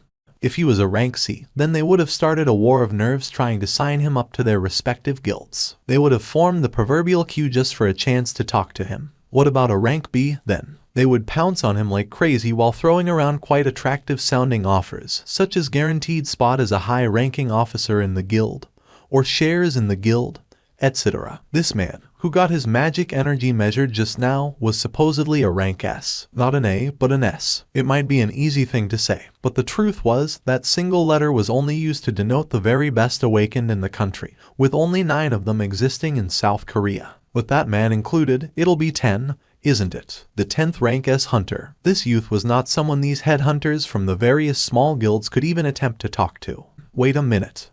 Couldn't this be my opportunity? A handful of quick-witted scouts suddenly had this remarkable idea. How about acting as a middleman? Just as the scouts sneakily glanced at their peers and began inching forward, someone suddenly pointed towards the entrance of the Block B. Huh? Isn't that? Was it because everyone was so tense already? No one could tell who did it first. Everyone seemingly shifted their gazes over in the direction the first man to open his mouth pointed at. The eyes of the scouts widened immediately. Yuck. A man wearing a stylish business suit was entering Block B. There wasn't a single person present who didn't know that man's name. Choi Jong-in. Why is the leader of the hunters here? Sure enough, Choi Jong-in felt the gazes of the crowd and lightly tidied up his suit, before walking straight towards Jin Woo. But isn't this too fast for him to get here after receiving an alert? No, wait a minute. Did he already sign up with the hunters? Did the hunters know about him? Well, the top guild sure operates on another level. Scouts present all readily accepted the inevitable conclusion to come. Perhaps it was a relief that none of them stepped forward and tried to chat up the youth. How embarrassing would it have been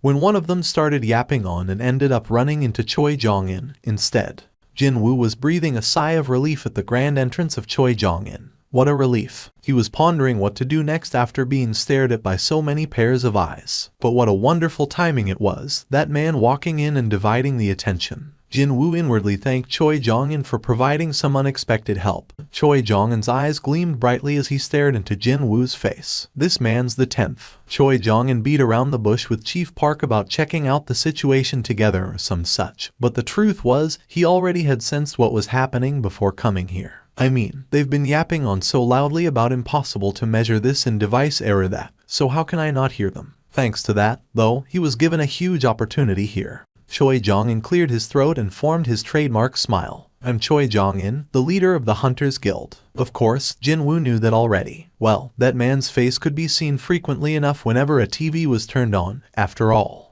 I'm aware that you just had your awakened rank evaluation. Yes, by any chance, have you thought of a guild to join? I'd like to speak to you regarding that issue, so can you spare a minute to talk, please? Sorry, but don't have the time. Jin Woo quickly voiced his refusal and hurriedly left the Block B building. It happened so fast that Choi Jong-in didn't even have the chance to think about stopping the youth from leaving. Meanwhile, the association employees and the scouts from other guilds belatedly realized what had transpired and began freaking out. What the hell? Wait, did Choi Jong-in get kicked to the curb? No matter who sees it, he was ignored. Mutter, mutter. The waiting room became very noisy all of a sudden. Choi Jong-in did his best to maintain his calm and looked to his side. Chief Park. Yes, Chief Park replied with an awkward look on his face. Did I make a mistake during my introduction? Well, I wonder. I'm not sure. Obviously, Chief Park heard everything as he was standing to the side. Still, this wasn't the right time to say that out loud, no. When Chief Park shut his mouth, Choi Jong-in sheepishly scratched the side of his head. Was I too careless with my approach? Still, there was no reason to feel disappointed here. Without a doubt, he was one step ahead of other guilds. I'm the only one who knows about the appearance of the new rank S. The remeasurement was scheduled for 3 days later. There was still some time left until the official announcement. Before that, though, I gotta find another opportunity to talk to him, no matter what. While Choi Jong-in began pondering his options, he spotted someone else hurriedly running towards the building. Wait, isn't he? Now that was definitely a familiar face. When that man pushed open the glass door and entered, Choi Jong-in spoke up with a surprised expression on his face. Chairman Beek, what are you? Beek Yun-ho's eyes also widened after recognizing Choi Jong-in. Master Choi. Choi Jong-in quickly deciphered Beek Yun-ho's expression. It's like he knows he's been busted. It was not very likely that he came running after an informant rang him up just now. No, the time of his arrival didn't make sense if that was the case. I mean, the distance between the White Tiger Guild offices and the Hunter Association is great, so. That's right, Beek Yun-ho knew from the get-go. He had prior knowledge regarding what would happen here, meaning he knows about the existence of that man already. But that couldn't be. If so, he'd never let that man go through the reassignment test in this fashion. If it were me, I'd make him sign the contract first and then let him take the test. It was here that the scattered puzzle pieces in Choi Jong-in's head began falling into their respective places. No way could it be. The White Tiger Guild, the incident during their training, the Red Gate, the mystery helper, and then the newly appeared rank S awakened. The White Tiger must have received help from someone they don't want others to know about. Found him. So, it was that man, huh? Choi Jong-in didn't say anything else and relaxedly walked past Beek Yun-ho. Meanwhile, Beek Yun-ho took a look around. He couldn't spot Jin-woo anywhere. Am I too late? Beek Yun-ho could only look on at the distancing back of Choi Jong-in and softly sigh. Who knew that the Master of Hunters Guild would be at the Hunters Association? Beek Yun-ho scratched the back of his head and muttered to himself. Things just got complicated. The visiting hours of the Seoul's Ilshin Hospital ended at 8 in the evening. Are you the guardian of the patient Park Kyoung-hai? That's correct. You can go and see her. Are you aware of the visiting hours cutoff time? Yes, I'm aware. Finishing his chat by the nursing station, Jin-woo quickly walked to the patient ward his mother was in. Thanks to his hurried steps, he arrived there not too long afterwards. Jin-woo opened the door and entered the ward, and quietly sat down on the chair next to the bed his mother was lying in. She seemed to be in a deep slumber. With her like this, it's like she'd wake up at any moment now. A slumber that no one could wake up from. It was a new type of illness that appeared with the advent of the gates. I heard from someone that this hospital alone has over 10 patients suffering the same illness. I'll save you. Mom did her best to stabilize the family when his father went missing, even though she never enjoyed robust health. Ending his definitely not short visit, Jin-woo wordlessly walked out of the ward and carefully closed the door behind him. And when he turned around to leave, he got to spot a familiar face standing in the corridor. On that day, it was you who killed the monsters in the dual dungeon, wasn't it? A low and thick, manly voice, sharp, scary eyebrows. He was none other than Woo Jin-cheol from the monitoring division. Jin-woo didn't reply. There was no reason to, nor did he particularly feel like it, either. Instead, there was something else he wanted to ask.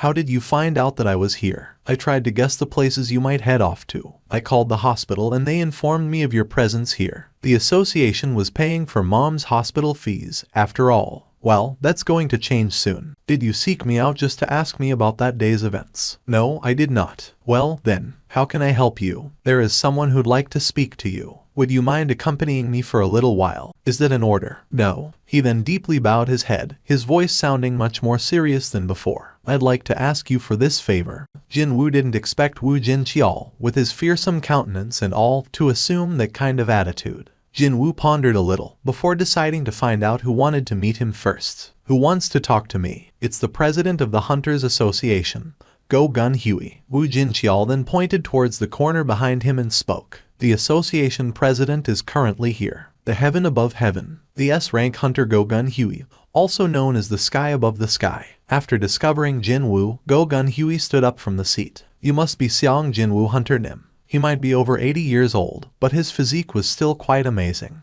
Indeed, his size reminded one of either a retired pro wrestler or a traditional grappler. However, he didn't emit any of the overbearing aura one might expect from someone like that. That's surprising. judged from his appearance or his station. Jinwoo expected him to be a bit of douche, a stuck-up of sorts, yet the entourage accompanying that man carried scarier expressions instead. Jinwoo inadvertently caught the glimpse of a golden badge pinned to Go-gun Huey's jacket. This man currently served as a member of the National Assembly and at the same time as the president of the association as well. And a rank S awakened on top of that, too. I'd like to congratulate you on becoming the newest rank S hunter. Jinwoo tilted his head. But the result of the reassignment test hasn't come out yet. Go-gun Huey shook his head immediately. Actually, the test itself does not have much of a meaning. Excuse me. While Jinwoo formed a confused expression, Go-gun Huey was forming a gentle smile. The truth is, the so-called precision measuring device is used to draw a finer line on the level of one's powers. It's not designed to sense something that already has exceeded the scope of other devices' measuring capability. Then, how come? Do you wish to ask me why we created another process called reevaluation?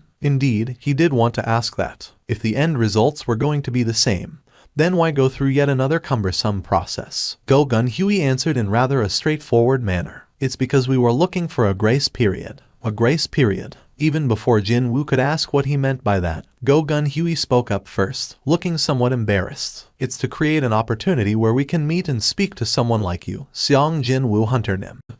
Listening to the association president, Jinwoo finally figured it out. As you may well know, there aren't that many excellent hunters in the association.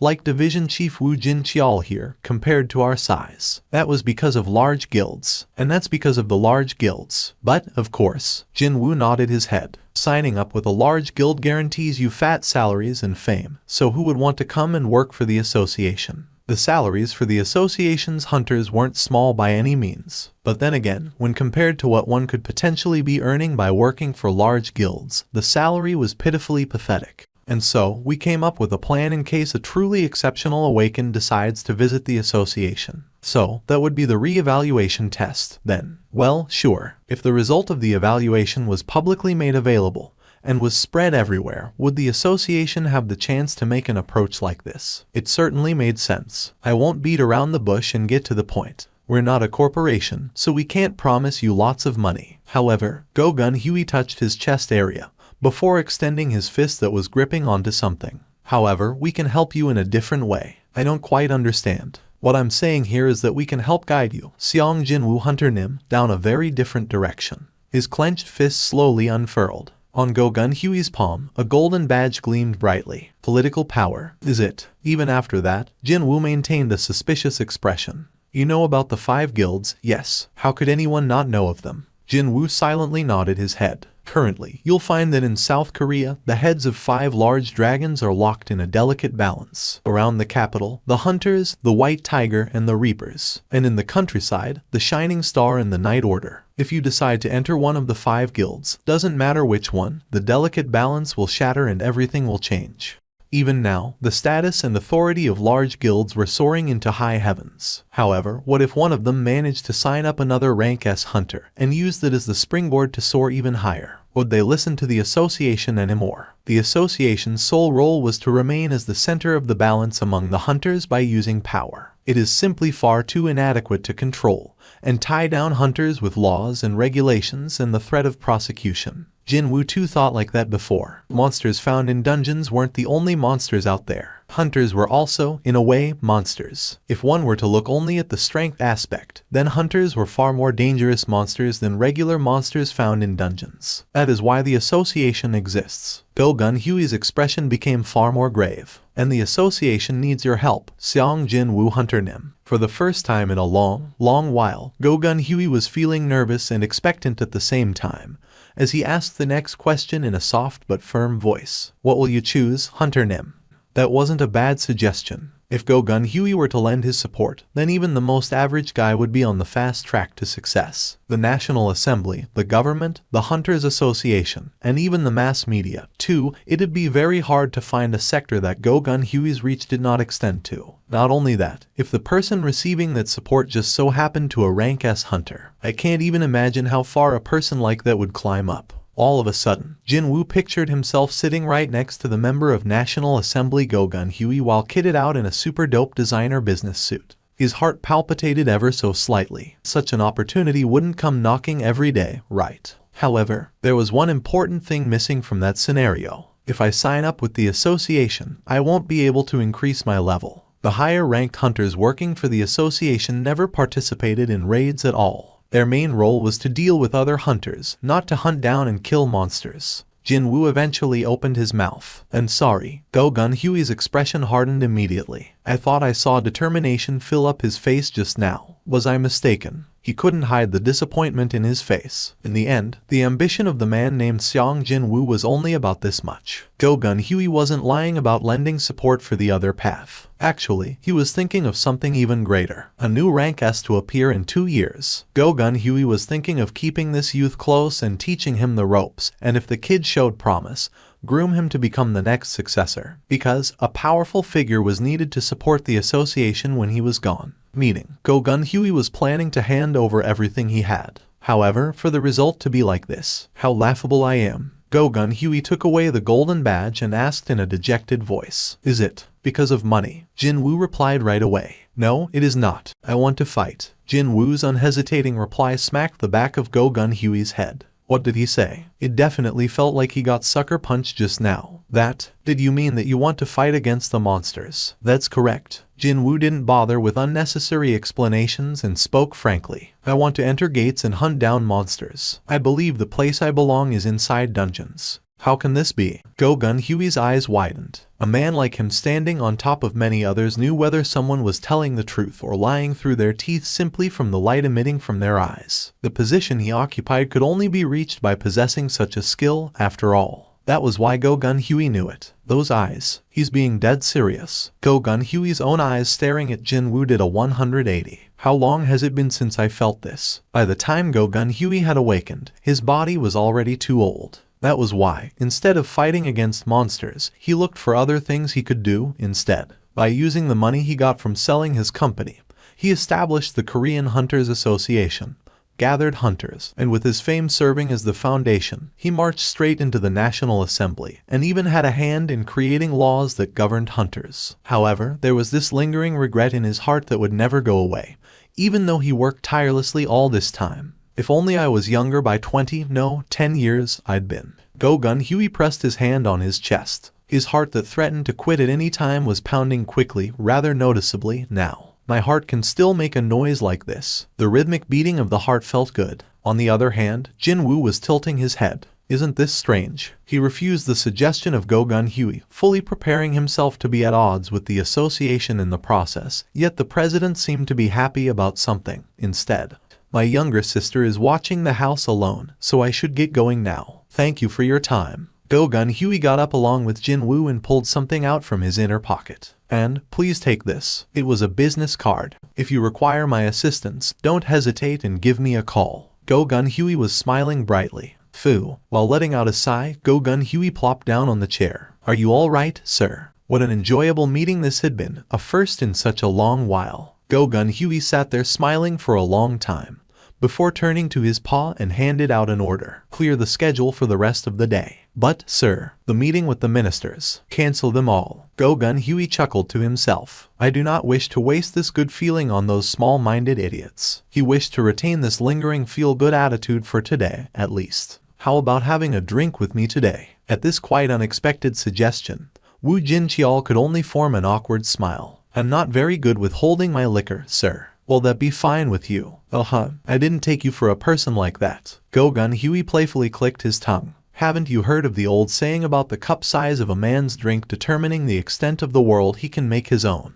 My apologies, sir. Woo Jin-cheol's face reddened in embarrassment and scratched the back of his head. Go-Gun Huey's gaze shifted towards the end of the corridor that Jin-woo had disappeared to. Hunter Seong Jin-woo. How well would he be able to hold his liquor? Thinking that he'd like to find out someday, a thin smile formed on Go-Gun Huey's lips. I came running because you said you'd buy me a meal, but it's just some measly pork belly. Are you looking down on the mighty pork belly now? This place is where my great memory of me and my Hyun Nim was created, you know. Yu Jin-ho and his deeply reddened face put the empty shot glass of alcohol down on the table and snorted out in drunkenness. Okay, so why did you bring me to this place of such a wonderful memory? Yu Soo-hyun formed a flabbergasted expression. She was getting ready to sleep, but then Yu Jin-ho called her out of the blue. Nuna, please console me. Please. Why Nuna all of a sudden? She found his tearful whimpering rather desperate and pitiful, so she hurriedly came out to meet him. But to think, the place he brought her to was a diner. It was only obvious for Yu Su-hyun to be less than impressed by her current situation, when considering the fact that she grew up as a refined lady of a Keebal's family, and also from the fact that she was working as a top model nowadays. "What's going on? Will you just speak up?" Yu Su-hyun asked while pouring more soju in Yu Jin-ho's empty shot glass. Look at this. This is the phone number of my dear Hyung-nim. Right?" Still sounding tearful, Yu Jin-ho pushed forward his smartphone. On the screen, one could see the lengthy list of calls, 1 successful call, and 4 failed attempts. Even then, the first one that got through was apparently cut short in the middle, too. "Wait, did you call me out here because you couldn't reach someone you know on the phone?" Nod. "Gimme that." She quickly tapped on the call icon. Ring. The ringtone got cut off a short while later. When that happened, Yu Su-hyun began glaring at him. "Hey, you dumba s." "Hey?" Yu Jin-ho raised his head from the table. The ringtone cuts out after 15 seconds. "That guy's not avoiding answering you. It's just that his phone's been switched off. By the way, just who is this Hyung-nim guy? You'll find out soon enough." After signing up with the Yujin Guild, that is. Yu Jin-ho was about to say those words out loud, but then his eyes widened slightly after seeing the footage being shown on the TV mounted high up on the diner's wall.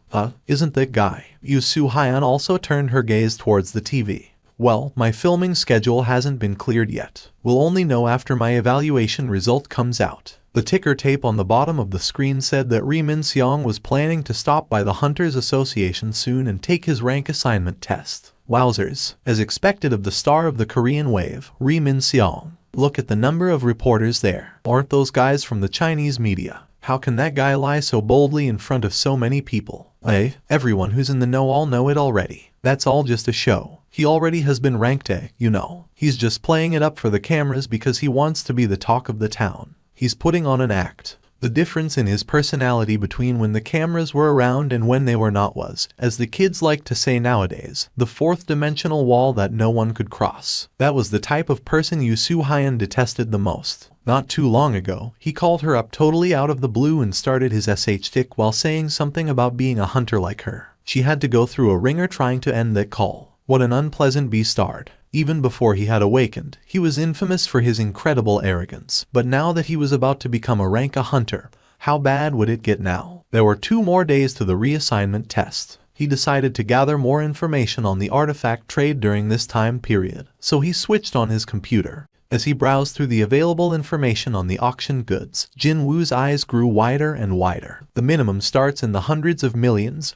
Was that all? Items that looked okay to his eyes commanded an average of several dozen billion. Then again, to hunters, good equipment was like their lifeline. There was no need to even mention the obvious fact that using better, more expensive equipment made you safer. Most hunters made quite a bit of coin, and when given the chance to buy tools that would allow them to hunt faster and safer, was there a reason for them to hold back with their money? Jin Woo could understand it. Indeed, he could, but that didn't change the fact that he was taken greatly by surprise. Seeing the pricing of various artifacts, he was getting more nervous by the minute.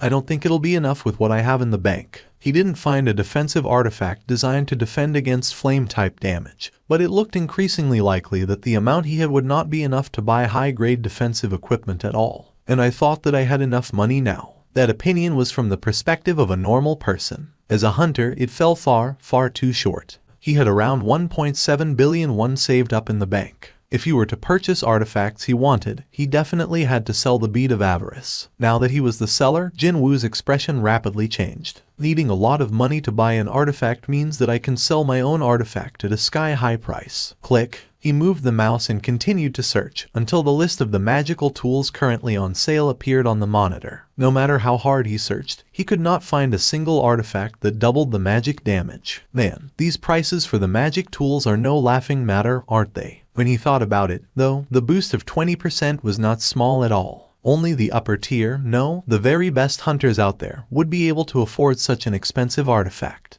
The best available option was to let the artifact specialists handle the bead and sell it via auction. Sure, there was the issue of taxes and commission fee, but this was still the best and quickest method that wouldn't produce any unnecessary baggage in the long run. So, the only remaining issue would be with me providing the information on where I've found this thing. A ranky hunter showing up with a crazy artifact that shouldn't even exist in the first place. Would anyone quietly accept that? That is why I need my new license. The new hunter license with rank S nicely printed on it. He took the reassignment test solely for that license, and the result was a resounding success. If he went by what the association president Go-Gun Huey had said, he'd be able to get his hands on that license in 2 days' time without an issue. Jin-Woo leaned against the back of the chair. 2 days. It was a bit too short to do anything substantial, and maybe a bit too long to do nothing but lounge around at home. Should I just take a look anyway? Feeling half interested, Jin-Woo moved the mouse cursor to the recruitment notice board in the hunter forums.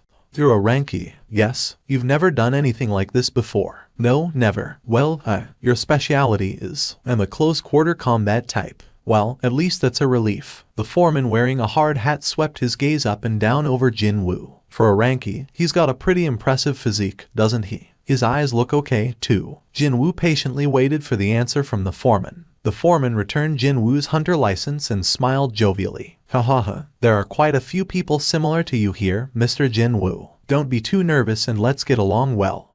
The sizes of high-ranked dungeons were so great that a single raid team couldn't do everything in one go. That was why the labor was divided. The raid team that cleared the dungeons, the mining team that mined minerals from the dungeon's interior, and finally, the retrieval team tasked with collecting the remains of the fallen monsters. Both the mining and the retrieval team entered the dungeon once all the monsters inside except the boss were eliminated. Jin-Woo applied to the mining team. Wait, is this all the so-called equipment there is? With a somewhat unconvinced expression, Jin-Woo picked up one of the pickaxes. Even though it was faint, he could sense the flow of magical energy in it.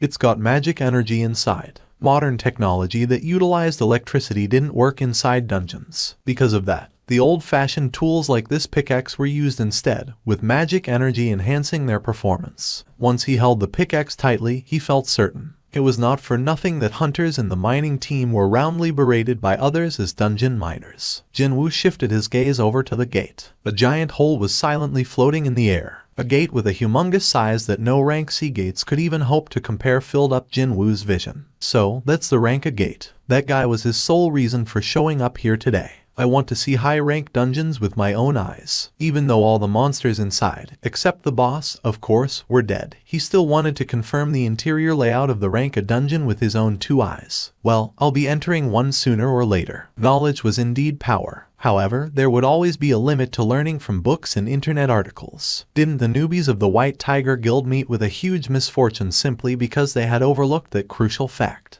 If I wasn't there, none of them would have survived. Knowing something and personally experiencing it were 2 different things. When the opportunity arose, Jin-Woo readily applied to enter the mining team in order to get used to rank A dungeons. He did feel a slight pang of regret when holding that deeply uncool pickaxe, but when staring at that massive, fearsome gate, such misgivings flew out of his mind. Looks like I've made the right choice. He still had some time left to kill until the reassignment test, so what a good opportunity this was. Knock, knock. Here are the requested files, sir. As soon as opening the file Wu Jin-Cheol handed over, a familiar youth's face could be seen. It was none other than Seong Jin-Woo. The Jin-Woo in the identity photo looked immature and the atmosphere exuded seemed quite different compared to now. But it wasn't enough to make it impossible to recognize him. Reading the youth's prior records, Go-Gun Huey gradually became serious. 4 years of hunter activity as a ranky. Not only that, the lowest grade there is. This was no different than him trying to kill himself. Jin-Woo had spent as much time in the hospital as he was active as a hunter. Even with all these frequent injuries, he still managed to tough it out. Apparently, he couldn't quit the association because of his mother's hospital fees. A rare type of youth in this age, indeed. An unreadable light flickered in Go-Gun Huey's eyes. In place of his missing father, he has been looking after his sick mother and a younger sister who is still a student, all by himself. After learning that Seong Jin-Woo was a reawakened, Go-Gun Huey decided to take a peek at the youth's files half out of interest. But he sure didn't expect this. Go-Gun Huey found the youth even more likable after reading more about the kid. There is something you should know, sir. The truth is, I received word not too long ago that Hunter Seong Jin-Woo has entered a raid team earlier today. Already? Okay, so whose team are we talking about here? It's the raid team from the Hunters Guild. Hunters, is it? Seong Jin-Woo had chosen the Hunters. Not only that, in one day, too. Go-Gun Huey's expression hardened. Could he have been just all talk, and he got tempted by the massive contract signing fee of the hunters? If so, what a disappointing turn of events this was. Well, he was feeling genuinely moved for the first time in a long while after meeting a hunter worthy of that job title. However, when thinking back to the attitude the youth carried from yesterday's meeting, as well as the information Go Gun Huey had read just now, Seong Jin Woo definitely did not look like someone who'd change his mind with a flip of his hand. There must be some other reason, such as, for sure, if he wished to combat truly powerful monsters, then the Hunters Guild should suit him the best. Go Gun Huey was ready to accept this explanation. Too bad, because Wu Jinqiao quickly tackled him off that thought process. It doesn't sound like that's the case, sir. Have you heard of something? It has been confirmed that Hunter Seong Jin Woo didn't join with the main raid team, but actually with the mining team instead. Sir, Go Gun Huey shot up from his chair. What did you say? A rank S hunter applied to become a miner. His voice accurately conveyed his disbelief. In all honesty, Wu Jinqiao reacted the same back then. That was why he confirmed it several times to make sure, but the result didn't change no matter what. That's why I hesitated about telling him about this matter. Just what was Seong Jin Woo thinking? Cold sweat trickled down Wu Jinqiao's face as he spoke. Yes, sir. He has indeed done so. Go Gun Huey plopped down on the chair and began chuckling in helplessness. What a hard-to-understand young man he is. Suddenly, the front of the gate became rather noisy. The raid team has come out. Looks like they are finally finished. The tired expressions of the hunters in the mining team, restless from all that waiting, brightened one by one. The Hunters Guild employees stood in front of the gate and welcomed the raid team members as they made their exit one by one. The term raid team as used in the field seemed to refer to the members belonging to the guild's main assault force. So, these people are the country's best assault force, studying the faces of each and every upper rank, no, the very highest ranked, hunters walking by. Jin Woo's eyes sharpened considerably. He spotted a familiar face among them, Choi Jong-in, the leader of the Hunters Guild, and a rank S mage-type hunter. Jin Woo pulled the hard hat lower to hide his face, figuring that things might get complicated if Choi Jong-in recognized him here. Thankfully, there were many hunters wearing a similar get-up as him nearby, so Jin Woo was able to blend in just fine. And so, as he stood amidst the miners and silently studied the members of the country's very best assault force, Jin Woo began thinking that, are they really the true elites of the Hunters Guild? He was feeling quite incredulous inwardly. Quite contrary to his initial expectations, it was hard to find a single hunter with a really powerful aura. As befitting of the nickname Ultimate Weapon, Jin Woo could sense an enormous amount of magical energy from Choi Jong-in. But besides that guy, not one was worthy of mention. But, then, no one told him to do so, and there was no sound attracting him, yet Jin Woo's head instinctively swiveled back towards the gate. And then, he gasped out in surprise. How can this be? There was a woman with a short hairstyle relaxedly walking out from the gate. The very first things that caught his attention on her makeup-less face were a pair of large and clear eyes. Next up, her clean and pale skin, as well as her smoothly flowing neckline, also managed to attract his gaze. If there were 100 men, 99 of them would unhesitatingly praise her looks and call it beautiful. However, besides all that, what attracted Jin Woo's attention the most was not her looks but what was inside her. The power that was hidden inside her. From that expressionless woman, an incredible amount of magic energy was leaking out non-stop. At a bare minimum, she's on the same level as Choi Jong-in. Or maybe, even more than that. She possessed an aura that easily overwhelmed her surroundings. By the time his shock wore off and cold reasoning succeeded in driving his emotions out of his head, Jin Woo recalled this woman's name. She must be the only female rank S, Cha Hyun, the top-ranked hunter who formed, along with Choi Jong-in, one of the core pillars of the Hunters Guild. I can't think of anyone else. Just how many women possessing such an aura existed in South Korea. Compared to her rarity though, Cha Hyun's face wasn't all that well known. It was because she didn't enjoy being exposed to the cameras. And that was also why Jin Woo saw Cha Hyun's face for the first time today as well. Wait, her face doesn't even look weird like in some rumors, so how come she hates being in front of a camera? Indeed, pretty much all ladies in their early 20s love taking photos. Sure, all those happen to be selfies, but still. Perhaps his stare was too direct. Cha Hyun's own gaze began shifting in Jin Woo's direction. Stealth shouldn't be necessary here, right? Jin Woo easily hid his presence. Cha Hyun continued to scan the area Jin Woo used to stand before tilting her head slightly. What was that? I thought I felt a really strong presence just now. Was she mistaken? Initially, she thought that the association president Go Gun Huey had stopped by at the operations area. However, that powerful presence disappeared completely as if it was a lie. Well, someone as busy as the association president wouldn't come unannounced, now would he? Too bad for her. The cost of her misunderstanding was rather great. Because she was searching after the hint of that strong presence, she had to focus her senses, and that meant the heavy odor several times worse than normal assaulted her nose. Yuck. As usual, Cha-hyeon pulled out a handkerchief to cover her nose, and while tottering around somewhat uneasily, escaped from the cordon of hunters. Her perception is better than I thought. Jin-woo let out a sigh of relief while watching Cha-hyeon's distancing back. With her exit, all the raid team members had come out of the gate. Having been waiting with bated breath for this moment, the foreman of the mining team Bi Yun-seok turned around to face his boys. He clapped his hands loudly and spoke up with a bright voice. Well, it's our turn now, so let's all do our best. The unique nature of the job meant that the retrieval team would have to enter first, followed by the mining team. Jin-woo stood in front of the gate. There's a breeze inside this dungeon. Jin-woo raised his head. As soon as stepping inside, he sensed an ominous wind blowing in from the deepest part of the cave-like dungeon. Suddenly, he felt a chill run down his back, and at the same time, Jin-woo realized the identity of this mysterious wind.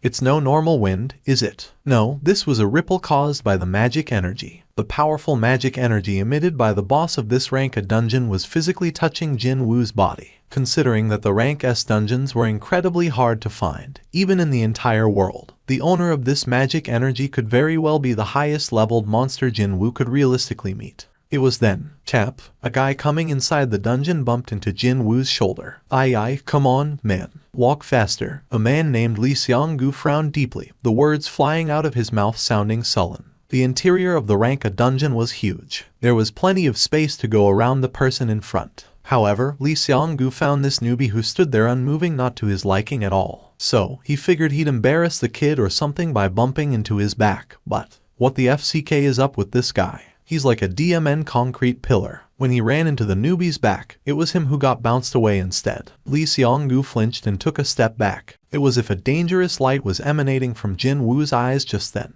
While being pressurized by an aura that robbed away his breaths, Lee Seong-gu began panicking greatly. Lee Seong-gu stuttered before managing to squeeze his voice out. Well, mistakes happen. His voice sounding unexpectedly meek now, Lee Seong-gu lowered his reddened face and hurriedly walked past Jin-woo. Only after distancing himself far away from the newbie did Lee Seong-gu find some leeway to pat his pounding chest. What the hell was up with those eyes, man? And why was he smiling so creepily like that? The retrieval team that had entered one step earlier than the mining team was already in the middle of their operation. And that would be to drag a corpse of a huge monster outside using the ropes tightly tied around it. 1, 2, 1, 2. The physical strength of the close-quarter combat type hunters was excellent to begin with, so they didn't require help from specialized tools to smoothly carry out their work. Jin-woo imprinted every step of a high-ranked dungeon's conquest into his brain. First of all, the raid team enters before everyone else and eliminates all the monsters found inside, with the exception of the boss. Afterwards, the retrieval team entered to drag out the monster remains, and finally, the mining team entered to extract various minerals embedded in the dungeon's walls. In order to maximize profit, none of these steps could be omitted. Both the mana stones and magic crystals were a given, but the high-ranked monster's body could be utilized in various ways as well, and thus was worth a lot of money. Bones, hides, flesh, etc. Not one part of a high-ranked monster is useless, and that was one of the differences between monsters found in low-ranked dungeons and those from the high-ranked ones. After sweeping away every single thing worth money from a dungeon, they killed the boss and closed the gate. Only after going through all 4 stages of this process could one declare that the high-ranked dungeon was perfectly conquered. I heard that all the regular monsters have been killed off, but the boss is still alive, isn't it? That's right. Well, if the boss dies, the gate will close down, after all. His answer implied that, until the retrieval and mining operations were completed, the boss could not be hunted down. What if the boss comes out of the boss room? Well, such a case is almost non-existent, but in that case, everyone remaining inside would be dead meat. Now that would be an obvious result. The raid team exiting from the dungeon would take an extended break until the boss raid. And quite obviously, the hunters in the mining team or the extraction team didn't possess enough power to fight against a boss of a rank A dungeon. However, the commonly accepted belief was that, before the dungeon break occurs, the boss would almost always remain inside the boss room. Perhaps that was why there was no trace of fear on the foreman's expression. But such a horrifying monster is not too far from us. You aren't even remotely scared. Not at all. The foreman bee sounded confident. In the last 3 years I worked for the Hunters Guild. Not once was there an incident similar to that. So, you can rest easy, Mr. Xiong. Jinwoo stared at the grinning foreman bee, lightly tapping him on the shoulder, and couldn't help but find it rather envious. Ignorance is a blessing, isn't it? The ripples of magic energy coming from the boss were powerful enough to shake his body even when standing still. It looked like only Jinwoo could pick up on the boss's aura in this place. Oh, so it starts from here. The foreman bee discovered mana stones on the cave walls and smiled brightly. The experienced miners began occupying their natural spots in front of the stones even though no one directed them to do so. They put down their gear and hefted the pickaxes up. Jinwoo too stood towards the end of the cavern wall filled with mana stones. So, am I supposed to just strike down? He grew worried that, were he to use his real strength and strike down, both the mana stones and the pickaxe might shatter into tiny little pieces. He was able to take in the sight of Mok Jin-soo. The supposed veteran of the mining team is referred to by the foreman bee. Wow, now that was some skill worthy of the veteran label. Jinwoo observed and learned Mok Jin-soo's postures and breathing patterns, as well as the movements of muscles. And soon, Mok Jin-soo's economical but effective movements were being replayed countless times in Jinwoo's head. I think I get it now. Indeed, he thought he understood it, more or less. Jinwoo lifted his pickaxe up. It was as if he was the mirror image of Mok Jin-soo. Swish, crack, swish, crack. Even if their movements were similar, Jinwoo's strength was on a completely another level from Mok Jin-soo's. Whenever Jinwoo struck the cave walls, larger, more intact mana stones tumbled down in droves. Oi, what's up? Look over there. Yuck, what the hell is up with him? The hunters stopped what they were doing and dazedly stared at Jinwoo. Even Mok Jin-soo's tireless hands came to a stop, too. The supposedly mining virgin Ranky hunter was currently making easy mincemeat out of the mana stone wall with practiced movements. Is he really a Ranky? I confirmed it with his license, obviously. You think I'll let a complete stranger into my team without confirming his hunter license first? Well, then, how do you explain that? Wordlessly observing Jinwoo, the foreman bee nervously swallowed his saliva as excitement dyed his expression. Without a doubt, Mr. Xiong is the heaven-sent miner. An alarm went off from Foreman B's wristwatch. He raised his wrist to confirm the time. It was lunch hour already. Everyone, let's take a break and have lunch. Yes, everyone dropped their tools and dusted their hands. While the miners were walking towards the exit in pairs and groups, Jinwoo showed no hint of moving from the spot. Foreman B got closer and asked him, Mr. Xiong, aren't you going, too? I'm not feeling all that hungry at the moment. Even then, you should eat something if you plan to continue working in the afternoon. No, I'm fine. I did eat my breakfast a bit later than usual, anyway. Really? Well, nothing I can do about that, then. B was planning to talk about the future together with this young man during the lunch break.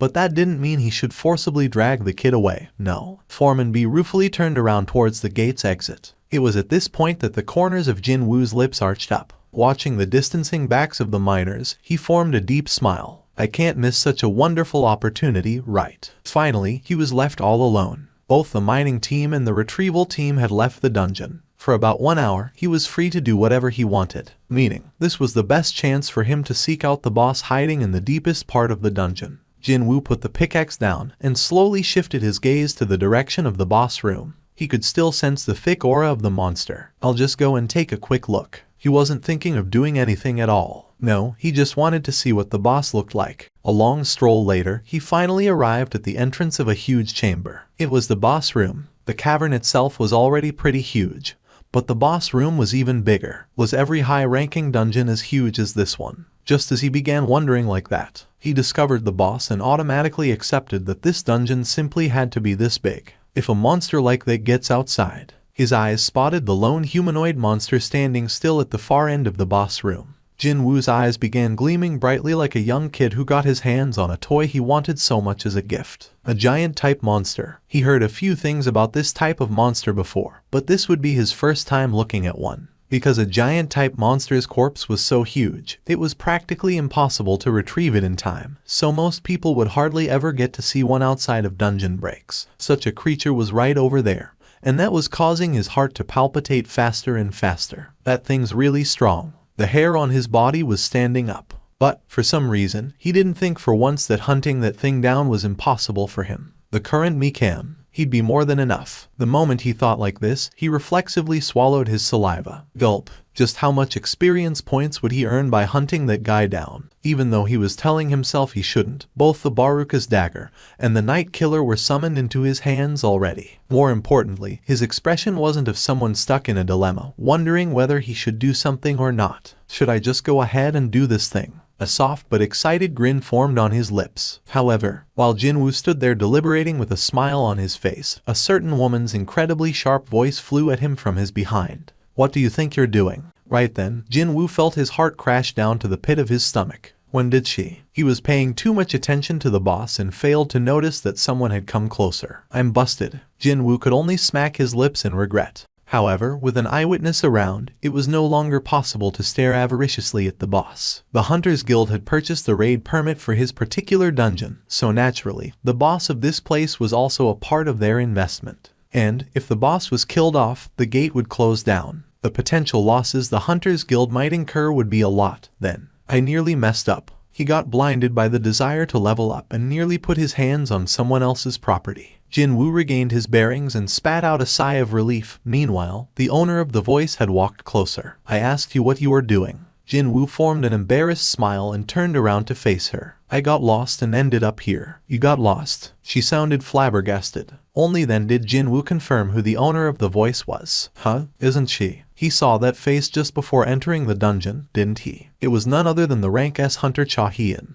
As Cha Hyun slowly closed the distance, she carefully scanned both of Jinwoo's hands. I definitely saw him holding weapons just now, though. Was she mistaken? Whatever the case might have been, they had disappeared without a trace. Cha Hyun's gaze scanned the entirety of Jinwoo, up and down. A hard hat and a worker's overall. Is he from our mining team? She honestly believed him about getting lost here. She didn't know how he got this far, but well, the boss room was a very dangerous place to hang around. Discovering the reason was secondary. For now, Cha Hyun figured that the priority should be on helping this man to leave this place. That chamber is where the boss is. Cha Hyun covered her nose with her handkerchief as usual and stood before Jinwoo. Please exit from the dungeon as soon as possible. If you manage to attract its aggro, people inside this dungeon could all die. I'm sorry. It seemed that his acting worked. Jinwoo formed a satisfied expression and walked past Cha Hyun. It was then. Cha Hyun's head snapped towards Jinwoo. Something impossible just happened.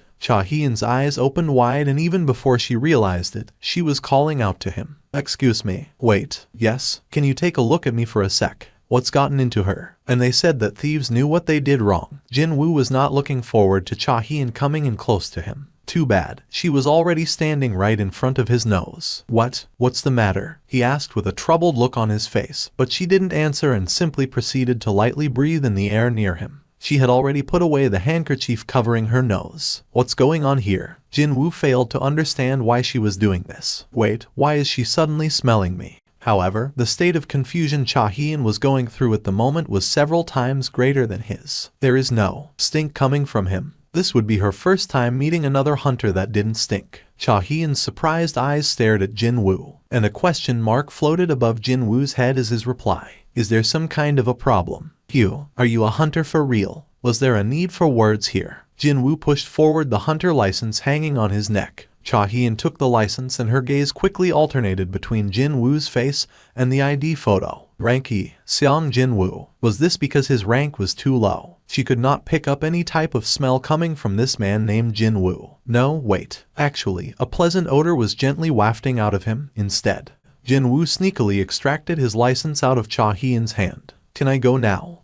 Well, Cha Hyun did call out to Jinwoo, but then realized that she had nothing else to say nor had a reason to keep him here. It's nothing. Please be careful on your way out. This dungeon is rather large, you see. Of course. Jinwoo lightly nodded his head and turned towards the location of the mining operation. His back soon disappeared around the corner of the cavern. However, Cha Hyun's lingering gaze didn't shift away from the path Jinwoo had walked down on. He smelled really nice. Hunters of the mining team were returning to the mining operations area one by one after finishing their lunch. Foreman B was walking with a toothpick stuck in between his teeth. Once he saw Jinwoo appearing from the deeper parts of the dungeon, though, he flinched greatly in shock. Mr. Seong, why are you coming from there? I got lost while searching for the bathroom, actually. How did you find your way back to here? Oh, I ran into Cha-hee and Hunter Nim on my way back, so. Ah, Hunter Nim was it. She's probably gone to stand guard by the boss room just in case the boss decides to take a stroll. That lady also worries a lot, maybe as much as you, Mr. Seong. Foreman B guffawed vigorously. It seemed that Jin-woo being worried about the boss not too long ago had left a deep impression in his mind. Jin-woo could only smile wryly. The foreman can laugh like this only because he has no idea how terrifying the boss actually is. This was the difference between the hunters doing these sorts of jobs and the hunters working in the assault team. Cha-hee understood very well how dangerous and scary an existence the monsters could be, so she was just being meticulous in those areas that no one else was paying much attention to. I didn't know there was such a side to her, what with that expressionless face of hers and all. If the boss decided to come out of the boss room, the assault team wouldn't be the ones in danger. No, it would be the workers doing their job, as the raid team would be taking a break outside the dungeon. And she was sacrificing the allure of sweet rest to stand guard in front of the boss room, just for the sake of total strangers. She's an amazing woman. That was Jin-woo's honest impression of Cha-hee. It was at this point that he suddenly recalled her odd habit. Why was she covering her nose with a handkerchief? Thinking back, she never let go of the handkerchief, not even once, except for their meeting a few moments ago. Hunter Cha can supposedly smell a kind of body odor coming from other hunters, and I hear she finds them pretty horrible. She can smell other hunters. I heard something or other about her special constitutions and stuff. Her special constitutions, he said. Jin-woo also possessed something similar to that, his excellent sense of hearing. Even from his early years, his hearing could be considered better than average, but once he awakened, it developed even further. I heard that she finds it really hard to breathe near other hunters because of the stink. Was that why? Asking me if I was a hunter. Was it because, unlike other hunters, he didn't smell at all? Back in the Red Gate, the leader of the White Phantoms said something similar. Every one of us can hear a certain voice repeating itself in our heads. It tells us to kill humans. However, I can't hear that voice when I'm looking at you. Wasn't this a bit similar in context with what that creature told him? He didn't have the hunter-specific stink, and they couldn't hear the voice telling them to kill him. Because I'm a player, a unique existence who had received the advantages of the system. Just what was this player? The question of his own identity rose up in Jin-woo's head. But he shook his head eventually. This isn't a problem I can figure out now, anyway. Nice work, Mr. Seong. You are really good, you know. After seeing all those mana stones tumbling down, I thought we somehow got ourselves on an excavator or something. Hunters surrounding Jin-woo began praising him one by one. The cold, indifferent eyes before entering the gate were nowhere to be seen now. Jin-woo was also feeling rather pleased with himself. This experience of being a dungeon miner proved to be surprisingly educational, and he also got to achieve the purpose of coming to this rank a dungeon as well. Well, this is a story best told after knocking back a few cold ones, but he hurriedly changed his tactic. I've met quite a few people while doing this job for many years now. Okay, but it's my first time meeting someone like you. You have a natural-born talent to become a miner. I'd normally not say something like this, but don't you want to come and work for me full-time? I will definitely not treat you poorly, you see. This young man named Seong Jin-woo, even though today was his first day as a miner, he managed to outperform the veterans by 3-4 times the amount. If he couldn't hold on to such outstanding talent, wouldn't he be a failure of a foreman? He was even thinking of discussing the matter with the person in charge and have Jin-woo's wages paid separately from others. That was how badly he wanted to reel in this young man. Too bad, Jin-woo remained resolute. Thank you for your kind words, but actually, I'm getting ready for something else at the moment. What about tomorrow, then? Can you come to work tomorrow as well? Tomorrow? Actually, he didn't have anything else planned for tomorrow. The re-evaluation was scheduled for the day after, too. Still, was there a reason for him to take another mining job now? He already got to learn the process of the dungeon conquest, and he even got to witness the rank of boss, too. However, wait a minute. Just as he was opening his mouth to voice his refusal, a new question quickly entered Jin-woo's mind. Does that mean Hunter's Guild will go on another raid tomorrow? That's right, and that one's also a rank A. But is that even possible? They finished the raid today. Normally, a raid team would take about a week off after finishing up a raid. And this raid only started from yesterday afternoon, which meant the elites of the Hunters Guild were raiding this dungeon for 2 days in a row, yesterday and today. And by the time they kill the boss after the retrieval operations finally end, it'd be the early dawn. Naturally, Jin-woo couldn't understand how there would be another raid tomorrow. When Jinwoo displayed a hint of interest, Foreman B also got more enthusiastic. You see, Assault Team B will be stepping forward tomorrow, not Team A. Assault Team B. Could it be that they were thinking of clearing a rank dungeon with a backup team? And this is precisely the power of the Hunters Guild, you see. I mean, we are probably the only guild in entire South Korea who can conquer rank dungeons with 2 different teams. Foreman B sounded quite proud, then.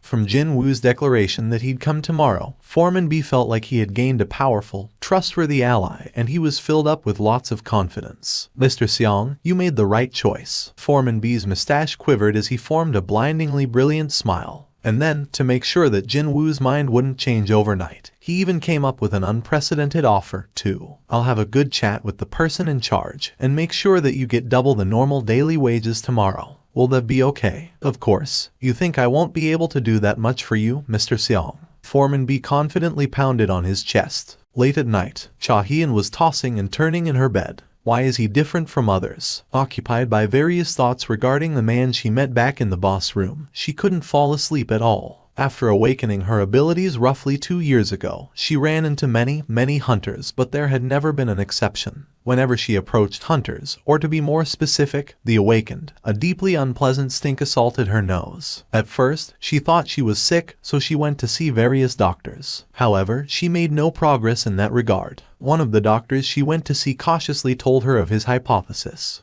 Could it be possible that you, Cha Hunter Nim, can sense others' magic energy through your olfactory senses? That guess certainly held some merit. The stink would get worse the higher the rank of a hunter was. And sure enough, the lower the rank, the more tolerable the stink was, too. Of course, regular people didn't emit any stink whatsoever. However, this is the first time meeting someone with a pleasant smell. Recalling the events of earlier, her heart began beating a bit faster. She became quite curious who that man could be. She then ended up calling the phone number of Jo Myung-kai, the manager of the recruitment department. She didn't even mean to do that, though. What's going on? Cha Hunter Nim, did something happen at this late hour? It was already well past 1 a.m. by the time she called him. He wouldn't have answered the phone if it wasn't from South Korea's sole female rank S hunter, who also happened to be the vice chairman of the Hunters Guild. She couldn't help but think that she made a mistake after hearing the still sleepy voice of Jo Myung-kai.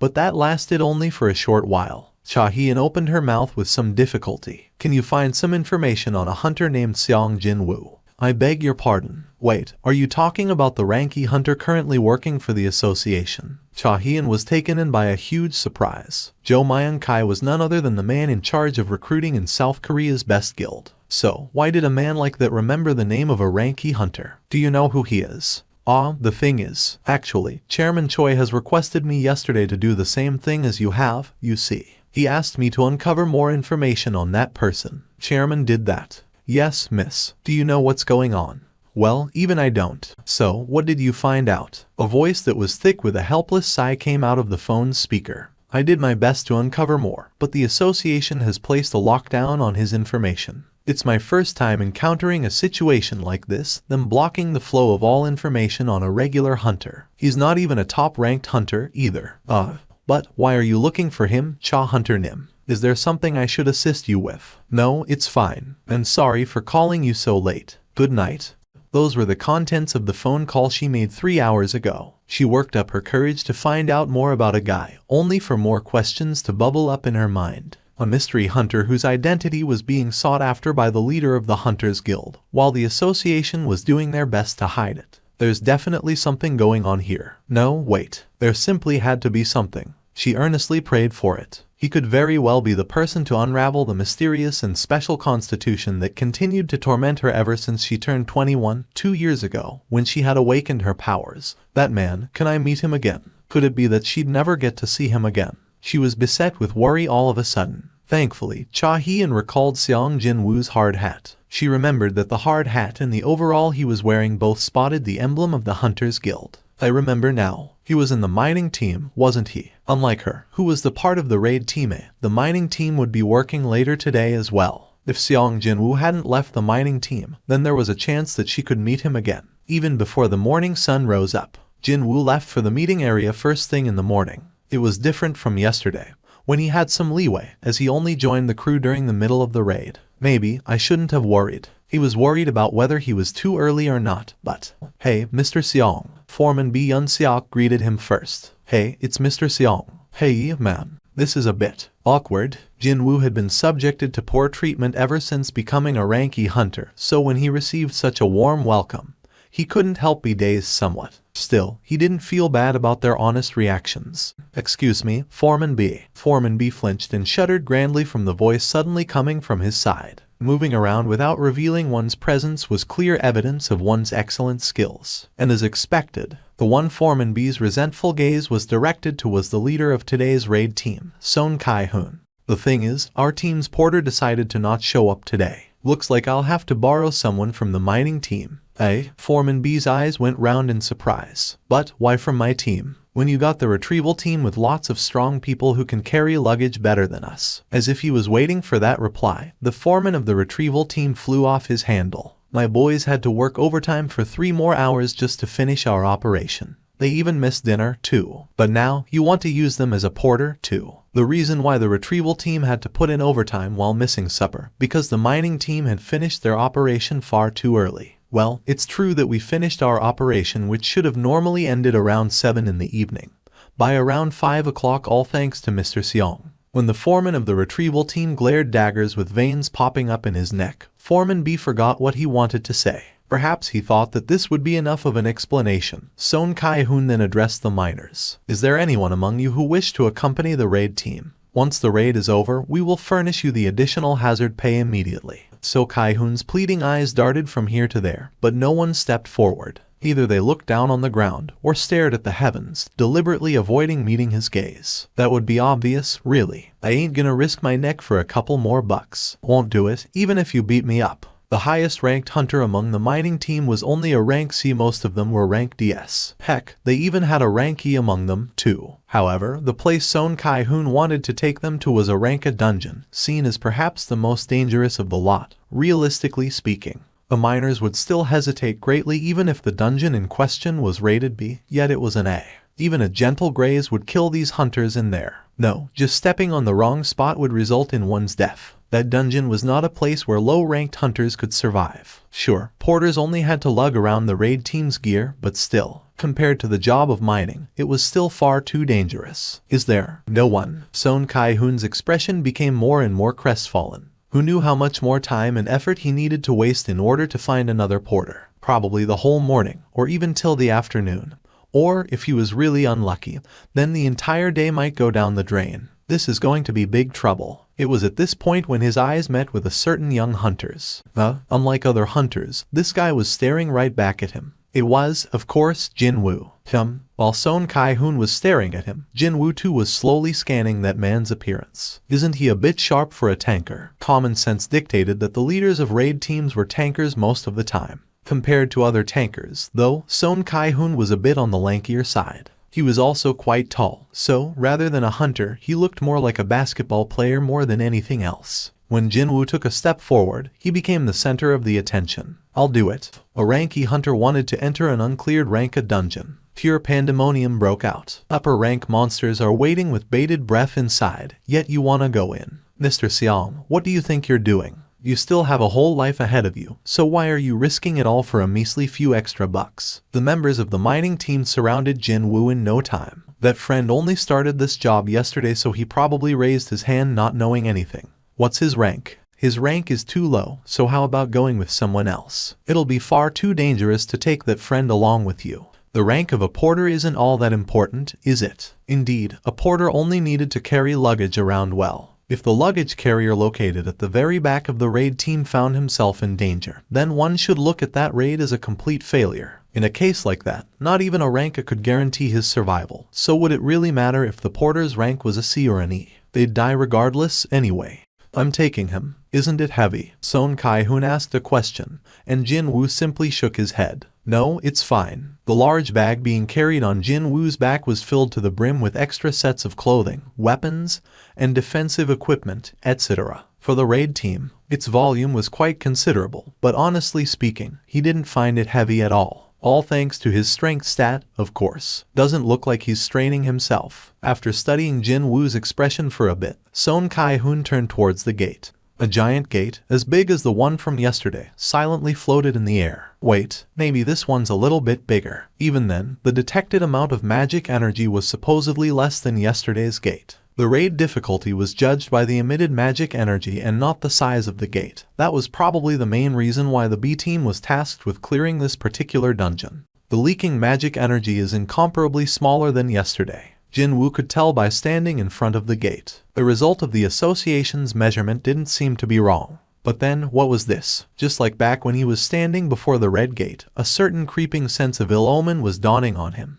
I hope it's nothing. Meanwhile, Son Kai-hoon gave out his order. Let's go inside. The raid team waiting in front of the gate began moving once more with that order. Hunters entered the dungeon one by one.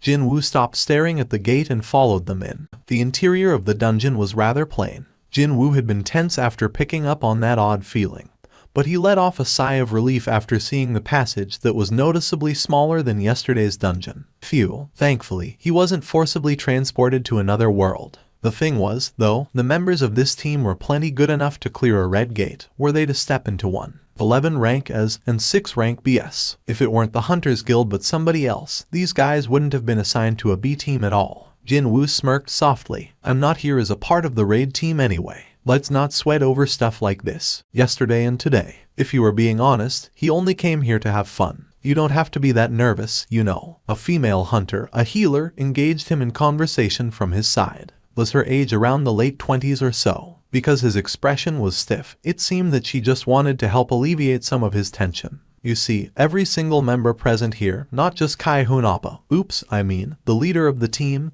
is a distinguished hunter. Except me, that is. The healer lady smiled refreshingly. From the word go, Jinwoo wasn't scared, but after seeing the female hunter's utterly relaxed face, he felt like a deflated balloon. Jinwoo grinned too, and nodded his head. Okay. The healer formed a content expression, evidently satisfied by her efforts. At the same time, the leader confirmed that there were no monsters near the entrance and gave the signal to advance. Let's move. It was then Jinwoo's steps came to a halt. A beat later, the hunters of the raid team also sensed the change in the surroundings. They are coming. Even before Son Kai-hoon finished giving his order, the hunters of the raid team got into their battle formation. It happened literally in the blink of an eye. Jinwoo was inwardly impressed by that. So, this is how the high-ranked hunters raid. They were definitely a world apart compared to the ragtag raid teams he was used to until now. Beasts, canines. Son Kai-hoon's eyes narrowed to a slit. A group of monsters resembling hyenas was rushing towards the raid team. They were as big as a medium-sized car, too. Son Kai-hoon tilted his head slightly. Dungeon jackals. He became sure of it once they got close enough. They were indeed dungeon jackals. Son Kai-hoon had been standing with his shield covering his front. But then, he relaxed a bit and didn't even bother to activate his aggro-attracting skill. And then, he simply used his shield to batter down the dungeon jackal aiming for his neck. What's this? Aren't they dungeon jackals? Other team members, deeply tense until then, began tilting their heads and straightened their hunched stances. Soon, the short death throes of the dungeon jackals filled the cavern's interior. The jackal monsters were quickly taken care of. Over a dozen dungeon jackals were turned into corpses in the blink of an eye. Hunters dusted their hands, still confused by what happened. But why are the monsters from rank C dungeons appearing here? Son Kai-hoon scanned his surroundings, looking somewhat dumbfounded. Everyone else was forming similar facial expressions. With the exception of one person, only Jinwoo was staring at the dead jackals with a grave expression on his face. They are no normal jackals. Jinwoo's eyes narrowed. He could definitely see that the fur around the jackal's neck had been flattened down by something until recently. It was clear evidence of them being tied to something, somewhere. Meaning, the ones that reared these monsters are somewhere else inside this dungeon. Monsters with intellect, in other words. Jinwoo recalled the white phantoms he met back inside the red gate. It was now a well-established fact that, regardless of what species it was, intelligent monsters were quite difficult to deal with. Somehow, my premonition might be right after all. It was not a good omen, by any stretch of the imagination. From the deeper parts of the cave, he could hear the matched footsteps getting closer. The real enemies are coming.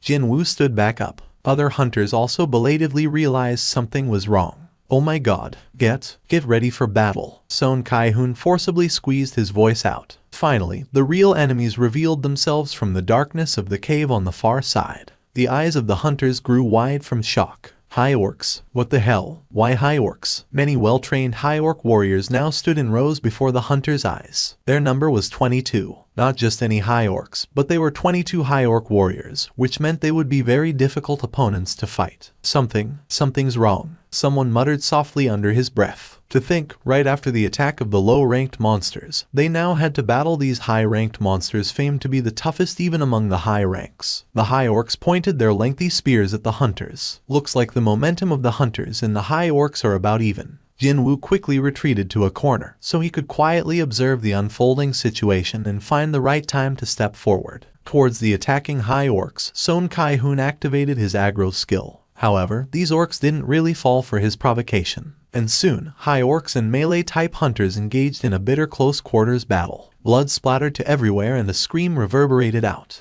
Not too long after that, magic spells fired from the mage-type hunters slammed into the high orcs. The heads of the high orcs exploded after getting struck by the arrows of brilliant light. Unfortunately, there was no follow-up attack. The effects of magic spells were good, but there was the distinct disadvantage of the lengthy casting time. In a close-quarters battle, high orcs definitely held the upper hand. Heal, hurry. The wounded appeared pretty quickly, and healers were kept very busy. Healer Nim, the female healer, was also kept very busy, running here and there non-stop. I'm coming. The female healer knelt down next to a heavily groaning hunter with a missing arm. She then quickly began chanting.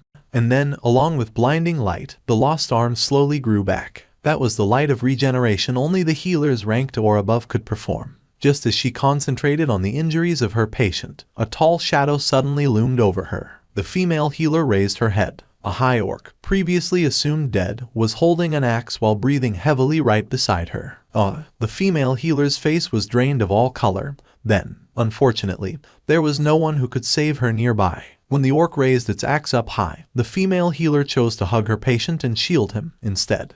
However, she couldn't feel any pain, no matter how long she waited. Each passing second felt like a minute or more. The female healer sheepishly raised her head up, and she got to witness a rather amazing sight. The orc was actually floating in the air, its entire body trembling quite noticeably. But what was happening here? The female healer's eyes opened even wider. But then, snap, the head of the high orc was literally ripped off of its body, and then even the part of its spine got dragged out as well. Now that was a display of terrifying power. Plop.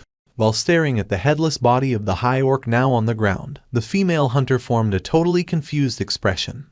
Because the separated head of the high orc was still floating in the air, that was why. Blood got splashed on my clothes. Jinwoo frowned deeply and threw the head of the high orc. Currently, he was in stealth. Both the high orcs and the hunters couldn't sense his presence at all. Jinwoo had been sitting back quietly, waiting for a right chance to step forward, because he feared being accused of interfering in other people's raid. But then, he belatedly recalled that he had the stealth skill. Wouldn't he be able to do whatever he wanted without running into problems with that skill? The corners of Jinwoo's lips arched up.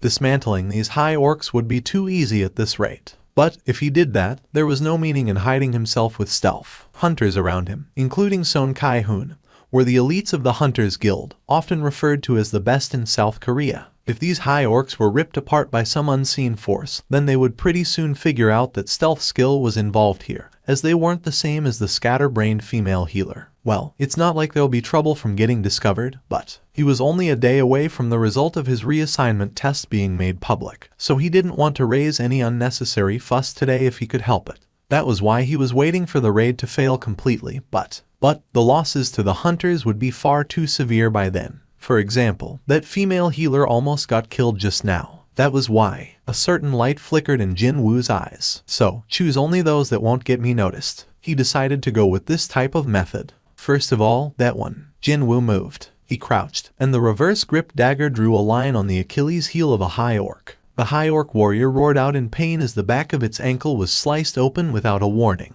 That was only the beginning. As if he was dancing, his smooth, unbroken movements led him to stab the Baruka's dagger into the side of his first victim. He then pulled the dagger out and proceeded to cut open the back of the knee of another high orc. That was enough. Just like how the opening of the sluice gate caused a flood, Son Kai-hoon seized upon the opening created by the high orc's fluster to start his counteroffensive. Son Kai-hoon raised his head. The long sword held out in his hands was piercing through the heart of the high orc.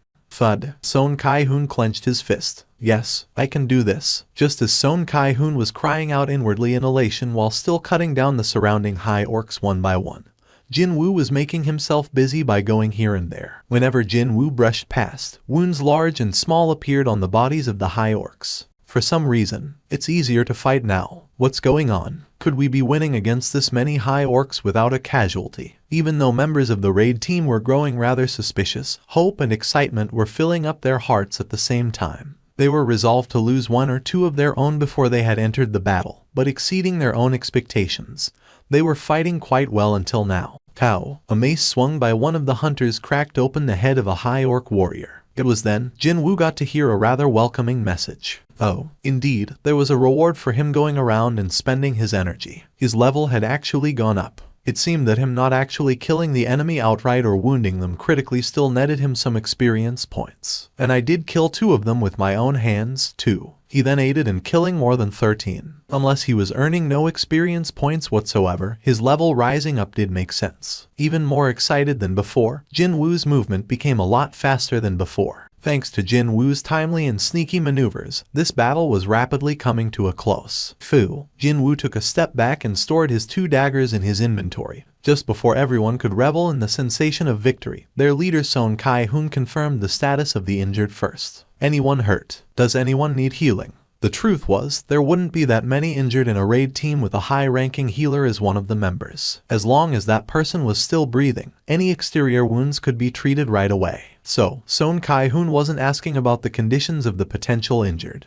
No, he was actually asking if anyone had died in a roundabout way. When his gaze met the female healers, she shook her head. There were a few injured, but no deceased. And better yet, she had finished healing all of the injured just now. In that case, with that, ecstasy filled the faces of the members of the raid team. We won. We did it. Hunters hugged each other and celebrated. Jin-woo crossed his arms and with a gentle smile on his face, watched the jubilant hunters. Excuse me, Kai-hoon oppa. Yeah, when you were fighting against the high orcs. The female healer cautiously described what she saw in minute detail. And that would be, the high orc suddenly floated up in the air and proceeded to rip its own head off before killing another orc with its severed head. She carried a dead serious face, too. Son Kai-hoon was left utterly speechless. I'm telling you the truth. As the female healer and her reddened face protested the injustice of it all, Jin-woo could barely suppress his giggles. They basked in the aftermaths of victory for only a little bit longer. The hunters soon gathered around their leader Son Kai-hoon one by one. Captain, will we continue on? Isn't this going to be too dangerous? We aren't even that far from the entrance, yet we ran into a whole bunch of high orcs already. How about a strategic retreat? Son Kai-hoon cast his gaze over to the deeper part of the cave, his mouth closed tight. It won't be easy. Jin-woo could sympathize with Son Kai-hoon a little bit here. While working for the Hunters Guild that boasted 2 rank S hunters in its ranks, today's raid might be the one and only time Son Kai-hoon would get to lead a raid team. And to think, he'd have to retreat so quickly in his very first hunt as a leader. Anyone in his shoes would be tempted to push forward and clear this place. However, if you were a smart, wise leader, then, as if he had made his mind up, Son Kai-hoon's lips quivered slightly. Jin-woo's eyes narrowed to a slit. Fortunately, as it turned out, Son Kai-hoon wasn't a fool. For the time being, let's retreat. The leader's choice was absolute inside the dungeon. The unspoken rule said that as long as one was a part of the raid team, one had to absolutely follow the commands of the leader. One used to say that. Before in war, insubordinate soldiers were executed right away, didn't they? In a certain way, dungeons were a far more dangerous place than any war zone out there. And so, the question of the team's survival or annihilation depended on who the leader was. Thankfully, Son Kai-hoon didn't disappoint his team members. After hearing his order to retreat, everyone lightly patted their chests.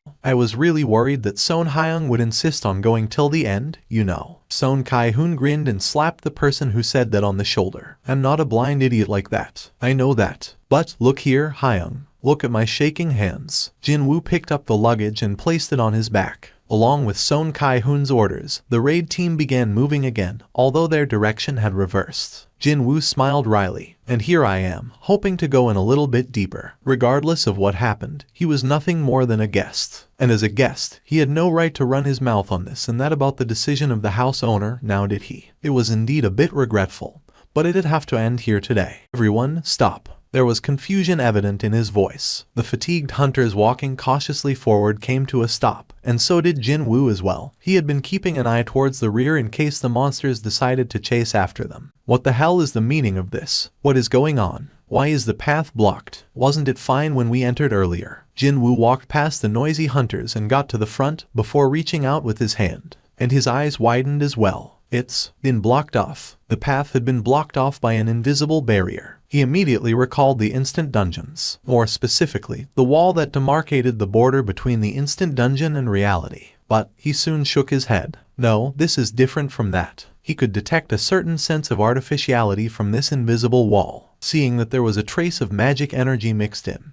This barrier must have been the result of a magic spell cast by a monster with high intelligence. But why? Why block the path going out and not going in? It was then, as if it was waiting for this moment, horrendously powerful magic energy waves crashed into the group like a tsunami from the far end of the cavern. How could this be? This was from the boss of this dungeon. What the hell? Why am I getting goosebumps all of a sudden? Watching the complexions of the hunters get paler by the second, Jin Woo came up with a theory. If, let's say that there is a boss that can hide its presence, then the wall that wasn't there when they entered, and the boss that bared its fangs only after the barrier had been erected. No way. Did it lay a trap and wait for hunters to enter the dungeon? From beyond the darkness of the dungeon's interior, the countless sounds of footsteps, far greater than before, reverberated loudly. The countless marching high orcs came to a halt just a little bit of distance away from the hunters. High orcs growled as if they'd pounce at any given moment. No words could adequately describe the bloodthirsty aura emitted from over 50 high orc warriors. The result of a battle was pretty obvious even without actually fighting them. This is crazy. How can this nonsensical crap be? Hunters spat out long groans. They continued to retreat ever so slightly after feeling the enormous pressure, but too bad. Their path was still blocked off. So, what would they do now? God damn it. If only either Chairman Choi Jong-un or Hunter Cha Hee-in were here. Son Kai-hoon's expression crumpled unsightly. Rank S hunters all possessed incredible powers that could overturn any unfavorable situation. If either one of those two were here, these high orcs would have been nothing at all. Just why, in a situation like this, why weren't they here? Son Kai-hoon had fought alongside them all the time, so he could acutely sense his powerlessness right about now. Fighting here will definitely result in our death. However, with their path of retreat blocked off, he no longer had any choice in the matter. The creature's voice sure sounded loud. The glare of the high orc was fixed to the leader of the raid team, Son Kai-hoon. What the hell is that thing trying to talk to us? What is it saying? It was then the facial muscles of the high orc began trembling. When that strange tremor subsided, a completely different voice from before came out from the monster's mouth. Humans. It was as if something else had borrowed the monster's mouth to speak. Oh, humans. When looking at closer, that normal-looking orc's eyes were now unfocused and blurry like those of a dead fish that died a long time ago. Hunters began freaking out as if the back of their heads were smacked out of nowhere. An orc just spoke a language of humans. How can an orc speak Korean? Is this magic? Could it be? Hunters couldn't keep their mouths shut at this utterly unexpected situation. The leader high orc continued to speak. I am Karu Galgan. I want to meet humans. Follow this one. A monster wished to speak to humans. There never had been any reports of such a case before. Facing this unprecedented event, not only Son Kai-hoon but everyone in the raid team fell into a state of pure confusion. Kai-hoon Hyung, I hope you ain't listening to the words of a monster. Please, you gotta ignore it. Kai-hoon, it's a trap. Regardless what happens, we gotta try to finish it here. Son Kai-hoon maintained his silence for a while, before answering the monster's words. Did you block the cavern? That's right, I am the proud high shaman of the orcs. My spells can't be broken by the strength of humans. Is there anyone stronger than you inside this cave? Who dares to oppose me? An incredibly loud roar exploded out from the high orc and slammed into the eardrums of the hunters. When Son Kai-hoon's answer didn't come right away, the leader high orc raised its large axe above its head. Now choose. Die here, at the hands of my soldiers, or follow my soldiers. Will follow. Son Kai-hoon's immediate answer prompted the eyes of the hunters to grow wider. Kai-hoon Hyung. Mr. Kai-hoon. Son Kai-hoon interrupted his comrades trying to dissuade him and waited for the reaction of the high orc. Then come, human. With the end of those words, the blurred eyes of the leader high orc regained its original clarity. And that would be wild beast-like glare of bloodlust. Son Kai-hoon was the first to start walking, and the hesitant hunters began to follow after him one after the other. What is he thinking? Jinwoo stared with a puzzled expression on his face. Is he trying to negotiate with the boss in order to get out of here alive? Although the odds of that succeeding was extremely low. No, maybe this was for the better. Jinwoo originally believed that this raid would end with him hunting down a few mob creatures, but now he got himself a chance to meet the boss instead. Hunter Nim. Yes, Jinwoo continued looking at the front while answering him. Son Kai-hoon, too, continued to stare at the backs of the high orcs walking further up ahead. As soon as we meet the boss, we're going to attack right away. When that happens, regardless of whether our attack was successful or not, the Beastars should not be able to maintain the magic spell blocking the exit. That made a certain amount of sense. Unless it was some kind of hex-type magic, one had to keep one's focus in order to maintain a spell. Especially if one wanted to maintain high-class magic. An incredible mental focus was a necessity. However, what about it? Didn't matter whether they succeed in killing the boss or manage to cancel the magic blocking the exit.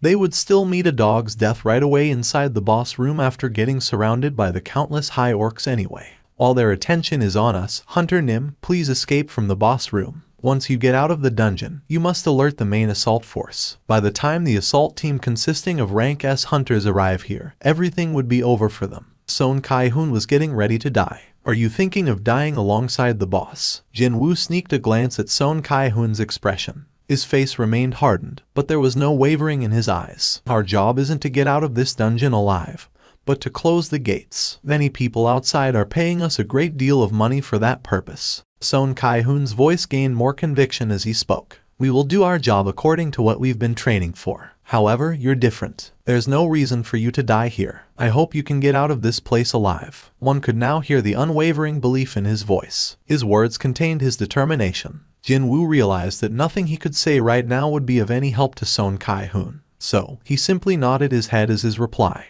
Cha-hyeon finally arrived at the location of the second Ranka gate. She had her baseball cap pushed down low, and as a result, only a few passers-by recognized her. The first thing she did was to seek out the mining team. A few hunters walked past her and sneaked a couple of glances, but they were all working for the guild anyway and none of them paid her any great attention after that. Eventually, she could see Foreman B in the distance, as well as the mining team around him. Thump, thump. Her heart began beating faster. Standing a little bit of distance away from them, she scanned the faces of each miner present. Where is he? She couldn't see Jinwoo among them. How should she say this? It felt like all of her energy was abandoning her at once. Did he give up on being a miner? Why don't I wait for another minute? He could have left the spot for only a moment and is coming back soon. 3 minutes more. No, maybe 5. And so, she waited for another 15 minutes, but Jinwoo didn't show up in the end. Recognizing Cha-hyeon, Foreman B quickly ran over to her. Hunter Nim, I thought you were taking a break today. Hello there. Cha-hyeon shared a simple greeting with Foreman B and after making sure that no one was eavesdropping on her, she cautiously asked him a question. By any chance, is there a hunter named Seong Jinwoo working for you? Mr. Seong. Hearing an unexpected name being mentioned out of the blue, Foreman B formed a surprised expression. If you're looking for Mr. Seong, he subbed for a porter's job. A porter? Cha-hyeon gasped out in shock. Are you saying he actually went inside the gate? Foreman B nodded his head vigorously as if to show that he, too, couldn't believe it. Yes, miss. That's what happened. A Ranky hunter volunteered as a porter and entered a Ranka dungeon. And he didn't even have dozens of lives or anything, too. What was he thinking? But, when Cha-hyeon thought about it, didn't she find that man loitering around the boss room yesterday with weapons in his hands? Indeed, she did not see wrong back then. One more thing to be suspicious of, then. Even though she ended up letting go of yesterday's event as a coincidence, when she really thought about it in detail, it was a rather strange thing for a hunter with 4 years of experience getting lost inside a dungeon like that. I need to find out. Cha-hyeon lightly bit into her thumb while pondering her choices, before swiftly making her decision. I'll have to enter the gate myself. Foreman B's eyes went extra round. Was there some kind of an accident? Should we ask the guild for additional personnel? No need. It's a personal matter. I just wanted to talk to him about something private, so you don't have to worry. Oh, I see. Cha-hyeon spun towards the gate. However, her side felt rather empty then.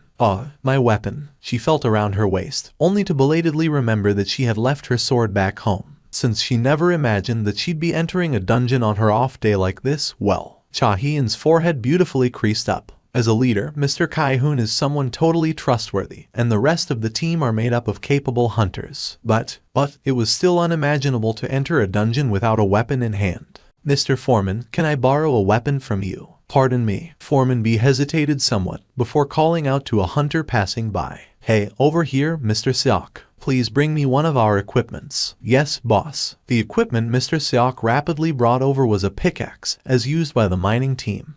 Cha Hyun's expression stiffened. Excuse me, don't you have anything else? Such as, for instance, swords or spears. But if you ask us for such things, well, Cha Hyun sighed out under her breath. I understand. She then carefully rejected the pickaxe Foreman B tried to hand over and quickly walked towards the gate. He anxiously asked her as he watched her distancing back. Cha Hunter Nim, will it be fine for you to be empty-handed in there? Cha Hyun came to an abrupt halt and stood there for a moment, before hurriedly walking back to take the pickaxe from Foreman B. He guffawed out in a genial manner. I think that's for the best, miss. I mean, it'll be dangerous to be weaponless inside a dungeon, regardless of what. Well, then, as she turned around to hurriedly leave, Foreman B unluckily didn't get to see her ears dyed in deep shades of crimson. Soon, their eyes caught the sight of the boss room. The anxiety felt by the hunters came over the air, and could be felt on his skin. They were greeted by a huge open space. Jin Woo scanned the boss room. It was smaller than yesterday's boss room with the giant in it. However, quite unlike yesterday, he didn't get the impression that the boss room was huge at all. And that would be all thanks to countless high orcs completely filling up the chamber. As a matter of fact, there were over twice as many orcs here as those that escorted the raid team. At least 100. No, maybe it's a bit more than that. While there were no monsters inside the rest of the dungeon, they had been gathered inside the boss room instead. Seeing the masses of high orcs waiting inside, Son Kai-hoon's complexion paled in an instant. If this many high orcs managed to escape from the gate, then this was a large enough horde to utterly destroy a small city, even before the top hunters had the chance to do something about them. Cold sweat trickled down his backside. At the very least, we gotta eliminate the boss. Just like how he resolutely swallowed the dry saliva, he did his best to keep his determination burning in his heart.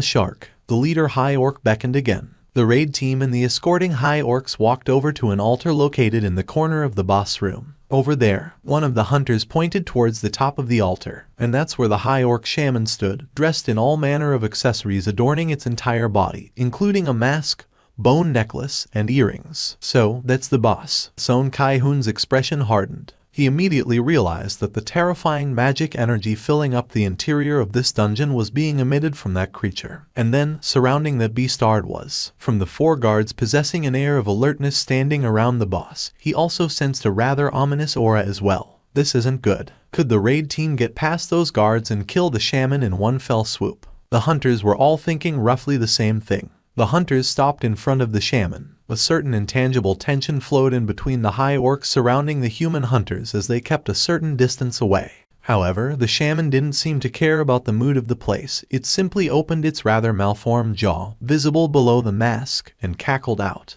"Oh humans, welcome." The hunters of the raid team exchanged glances. As soon as Son Hyung gives us the signal, we attack together. However, suddenly, the air around them began freezing up. Hunters of this raid team were some of the very best out there. They all shifted their gazes at the same time at this sudden outpouring of chilling aura. The source was the shaman. The creature finally took the mask off. When it did, the magic energy it had been hiding until then exploded forth, unchecked and unhindered. Rumble. The freakish magic power spread out in circular waves with the boss as the center. As if they were normal, powerless civilians that ran into a lion or a tiger, the hunters froze up on the spot like a bunch of statues. Oh my god, how can a magic power of such magnitude be? We gotta fight against something like this. Despair, lamentation, resentment, even regret. The shaman formed an ominous grin when facing these varying forms of hopelessness. "Are you scared of me, humans?" Son Kai-hoon bit down on his lower lip, hard, and took a difficult step forward before asking a question. "Why did you summon us here? Your warriors would have been enough to kill us back there." The shaman grinned again. Simply looking at the grin chilled the backs of the hunters. "It's for entertainment." What? Son Kai-hoon was left utterly speechless. Were they brought here just for that purpose? The shaman continued on. "While we wait out the remaining time, I will kill you one by one and entertain the soldiers." High orc warriors all roared out in frenzy and excitement. Hunters were ruthlessly forced down by the enormous pressure emitted from the orcs and couldn't even breathe properly. One of them even began crying, no less. However, the shaman briefly stopped talking. Then the boss's gaze shifted and stopped at the rear of the humans group, where Jinwoo was. I see that a strange being is mixed among you, humans. It was then Son Kai-hoon's eyes gleamed dangerously. With the shaman looking elsewhere, this is my chance. Veins bulged in his neck. Now, Son Kai-hoon roared out at the top of his lungs, unsheathed his sword, and rushed out. However, it was eerily quiet behind him. How come? He glanced behind him while running, and discovered his comrades rooted to their spots, not daring to move an inch. They had lost their fighting spirit a long time ago from the display of the boss's overwhelming might. Son Kai-hoon's heart fell to the pit of his stomach. Still, someone had to do this. He couldn't stop now. His gaze shifted back to the front. Perhaps his attack wasn't expected. The shaman was still smiling, and its guards weren't showing any urgent reactions either. This could be his one and only chance. Didn't matter if it was pure luck. He'd accept fluke, too, as long as his sword could reach. Son Kai-hoon fiercely rushed forward and cocked his sword behind him. But even before he could swing the sword with all his might, he collided with something invisible and was flung away. Boom. At first, it was shield magic. Flung away from the rebound, Son Kai-hoon landed on the ground and rolled backwards. But that lasted only for a short while. Looks like we have our first volunteer. Along with the shaman's mocking words, Son Kai-hoon's body was lifted up into the air. And now, it was the anti-gravity magic. The lips of the shaman were moving up and down non-stop. When Son Kai-hoon was lifted up as high as a 2-story building, the shaman began chanting a different spell. Next to come was gravity acceleration. Kaboom! Son Kai-hoon was slammed into the ground. He didn't even have the time to writhe in pain as he was lifted up in the air again. Not only the shaman, but the rest of the high orcs were cackling in derision as well, their fangs fully bared now. Boom! Hyok! The shaman continued to toy with Son Kai-hoon by lifting him up and slamming him down. When he landed on the ground for the 4th time, Son Kai-hoon vomited out a mouthful of blood. Seeing that scene, the complexions of the hunters got paler and paler. However, none of them dared to step forward to stop this. They simply stood there trembling while witnessing Son Kai-hoon being broken into pieces. Just as Son Kai-hoon was thrown down to the ground once more, he vanished from the view. The shaman's eyes opened wider. Where did the human disappear to, when all of his bones should be broken by now? The shaman searched for the whereabouts of Son Kai-hoon. There, in a corner not too far, it discovered Son Kai-hoon, unmoving on the ground, and at the same time, found a certain man crouching nearby. Of course, it was Jinwoo. Jinwoo carefully laid Son Kai-hoon down and glared at the shaman. Hey, Mr. Leader, I want to ask you something.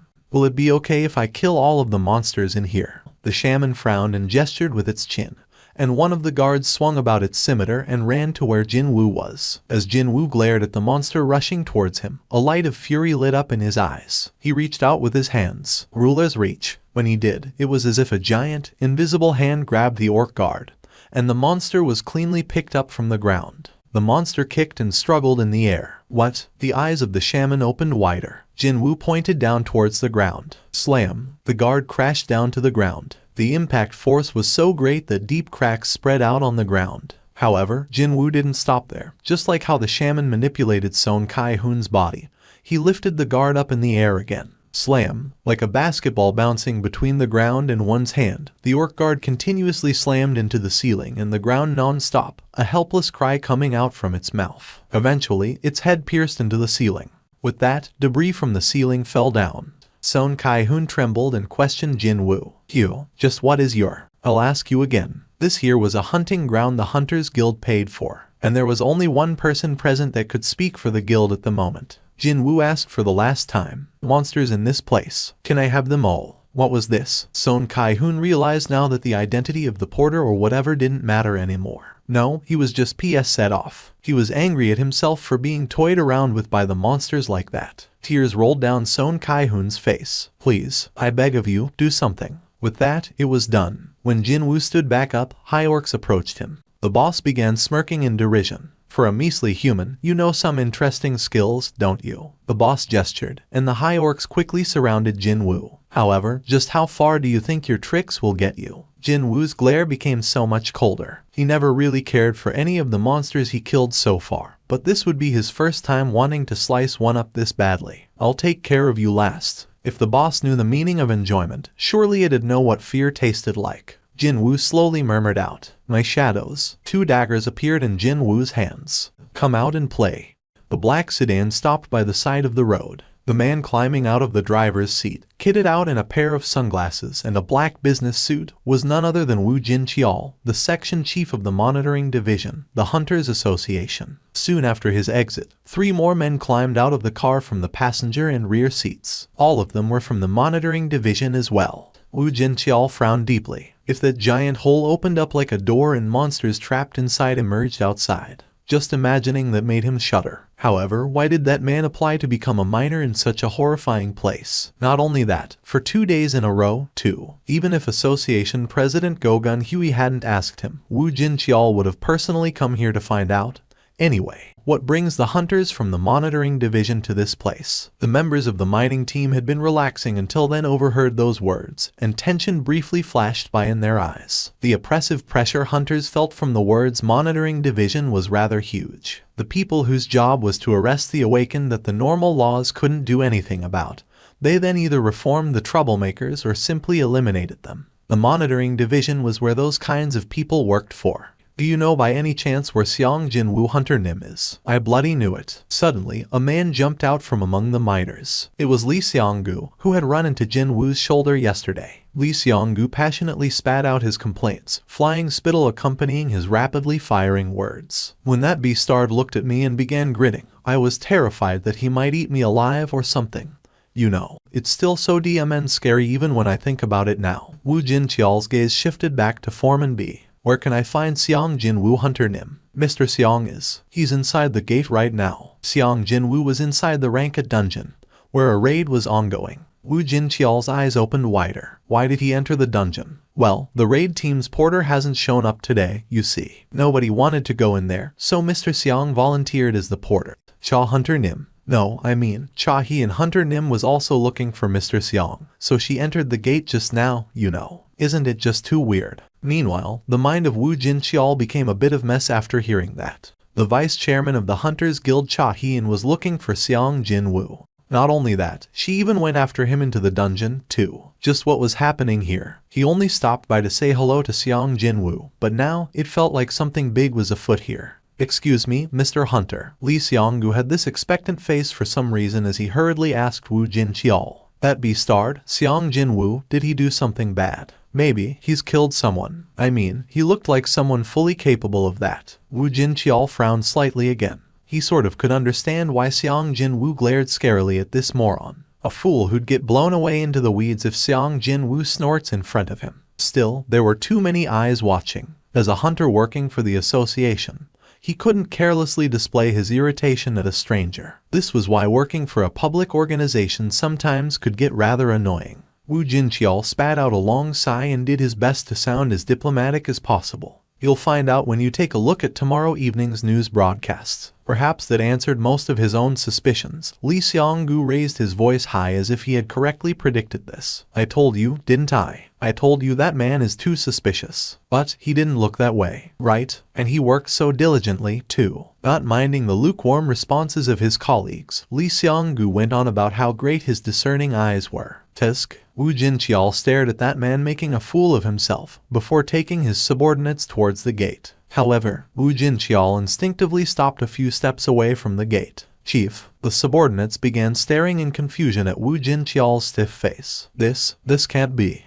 The measurement results are wrong. Not all Ranka hunters were equal. For instance, Hunter Woo Jin-cheol was right near the top within the Ranka and his instincts were telling him this. The measurement value was all wrong. Woo Jin-cheol quickly issued an order to his subordinate next to him. Go get the magic energy measuring device. The subordinate immediately realized that Woo Jin-cheol's expression was grave and hurriedly ran to where their car was parked. The miniature measuring device used by the monitoring division was a world apart in quality from the devices used by the regular association employees. As befitting a device created from a top-grade magic crystal that cost over $1 billion won, this piece of equipment very rarely threw up errors or mistakes in its results.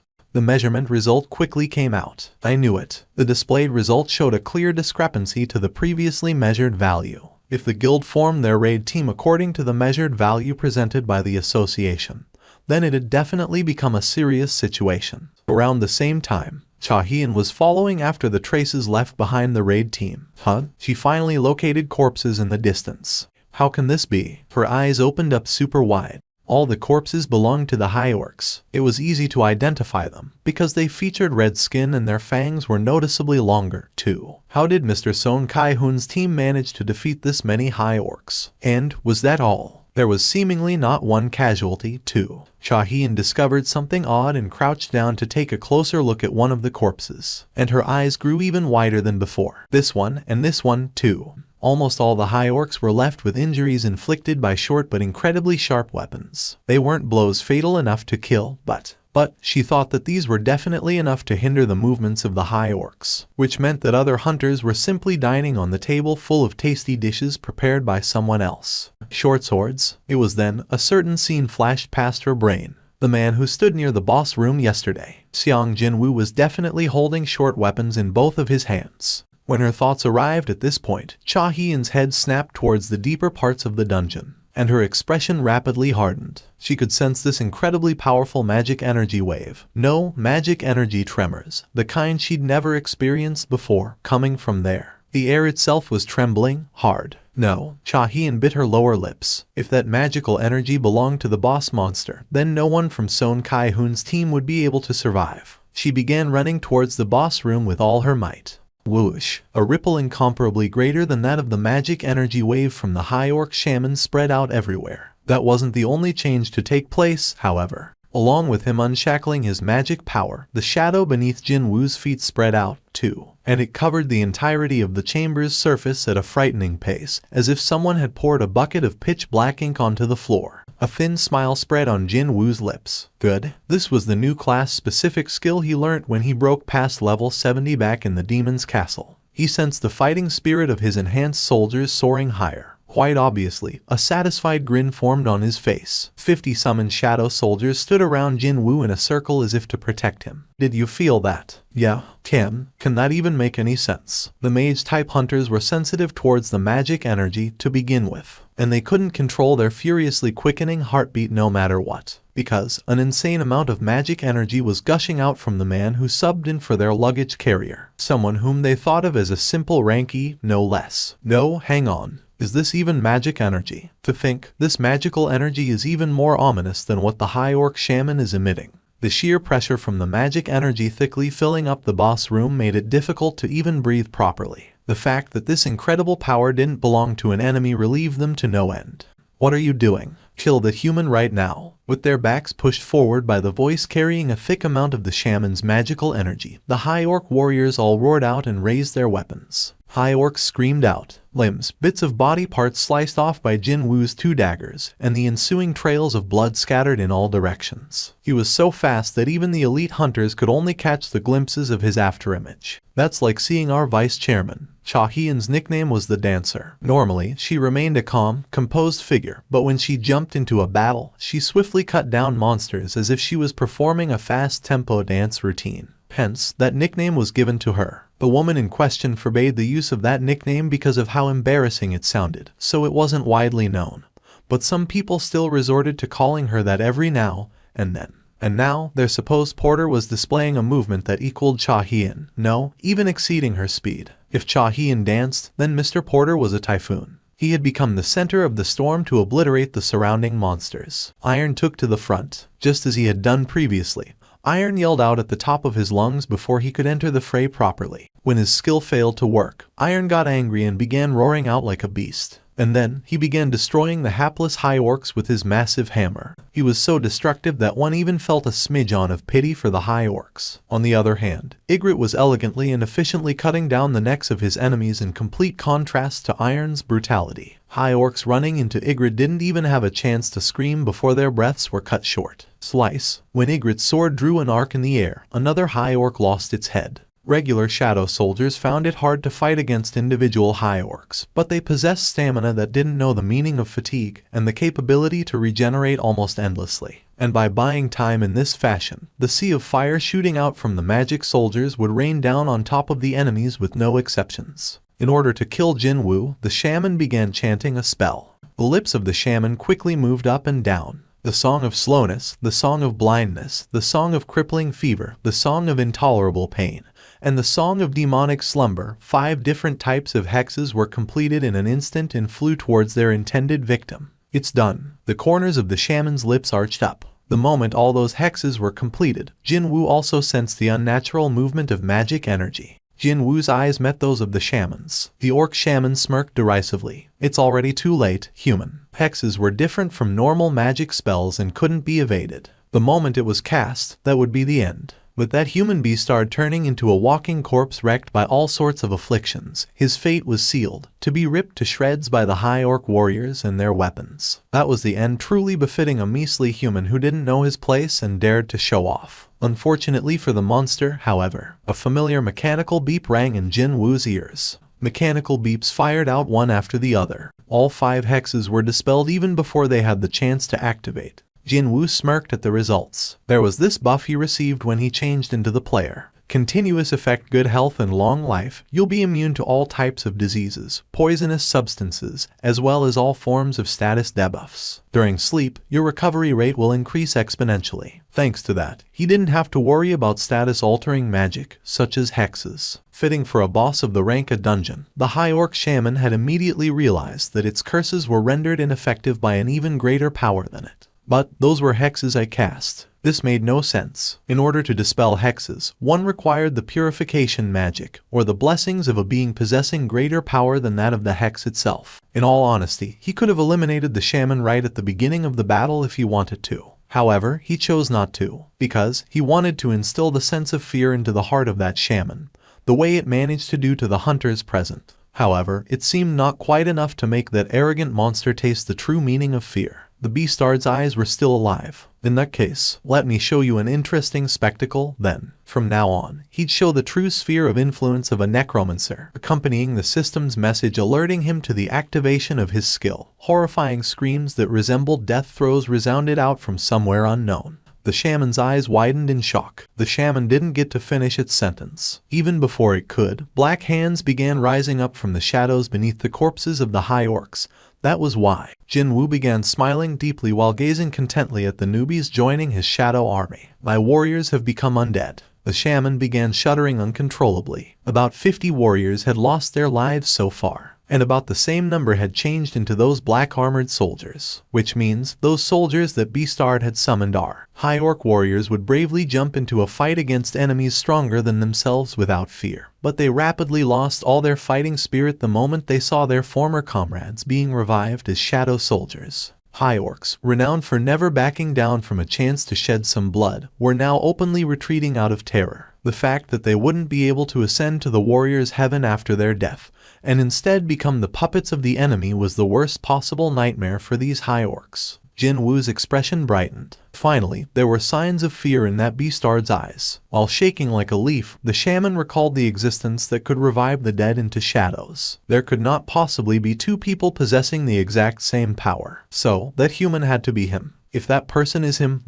then why are we here? However, the moment the shaman thought about itself and the inside of its brain blanked out and the relevant memories contained within were wiped out in an instant. Jin Woo tilted his head. Who was that? She seemed a bit too distant to be totally familiar to him, however. That was why he needed a bit of a moment to recall what her name was. And she was none other than the rank S hunter currently affiliated to the Hunters Guild, Cha Hien.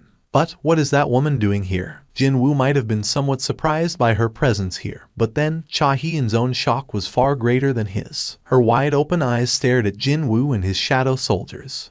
Summons. The first thing Cha Hien thought of was summoning when she saw the shadow soldiers. However, there were simply too many of them to say that this was the result of summoning magic. The thing was, the mage-type hunters specializing in summoning magic could only control one or two at a push. If one could control two, then the treatment one received improved greatly, and she hadn't yet heard of anyone capable of controlling 3 or more summoned creatures. However, just how many of them were here? This makes no sense. One man summoned over 100 in one go. And he didn't even need a lot of time to summon them, too. No, he only needed a moment to summon dozens and dozens in one go. I wouldn't have believed it if I didn't see it with my own 2 eyes. She might be one of the top 10 ranked hunters in South Korea, but another hunter's ability had managed to leave her totally speechless now. Wu Jinqiao was running breathlessly. He ran so hard that he now tasted sweetness in his mouth. Cha Hian. Wu Jinqiao found it strange that she didn't try to participate in the battle and simply stood by, so he quickly walked up next to her. And it was at that point he got to see clearly the situation inside the boss room.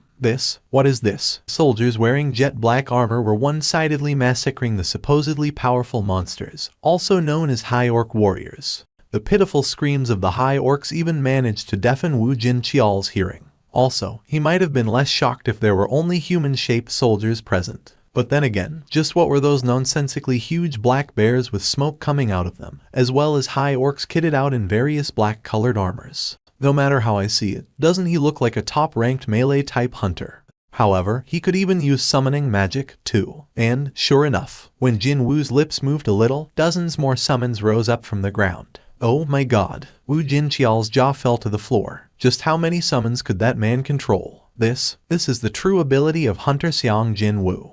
By the way, why are you here, Chief Wu? We were in the neighborhood, just passing by. But it was a coincidence that we discovered the gates of normal condition, and we came here to help facilitate the evacuation of the raid team. But well, Wu Jinqiao stopped talking there and stared at Jin Wu again. However, looks like that won't be necessary. This would be his first time witnessing Hunter Xiang Jin Wu's true skill. And that just so happened to be the spectacle of him clearing a Ranka dungeon with his own power. It didn't look like others' help was necessary. The shaman was furious. You insect-like beastard, I'll step on you. If hexes didn't work against the enemy, then all it had to do was to bless itself and fight. The Song of Rage, the Song of Strengthening, the Song of the Giants, the Song of the Fire Dragon. With the completion of the various spells, the shaman's body suddenly ballooned up to nearly 10 meters tall. Its strength, agility, stamina, and even its confidence increased greatly as well, power filling up every square inch of its frame. Right away, the shaman used its gigantic arm to swat away the shadow soldiers, and then took a deep breath. And then, when the shaman spat out its breath, reddish-black flames erupted out of its mouth. The soldiers immediately dissipated and scattered away when they were struck dead on by the flames. Even those grazed by it were no exception. Parts of their bodies were blown away and they were rendered unable to carry on fighting. The flames didn't end with one attack. The second wave of flames spat out of the shaman's mouth in a row. The shaman was able to greatly reduce the number of the shadow soldiers with its continuous attacks. Having received a boost to its confidence, it roared out at the top of its lungs. Do you still find this great Karugalgan funny now? The reply came from above its head. Yup. The shaman flinched and raised its head, all the while hurriedly trying to chant a defensive spell. But Jin Wu was one step quicker. Cow. The shaman's head smashed down into the ground. The floor shattered and spiderweb-like cracks rapidly spread out. Jin Wu had already experienced blowing away Vulcan with his bare fist. And that demon was much, much larger than this arrogant shaman, too. When he lightly landed on the ground, feel-good messages began popping up in his view one after the other. There you go. Jin Wu pumped his fist. Back when he was fighting using stealth, he leveled up once. When he was killing these orcs, another level up. And, after killing the boss just now, another level up. The once buffed-up shaman's body had reverted back to its original size already. He saw an egg-sized magic crystal embedded in the dead boss's necklace, but he decided not to get too greedy. Earning experience points is good enough. This was the Hunter's Guild's dungeon. At the end of the day, Jin Wu licked his lips in anticipation. He couldn't help but remember the corpse of Baruka, the one that slipped through his fingers back in the Red Gate. But my situation is a lot different compared to then. Compared to now, his stats weren't that high back then. Also, killing that beastard took a lot out of him. Only after receiving the aid of 2 night-grade soldiers, Ygritte and Iron, did he manage to beat that boss down. However, he was able to kill this shaman comparatively easily today. A week spent inside the demon's castle, this was the definite proof that the events of those short 7 days weren't in vain. Jin Wu issued a new order at the rising, wavering black steam like smoke. Rise up. At the same time, an ominous wind brushed past his 2 cheeks. He instinctively realized it right away. It worked. A radiant smile bloomed on Jin Wu's face. As the soul-tearing scream resounded out, a mage covered in black robe rose up from the shadow of the dead shaman. Jin Wu sensed something was different about this guy, and so he checked the information window. Elite Knight grade. An elite knight. Previously, Jin Wu was able to confirm that there were 3 grades to the shadow soldiers. Regular grade, elite grade, and then the knight grade. But now, for the first time ever, the elite knight grade appeared. He began to think that, seeing the word elite tacked onto the already existing grade knight, This new guy had to be a realm higher than either Ygritte or Iron in terms of combat prowess. For sure, I can sense that its magic energy is far greater than that of my 2 knights. As expected of turning the boss of a rank a dungeon into his shadow soldier. And also as expected, he got another system message telling to name the new guy, now that another knight grade shadow soldier had appeared. A name, is it? Well, its face was hidden under the hood of the robe now, but still, high orcs and lengthy fangs went hand in hand. No. Right, let's name it Fangs. He didn't need to issue a separate order, just thinking about it meant the new guy's name would be set. Delete Knight grade. Instead of question marks, the new name appeared in the information window. If the shaman who remained utterly arrogant right till the moment it died heard this name, the poor guy might have fainted on the spot. But well, who cares? It was already dead, anyway. With a satisfied grin on his face, Jinwoo recalled his shadow soldiers. He could now store almost 130 of them. Although it was a bit regrettable, he had to return the rest back to the void. This much is more than enough, though. He stepped off from the altar with a big smile on his face, but then, several people rushed over to him. They were hunters from the raid team, Cha Hien, and finally, a group of men wearing matching black business suits. Jinwoo recognized one of the faces among the black suits. Since when did Chief Wu Jinqiao show up? Seeing the expression on Wu Jinqiao, he probably had witnessed the shadow soldiers in action in full. Mr. Xiang Jinwoo Hunter Nim, Mr. Porter. Everyone called out to him at the same time. Then they took glances at each other. Well, it was all fine and dandy that he got to fight to his heart's content since he no longer had any reason to hide his powers, but how am I supposed to get out of this now? Jinwoo looked at all these people surrounding him and scratched the back of his head. Wu Jinqiao was the first to react. While everyone else was busy eyeing others around them, he quickly walked right up to Jinwoo's side, pulled out his identification card and displayed it proudly for all to see. We're from the association's monitoring division. Didn't matter whether you were a high-ranked hunter or a low-ranked one. You'd inevitably tense up after hearing the name of the monitoring division. And this tactic was the right one. The identity of Xiang Jinwoo Hunter Nim is being strictly guarded by the association. It is highly classified information that cannot be revealed publicly. Jinwoo could only stand back in dumbfounded admiration at Wu Jinqiao's skillful bullshitting. If you have any questions, please send them to the association. We shall escort Xiang Jinwoo Hunter now. Not so subtle implication of we won't hear any of your objections was apparent in his voice. All thanks to Wu Jinqiao's hardened attitude. Hard enough to shatter a rock even. The members of the Hunters Guild had no choice but to rein in their questions and stay silent. Shall we go? While being escorted by the agents of the monitoring division, Jinwoo walked past the hunters. As they were about to exit from the boss room for good. Hold on. An urgent call came from behind the group. Unintentionally looking back, Jinwoo spotted Son Kai-hoon approaching them while being supported by his big-framed colleague. All of his external wounds had been healed perfectly, but his complexion remained pale as he had lost a lot of blood. It'd be better for him to not move yet, though. Despite Jinwoo's worries, Son Kai-hoon managed to stand before him. He then bowed deeply. Thank you, and he began speaking up his mind without holding anything back. Thanks to you, we are all still alive. On behalf of the raid team, I'd like to thank you. If one believed the words of the monitoring division's hunters, then this young man seemed to be burdened by some kind of circumstances preventing him from revealing himself. With that kind of power, it'd not be too strange if he does have some kind of an unspeakable circumstance. Thank you very much. His emotions now getting raw, Son Kai-hoon bent his back forward 90 degrees once more. That sudden movement caused his aching body to scream out in pain, but he actually found that rather welcoming. His heart had welled up with emotions when he saw Jinwoo kill the monster in the exact same fashion as how he had been toyed around with before. Thinking back to that moment was enough for him to thank this young man a countless number of times. Jinwoo walked over to the female hunter jumping up and down by the corner. Because she's so small, I nearly failed to spot her. When he pushed forward the memo she gave to him earlier, the female healer blushed and received it with both of her hands. Thank you. Inwardly, though, she was admonishing herself. Why did I even say those embarrassing things to him back then? She now had one more reason to kick her sheets before going to bed if and when she ended up remembering today's event in the future. From the perspective of Mr. Porter, who could easily punch the dungeon boss to death, she must have looked really funny when she handed over a memo while saying it contained her final will. Putting the dazed female healer behind him, he coolly turned around to leave. Let's go. As soon as Jinwoo began walking, The agents of the monitoring division moved together in one unit as if they had been rehearsing it. There was one exception, though.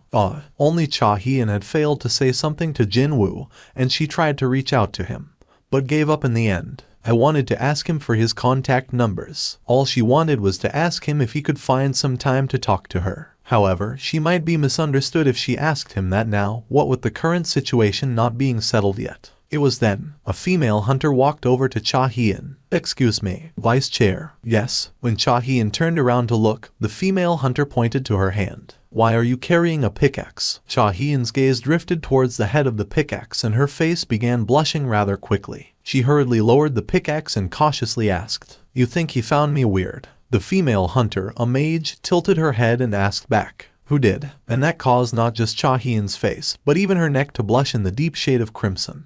My fated hour is approaching. Indeed, Hyung Nim's choice would decide Yu Jin Ho's fate. His heart was palpitating faster, and he felt even more nervous compared to a few days ago when he was negotiating with his father for the right to become the Yujin Guild Master. Let's go back to my original purpose. My original purpose. It was no coincidence that he chose the exact same cafe as the first time he met Hyung Nim back when to propose his plan. Without Hyung Nim's help, I wouldn't even be here right now. He began looking around the interior of the cafe while thinking as such, and he was able to see this place in a new light. Quite coincidentally, the table he chose was the exact same one as the last time, too. Along with the doorbell, Jin Woo entered the cafe. Hyung Nim. Yu Jin Ho discovered Jin Woo and shot up from his seat with a welcoming smile on his face. He bowed down as his greeting.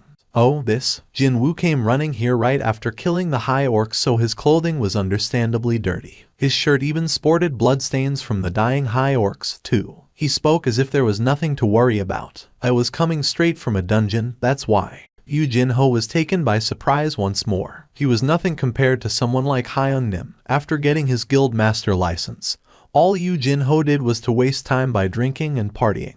But what did Hyung Nim do in the meantime? He possessed incredible power, yet he still found time to enter dungeons to further hone his crafts. Suddenly, Yu Jin Ho felt ashamed of himself. Hyung Nim, actually, Yu Jin Ho didn't leave anything out and reported everything that happened during the negotiation with his father to Jin Woo. Even the event of Go Myung Hwan's testimony revealing the truth of who saved the hunters of the White Tiger Guild from the Red Gate incident. 2. That uncle, doing something unnecessary. Still, that man did that for Jin Woo's benefit, so he couldn't get angry at that. Perhaps that was the reason for Yu Jin Ho's expression to be a bit more glowing than usual when he was talking about the Red Gate incident. In any case, Jin Woo knew what Yu Jin Ho was trying to say here. "So, in order for you to become the Yujin Guild's new master, you need my help, is that about right?" Jin Woo finally raised his gaze. "Hey, Jin Ho, I am." Gulp. Yu Jin Ho swallowed his drying saliva.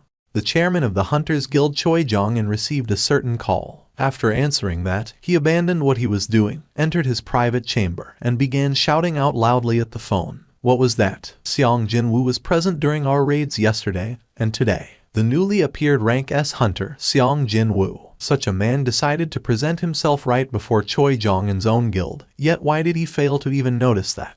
It was the same thing as kicking away the golden goose willing to enter his house. It was enough to make him tear his hair out, but he was working for the mining team yesterday, and today he was carrying luggage. After hearing that revelation, it did make sense for him to not know. Okay, for the time being, let's not worry about why he did what he did. He got this feeling that sweating over that mystery would only give him a case of a migraine and no tangible answer to chew on. Besides, that wasn't important at all. After White Tiger, us hunters also owe that man now. Indeed, they were indebted to Seong Jin Woo. Choi Jong-in wished to talk to that man as equals as much as he could before attempting to scout him. But now, his position was no different than that of the White Tiger. The hunter who took on the role of the raid team's captain, Song Kai-hoon, wasn't a fellow who'd lie about something that didn't happen, or embellish something minor as if it was a big deal. Even then, Choi Jong-in asked reflexively, "Are you telling me the truth?" "Yes, sir. That's all I saw." "That's all he saw. Does that mean there could be more? If Seong Jin Woo was that powerful, then, if you compare him to me, then how about it?" Although he may have sounded a bit childish just then, there was no better way to ascertain someone's strength than this question.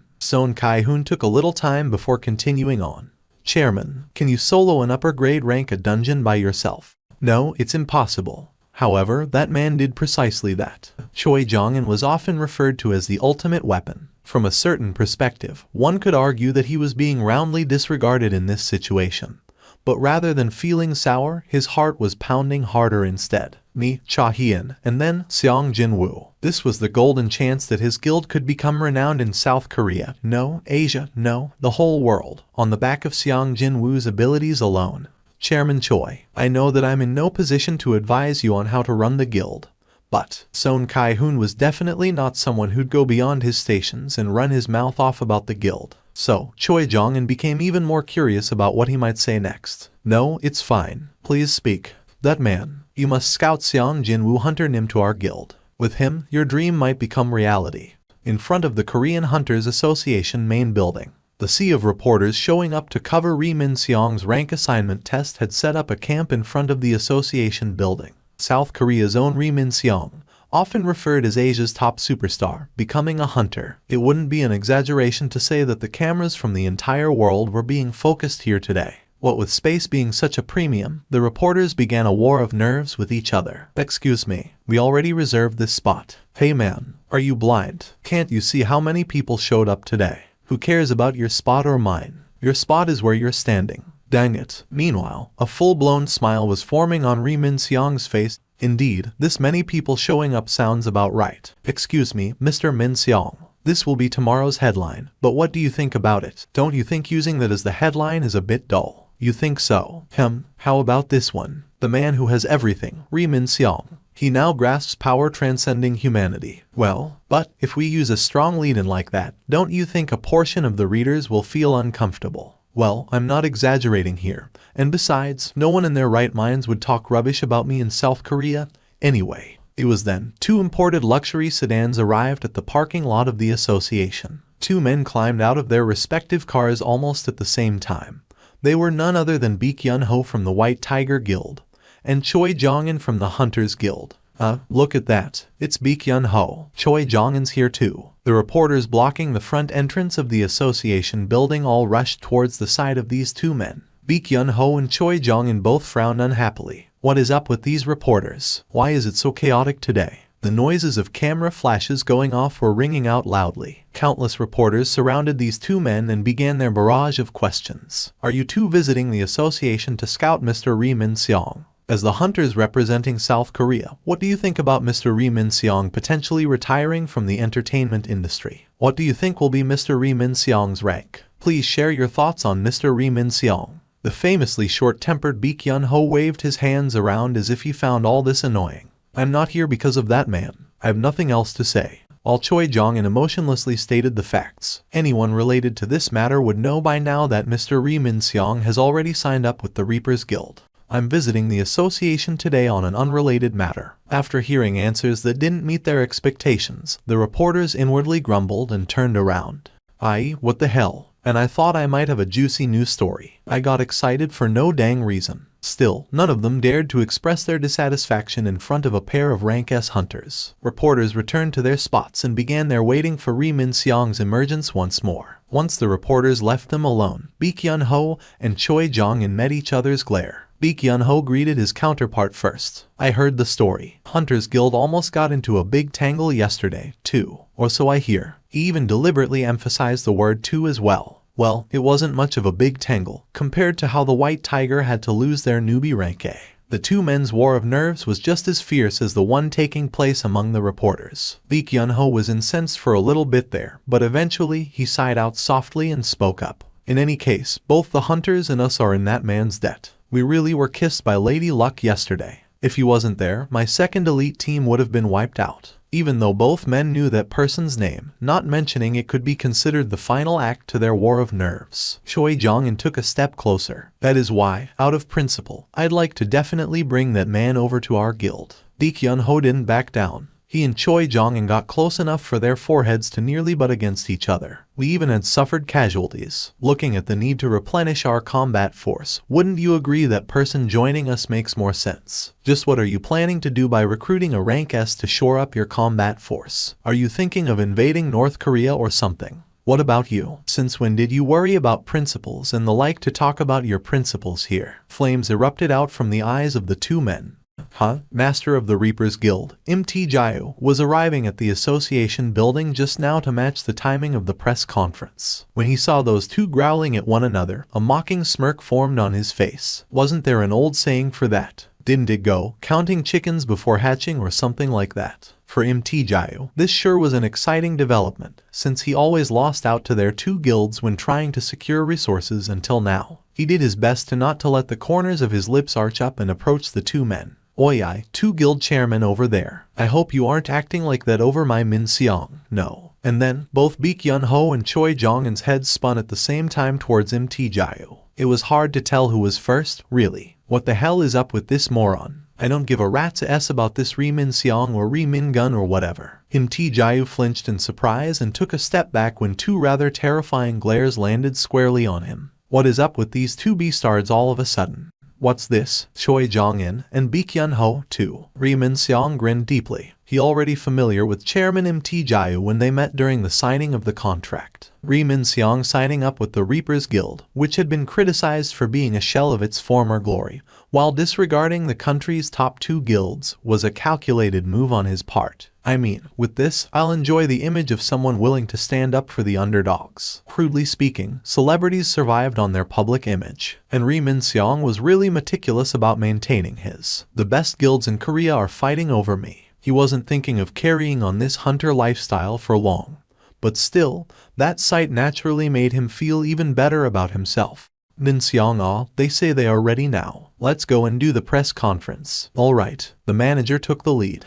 Camera flashes exploded in a scary cacophony of endless shutter clicks. Click, click, click, click, click. As he would do every day, Ri Min Seong formed a fake smile towards hundreds of lenses surrounding him. It was then, Jin-woo had finally arrived at the front of the association. Just like he'd been told, he was stopping by the association 3 days later. Why is it so noisy here? However, it didn't look like he'd be able to enter the association at all under the current circumstances. Of course, there were plenty of ways to go around these people, such as using stealth, or jumping over the reporters, or even by finding a back entrance. But then again, his re-evaluation test had been reserved in advance 3 days ago, so he didn't feel like going through the back entrance just to avoid this wall of reporters. It's not like I committed a crime or something anyways. He had no reason not to use the front door at all. Jin-woo then proceeded to push away the tightly packed throngs of reporters and made a path for himself. I'm coming through. Oi, what are you doing? What the hell? What's wrong with you? This was the physical strength of a rank S hunter. Reporters were all helplessly pushed away, deep frowns etched on their faces. The path forward was opened up in the blink of an eye, and Jin-woo could walk up the steps leading to the front entrance of the association. However, even before he could take another step, a large, muscular dude suddenly blocked Jin-woo's path. Oi, he was Ri Min Seong's manager. His eyebrows rose up as he growled menacingly. Who the hell are you? You work for the association or something? Jin-woo didn't bother to avert his gaze and met this manager's glare squarely, before shaking his head.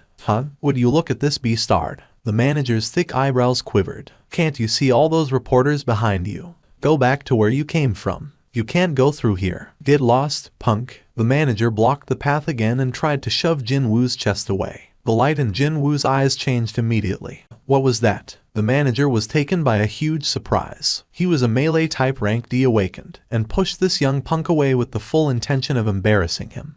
But the guy didn't even budge from the spot as if his legs were nailed to the ground. Ri Min Seong's expression stiffened right away. A mysterious man who cut through the throng of reporters, and then the association president Go Gun-Huey, who came out to personally escort that man into the building. How does President Go Gun-Huey's schedule look like for the rest of today? I hear he cancelled everything for the morning. Are you telling me that the association president cancelled the whole morning's worth of appointments for that man? This place had become too restless after those two men's sudden entrance, and the current situation was no longer suitable for holding a press conference. Ri Min Seong glared at his manager for a long time, before his head naturally spun towards his side. Like throwing salt on the wound, the camera crew from the news stations were getting ready to leave. They were supposed to broadcast everything live. If this distracted spectacle got on the airwaves and was broadcast to the rest of the country, then there was a good chance that all of Ri Min-seong's hard work to increase his brand's value by becoming a rank hunter would go down the drain for good. Excuse me, everyone. Allow me to go have a quick chat regarding my schedule today with the association's representatives. Blurting that nonsense to the reporters, Ri Min-seong then headed to the main association building.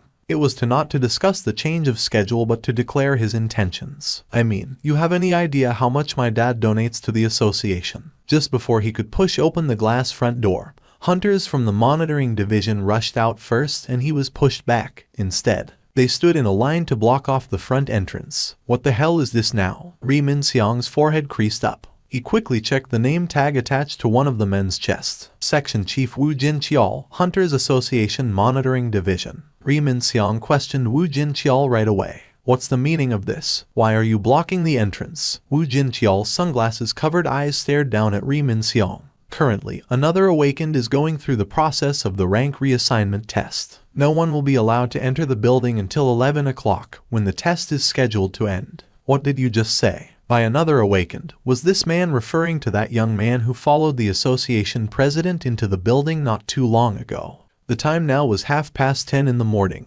11 o'clock was the originally scheduled time for his rank assignment test. No one was allowed to enter before that. Ri Min-seong's scheme to take the test ahead of schedule to reverse the situation was about to blow up in his face. At first, he spoke in a polite tone of voice. Please, don't be like this and let me in. I have something to discuss with the related department of the association. I'm sorry. Woo Jin-cheol shut his mouth up with that single short sentence. With his frustration boiling over, Ri Min-seong couldn't hold back any longer and his true colors slowly surfaced to the fore. Look here, mister. Don't you know who I am? I'm Ri Min-seong, man. Ri Min-seong. Ri Min-seong's tone of voice became sharp and abrasive as if he could no longer take this crap. But still, Woo Jin-cheol showed no sign of budging. Ri Min-seong spat out a dumbfounded groan. Oi, you know that Yujin Construction is the biggest sponsor of the Hunters Association, right? The corners of Ri Min-seong's lips arched up. Vice chairman of the Yujin Construction. Ri Won-jae is my father, okay. And do you see all these people behind me? Ri Min-seong pointed towards the sea of reporters below the entrance steps. You think you can treat the son of Yujin Construction's vice chairman this badly in front of these many reporters? You think you can handle the fallout? Woo Jin-cheol's reply was pretty simple. Yes, we can. What? Ri Min-seong was even more dumbfounded now. Just who the hell was that young man for the association president to personally escort him inside and block off the entire building for a measly rank assignment test? And letting a section chief gopher, someone not even that high up in the food chain like a head of the department, to do whatever the hell he pleased. Just who the hell is this another awakened supposed to be that the association is willing to bend over backwards like this? Only then did Woo Jin-cheol remove his sunglasses. If I were to tell you that, when Woo Jin-cheol's sharp, scary eyes resembling a bird of prey were finally revealed, Ri Min-seong unwittingly took a step back. Woo Jin-cheol continued to glare at Ri Min-seong and quietly spoke. Do you think you can handle the fallout instead, Mr. Ri Min-seong? Please, come this way. Alright. Jin-woo was about to follow after Go-gun-hui's guidance and enter the measurement room, but then spotted two somewhat familiar-looking faces. Baek Yun-ho and Choi Jong-un were sitting on the waiting room chairs facing the measurement room. That was where smartly dressed headhunters of various smaller guilds could be found 3 days ago. When their gazes met, both men stood up from their seats and bowed lightly. Jin-woo reciprocated the greeting and walked past the hallway. As they walked down on the passageway, a soft smile formed on Go-gun-hui's lips. Those two men, they have been waiting for you for about an hour. The leaders of two guilds that represented South Korea in the world stage had shown up 1 hour early to wait for the re-evaluation result. Perhaps he had read Jin-woo's expression, because Go-gun-hui continued to explain in a calm voice. The new rank S hunter has appeared after 2 long years. And besides, Choi Jong-un has heard of your powers, so he should be even more anxious at the moment. Jin-woo slowly nodded his head. Oh my, association president. The association employees they met on the way all politely greeted Go-gun-hui and stared at Jin-woo with mystified eyes. Who is that man that necessitates our association president to personally guide him? Could he be someone really important? How can someone that young know our president? Soon, they arrived at the examination area, located deeper within the building. Before the re-evaluation can take place, we must confirm your abilities first and set the new classification for you. Jinwoo already knew that hunters were classified as a melee, mage, healing, or even support type according to their abilities, and performed their roles where they were needed the most. Well, I can do this. Jinwoo called out a single shadow soldier. Yuck. The examiner was greatly taken by surprise. Seriously speaking, how could anyone stay composed when a soldier decked out in jet black armor suddenly rose up from the ground? Jinwoo deliberately chose the lowest leveled one out of his regular soldiers, but still, the dude emitted intense pressure that most normal people found hard to endure. Is this your summoned creature? You can control a summon. The examiner's voice was trembling noticeably. In that case, how many summoned creatures can you control? Well, it will be useless to lie, so. Indeed, the number of eyewitnesses who saw his shadow soldiers yesterday was nearly 20. Jinwoo spoke up a slightly reduced number of soldiers sealed inside his shadow through his skill. It's around 100 or so. The examiner's eyes went extra round at the number 100. 100, yes. On the other hand, Jinwoo remained nonplussed. At the same time, as he stared at the shadow soldier, Go-Gun Huey's eyes were glittering brightly. 100 of those. At a glance, that soldier possessed around the same amount of magic energy as a rank B hunter. If that young man could summon 100 of those soldiers, then one simply had to concede that his powers had already exceeded a regular large guild's combat force. Truthfully, that was an incredible ability. Jinwoo could feel Go-Gun Huey's passionate gaze burning up on his skin. He breathed a sigh of relief after confirming the reactions of the surroundings. Well, if one regular soldier can elicit this sort of reaction, then he should thank his lucky stars that he didn't choose to call out the highest leveled soldier among his flock, Ygritte, or the boss level creature he managed to poach yesterday, Fangs. Whatever the case may be, this was enough to prove the type of ability he had possessed. Jinwoo quickly shoved his new hunter license inside his wallet. When he got to the end of the corridor, the waiting duo of Baekhyun-ho and Choi Jong-in approached him. Mr. Seong Jinwoo, can we have a chat? Seong Jinwoo Hunter Nim, I'm sorry, I'm pressed for time at the moment. Jinwoo ignored them both and quickly walked towards the glass door. Baekhyun-ho raised his worried voice. If it was me, I wouldn't use that exit. Is he trying to imply that the sweet deals he prepared for this occasion will make me regret walking out of this door or something? Jinwoo wasn't interested regardless of what was being offered, so he continued to ignore Baekhyun-ho's dissuasion and pushed the glass door wide open. When that happened, the reporters that had managed to climb up the steps to push and shove against the monitoring division's agents began clicking their cameras non-stop, with flashes exploding brightly all around him. What the heck is this? Jinwoo became utterly speechless at this blinding explosion of lights. One of her friends grabbed her wrist, a shocked expression clearly visible on that girl's face. Jin-ah. Why what? With her friend shocked like this, even Jin-ah got shocked alongside her for no reason. It's your oppa. He's on TV right now. What? Why is my oppa? Did he get injured again? If not, could it be even worse? The friend dragged Jin-ah by her wrist inside the classroom as if she didn't want to waste time explaining anymore. Oh, oppa. The moment Jin-ah saw the TV screen, the banana milk in her hand fell to the floor. Thank you for watching. Subscribe and enable notifications so you don't miss the next chapter.